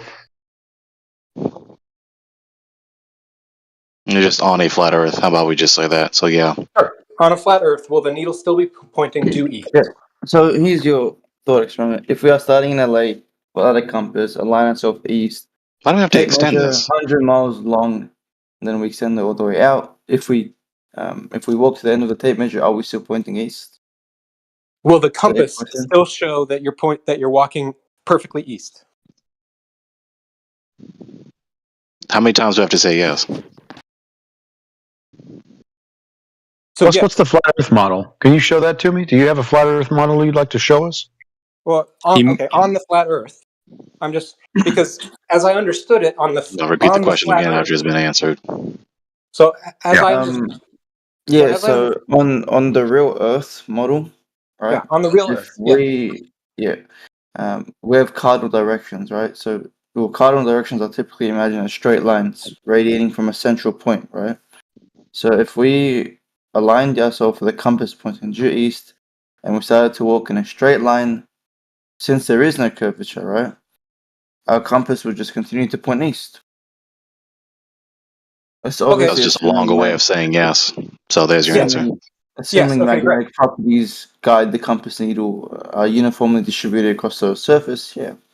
Okay, great. So, according to the globe model, if you continued on that heading, Who cares about the eventually, globe well, according to the fake globe model, if you continued on that same straight line, now your tape measure goes, 6,000 miles. It wraps. Well, yeah. So It on wraps this, all the way around. Just let him And finish. so, if you stay on that straight line, you would eventually get back to Los Angeles, and the compass would always be claiming that you were going east. I don't think so. But on the flat Earth, wouldn't the compass eventually start pointing in a different direction? I think you're confused about your actual Earth. On your on the globe model, if you walked 100 miles due east without adjusting for the curve, your compass would just point towards magnetic east when you stop, and then you would you have deviated slightly from a true due east path along the line of latitude. So you would deviate. The deviation wouldn't be that long, over 100 miles. But the longer you go, the more the deviation is. But you're not going to end up at your same path over 100 miles. Well, that's why I'm using the tape measure. Like that establishes the straight line. So I answered your question. No. Okay, so in this case, so on our current Earth, in this thought experiment, we walk along our tape measure, we get back to Los Angeles, and the compass will have always claimed that we were going east. I got it. Said that already. This is a really good question. So on the spherical Earth, if you travel due east infinitely, let's say infinitely, because 100 miles isn't enough, would we eventually circumnavigate back to our starting point? Is that what you're saying? Well, so on the globe, that is the understanding. Yes, eventually you would get back to Los Angeles. Why would we get back to Los Angeles? Well, if you're walking around a globe and you're staying on the same straight line latitude, you eventually get back to where you started. Are straight lines of latitude actually straight? Well, again, that's why I'm using the tape measure in this thought experiment as the straight line. Would the straight line actually be straight, though? Yes. I don't think so. Lines of latitude are circles around the Earth, not straight lines. Right. That's correct. I'm So your ignoring tape the measure wouldn't work in this concept because we need to bend the tape measure. Yes. Yeah, but you bend it in depth. You never bend it left or right. It's just depth. So in that two-dimensional plane, it remains straight. Vertically, not depth. Yeah, depth is also vertical, Greg. Jeez. Well, I don't understand the point. The tape measure would never work, first of all, because it needs to bend. First of all, we don't have straight lines of latitude on a circular Earth. The lines are circles, right? And following one of these circular lines would theoretically keep us consistent. That would eventually live around the planet. But I mean, has anyone Well, ever so done this? no, Hey, so that's what I mean. It's a thought Show me the experiment. citation saying that depth is vertical. So I asked this just because a while back I actually pitched this same thought experiment, and I was told that if you walk in a straight line, eventually your compass needle will start to change where east is because you're actually walking around in a two-dimensional circle around the North Pole. No, what the fuck you want about? No, listen, I'll explain what. So I was listening in on the YouTube here. Yeah, what you're talking about is dead reckoning. Like if you were to just point due east, and continue just following that your hypothetical tape measure here. This is for both the globe and if you're going to use like an AE map model, right? Like you don't follow you would immediately deviate south of whatever line of latitude you were at. Absolutely. Yeah, and so like you start moving towards the It equator. works in You both eventually models, cross the right? equator. That's what your point was that it works in both models. No, my point was that on a flat Earth, What is this model shit? I didn't say model. I said on a flat Earth, if you've got that tape measure extended out, then eventually you would walk off the planet. I don't see the fucking flat That doesn't Earth as a follow. model. I see it as retarded shit. Wait, so if you are on a flat Earth and you walk in a straight line, you Like, never deviate honestly, from like, that line, the you wouldn't flat Earth eventually. model is just I never said the word retarded model. shit. I never said the word model. Come I on, said stop on the talking to flat him. Earth. Come on, it's not that difficult. On the flat Earth, if you followed a tape measure that went on forever, wouldn't you eventually hit the edge of the Earth and fall off? No, Not necessarily fall off. Fall off where, bro? Well, you'd reach the edge of the Earth, wouldn't you? Sure. Yeah, you'd eventually reach the outer edges of what. Yeah, like if it was, but that's only assuming like something like the AE map, or we don't really know exactly how it all works, you know. Well, But even if we go back to spherical geometry, right? Let's assume sphere. Let's assume all of these things just for point of argument. So on spherical geometry, the Earth is a three-dimensional sphere, not a flat, right? If we travel due east along a line of latitude, except for the equator, maybe we're following a circular path that is parallel to the equator. The path wouldn't cover back upon itself as it would on a flat surface. So even if we tried to follow these lines of latitude, we would need a great circle. The only path that would actually bring us back to where we started would be like a great circle. What you're talking about is something like a small circle. Well, I'm trying to I stay heard in him the. say that he would, if on the globe, that if he left LA, that he and went due east and just followed that tape measure, that he would return back to LA, and that's not true on the globe. Yeah. So do you know what a great circle is compared to a small circle? So I just want to kind of complete the thought experiment. Wait, you need to understand this before you continue. Do you know what a great circle is versus a small circle on a sphere? No. So a great circle would be something that would cross every meridian at the same angle, right? And a small circle wouldn't have these properties. Okay, so you're talking about like the equator on a lines of latitude. Yeah. Okay, that's Other fine. than the equator, sorry. So the whole point of this thought experiment is on a flat plane. Eventually, if you were walking along that tape measure, the compass needle would start to point.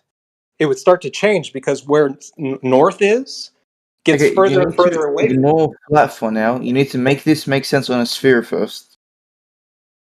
Yeah, You're going to distract him from his point. Just let him finish his point. The exact same thing you're describing is what happens if you live on a globe, also. Yeah, just let him finish his point.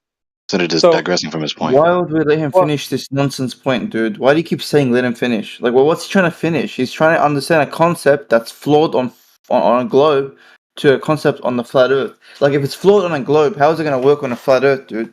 Make it make sense on your own perspective. Well, so do you understand etiquette, decor? Gregory, stop talking, bro. So I haven't gone out and done this myself. So you're gonna ask me a question, not listen to the answer, dude? You said, go ahead, please finish your point, please. When I asked you a question, you're silly.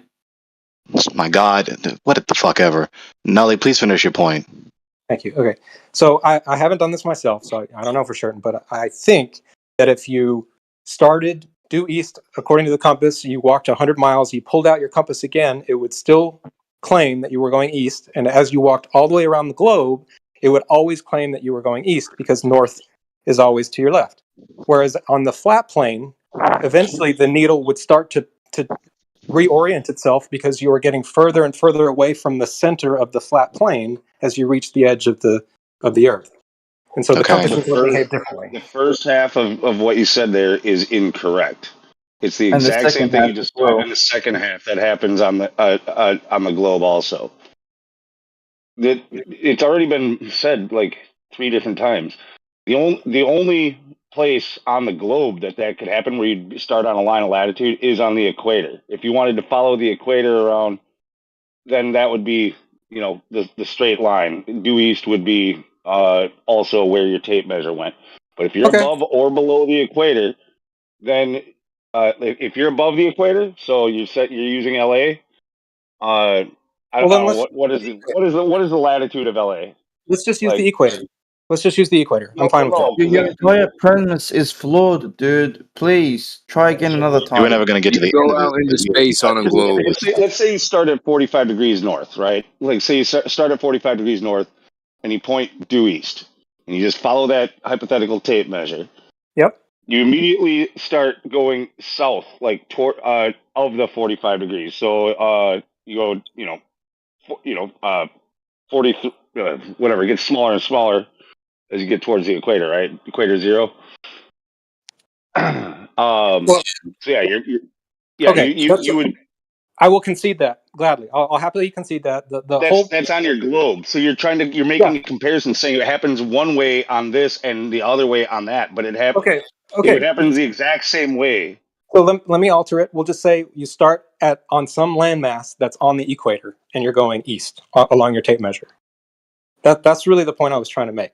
The compass would always claim that you were going east. Bro, if you're using a tape measure, it's incorrect. You're gonna go out. Did you complete your point, Nully? Yeah, that's my whole thought experiment. Okay. Yeah, he keeps repeating the wrong point. That is incorrect when it says the compass would always say east. The only way you can stay headed east, according to the compass, is if you're making a circle. You'd have to continuously be, if you're going east, you'd have to continuously be turning just a little bit to the left, because you'd be correcting for the compass. You'd have to keep reading the compass and in order to keep pointing east, you'd be making that small left correction. So I think that's what you would have to do on a flat plane. That's what you have to do on a globe also.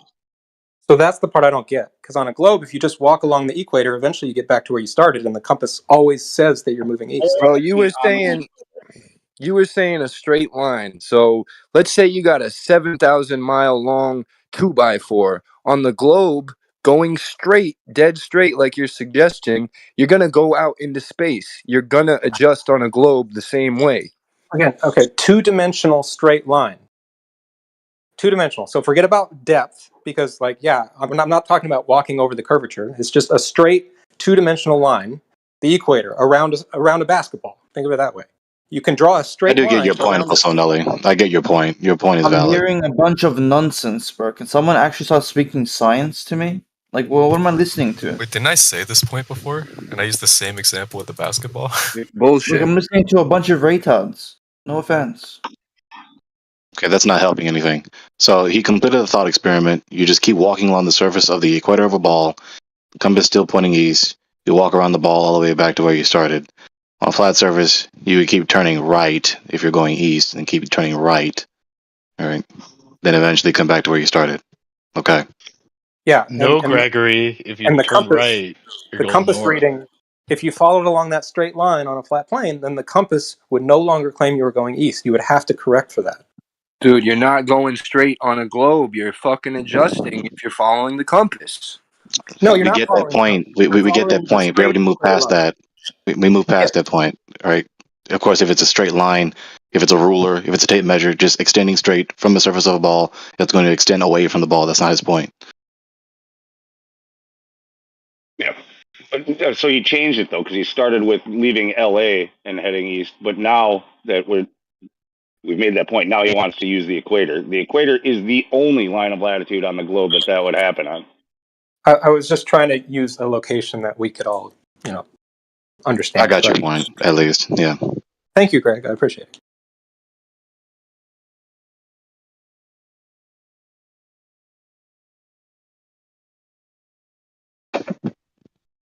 I can't sit up here and exhort others to be persevering, to be sound in their line of thinking, and not acknowledge the validity of the other person's point, even if they are a glober. Yeah, so Well, it takes the you way 7. that he initially laid it out, there was nothing valid about it. It needed to be corrected from the very beginning.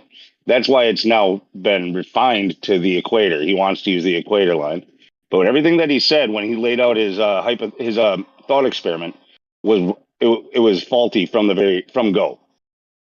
That needed to be corrected. Some people got disrupted with his hypothetical tape measure. So, anyways. Well, and I would understand too, as like kind of a rebuttal from the flat Earth side. I could understand the rebuttal that, well, there are no such tape measures. So that's why I say, it's just a thought experiment. So this is not meant to be a proof of anything. I just wanted to hear your opinions. That's all. Yeah, if you wanted to lay that, you don't have to use a tape measure. Maybe it helps people, but it's just it's called dead reckoning. So, yeah, you just keep going in a straight path, and at the end of your straight path, your compass no longer says that you're pointing straight east on a globe or on a flat Earth, unless, of course, on your globe you're at the equator and staying along the equator. But that's it. Yeah, perfect. So I feel like that is a practical experiment that could actually be done someday. Would you guys accept the results of it? Sure, of course. I think you mean measurement. Who's gonna do it? Nat Geo? I don't know that how you would prove, because I mean along the equator, yeah, you'd have to do it sailing, whatever, in the open water, and you're always doing course correction. You can't actually go in a perfectly straight line. The currents and winds are blowing you off course. You can't be sure that you stayed perfectly straight. Oh, sure. Yeah, totally agree. I like coming up with ways to claim that at least the globe Earth claims I'm gonna rape your asshole. or the flat Earth claims are falsifiable. Like we would have a way to falsify it, which is good to establish. I mean, not to mention the permits you have to get to actually do this, it will be really costly.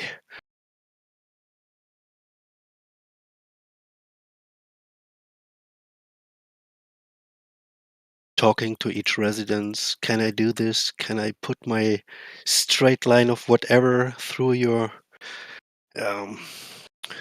private sector? Well, Be fun. I don't think you would have to go all the way around, right? You could just go 100 miles, I think, if your compass were precise enough. I don't know if 100 miles would be enough to really show you anything. That could probably be worked out mathematically, though. Like if you want to do this on the equator. By the way, are you Californian? I'd say maybe 1,000 miles would be sufficient, but I don't think 100 would be. I agree. I think mathematically you could calculate how far you would have to travel in order to observe a deviation on your compass reading on the flat Earth. Yeah. No, I'm talking about falsifying the globe. You would do it assuming the globe and going along the equator. I mean, the globe is a positive claim, right? Like we don't have a model. You're trying to falsify a model that we don't have. So instead what you do is test against your supposed model. Oh, sure. Yeah. I mean, you could really do it either way, right? So if you walked 1,000 miles and your compass heading never changed, then that would at least be evidence that you are walking around a globe of some sort.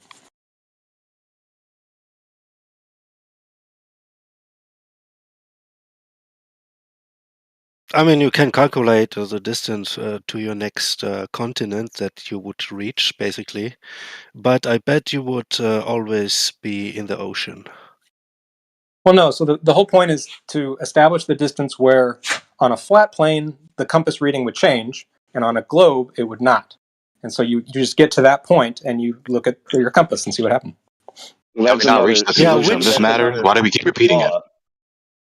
That's another flaw with the way what you're saying, because like you're saying on a flat Earth this would happen. We don't have a model to give you of a flat Earth. You don't know what the flat Earth looks like, or how the map would be, the model would be, and neither do we. You can't. So that's what makes that a straw man. What you can do is try to falsify the globe. Oh, I Well, apologize. that's not his point, though. I'm kind of surprised you guys say you don't have a model at all. Like I've watched Witsit on Modern Day Debate, and he brings up models of the flat Earth. Yeah, there Are have those not been valid? black and white photographs, but No, he like brings up computer models where he can move stars around and no, we calculate don't look. angles. No, and we stuff. don't look at computer models. Oh, Yeah, we're okay. getting distracted by the word model. It's not that difficult. Okay. He's just talking about geometric consistency, logical geometric consistency on a flat planar surface. I'm sure we have enough acumen to ascertain that.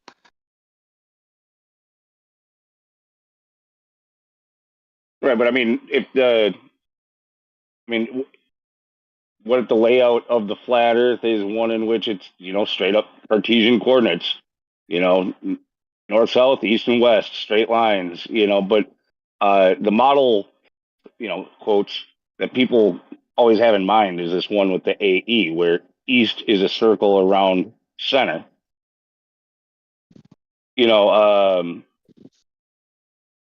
That's the thing that he's trying to say is the flat Earth, and we don't know that is the flat Earth.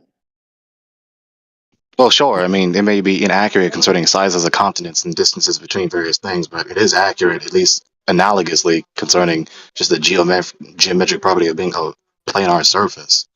We can acknowledge that.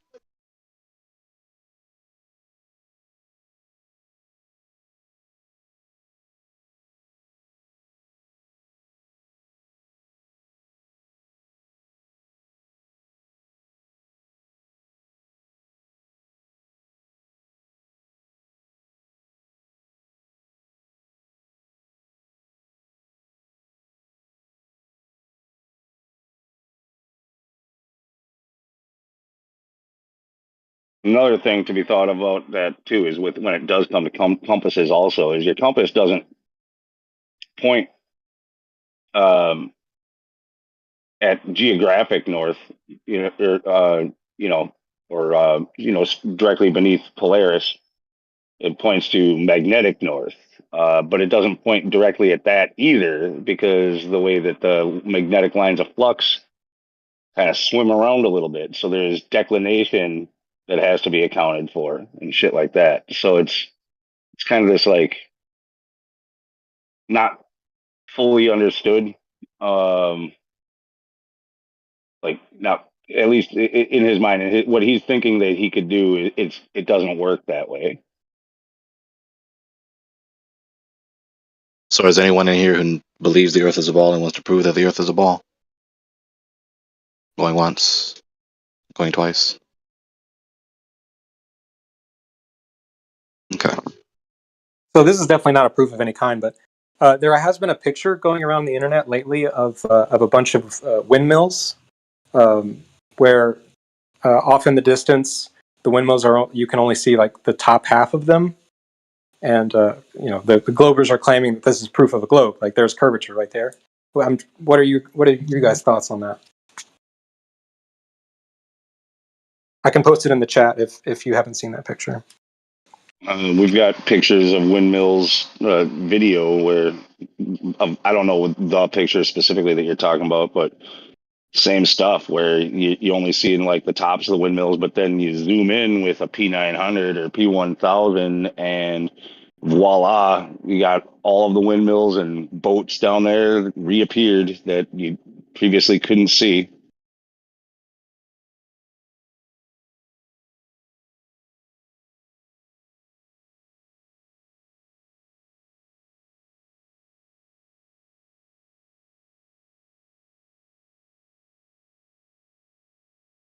The Globers like to think that because they start losing view of something from the bottom up, that automatically means that they live on a globe. there's more to be checked there. Like, one, is the distance at which the stuff dropped off consistent with the size of the globe? You know, the radius of 3,959. In pretty much all cases, you're seeing a lot farther than what that globe would predict. It could be a flat plane with a hill in the middle, you know? It's topographical. Well, I posted the picture I was referring to. It's over the ocean, so there's no hills.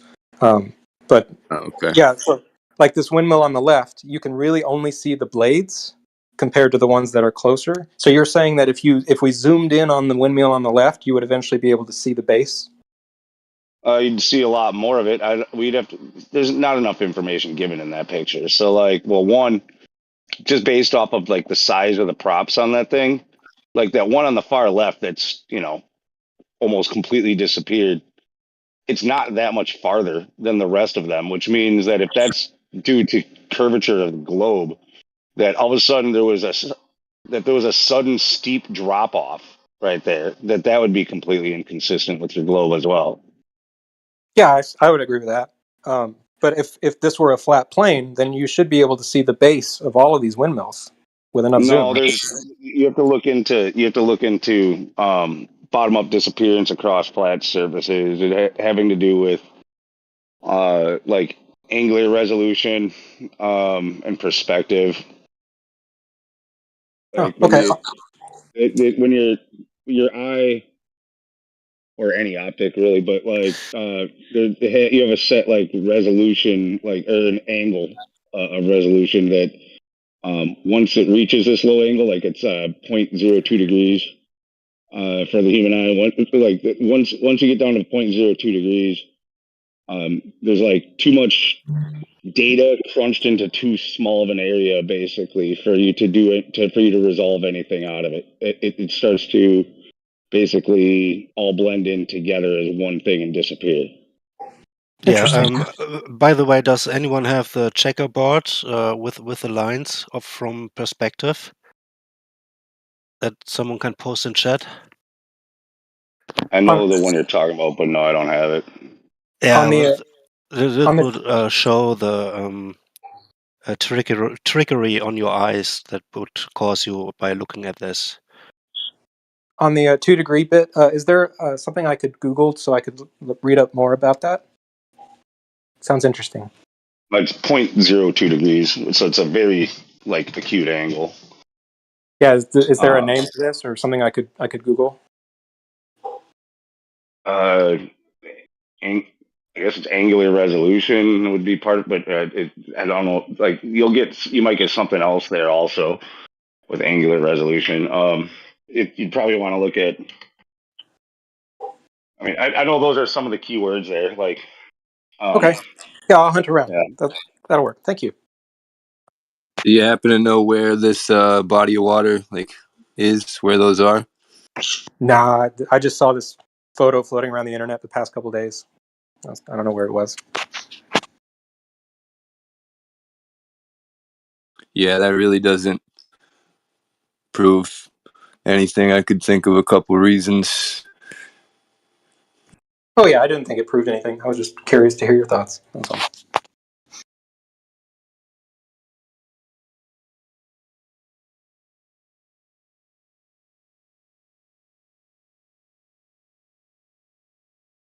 Tell you what, though, they could post that picture on the news and everybody would feel that much more confident.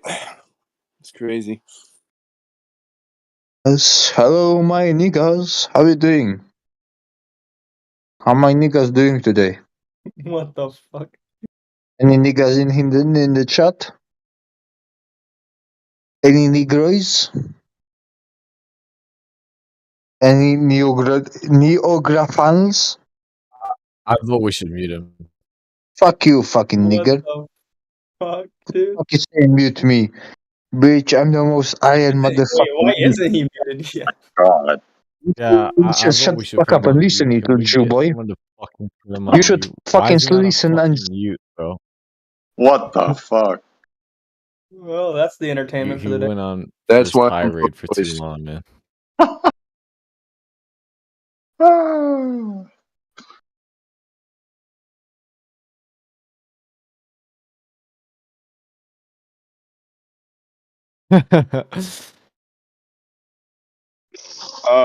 As far as that bottom up disappearance, angle of resolution, da da da, to get you started on it, I mean, if you want to do your own looking it up, good.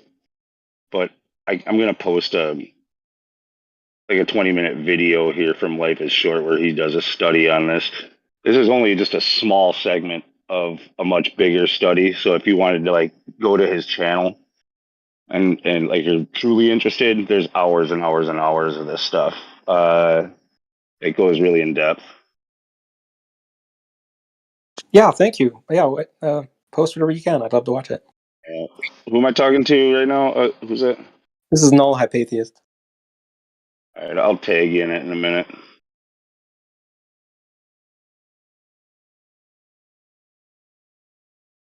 Regarding the picture in the chat, I remember seeing this used in one of the Jeranism debates in the last few weeks. I think it was between Dustin Nemos and quote unquote Brenda, if anyone's seen that one.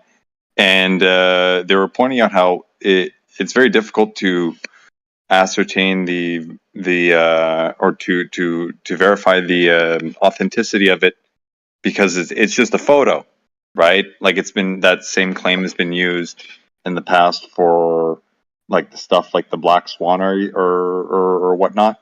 Like it's tough because it's a photo. Nowadays we all know what's available, computers are capable of. Photoshop is not it's not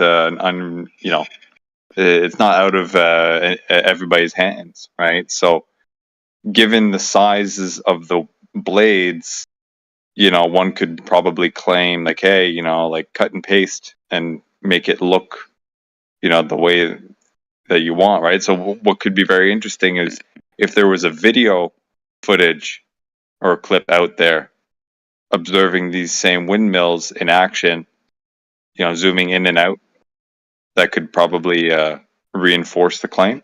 I've yet to see it.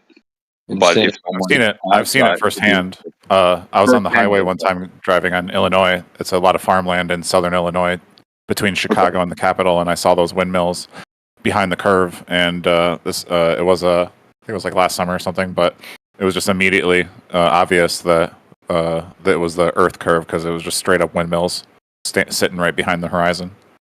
Okay. Well, I mean, and you got to. And the thing is, the reason why it's so obvious that is the proof of the globe is because there isn't a place on the planet where that's not happening. So anywhere you put windmills or anything tall, you're going to get that same type of phenomena because the Earth is a globe.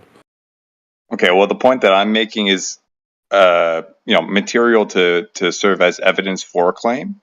If this could be substantiated with something like a video, I think it would serve better in a group setting like this when we're having this type of back and forth, right? That's all. It would be interesting to see. Yeah, I have video of that actually. Cool.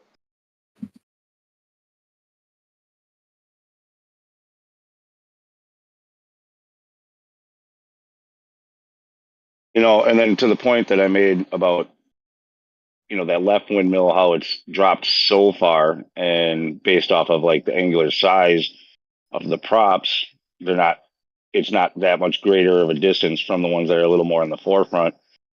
Also, if that was due to Earth curvature, which is just suddenly real steep, that would also mean that they would have to be tilting away from each other.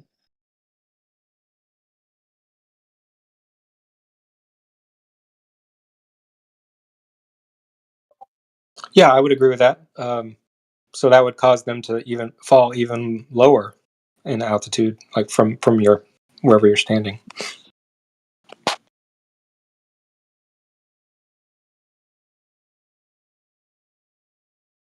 Yeah, but there should be, if there's that much of a drastic difference between the front one and the back one, the angle between them should be measurable anyway. I want to say obvious, but it should be measurable, like should distinguishable. But that's not, again, consistent with your globe, with the size you say the globe is, the distances there, which we don't have any of that information, but we can kind of you can make certain assumptions here just by looking at it. So if you guys want to see this video of the boat going over the curve. Null, did you get 12 mile. that video that I did ping you on it? Yeah, I Make did. sure I you saved save it. I'm gonna save watch that, it. yeah. Anybody's interested in seeing the Earth curve live on a video? Yeah, sure. Go ahead. Do you guys see it? Does everyone see the boat? So you can see the bridge on the map, and the bridge in the video.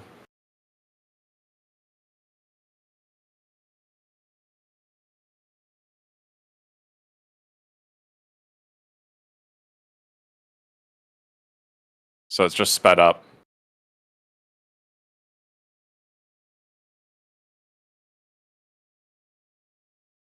Do we have anybody new before he goes ahead with that who isn't chronically addicted to copium? So you can watch the wake. Yeah, so that question wasn't for you. Say again already. Just wonder if we have anybody new who isn't familiar with the topic and not just somebody who's been having a meltdown over it for the last 5 months.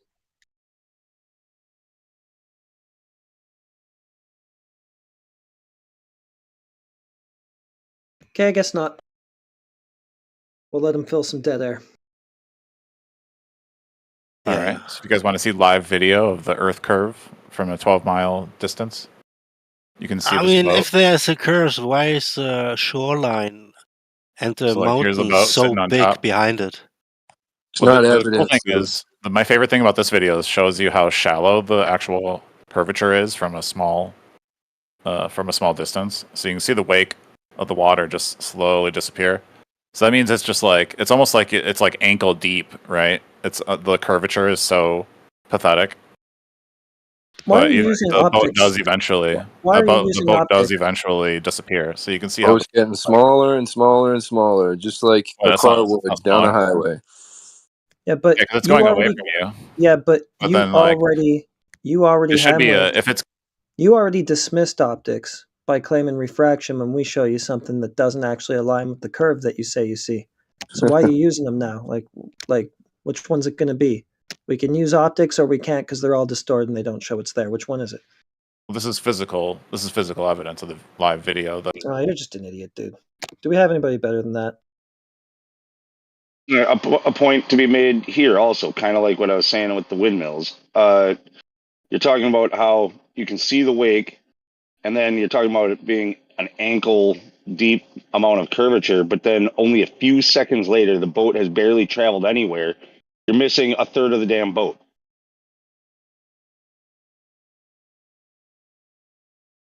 And what about the landmass behind it? Yeah, that's what I was talking What previously. about the fact that he already told us that we can't see the curve that he's now saying we see because it gets refracted? So you guys are just going to have to deal with what's in front of you right now, which is that you can clearly see the boat going over a curve. No, And you so can't. the wake, so if he was, We just see an optical effect, and you just assert that it's due to curve, the same curve that when we have the distances demarcated and everything, you tell us, well, you don't actually see it because it's refracted. So, I mean, you can't dismiss optics like that and then use them for your next argument. Yeah, that's refraction, brother. Sorry. so that's a straw man. I never said anything like that. Okay, so you're fine then. I'll post something then that should show that curve, and then you won't say refraction. Okay, 1 second. Talon, you notice how you just paused it right there, where you're saying at that moment that, hey, that's curve.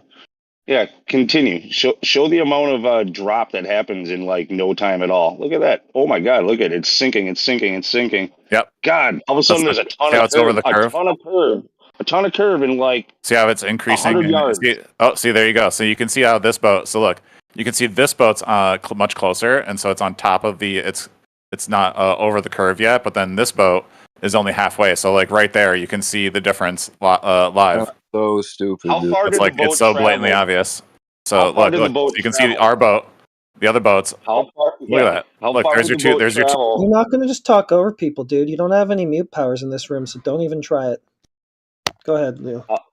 How far did the boat travel from that moment where you start to lose the bottom of it to the part where all you can see is like the windows of the cabin up top? Like, you know, you lost like 12 feet or, 8 feet of that boat in a matter of seconds. Okay. How far did that boat travel in order for like to get that amount of curvature? I'm not trying to overtalk. You guys got to let me finish. Okay, that wasn't addressing the question. Let's try it again. How far did it have to travel? It only traveled for 10 seconds. It's only a 3-second video. How It's far just is sped 10 up. seconds? 10 seconds worth of distance. Just like What distance doesn't is that? matter. Doesn't matter what distance it is. I can So you're let not me gonna show you the answer map. that question. Well, hold on. We'll go back to the map since you guys want to ask arbitrary questions. Here we go. Let me get to the map. Not arbitrary. There's a certain distance that obstruction has to occur at. We can show you it doesn't, and then you're going to say refraction like you just said you don't. So No, I'm not going to say anything that you would think I'm going to say. Like, you don't get to put words in my okay, mouth. okay, well, I already debunked your assertion that that's curved then, because you're not going to Yeah, but say there's that it's- live video. Yeah, just look at what I tagged you in the chat. You're not going to say it's refraction. That's what you told me already. If you don't say that, then you have to concede that there is no physical curve there that can block anything. So Yeah, you can't pick and choose, brother. Heretic, we're just talking about the video of the curvature. yeah, well, if it had curvature, so would this picture that I just posted. It would be everywhere. Yeah. Yeah. Because it's always a globe. So any picture you post of the But horizon is going to include globe. here, right? And you told me you weren't going to appeal to refraction, so we can just be done with this now. Heretic, I didn't say anything that you think I said. Quit trying to say I said something. I'm not. I'm saying you did say that you're not going to appeal to refraction. That's fine. So you don't have that out. So there's no curve to speak of because you can't even use the refraction excuse. I'm not trying. Again, you just admitted that you you are putting words in my mouth, Heretic. Don't say you said. Okay. This guy's a fucking idiot. I'm not You putting words lost in your half mouth. of the. You said You that. lost half of the height.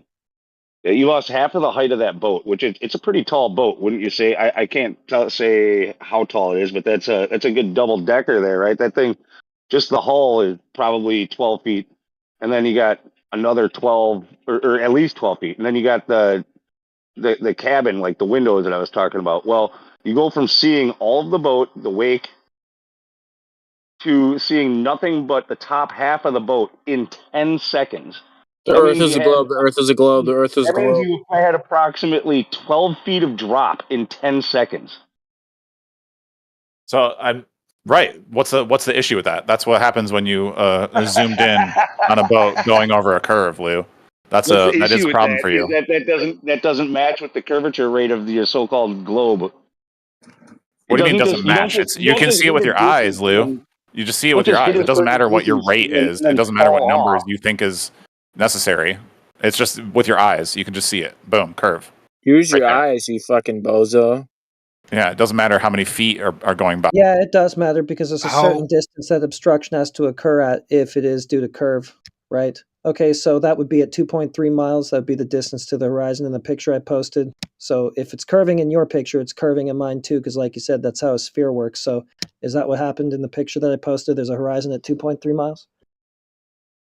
So the field of view in your picture doesn't have an appropriate amount, but yes, you would have a curve in that picture because that's a horizon. No, it's appropriate. I can see enough of the image to tell whether or not there's a horizon 2.3 miles out because there's a demarcator of a wind turbine at 11 miles, so I can tell. Did you count your pixels, bro? All right, well, good for you, Heretic. Thanks for that globe evidence Okay, of so that picture. it's a globe debunk. It debunks the thing that you're claiming you show us because you agreed already it would be everywhere all over the earth, and there it isn't. So now what? No, I agree that horizon does show it's the edge of the globe. Like that's the That's perception. not. It's you're just not a mirage, agreeing man. Because nobody's saying that, so there's nothing to agree on there. Quit being incoherent, dude. Okay, so that's not my problem that you think that. Great. Okay, so Anyway, Earth is a So globe. you dude. so It's so you're fucking all you acceptable. so I'm sorry to inform you that all your pictures prove me right. It's just something you'll have to deal with. okay, do you have any evidence of that, or are you just going to say that? Yeah, I just showed live. Okay, so if they prove you're right that in that picture I just posted, that's a 2.3 mile horizon, because that's what you're claiming you showed us in your video. So is that what's in it? I'm not going to waste my time on you all day with this shit. Right. When you take when you take a picture that's been tunnel visioned to only show a small portion of the horizon, as opposed to a It makes no sense. It's not tunnel visioned. We're seeing far enough. Forget it. This guy's just bricked. Who's the new guy?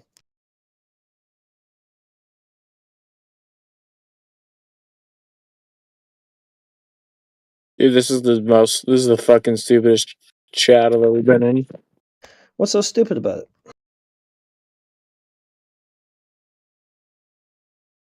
You know why it's fucking stupid, bro. No, I don't. No, we I don't. need you to tell me.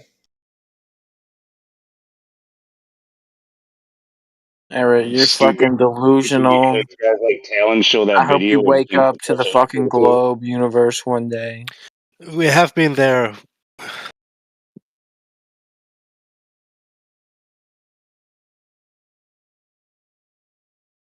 If you can come stay on my fucking space yacht.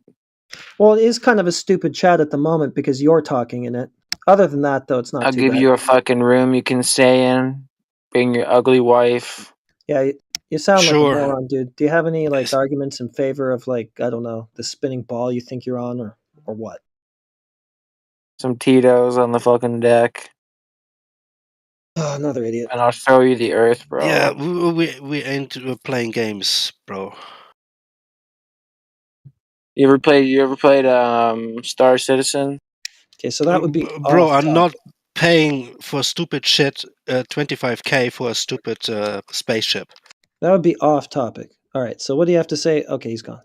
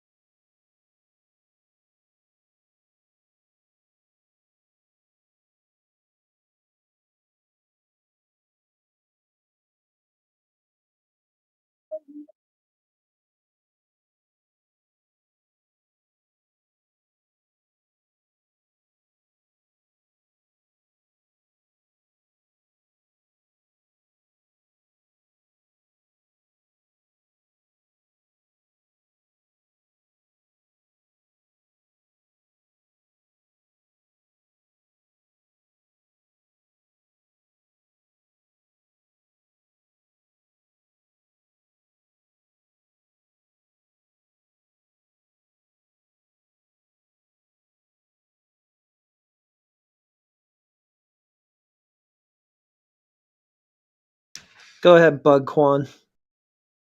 Do what? What globe proof you packing today, sir? Oh, I'm just waiting on something to be said real quick so I can talk about it. Oh, Bug Quan, this is your name now. Yeah, I'm playing Helldivers. It's fucking great. Nice.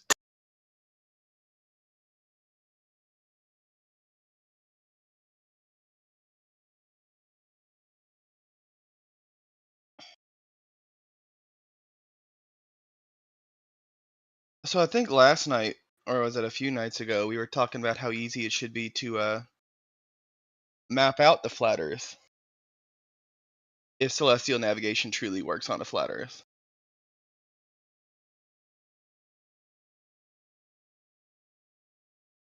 And I don't know. I'm waiting to see if anybody actually can like do anything with it. I have a method.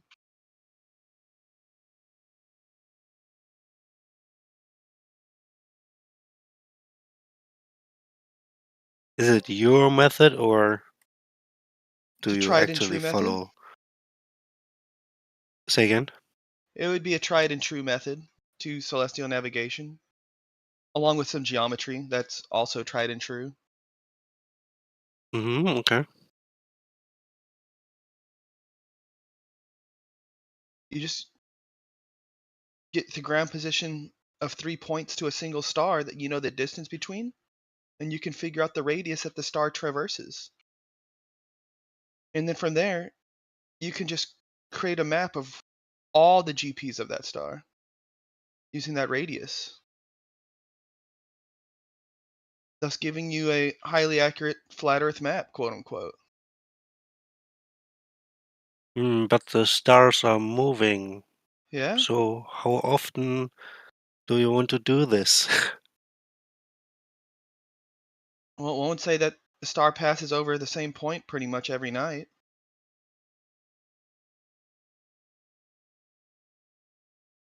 During like a certain time of the year. So you can just track that through one night. 3 positions is all you really need to, in order to develop an arc, like a radius, or not a radius, I'm sorry, a circumference. Because you can establish an arc.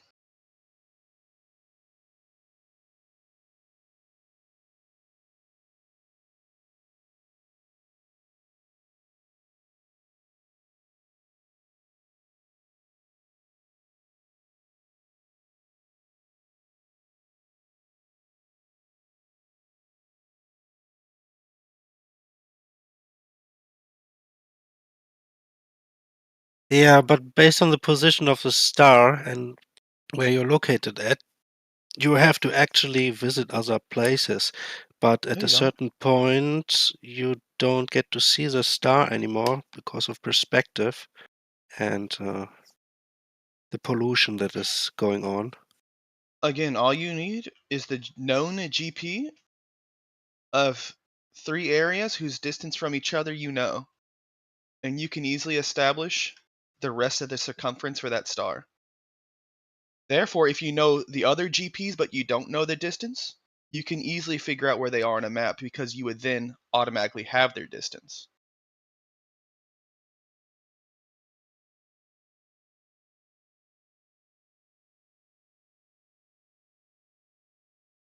It's just trigonometry.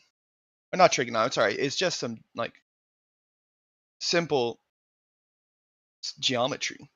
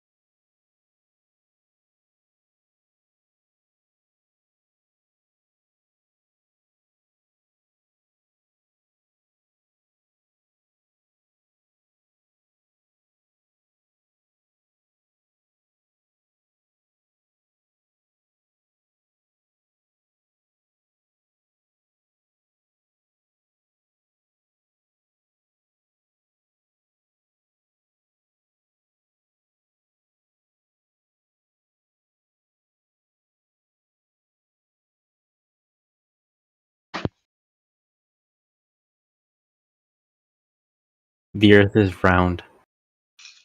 I agree.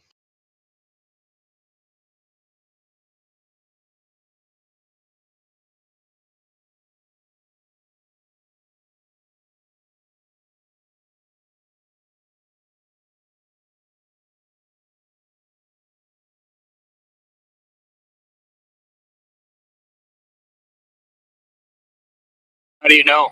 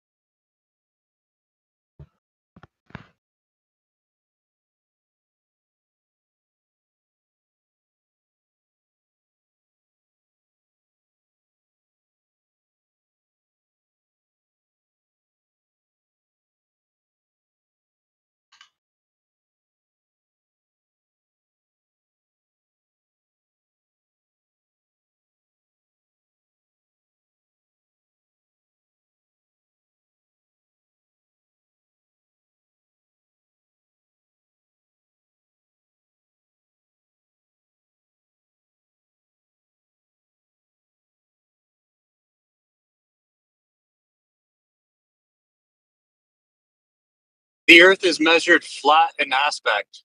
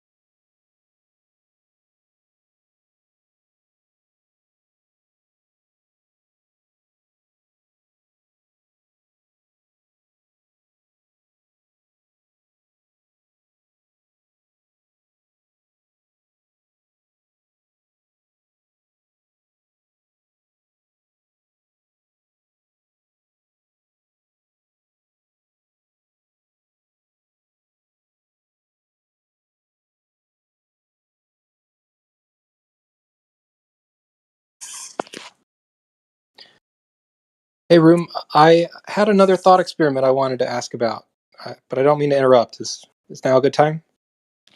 Go ahead. Okay. So on the thought experiment is on the planet or in the world, you have 4 different people in different locations around the world. It doesn't really matter where they are, and each of them pulls out a compass. And if they all just stayed on a northerly heading according to their compass. Are we still doing this? No, this is a different experiment. So all 4 people stay on a northerly heading according to their compass. They would eventually meet in the center of the Earth. Is that correct? They would meet at the North Pole. Right. And on a flat Earth, the North Pole is the center of the Earth, right? I don't know. Okay. All right. Well, okay. So following along with this experiment, now instead of them all going north, they go south instead. So where's the science behind your experiments? I'm curious. There's no science involved. It's just people following a compass. Have you done it? No, this is a thought experiment. So it's a hypothetical that we're never going to test. Well, if you guys think that if 4 people following the compass Well, you're south, presenting this idea, right? Can you test it out and come back for me, please? well, maybe so. Like if flat earthers agreed that 4 people traveling south would not end up meeting, they could wind up on 4 different corners of the planet, then that would be a good experiment we could do to either Do you prove or mind going to test that and then come back when you have an actual concept? Would you agree that would be a good test? If you manage to get a concept together which shows successful results, yes, that would be a good test. So in this hypothetical, hold on. In this hypothetical, there's no such thing as magnetic declination. It's just 4 people following their compass south. That's it. Do you know what magnetic declination is? Deviation, bro. Well, I mean, the Magnetic compass. declination. I didn't stutter. The compass accounts for that, right? Deviation. It's variation and deviation. No, the compass does not account for variation, dude. Take yourself off the camera because you're limiting the. You're putting a cap on the stream. Okay. No one wants to see your ugly mug. There we go. Fix it. Anyways, whoever said that a compass accounts for magnetic variation is not true. That's not true. The compass won't always point magnetic north. None of us would be allowed to all go to the South Pole anyways.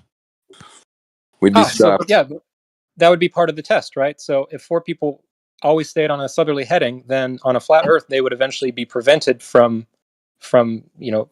going any further. They would run into a block of some kind, right? Here's my issue, right? Every time you presented a concept to us, you've misunderstood and misinterpreted the concept. And I mean, I've heard you 3-4 times so far. A standard compass does not account for magnetic declination, dude. It just simply points towards magnetic north.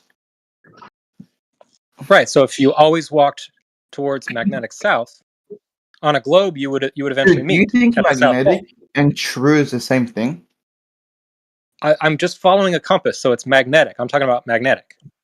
Do you know what true north is versus magnetic north? No, go ahead and explain it. They're different. There's local variations on the surface. There's variations in the Earth's magnetic field. There's a whole bunch of different things you have to account for. To navigate with a compass, you have to manually adjust for magnetic declination. Now, do you know how to adjust for magnetic declination on a manual compass? No, I'm just talking about people following a compass. That's it. Well, okay, dude, but you have to realize you can't just follow a compass, for God's sake. Why not? It doesn't. Well, for example, 1, true north isn't magnetic north. 2, you have to account for things like magnetic declination. For example, if you did what you've been telling us to do, you would fail horribly, like really badly. Well, so these people aren't trying to prove anything. They're just following the compass. So how would that be a failure or a success? Because they're not following it accurately. Because first, they're not following true north, right? They're just following the compass wherever it points. And the compass is not pointing true north, dude. Okay, so where would they wind up if they always just went south according to their compasses? Freaking God knows where, dude. It's not where they want to be, though. But if they all followed the compass north, they would eventually meet, wouldn't they? No. No, They you wouldn't. need to look up a magnetic declination navigation map. That's what you need to do, and then your all your questions will be answered. Quick 2-second Google search, you'll get it. I'm driving, I can't post the map. Yeah, so if someone just followed magnetic north, right, by a standard compass without accounting for there's more things to account for besides magnetic declination. They wouldn't really be heading towards true north or geographic north. The direction they'd be traveling in would just be offset by a whole bunch of angles depending on the magnetic declination of that location. So the magnitude of error would also depend on a few other things, but it could be a lot. It could be like a few degrees, it could be 20 degrees, it could be more. Do you know how much 20 degrees of error is? In terms of angle, like you'd be to a whole different place. Oh yeah, I totally agree. Like all of this error can be considered as something that might happen in this experiment. I'm just wondering, would the 4 people following north, according to their compass, would they ever meet? No, they would not. Okay, thank you. That's all I needed to know. No, that's your model. That's the truth. They would not meet. That was it. Now, before you come up with another ridiculous thought experiment, please figure it out. I'm sorry. I thought this room was to encourage people to come in and ask questions and learn more about, other points of view. Is that not the case? Yes, that is the case. But when you ask a question, ideally you understand your own question before you ask it. Well, I mean, that's why it was just a thought experiment of an idiot like me following a compass. That's all. I just want to know what would happen. Did any of you flat earthers have a model? Yeah, I can show you a model. I'd like to see one. As long as it's not like you're not trolling me and you're not going to just send me like an actual model. No, I'll post one inside chat. Ready? Okay, I'm ready. 1 second.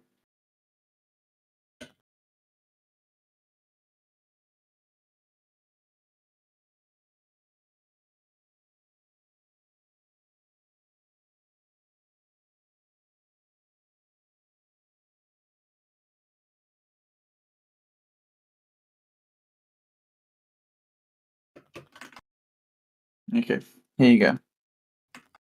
I'll pause my game. I'm excited. You should be. This is something that no one's ever seen before. I created this myself. Oh, is it? Yeah, this is the. So this is a model that you hold to. Of course. What is that? Like, is this actually Earth? I'm so confused. Of course, it's Earth. Well, that kind of briefly looks like North America, but nothing else looks like what it should look like. Yeah, I think you just have a misrepresentation of what Earth actually looks like. But there's no like Europe. What's Europe? Oh, okay. Okay, so you just trolled me. This So is where? just worthless. So like the entire country of Chile is not on the planet? No, he's What's trolling. Chile? Like, this isn't real. This is like a North American centric map with the rest What do you of mean? the It's a world. real map. This is what we abide by. Okay. That's too bad. Well, there's obviously more to it. This is just the surface of it. If you want to see the actual, more detailed map, you can always ask. Yeah, more detailed map, please. So, do you believe in the concept of the ice wall? The ice wall. What concept is that? So, it's the idea that the Earth is surrounded by ice. I've seen a lot of ice, yeah. So, like where the traditional edge would be. I said like traditional, like you can conceptualize the end of the known Earth, right? It would end up being an ice wall in some people's eyes. Who made this concept? I don't know who made it up. I just know a lot of people cite it. Do you believe in aliens? No. Okay.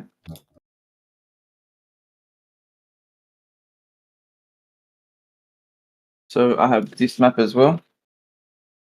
And then I also have this map. 1 second.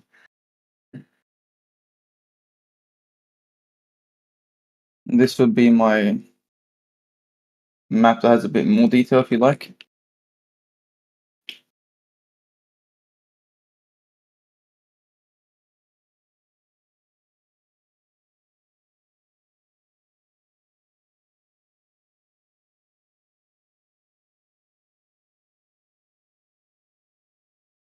Okay, so wouldn't your map that has a bit more detail suffer from that thing that the thing where if they say like if you get a plane and you try and fly from Japan to the United States, well, actually the one that has a bit more detail doesn't even have Japan on it. So let's say India to.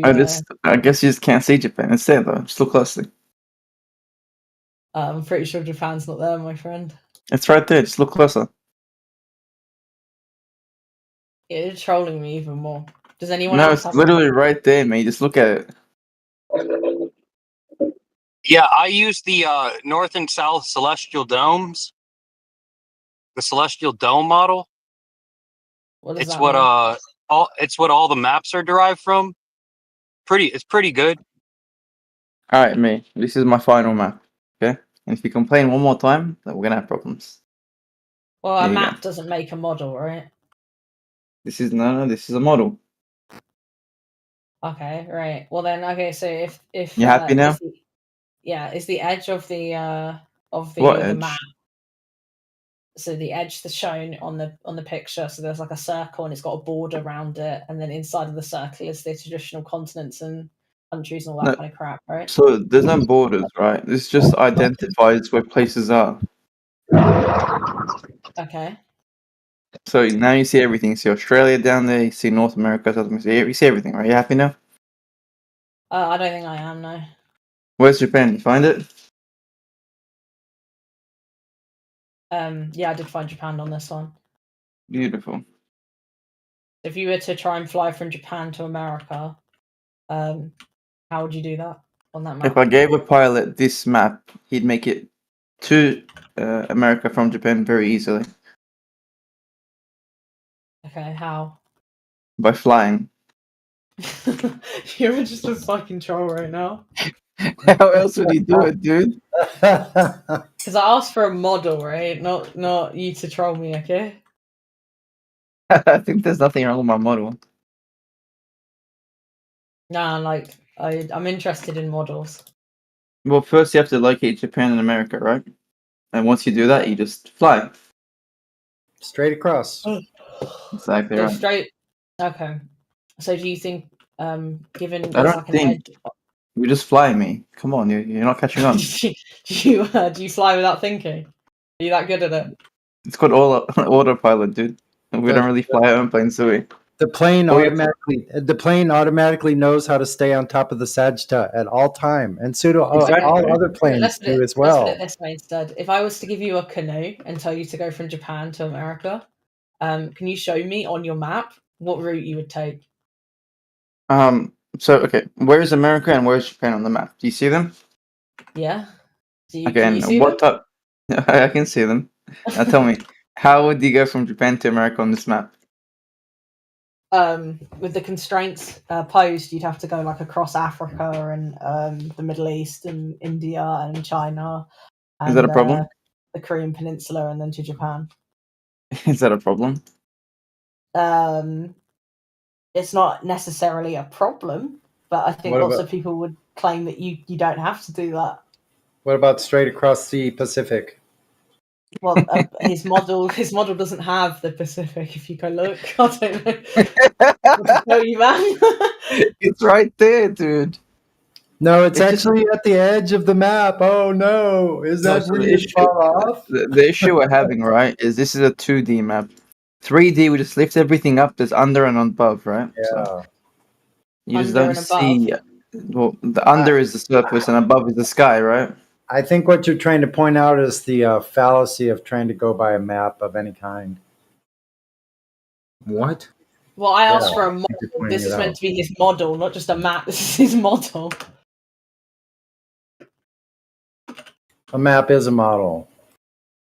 It's okay. right, She doesn't so understand. She's just a bit silly. I'm asking to like a model that like both like represents and explains how the flat Earth would work. Yeah, there's no such thing possible. Let's go outside. I mean, we Well, live on that's an why Earth I that's flat. asked if anyone had one. You could have answered with no, but this is what you gave me instead. Because this is what we need, right? Just a map. This is what sailors used to use. Maps or this map specifically? This one exactly. Oh, not all sailors use that map. Are you sure? Can you find me one sailor that doesn't use this map? The Pacific Islanders. No, they definitely use this map. No, they didn't. No, they literally did. Can you show me how they did it? They had like I don't believe you. Oh, okay. 'Cause I spoke to one just recently, and they said they use that map exactly. I just showed you. Oh, no, I'm talking historically. Yeah, I spoke to someone recently as well. Okay, you're just trolling me. Like, this is pointless. Why would I troll you? I sent you a map, and you said I don't like this map. What do you want me to do? You're just trolling. Does anyone else have a model? See, this is what they do, right? Once you present a model, they're like, I don't want this one, I want another one. No, we don't want one at all. We don't need one. Yeah, I told you we derived the latitude and longitude from the celestial dome model.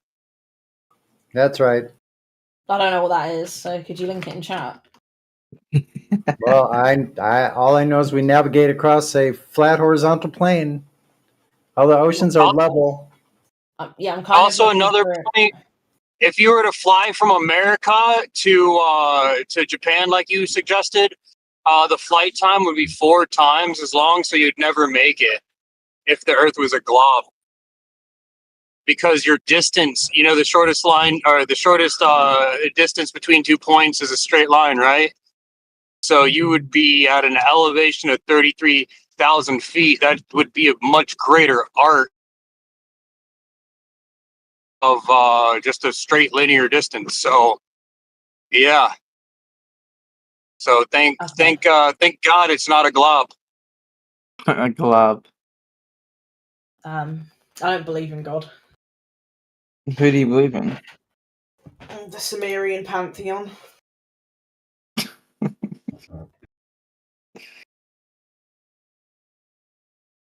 They should have kept you banned. Well, I'm not trolling. I'm trying to learn, but I feel like this is a bit fruitless. Well, see, if you're asking for a map, then see, that's what you're going to get, though, because there's all different kinds of projections. There's all sorts of different ideas, and many of them have nothing to do at all with the practical use of the surface of the Earth. I asked for a model, not a map. Do you ask for a map? Now you want a model? What do you want next? A hamburger? No, I always wanted a model. The idea of the model is to explain how the flat Earth would work, and so it's not just constrained to like where are the continents. It's things like how does the moon work? How does the sun work? Okay. Can you show us an overarching? Can you show us an overarching model of the globe that takes everything into account, just as you're requesting from us? I don't know anything about the globe. I'd have to ask a glober. That's a way to weasel out of a question. Well, I literally don't know anything about the globe. I'm globe agnostic. I don't know what that means. Can you say that in English? So you're globe agnostic, you're flat Earth agnostic. What do you believe about the nature of where you live? Well, I believe I live in a house. In a village. I've been in my village. In a country called England. I don't really know anything else beyond that. We know. That's a good summation. In order to know whether the entire... I'm of the opinion that I don't actually know if the other continents exist to begin with. So, the globe thing's kind of lost on me. Do you know that you're on Discord speaking right now? Yeah, that's what I'm presently doing. How do you know that? You 100% believe that? Yes, that's what I'm experiencing right now. Experience. You experience flat Earth? No. Have you walked outside before? Well, in order to experience flat Earth, I'd have to have knowledge that the Earth, as traditionally posed, exists, which I don't.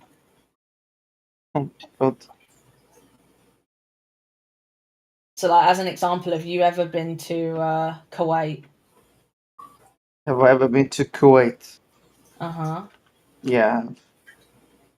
You have been to Kuwait? Okay. Of course I have. Have you been to Nepal? Have you been to Nepal? I have. Okay, now I know you're lying. I'm not lying. I've been to Nepal a few times. Okay, and You don't believe anyone did you manage takes to world get? holidays? No, but Nepal's really difficult to be a tourist to. I went to Kathmandu a few times. Okay. Is there any country you haven't been to? Or have you been to every single one? I've been to a lot of countries, to be honest. Like a good Can you name a majority of country them. you haven't been to? Not off the top of my head. Oh, okay. Maybe this is lost on you. Then maybe you do have full knowledge of the span of the entire Earth. Congratulations. I haven't been to Zimbabwe. Okay, then how do you know Zimbabwe exists? I've spoken to people from Zimbabwe Okay, how do you know they're not lying to you? because they showed me videos of their families and friends in Zimbabwe. Okay, so if I show you videos of me and my family, and then I say we come from Kazooland, If you show me the landscape, the environment, and the language you speak, and I can verify them with the information provided on Google, yeah, I think that I'll believe you. okay, so you just believe everything you Google? Oh, my bad. Continue. Do you believe everything that you Google? I think you just took that completely out of context. Yeah, so He's if saying that if someone I show tells him me videos something, of Kazooland and then he Googles Kazooland and Google tells him that Kazooland exists, then yeah, so if I Kazooland go on Kazooland and it shows me environment, atmosphere, language, and you can confirm that the area that you and your family were in showed the same environment, same language, and same heritage, then yeah, I'll believe it exists. Okay, so Neil Armstrong went to the moon. Do you believe Neil Armstrong went to the moon? Yeah, no, I don't. He doesn't verify it himself. Okay, so there's a bunch of astronauts that went to the moon. They all say they went to the moon. You can go on Google and they'll say the moon exists in the way that they say the moon exists. Do we have? These people went there. We need to Sure, do we have deport all the photos- immigrants from Europe. Do we have photos, videos of that happening? Do we have Yeah, there's a testimonies? video. Right? There's a video and there's a Oh, testimony. there is. Can I see photos, videos, and testimonies that he was on the moon? Of the I'd moon li- landing. Yeah. No, I'd like to see. I'd like to see Neil Armstrong on the moon with his mates talking about, "Hey guys, we're on the moon." Go ahead. Yeah, you can Google that. No, I can't. I want to see a video of me that shows Neil Armstrong with his buddies up in moon doing the zigga zigga dancing or something, right? I know, like, if I just like, why can't you just Google this? This isn't hard. Because I don't see that video to be accurately representing a moon landing. There's one guy in a spacesuit just jumping up and down. I don't see him talking. I don't see him communicating. He doesn't even say, "Hey guys, I'm on the moon." So why would I believe it? It's one's a wild claim and one is not a wild claim. So that's the difference. One is verifiable. One is not. You feel me? But yeah, I just don't see the validity of either. Right? It's just you. I Really mean, just I believe in didn't. videos you've seen and things that people have told you in both cases. Somebody saying that Paris exists it's not a wild claim. A wild claim is saying that you went to the moon. That's a wild claim. I also like to make another point. I've actually flown over Zimbabwe, and that also helps me verify it exists. Seen Zimbabwe, that's completely different. I've flown over it, yeah. Yeah. The point is, right, is that I don't think you should necessarily believe anything you haven't yourself experienced, right? That doesn't mean it doesn't exist. It just means you don't know, like, 100% whether it does exist in the way that you think it exists. Do you actually want to talk about this? Sorry? Do you actually want to talk about do not believe anything you don't see or experience yourself? It's not a case of I don't believe, like, it is not the case. It still could be the case. I just haven't experienced it, so I can't verify it, so I can't know it.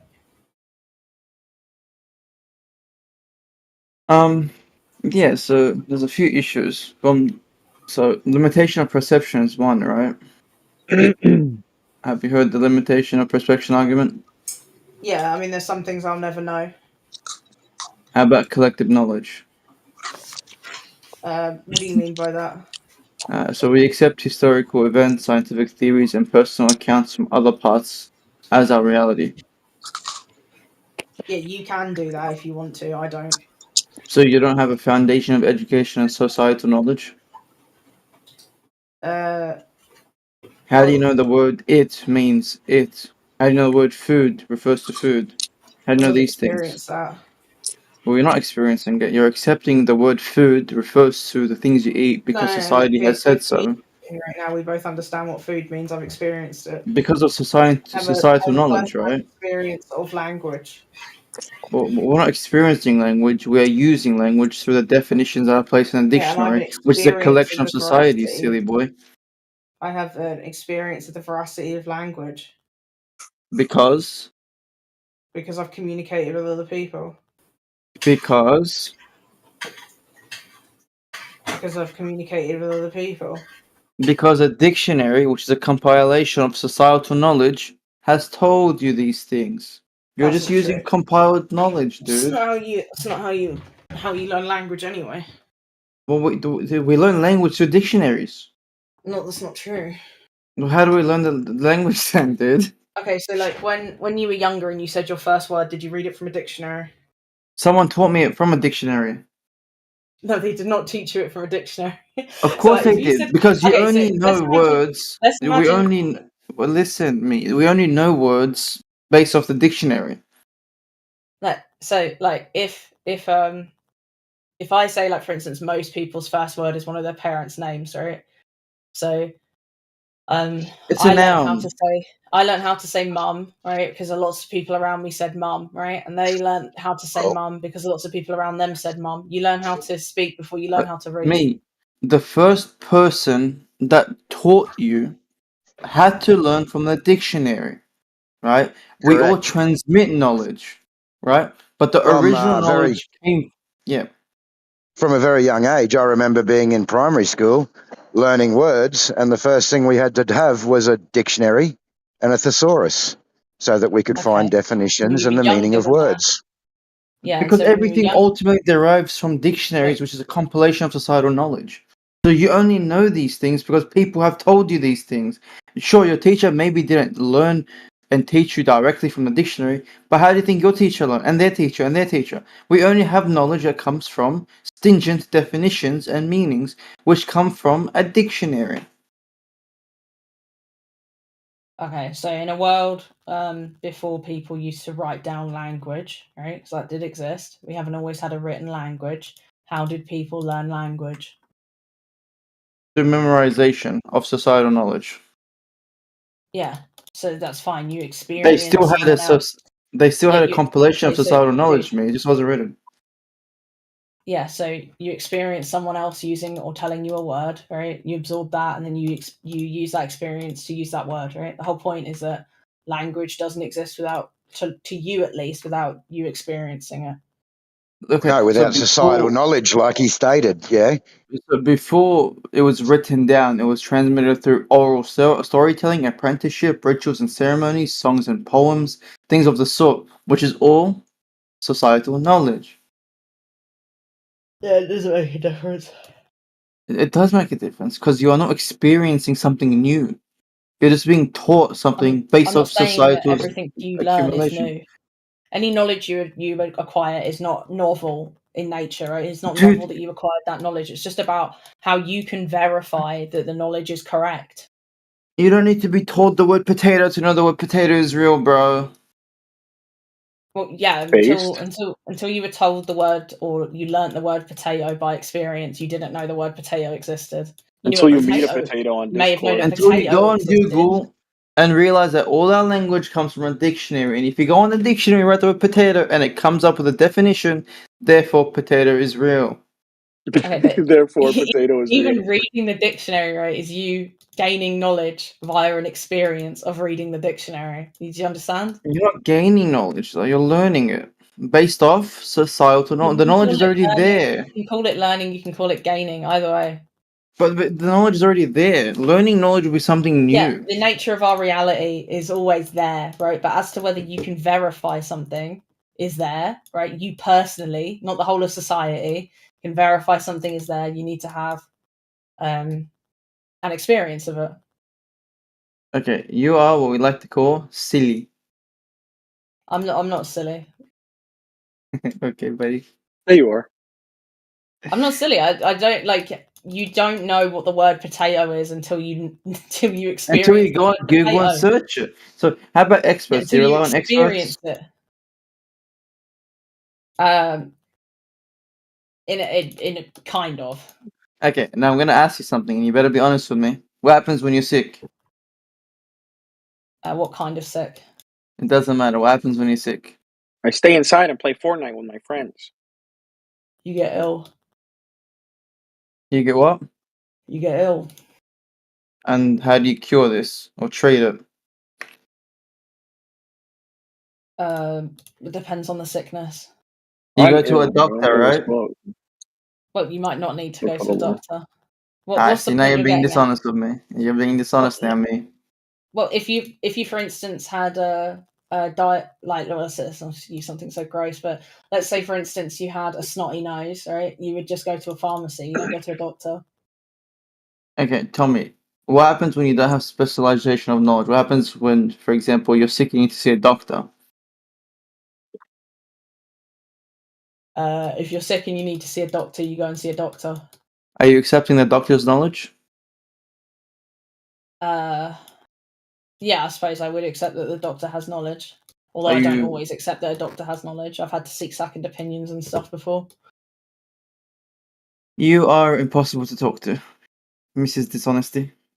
Well, I think you're trying to like make a point, and I'm not. Well, just the point is, honestly, we have You're not, because you're being a bit dishonest. We have experts in various How am I domains. being, what am I being dishonest about? I feel like you're trying to dodge IM's point. So we have that's experts why I in asked various. what is the point he's trying to make? If We I have answer every question honestly, 1 second. If I answer every question honestly, I don't know what point you're trying to make, right? So I'm just trying to answer every question honestly. Sure. So we have a rational basis for believing certain truths or accepting specific knowledge from people like doctors without the need for direct personal experience, right? Because we have people that are masters of their fields of knowledge, and we have experts in various domains who dedicate their lives to understanding specific areas deeply, and we don't need personal direct experience to have faith in their knowledge. When I see a doctor, I don't know what he's doing. I don't know what he's going to do, but I know that he's an expert in his field. He's going to fix me, right? Okay, so what you're describing is different from knowledge, right? So you're describing having faith, right? It's someone who has knowledge. I don't have knowledge. Okay, let me finish, right? You're describing having faith in someone, right? And then as a result believing that what they say is true, right? You have no knowledge off of the back of that, right? So I can have faith in a doctor, they can give me a diagnosis, and then they can be incorrect, right? I chose to believe them at the time. They're not objectively correct all the time, so they don't have like 100% knowledge. Like, I've been misdiagnosed before. Have you ever seen someone be misdiagnosed? Misdiagnosed in what aspect? Because we're talking about treating and curing right now, right? Okay, yeah. So as an example, my mum was misdiagnosed with what's it called? What's the percentage of people that get misdiagnosed? It has to be like 1% or less. Yeah. So the whole point is that you don't have Who gives a shit? It's an outlier. Yeah. So the point is you don't have 100%. Yeah, but who cares though? It's an outlier. Because knowledge is an idea within philosophy. It's something that's true and representative of reality, right? So you don't have knowledge when if it's not necessarily true and representative of reality. Yeah, but when it comes to outliers, we don't take them into account when we talk about statistically, objectively accurate. I have an image I made to explain this concept. 1 moment. Yeah, but your image is going to show a concept to be untrue because we have arguments that show us, for example, we have limitations. For example, once again, we cannot see things like ultraviolet light. We cannot hear certain frequencies of sound. We can't even feel things like, Earth spin. I was gonna say Earth spin, but I didn't want to say Earth spin because there's a reason we can't feel that one, right?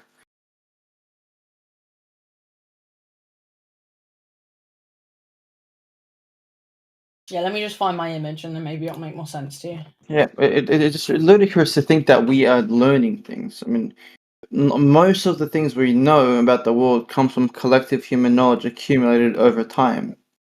Like historical events, scientific theories, and personal accounts are all a part of our reality. You absolutely do not know the majority of historical events. You just believe them. Okay, ignore historical you can doubt events. How about the. scientific theories and personal accounts? I mean, That quite literally theories. Like it starts with theory, meaning that it's not necessarily knowledge. Okay, here's how my about image. math? I found it. Math's a theory. Can you read my image, please? Okay, true representation of reality, justified equals what's for the belief, a conviction, that is a proposition, equals knowledge. Yeah, What so does in it order for show? something to be knowledge, right, it needs to be representative of reality, right, well supported, so you're like justified in believing it, right, and that it has to be a belief, right, so it's a conviction that a proposition is true, right, so the key thing that you're missing with a lot of the things that you're saying are true, right, or well, a lot of things that you're saying are knowledge, is that you don't actually know whether they're true. You just have these like beliefs.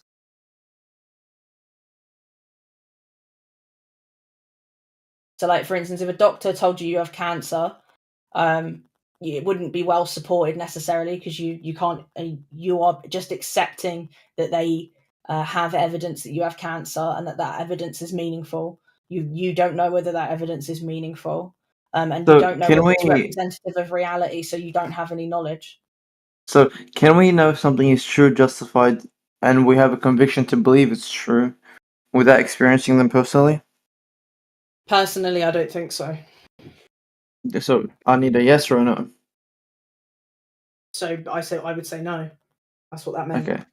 So would you accept a testimony from people you trust? Testimony. Shut up, Marcus. Would you accept a testimony from someone you trust me?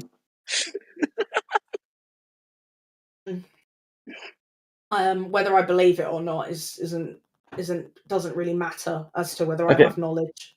But hold on, we're gonna go through things one by one. Would you believe a testimony from someone you trust? Yeah, I believe it. Would you support or accept something that comes from indirect evidence? Like the existence of atoms or something without seeing them? Yeah, I might believe it. Okay. How about inference of something that is to be the best explanation possible? I might believe it, yeah. So, for example, footprints in snow, someone probably walked there, right? Or an animal or something was there. Yeah, I might believe it. How about scientific consensus? I might believe it. Historical records? I might believe it. You see the Logical trend here? deduction? I see this trend, but it's a stupid trend because you're just dodging. Yeah, I might believe it. Okay, now if I put all these things together, you're going to say, I don't believe it, right? If you put all of those things together, I might believe it, yeah. Okay, so would it become knowledge though? No. Why not? We have the true, we have the justified, and we have the belief. They're not justified. Why are they That's the whole unjustified? point. Because in order for something to be justified, it has to be well supported. So, for instance, right, and it also Well, has to if be. there was a freaking Let me footprint in finish. Let me snow. finish. Hold on. Let me finish. Your Let me nose is finish. blocked, woman. Unblock it. Yeah, it's because I've got my hands on my face because you're being a brick wally right now, right? It's very Well, simple. your answer to everything is maybe, maybe not. So it's a bit weird to me. True is representative of reality, right? So, if in order to know if something is to have something well supported that is representative of reality, I'd have to have an experience of it in reality to be able to say that I can support this, right? So if someone tells me, for instance, let's say you were talking about the testimony factor, if someone I trust tells me that they were raped, right, I would believe them, right? Which means that I have a conviction that what they're saying is true, right? But would I have a justified? Would it be like well supported? No. Okay. Have you heard of the gravitational waves? Could you respond to what I said first, please? No. Have you heard I of don't the really want to jump gravitational topic. waves? We have to. So the discovery of gravitational waves, right? No, I want to make sure you've understood by testimony. It might. Now I'm going to is ignore your not a true argument because it's justified shit. belief. I don't like your answer. It's shit. Okay, well, just because you don't like it doesn't mean that I have to allow you to not engage with it. Well, I'm not testimony gonna is move on based off from this. credibility of sources and corroboration of information by multiple witnesses or experts. It's not hard to justify it. So you asked me if I trusted a friend and would I believe it? Yeah. But Okay. that doesn't mean Anyways, it doesn't mean it's true. You can believe things that what aren't if 10 true, of your right? So- friends said something? yeah, so I can believe something that isn't true. That's 10 of my friends have lied to me before. okay, dude. If we say for example, corroborating testimonies are most likely to be true, would you say they are true? It's likely, right? So Bro, once you get into likelihoods, right, we can't say it's knowledge, right? so Because do you even you have don't. true? Is there objective reality in truth? Is there even true nature? Like, how does that work to you? Sorry, what the fuck does true nature mean? So can something be objectively true? Yeah. Okay, so if we have trust, can it be true? Trust. If there is trust, can something be true? Like, if we base something off trust and credibility of cooperation, can it be true? It could be true, yeah. Okay, how do we come to a truth conclusion based off testimony and trust?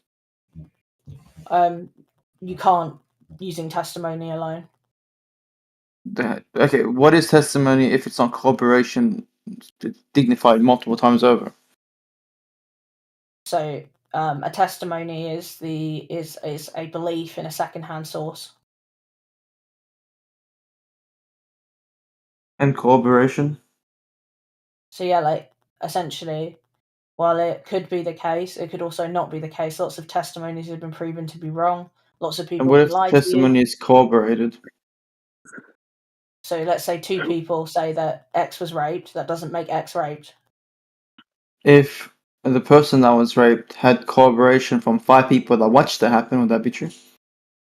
Not necessarily. 5 people They can lie. freaking watched it How are you happen, dude. struggling with this? How are you struggling with this? Have you never It's had not a a bunch of struggle, people right? lie to you Because, about something? well, Like you when it believe the comes moon to landing's not real, right? But you've got several people who when say you that they believe it, witnessed it happen, right? okay, And then you've because also got experts telling you that it happened, right? But you're saying that you don't believe it.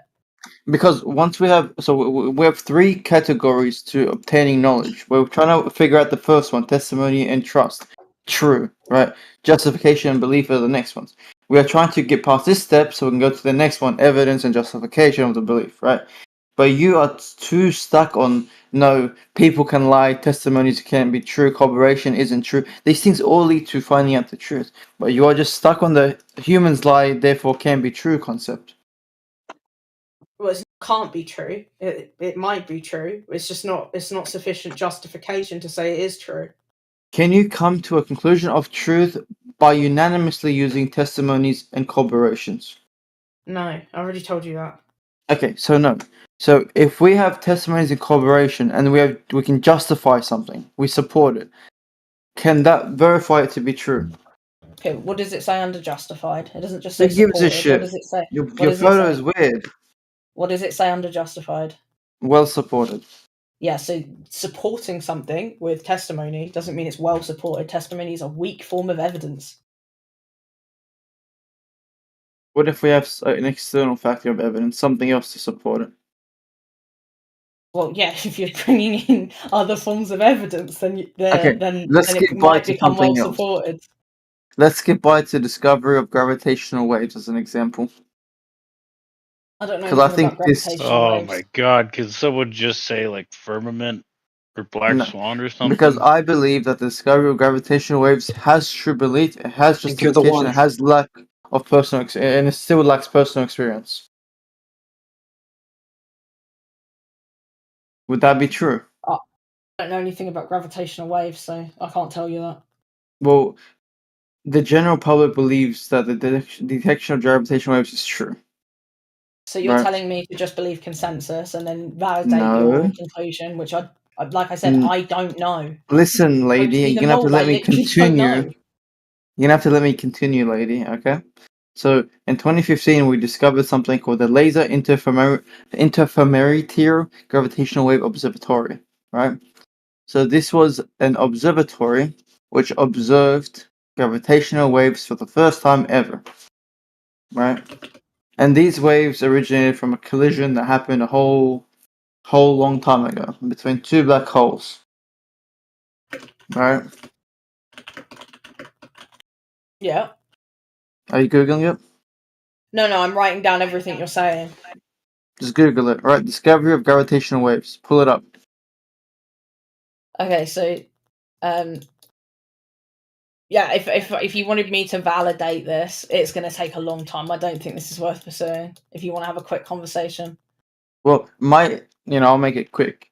We have true belief, right? We've got justification, and we've also got a lack of personal experience. So we haven't experienced it, but we have reached a conclusion that's true. I mean, if you had an observatory that observed something, right, and you set up an experiment that could observe a phenomena, then you did actually experience it. How was it experienced? Please explain. Well, I don't know because I don't know exactly what it is. But if you set up an experiment that that can observe a phenomena, right, and you experience that experiment, then you have observed it. Are you ready for the catch? Yeah. They experienced it, not us. We just believe in their experience. Crazy, right? Yeah. Yeah, that would be correct. Interesting. So we haven't experienced it, have we? So I'm talking about this in concept, right? I personally No concepts. We lack personal experience, mate. Yeah, we lack personal experience, right? So you're believing that they have had this observation, that this did occur, blah blah blah. I don't necessarily know that to be the case. So I would, but due to your criteria, lady. So the thing is you're saying that is knowledge. I wouldn't say that that's knowledge. I personally hold Okay, that's knowledge that they can claim to have. You're gonna have to let me tell you why it is knowledge, right? Because there's expert testimony, there's instrumental evidence, there's consensus, there's educational outreach, and there's also whatever your criteria is. It's well supported. It represents reality, and there's a conviction that is true. Yeah, there'll be all of this for the moon landing, and you don't believe that's true. The moon landing is not well supported. It doesn't represent reality, and there's no conviction that's true. Okay, so somebody else, right, will say that they have. Who cares? I haven't experienced it, so I can make the argument from that point. Just Josh for a second, okay? So somebody else will have said that they've been to the moon. Somebody else will have said that they've made observations of the moon, right? Observations of the moon being things like, for instance, retrieving moon rock, right? Taking videos and images on the moon, right? And that, so like, while we have evidence, they have evidence, right? So like Neil Armstrong can have. He's justified. But doesn't that defeat your entire position, though? Because they've experienced it. We're talking about us. We lack the experience. So if you were Neil Armstrong, right, you believe you're justified because you've been to the moon, right? Okay, but your entire position is lack of experience. Can I finish? Otherwise, we're not going to have a conversation. You're defeating your entire position. I'm not defeating my position. I'm saying that Neil Armstrong can say that he has knowledge of the moon, right? The rest of us because he has a verifiable experience. The rest of us do not have knowledge of the moon. Because we lack that experience, right? Sorry? Because we lack the experience, right? Is that why we lack the knowledge? Yeah. But I thought we can also have something that represents reality, and we can also support it, and we can also have a conviction that's true. Why do we need experience to know that is knowledge? Because in order for something to be, I guess it's just like your parameter for something to be well supported, right? Is what you're having a difficulty with. Well, I'm not having a difficulty at all. You're saying for something to be knowledge, it needs to be true, justified, and you have to have belief in it, right? Yeah, where in those three criteria does it require experience? Right. So the well supported part. Well supported does not mean you direct experience. In your opinion. No. Okay, explain to me why it requires experience. Because essentially everything else you're relying on is testimony from other people that things occurred.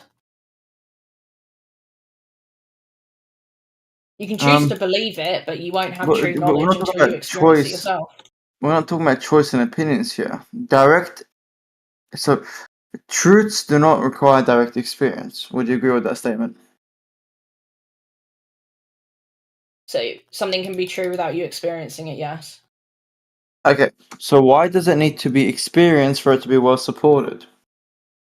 So in order for you to have knowledge, right? Well, hold on. Ignore knowledge, ignore true, ignore belief. We're talking about justified, well supported.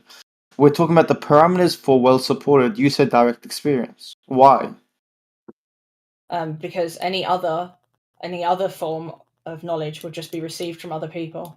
Okay, we're not talking about knowledge. We're talking about well supported, justified. Why does something need to be directly experienced to be well supported and justified? I just told you.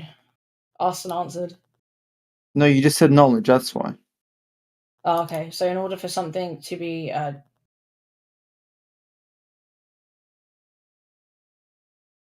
yeah, I mean Jay summarized it really well in the chat. Maybe you can just read that a couple of times. Can something be can something be well supported from indirect evidence and reasoning? No.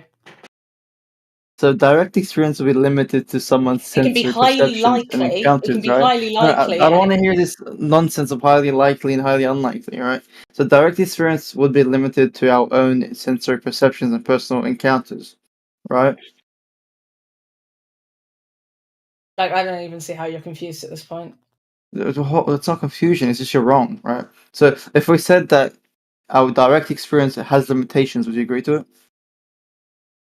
it? Yes, we already agreed that. You're Yeah, so looping right now. we're limited. No, we're going to go into a different route because you can't answer the first one, silly goose. So sensory perceptions and personal encounters, these are all limited by things like time and interpretive abilities. So if we rely directly on experience, we'd have a vast array of phenomena that are beyond our understanding, right? So we can experience things that are also not true. No, well, no, we can. That's So to do with interpretation. due to our limitations on sensory and personal encounters, we're constrained by a few things. And our biggest constraint would be our interpretation ability, right? So if we solely relied on these, we'd miss out on a lot of things that are beyond our immediate understanding. So we use things like indirect evidence to provide information that supports the existence of truth. You're disgusting. Okay. So indirect evidence, right? Yeah, so that would be information that supports the existence or truth of something without the need for direct observation. Indirect evidence, right? Would you say that, for instance, like if I wanted to say the moon was real and I got out my telescope and looked at the moon and said, yeah, the moon is real, would you say that, like, because I looked at it through a lens, that I'm having indirect evidence? If you had empirical data, historical records, some observable effect that imply a cause, yeah, that could be indirect evidence. Okay, can you just answer the question plainly, right? Without the additions that you had. If I looked at it through a lens, right? The lens being a modifier, would it make it secondary? Repeat that again. If I looked at it through a lens, right, meaning that I like distorted my view in some way, gain knowledge that I wouldn't have without the lens, right? Would that become secondary or is that primary? If you looked at the moon through a lens, yeah, it's a form of direct evidence, yeah. Yeah, so the idea is that we can design experiments to give us better reflections of reality to enhance our senses. However, there will still be things that we can never have knowledge of. Say, for instance, but then you're looking at immediate perception. Let me finish. So, like, as an example, the creation of the universe will always be a theory because we'll never be able to experience it. Okay, but now we're talking about immediate perception, right? You're witnessing something in real time as the light from the moon reaches your eyes. That's personal observation. We're going back to experience. Yeah. You keep going back to experience. Yeah, because it's the only reliable thing. Not necessarily. Okay, let's go back to how our... It can be unreliable, but then you start to get into... a dilemma that you can never get out of. Okay, let's go back to limits of direct experience, and then we're going on to indirect evidence, right? So, with empiric data, historical records, and observable effects, that would imply some sort of cause. So then we can use instruments, right? And that help us, as you were talking about. If you burp again, you clown. Yeah, 1 second. I just want to check something. If you guys, like, as in the rest of the chat, are bored of this, because I know you don't particularly like this philosophy type conversation, just let me know and we'll stop. I don't know why she's acting like she cares. I'm bored of I this. do care because I don't want to get banned again. we can have this conversation elsewhere. Like, I don't mind having this conversation. I just don't want to piss anyone off with it. Until we get told to shut up, we'll keep going. So I think that, so as you mentioned, a lens or a telescope, scientific instruments that help us extend our senses and allow us to detect phenomena beyond our direct experience, right? Like an electron microscope, right? That would reveal subatomic particles, and some telescopes show us other things, which I'm not going to mention. But using the power of like logical inference, would that help us to arrive at a conclusion with that experience? I don't understand what you just said. Based off the power of something like logical inference. So, based on premises that I accept as true, we reach a conclusion. So you're saying like, if I had a pre-existing belief, right, that my tongue existed, and then I licked something salty and said this is salty, right? I know that because my tongue existed, like in the first place. Kind of, yeah. So, using deductive reasoning, we can know something, or we reach a conclusion. So, the geometry of a circle, right? So, the fact is, the circumference of a circle is always pi times its diameter, right? Which is expressed in the form of c equals. Well, then you're silly. Go back to school. Well, yeah, it's just the reality is like I finished school. I got my my A in GCSE, and I got my maths for computer scientists at university, and I forgot all of everything mathematical that wasn't relevant. Okay, I'll give you a simpler example. Ice melting, right? You know that ice is made of water, and because you read it in a book, you accept it as common fact, right? I think ice is made of water because I've experienced water turning into ice. Okay, so did you experience it before you learnt it? So it depends what you mean by learnt. Did you know that ice was made of water because you experienced it before you were told it was? Yeah, like people in the chat are putting like yawn, and they're saying that this is a plague. So I think we should probably stop. No, I need to conclude this. So let's just accept that ice is made of water because you know it's a common fact, right? It's not. I don't know it because it's common. I know it because I've experienced it. You're a clown.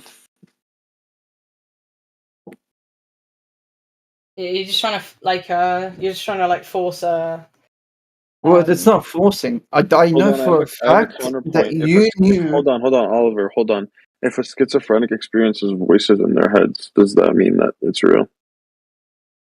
Well, she's just gonna say no because it's not real. Well, that wouldn't be representative of reality, so they wouldn't have knowledge. But why is it representative of reality if you perceive it? Well, I mean that's we're talking about the justification part of knowledge. I'm not talking about the truth They part. have a flawed aspect of reality. That's the problem. Don't shoot me. So like there is a kind of a thing, right, with knowledge where like inherently, and this is a huge problem. It's why like I'm a fallibilist, right? So Ben her again. I'll stop if you guys don't like it. Like, well, the issue is you have a very flawed understanding of reality. I don't. This is just a philosophical perspective. There are criticisms. It's not a perspective. No, it's flawed. It is. It's called fallibilism. Google it. It's called your sillyism. Okay. Get a room.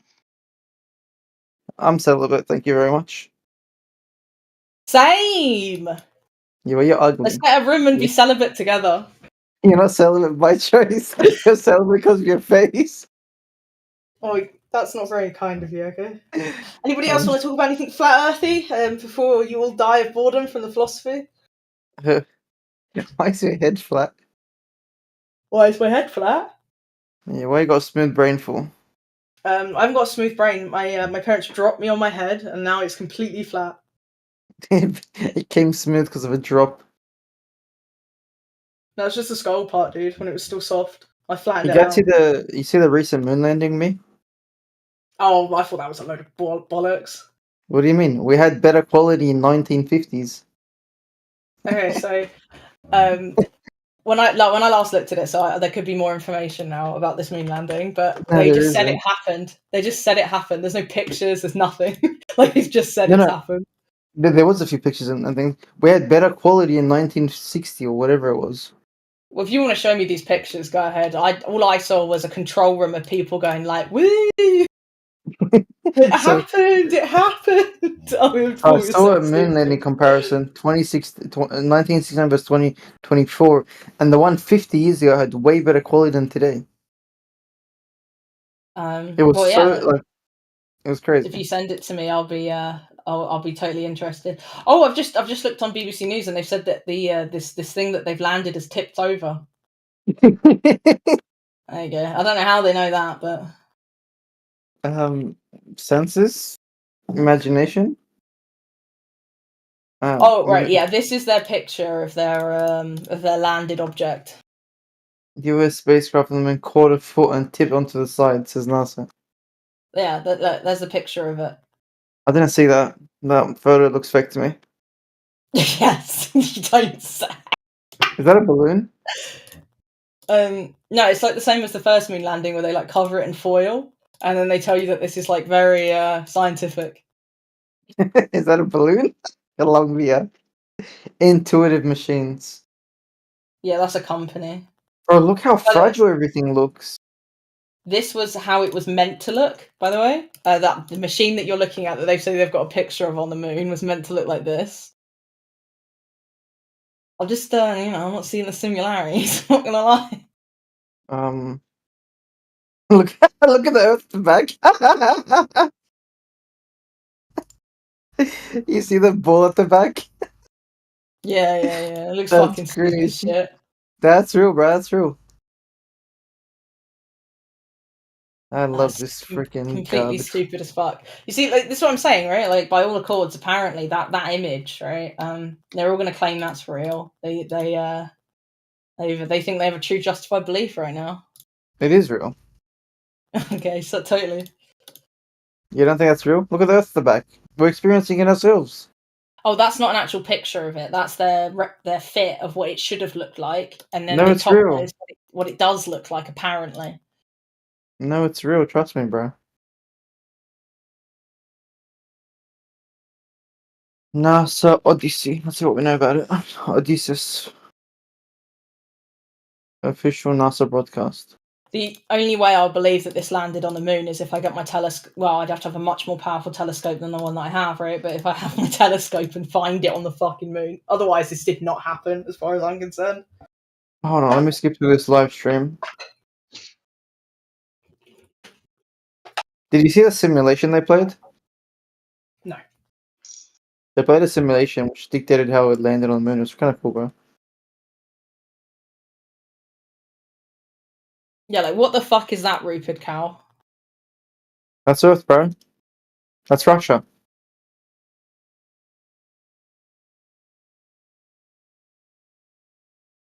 No, that's not Earth, that's the moon. It literally looks just like a bunch of Earth images put through, like, a fucking blender.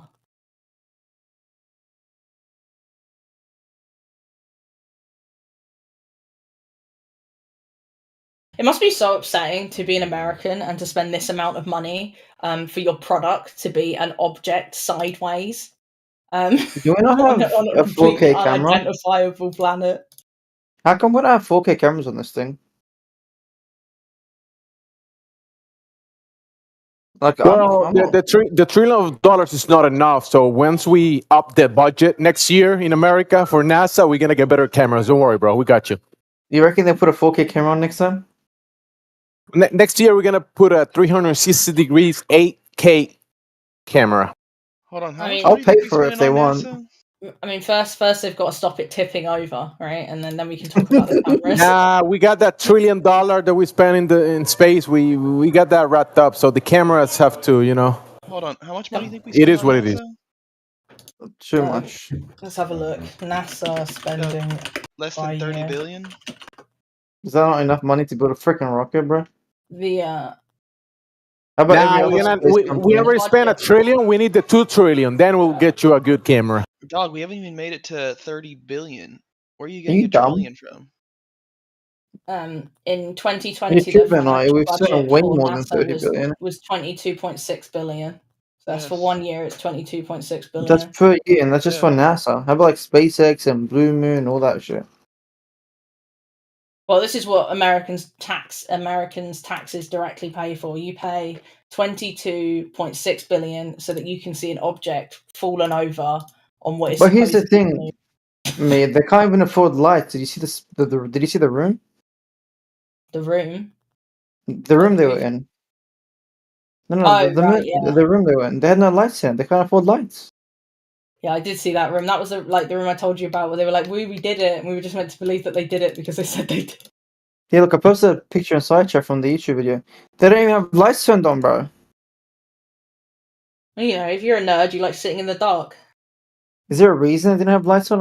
Can they not afford the light switch? No, Is it's 30 like, billion not enough?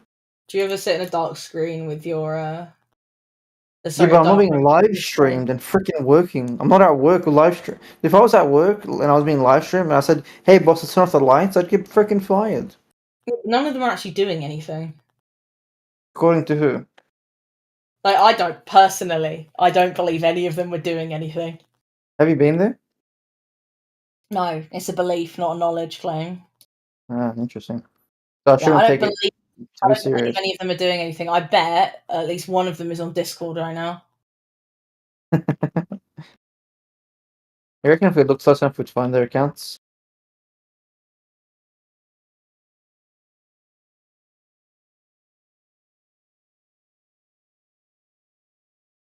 Are you still there, Marcus?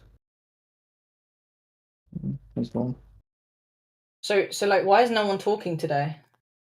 Yeah, You're so enough quiet. retards like you have pissed off everyone. The philosophers. It's not even philosophy, it's just a flawed objection of reality. It's not. Look, Google fallibilism. No, I don't need to. It's objectively flawed. Okay, so any epistemology is going to have some criticisms, I guess, like what you would consider. No, to it's be just flaws. flawed, though. But what you pointed Is it- out would not be a valid criticism of fallibilism. Because we have evidence that shows we don't need to experience things for it to be true. That's just completely objectively flawed. Well, you don't have to experience anything for it to be true. Things are true regardless of any evidence whatsoever, right? It's whether we have knowledge that we need like Knowledge is truth, bro. we need to be justified in our belief, right? In order to have knowledge. Truth and knowledge are two different things. I'm sure they are, woman. I'm sure they are. In terms of philosophy, yes, they are. I'm sure they are, lady. I gave you the definition, literally in my image. I don't like your Remember? image. Well, this is I copied this directly from the Stanford Encyclopedia of philosophy. So I guess you just sure you did, disagree with lady. the experts. Experts. I haven't experienced what they say. I don't know it's true. Well, you can look at it. The Stanford Encyclopedia of Philosophy. I still haven't online. experienced it, though. Well, as I'm saying, you can. No, I can't. Even if I read it, I'm not experiencing it. I'm just taking Well, the knowledge from other people's experience. So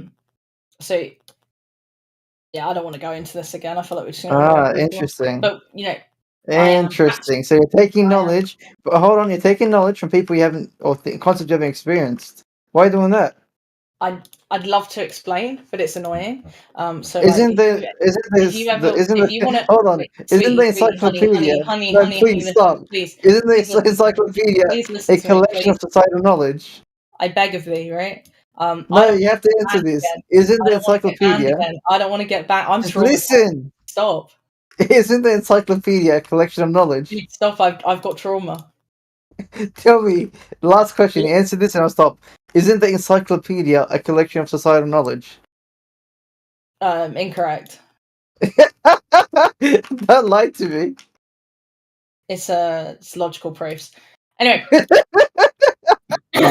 Anyway, so if you want to ring me another time, and I'll explain why you're dumb. Okay, buddy. The encyclopedia, by definition, is a collection of knowledge from society. No. It's they have like all the justification. Uh-huh. The nature of philosophy is it all exists. So things can be justified with experience now, huh? Yeah, but you're experiencing so like in order for you. No, it's too late. You baiting embarrass me. yourself. Stop it. Can some mod make him stop making me do this now? You're actually a clown. Like, I just don't want to get banned really, really badly. This is my favorite place to be. You don't understand. I can confirm she was in another channel begging and crying. Her life was incomplete. Yeah, and it's the weekend as well. So like, I've got 2 days now until I go back to work, and I just don't want to spend those 2 days like milling around. Why do you like this channel so much? So any place people accept you for who you are? No, everybody here hates Yeah, but they accept you for the clan you are. Okay, so I like the ideas. I think they're interesting, right? And all the other channels on politics, right, seem to devolve to people talking about like really dumb politics or being racist. And that never, well, the politics thing sometimes happens here, but generally the mods make them stop, and the racism never happens. So that's fantastic. I love that. How cute! You like the moderators here? Yeah. I've said before. There's two types of mods here. There's the ape mod, and then there's the good mods like Heretic. You think Heretic's a good mod? Yeah, I think Heretic's an amazing mod.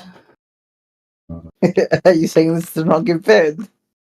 No. I genuinely think Heretic is more reasonable than a lot of people. Interesting. Would you say is more reasonable than I am? Yes, I think you're an idiot.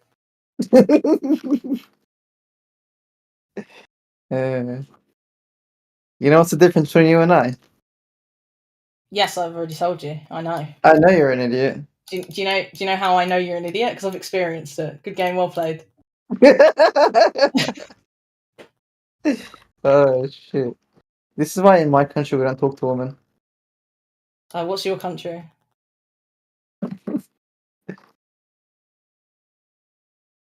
What's your country?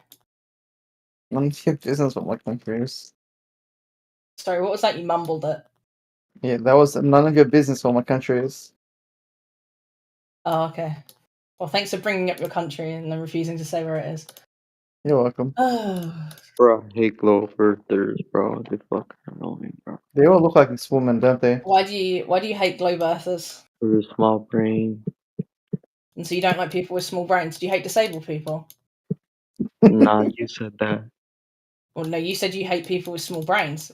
No, you Like, said if you have a disabled. learning disability, you have a small brain, right? So you hate people with learning disabilities. Good game, well played. You're a bigot. Next. We clipping you, boy. Bigot. No, you just said that, idiot. You can think they're wrong, but you can't hate them. You just came up with that. Bigot. You're a retard, bro. She's actually retarded. It's crazy. For real, bro. Well, I've I never still think you're denied smarter than you, though. that on certain subjects I'm retarded. I still think she'd be a bit smarter than you are, whoever you saw.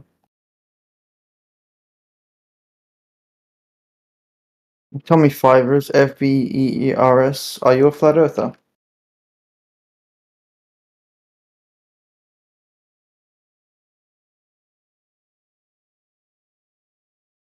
Yeah, good chat, buddy. I'm really sad Get Beget isn't here because I was waiting for a quiet moment like this to ask Get Beget a question, but he's not here. Yeah, again. No one wants to talk to you. Are you a globe earther, Fivers? Because it's the truth. What is the globe or the... That's AI generated, nigga. What is... Globe Earth type shit. The photos. Type shit? I am. Are you a globe earther or a flat earther? Like, I see on my cell phone, I'm just like, nah, this has to be animated. Type shit? Yeah, bro, it's just, nah. It just, it looks like it was painted by an artist or something. Not even a good artist at that point. Who just joined? But I'm just playing with you. My bad for insulting you, girl. I'm just playing with you. I don't give a fuck, to be honest. You could talk, but I'm just playing with you, bro. I'm just here to get people. I'm just playing with you. Yeah? Yeah, I'm just playing with you. I'm not really mad, like, nah. How old are you, Fivers? I'm young, bro. How old are you? Like, around 18. Younger, older? No, I'm just older. No. Older. Yeah. I don't betray me. I'm just saying, bro. Like, I don't know, Me, man.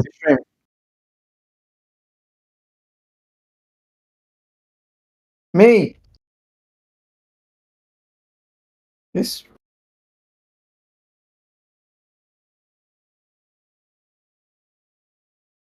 But I just want a good argument, you know. What was that? Want to hear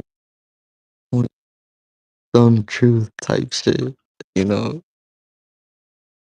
You can't be over the age of 16, realistically.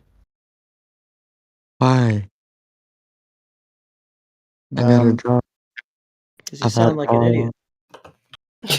That's what I was going to say. It's because I'm tired. That's definitely what I was going to say. It's because I'm tired. I don't think people sound like that when they're tired. Well, it's because you're not really tired because you probably don't work. Can you fix Have you your had mic? sleep? Just go to sleep, my boy. Go to sleep. No. After the weekend. Do I have to put you to bed? No, after the weekend. Jedi, do you have kids? Yep. You give off dad vibes. Thanks. What's wrong with having kids, bro? Don't know if that's a good thing or bad. Jedi, I didn't know you was a farmer. Jedi. Farmer? Yeah. I got Jetty? kids. Yep. Oh, you think he's farming his children? What the fuck? What? Oh, you know, kids like baby goats. Yeah, I got two baby goats. Speaking of goats, you know me looks like one? Why are you being like this? My bad. You're gonna hurt my feeling. I'm sorry, I didn't mean to. It's true, dog.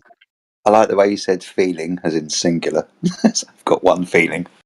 Well, you can only feel one thing at a time, right? So I don't like it when people say feelings because I can only feel one thing. That's Better kind make you feel many things. So like, no, you feel one thing at a time. You don't feel multiple things. So if someone pushed you and then punched you, would that be multiple or singular feelings? I most definitely feel more than one feeling.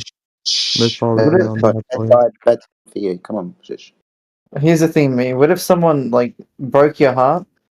Like, you know, had 4 kids with you, then told you he cheated on you, right? Then you'll right die. after that- If that person breaks your heart, you'll die, bro. Yeah, but listen, he broke your heart. He gave you like 3 kids, and 20 years later, he dumped you, right? I cheated on you, sorry, me. Then right after that, you tried to push him, and then he pushed you back. Then he fell on your head, right? So now you're heartbroken with a broken skull. So how many feelings are you feeling now? One. And what's that feeling? You can't describe all of your feeling. This is ignorance, boys. Yeah. Like, the English language is constrained. There are words to describe feeling in German that we don't have in English. You speak German? Schadenfreude. No, I don't. Sad, no, it's true. Because I've learned some German. I just don't speak it. Whoa, so you don't know German, but you know it to be true with that experience. Interesting, woman. Okay, Schadenfreude. so Okay, boy.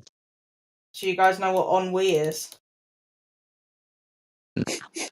No, I don't speak Spanish. We never So say that ennui here. is English. Ennui is wait, I'm actually forgetting what the fuck it means myself. So you don't know what it means, but we're supposed to know what it means without experiencing it. I think it's like a feeling of restlessness, right? But let me get the exact definition. You know what I think you should Nah. do? I think you just need to feel more things, maybe. Ennui.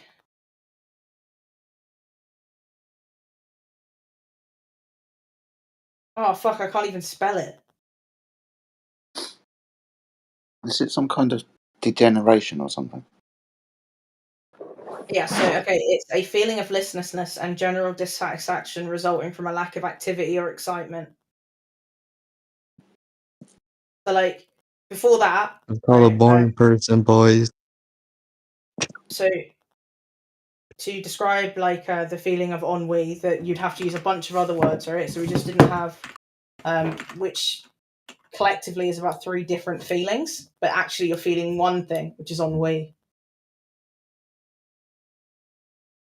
Yeah, someone ban this woman before we lose our brain cells furthermore. For real, I just feel hype, I've said, you like, know? if I get told to shut up by a mod, I will shut up immediately. Oh, really? Yeah, I don't want to get banned again. Oh, shut up. Hey, this is brilliant. Cheers, mate. You may speak. Well, I think I've learnt the rules. I think I've learnt the rules now, and it's very much like what the mods say goes. So if they tell me to shut up, then I'll shut up. Interesting. What if I told you to shut up? Does that work? Well, you're a politician. I'm a what? Polly. So do I not have the same authority here? Uh-oh. There she goes. Oh, she's been cold. Did she get banned? Yeah, she's been cold. Why? Come Come on.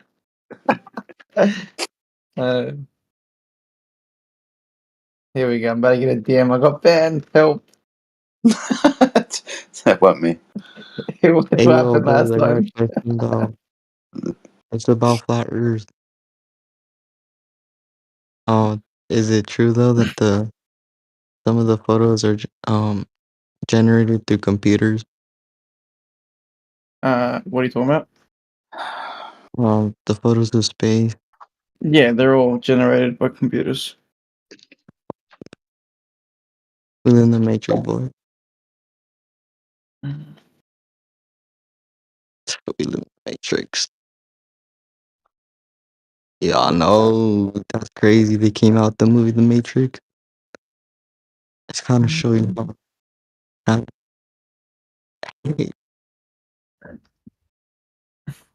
Y'all agree with that or nah? I don't know what you're talking about. You never seen The Matrix? No. It's alright, bro. It's too deep. Hello. She's back. That was funny.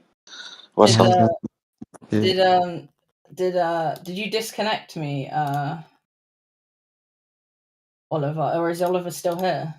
No, Oliver didn't. You got banned for talking. Yeah. Oh, did I get banned? Because I couldn't tell on my main account. It was. Try again. Let's see if it works this time. That's how she got 2 accounts, boys. Yeah, we noticed that. Who the fuck has 2 accounts still? I Somebody don't gets even got 2 accounts today. still. For real, bro. Like, no one doing all that no more.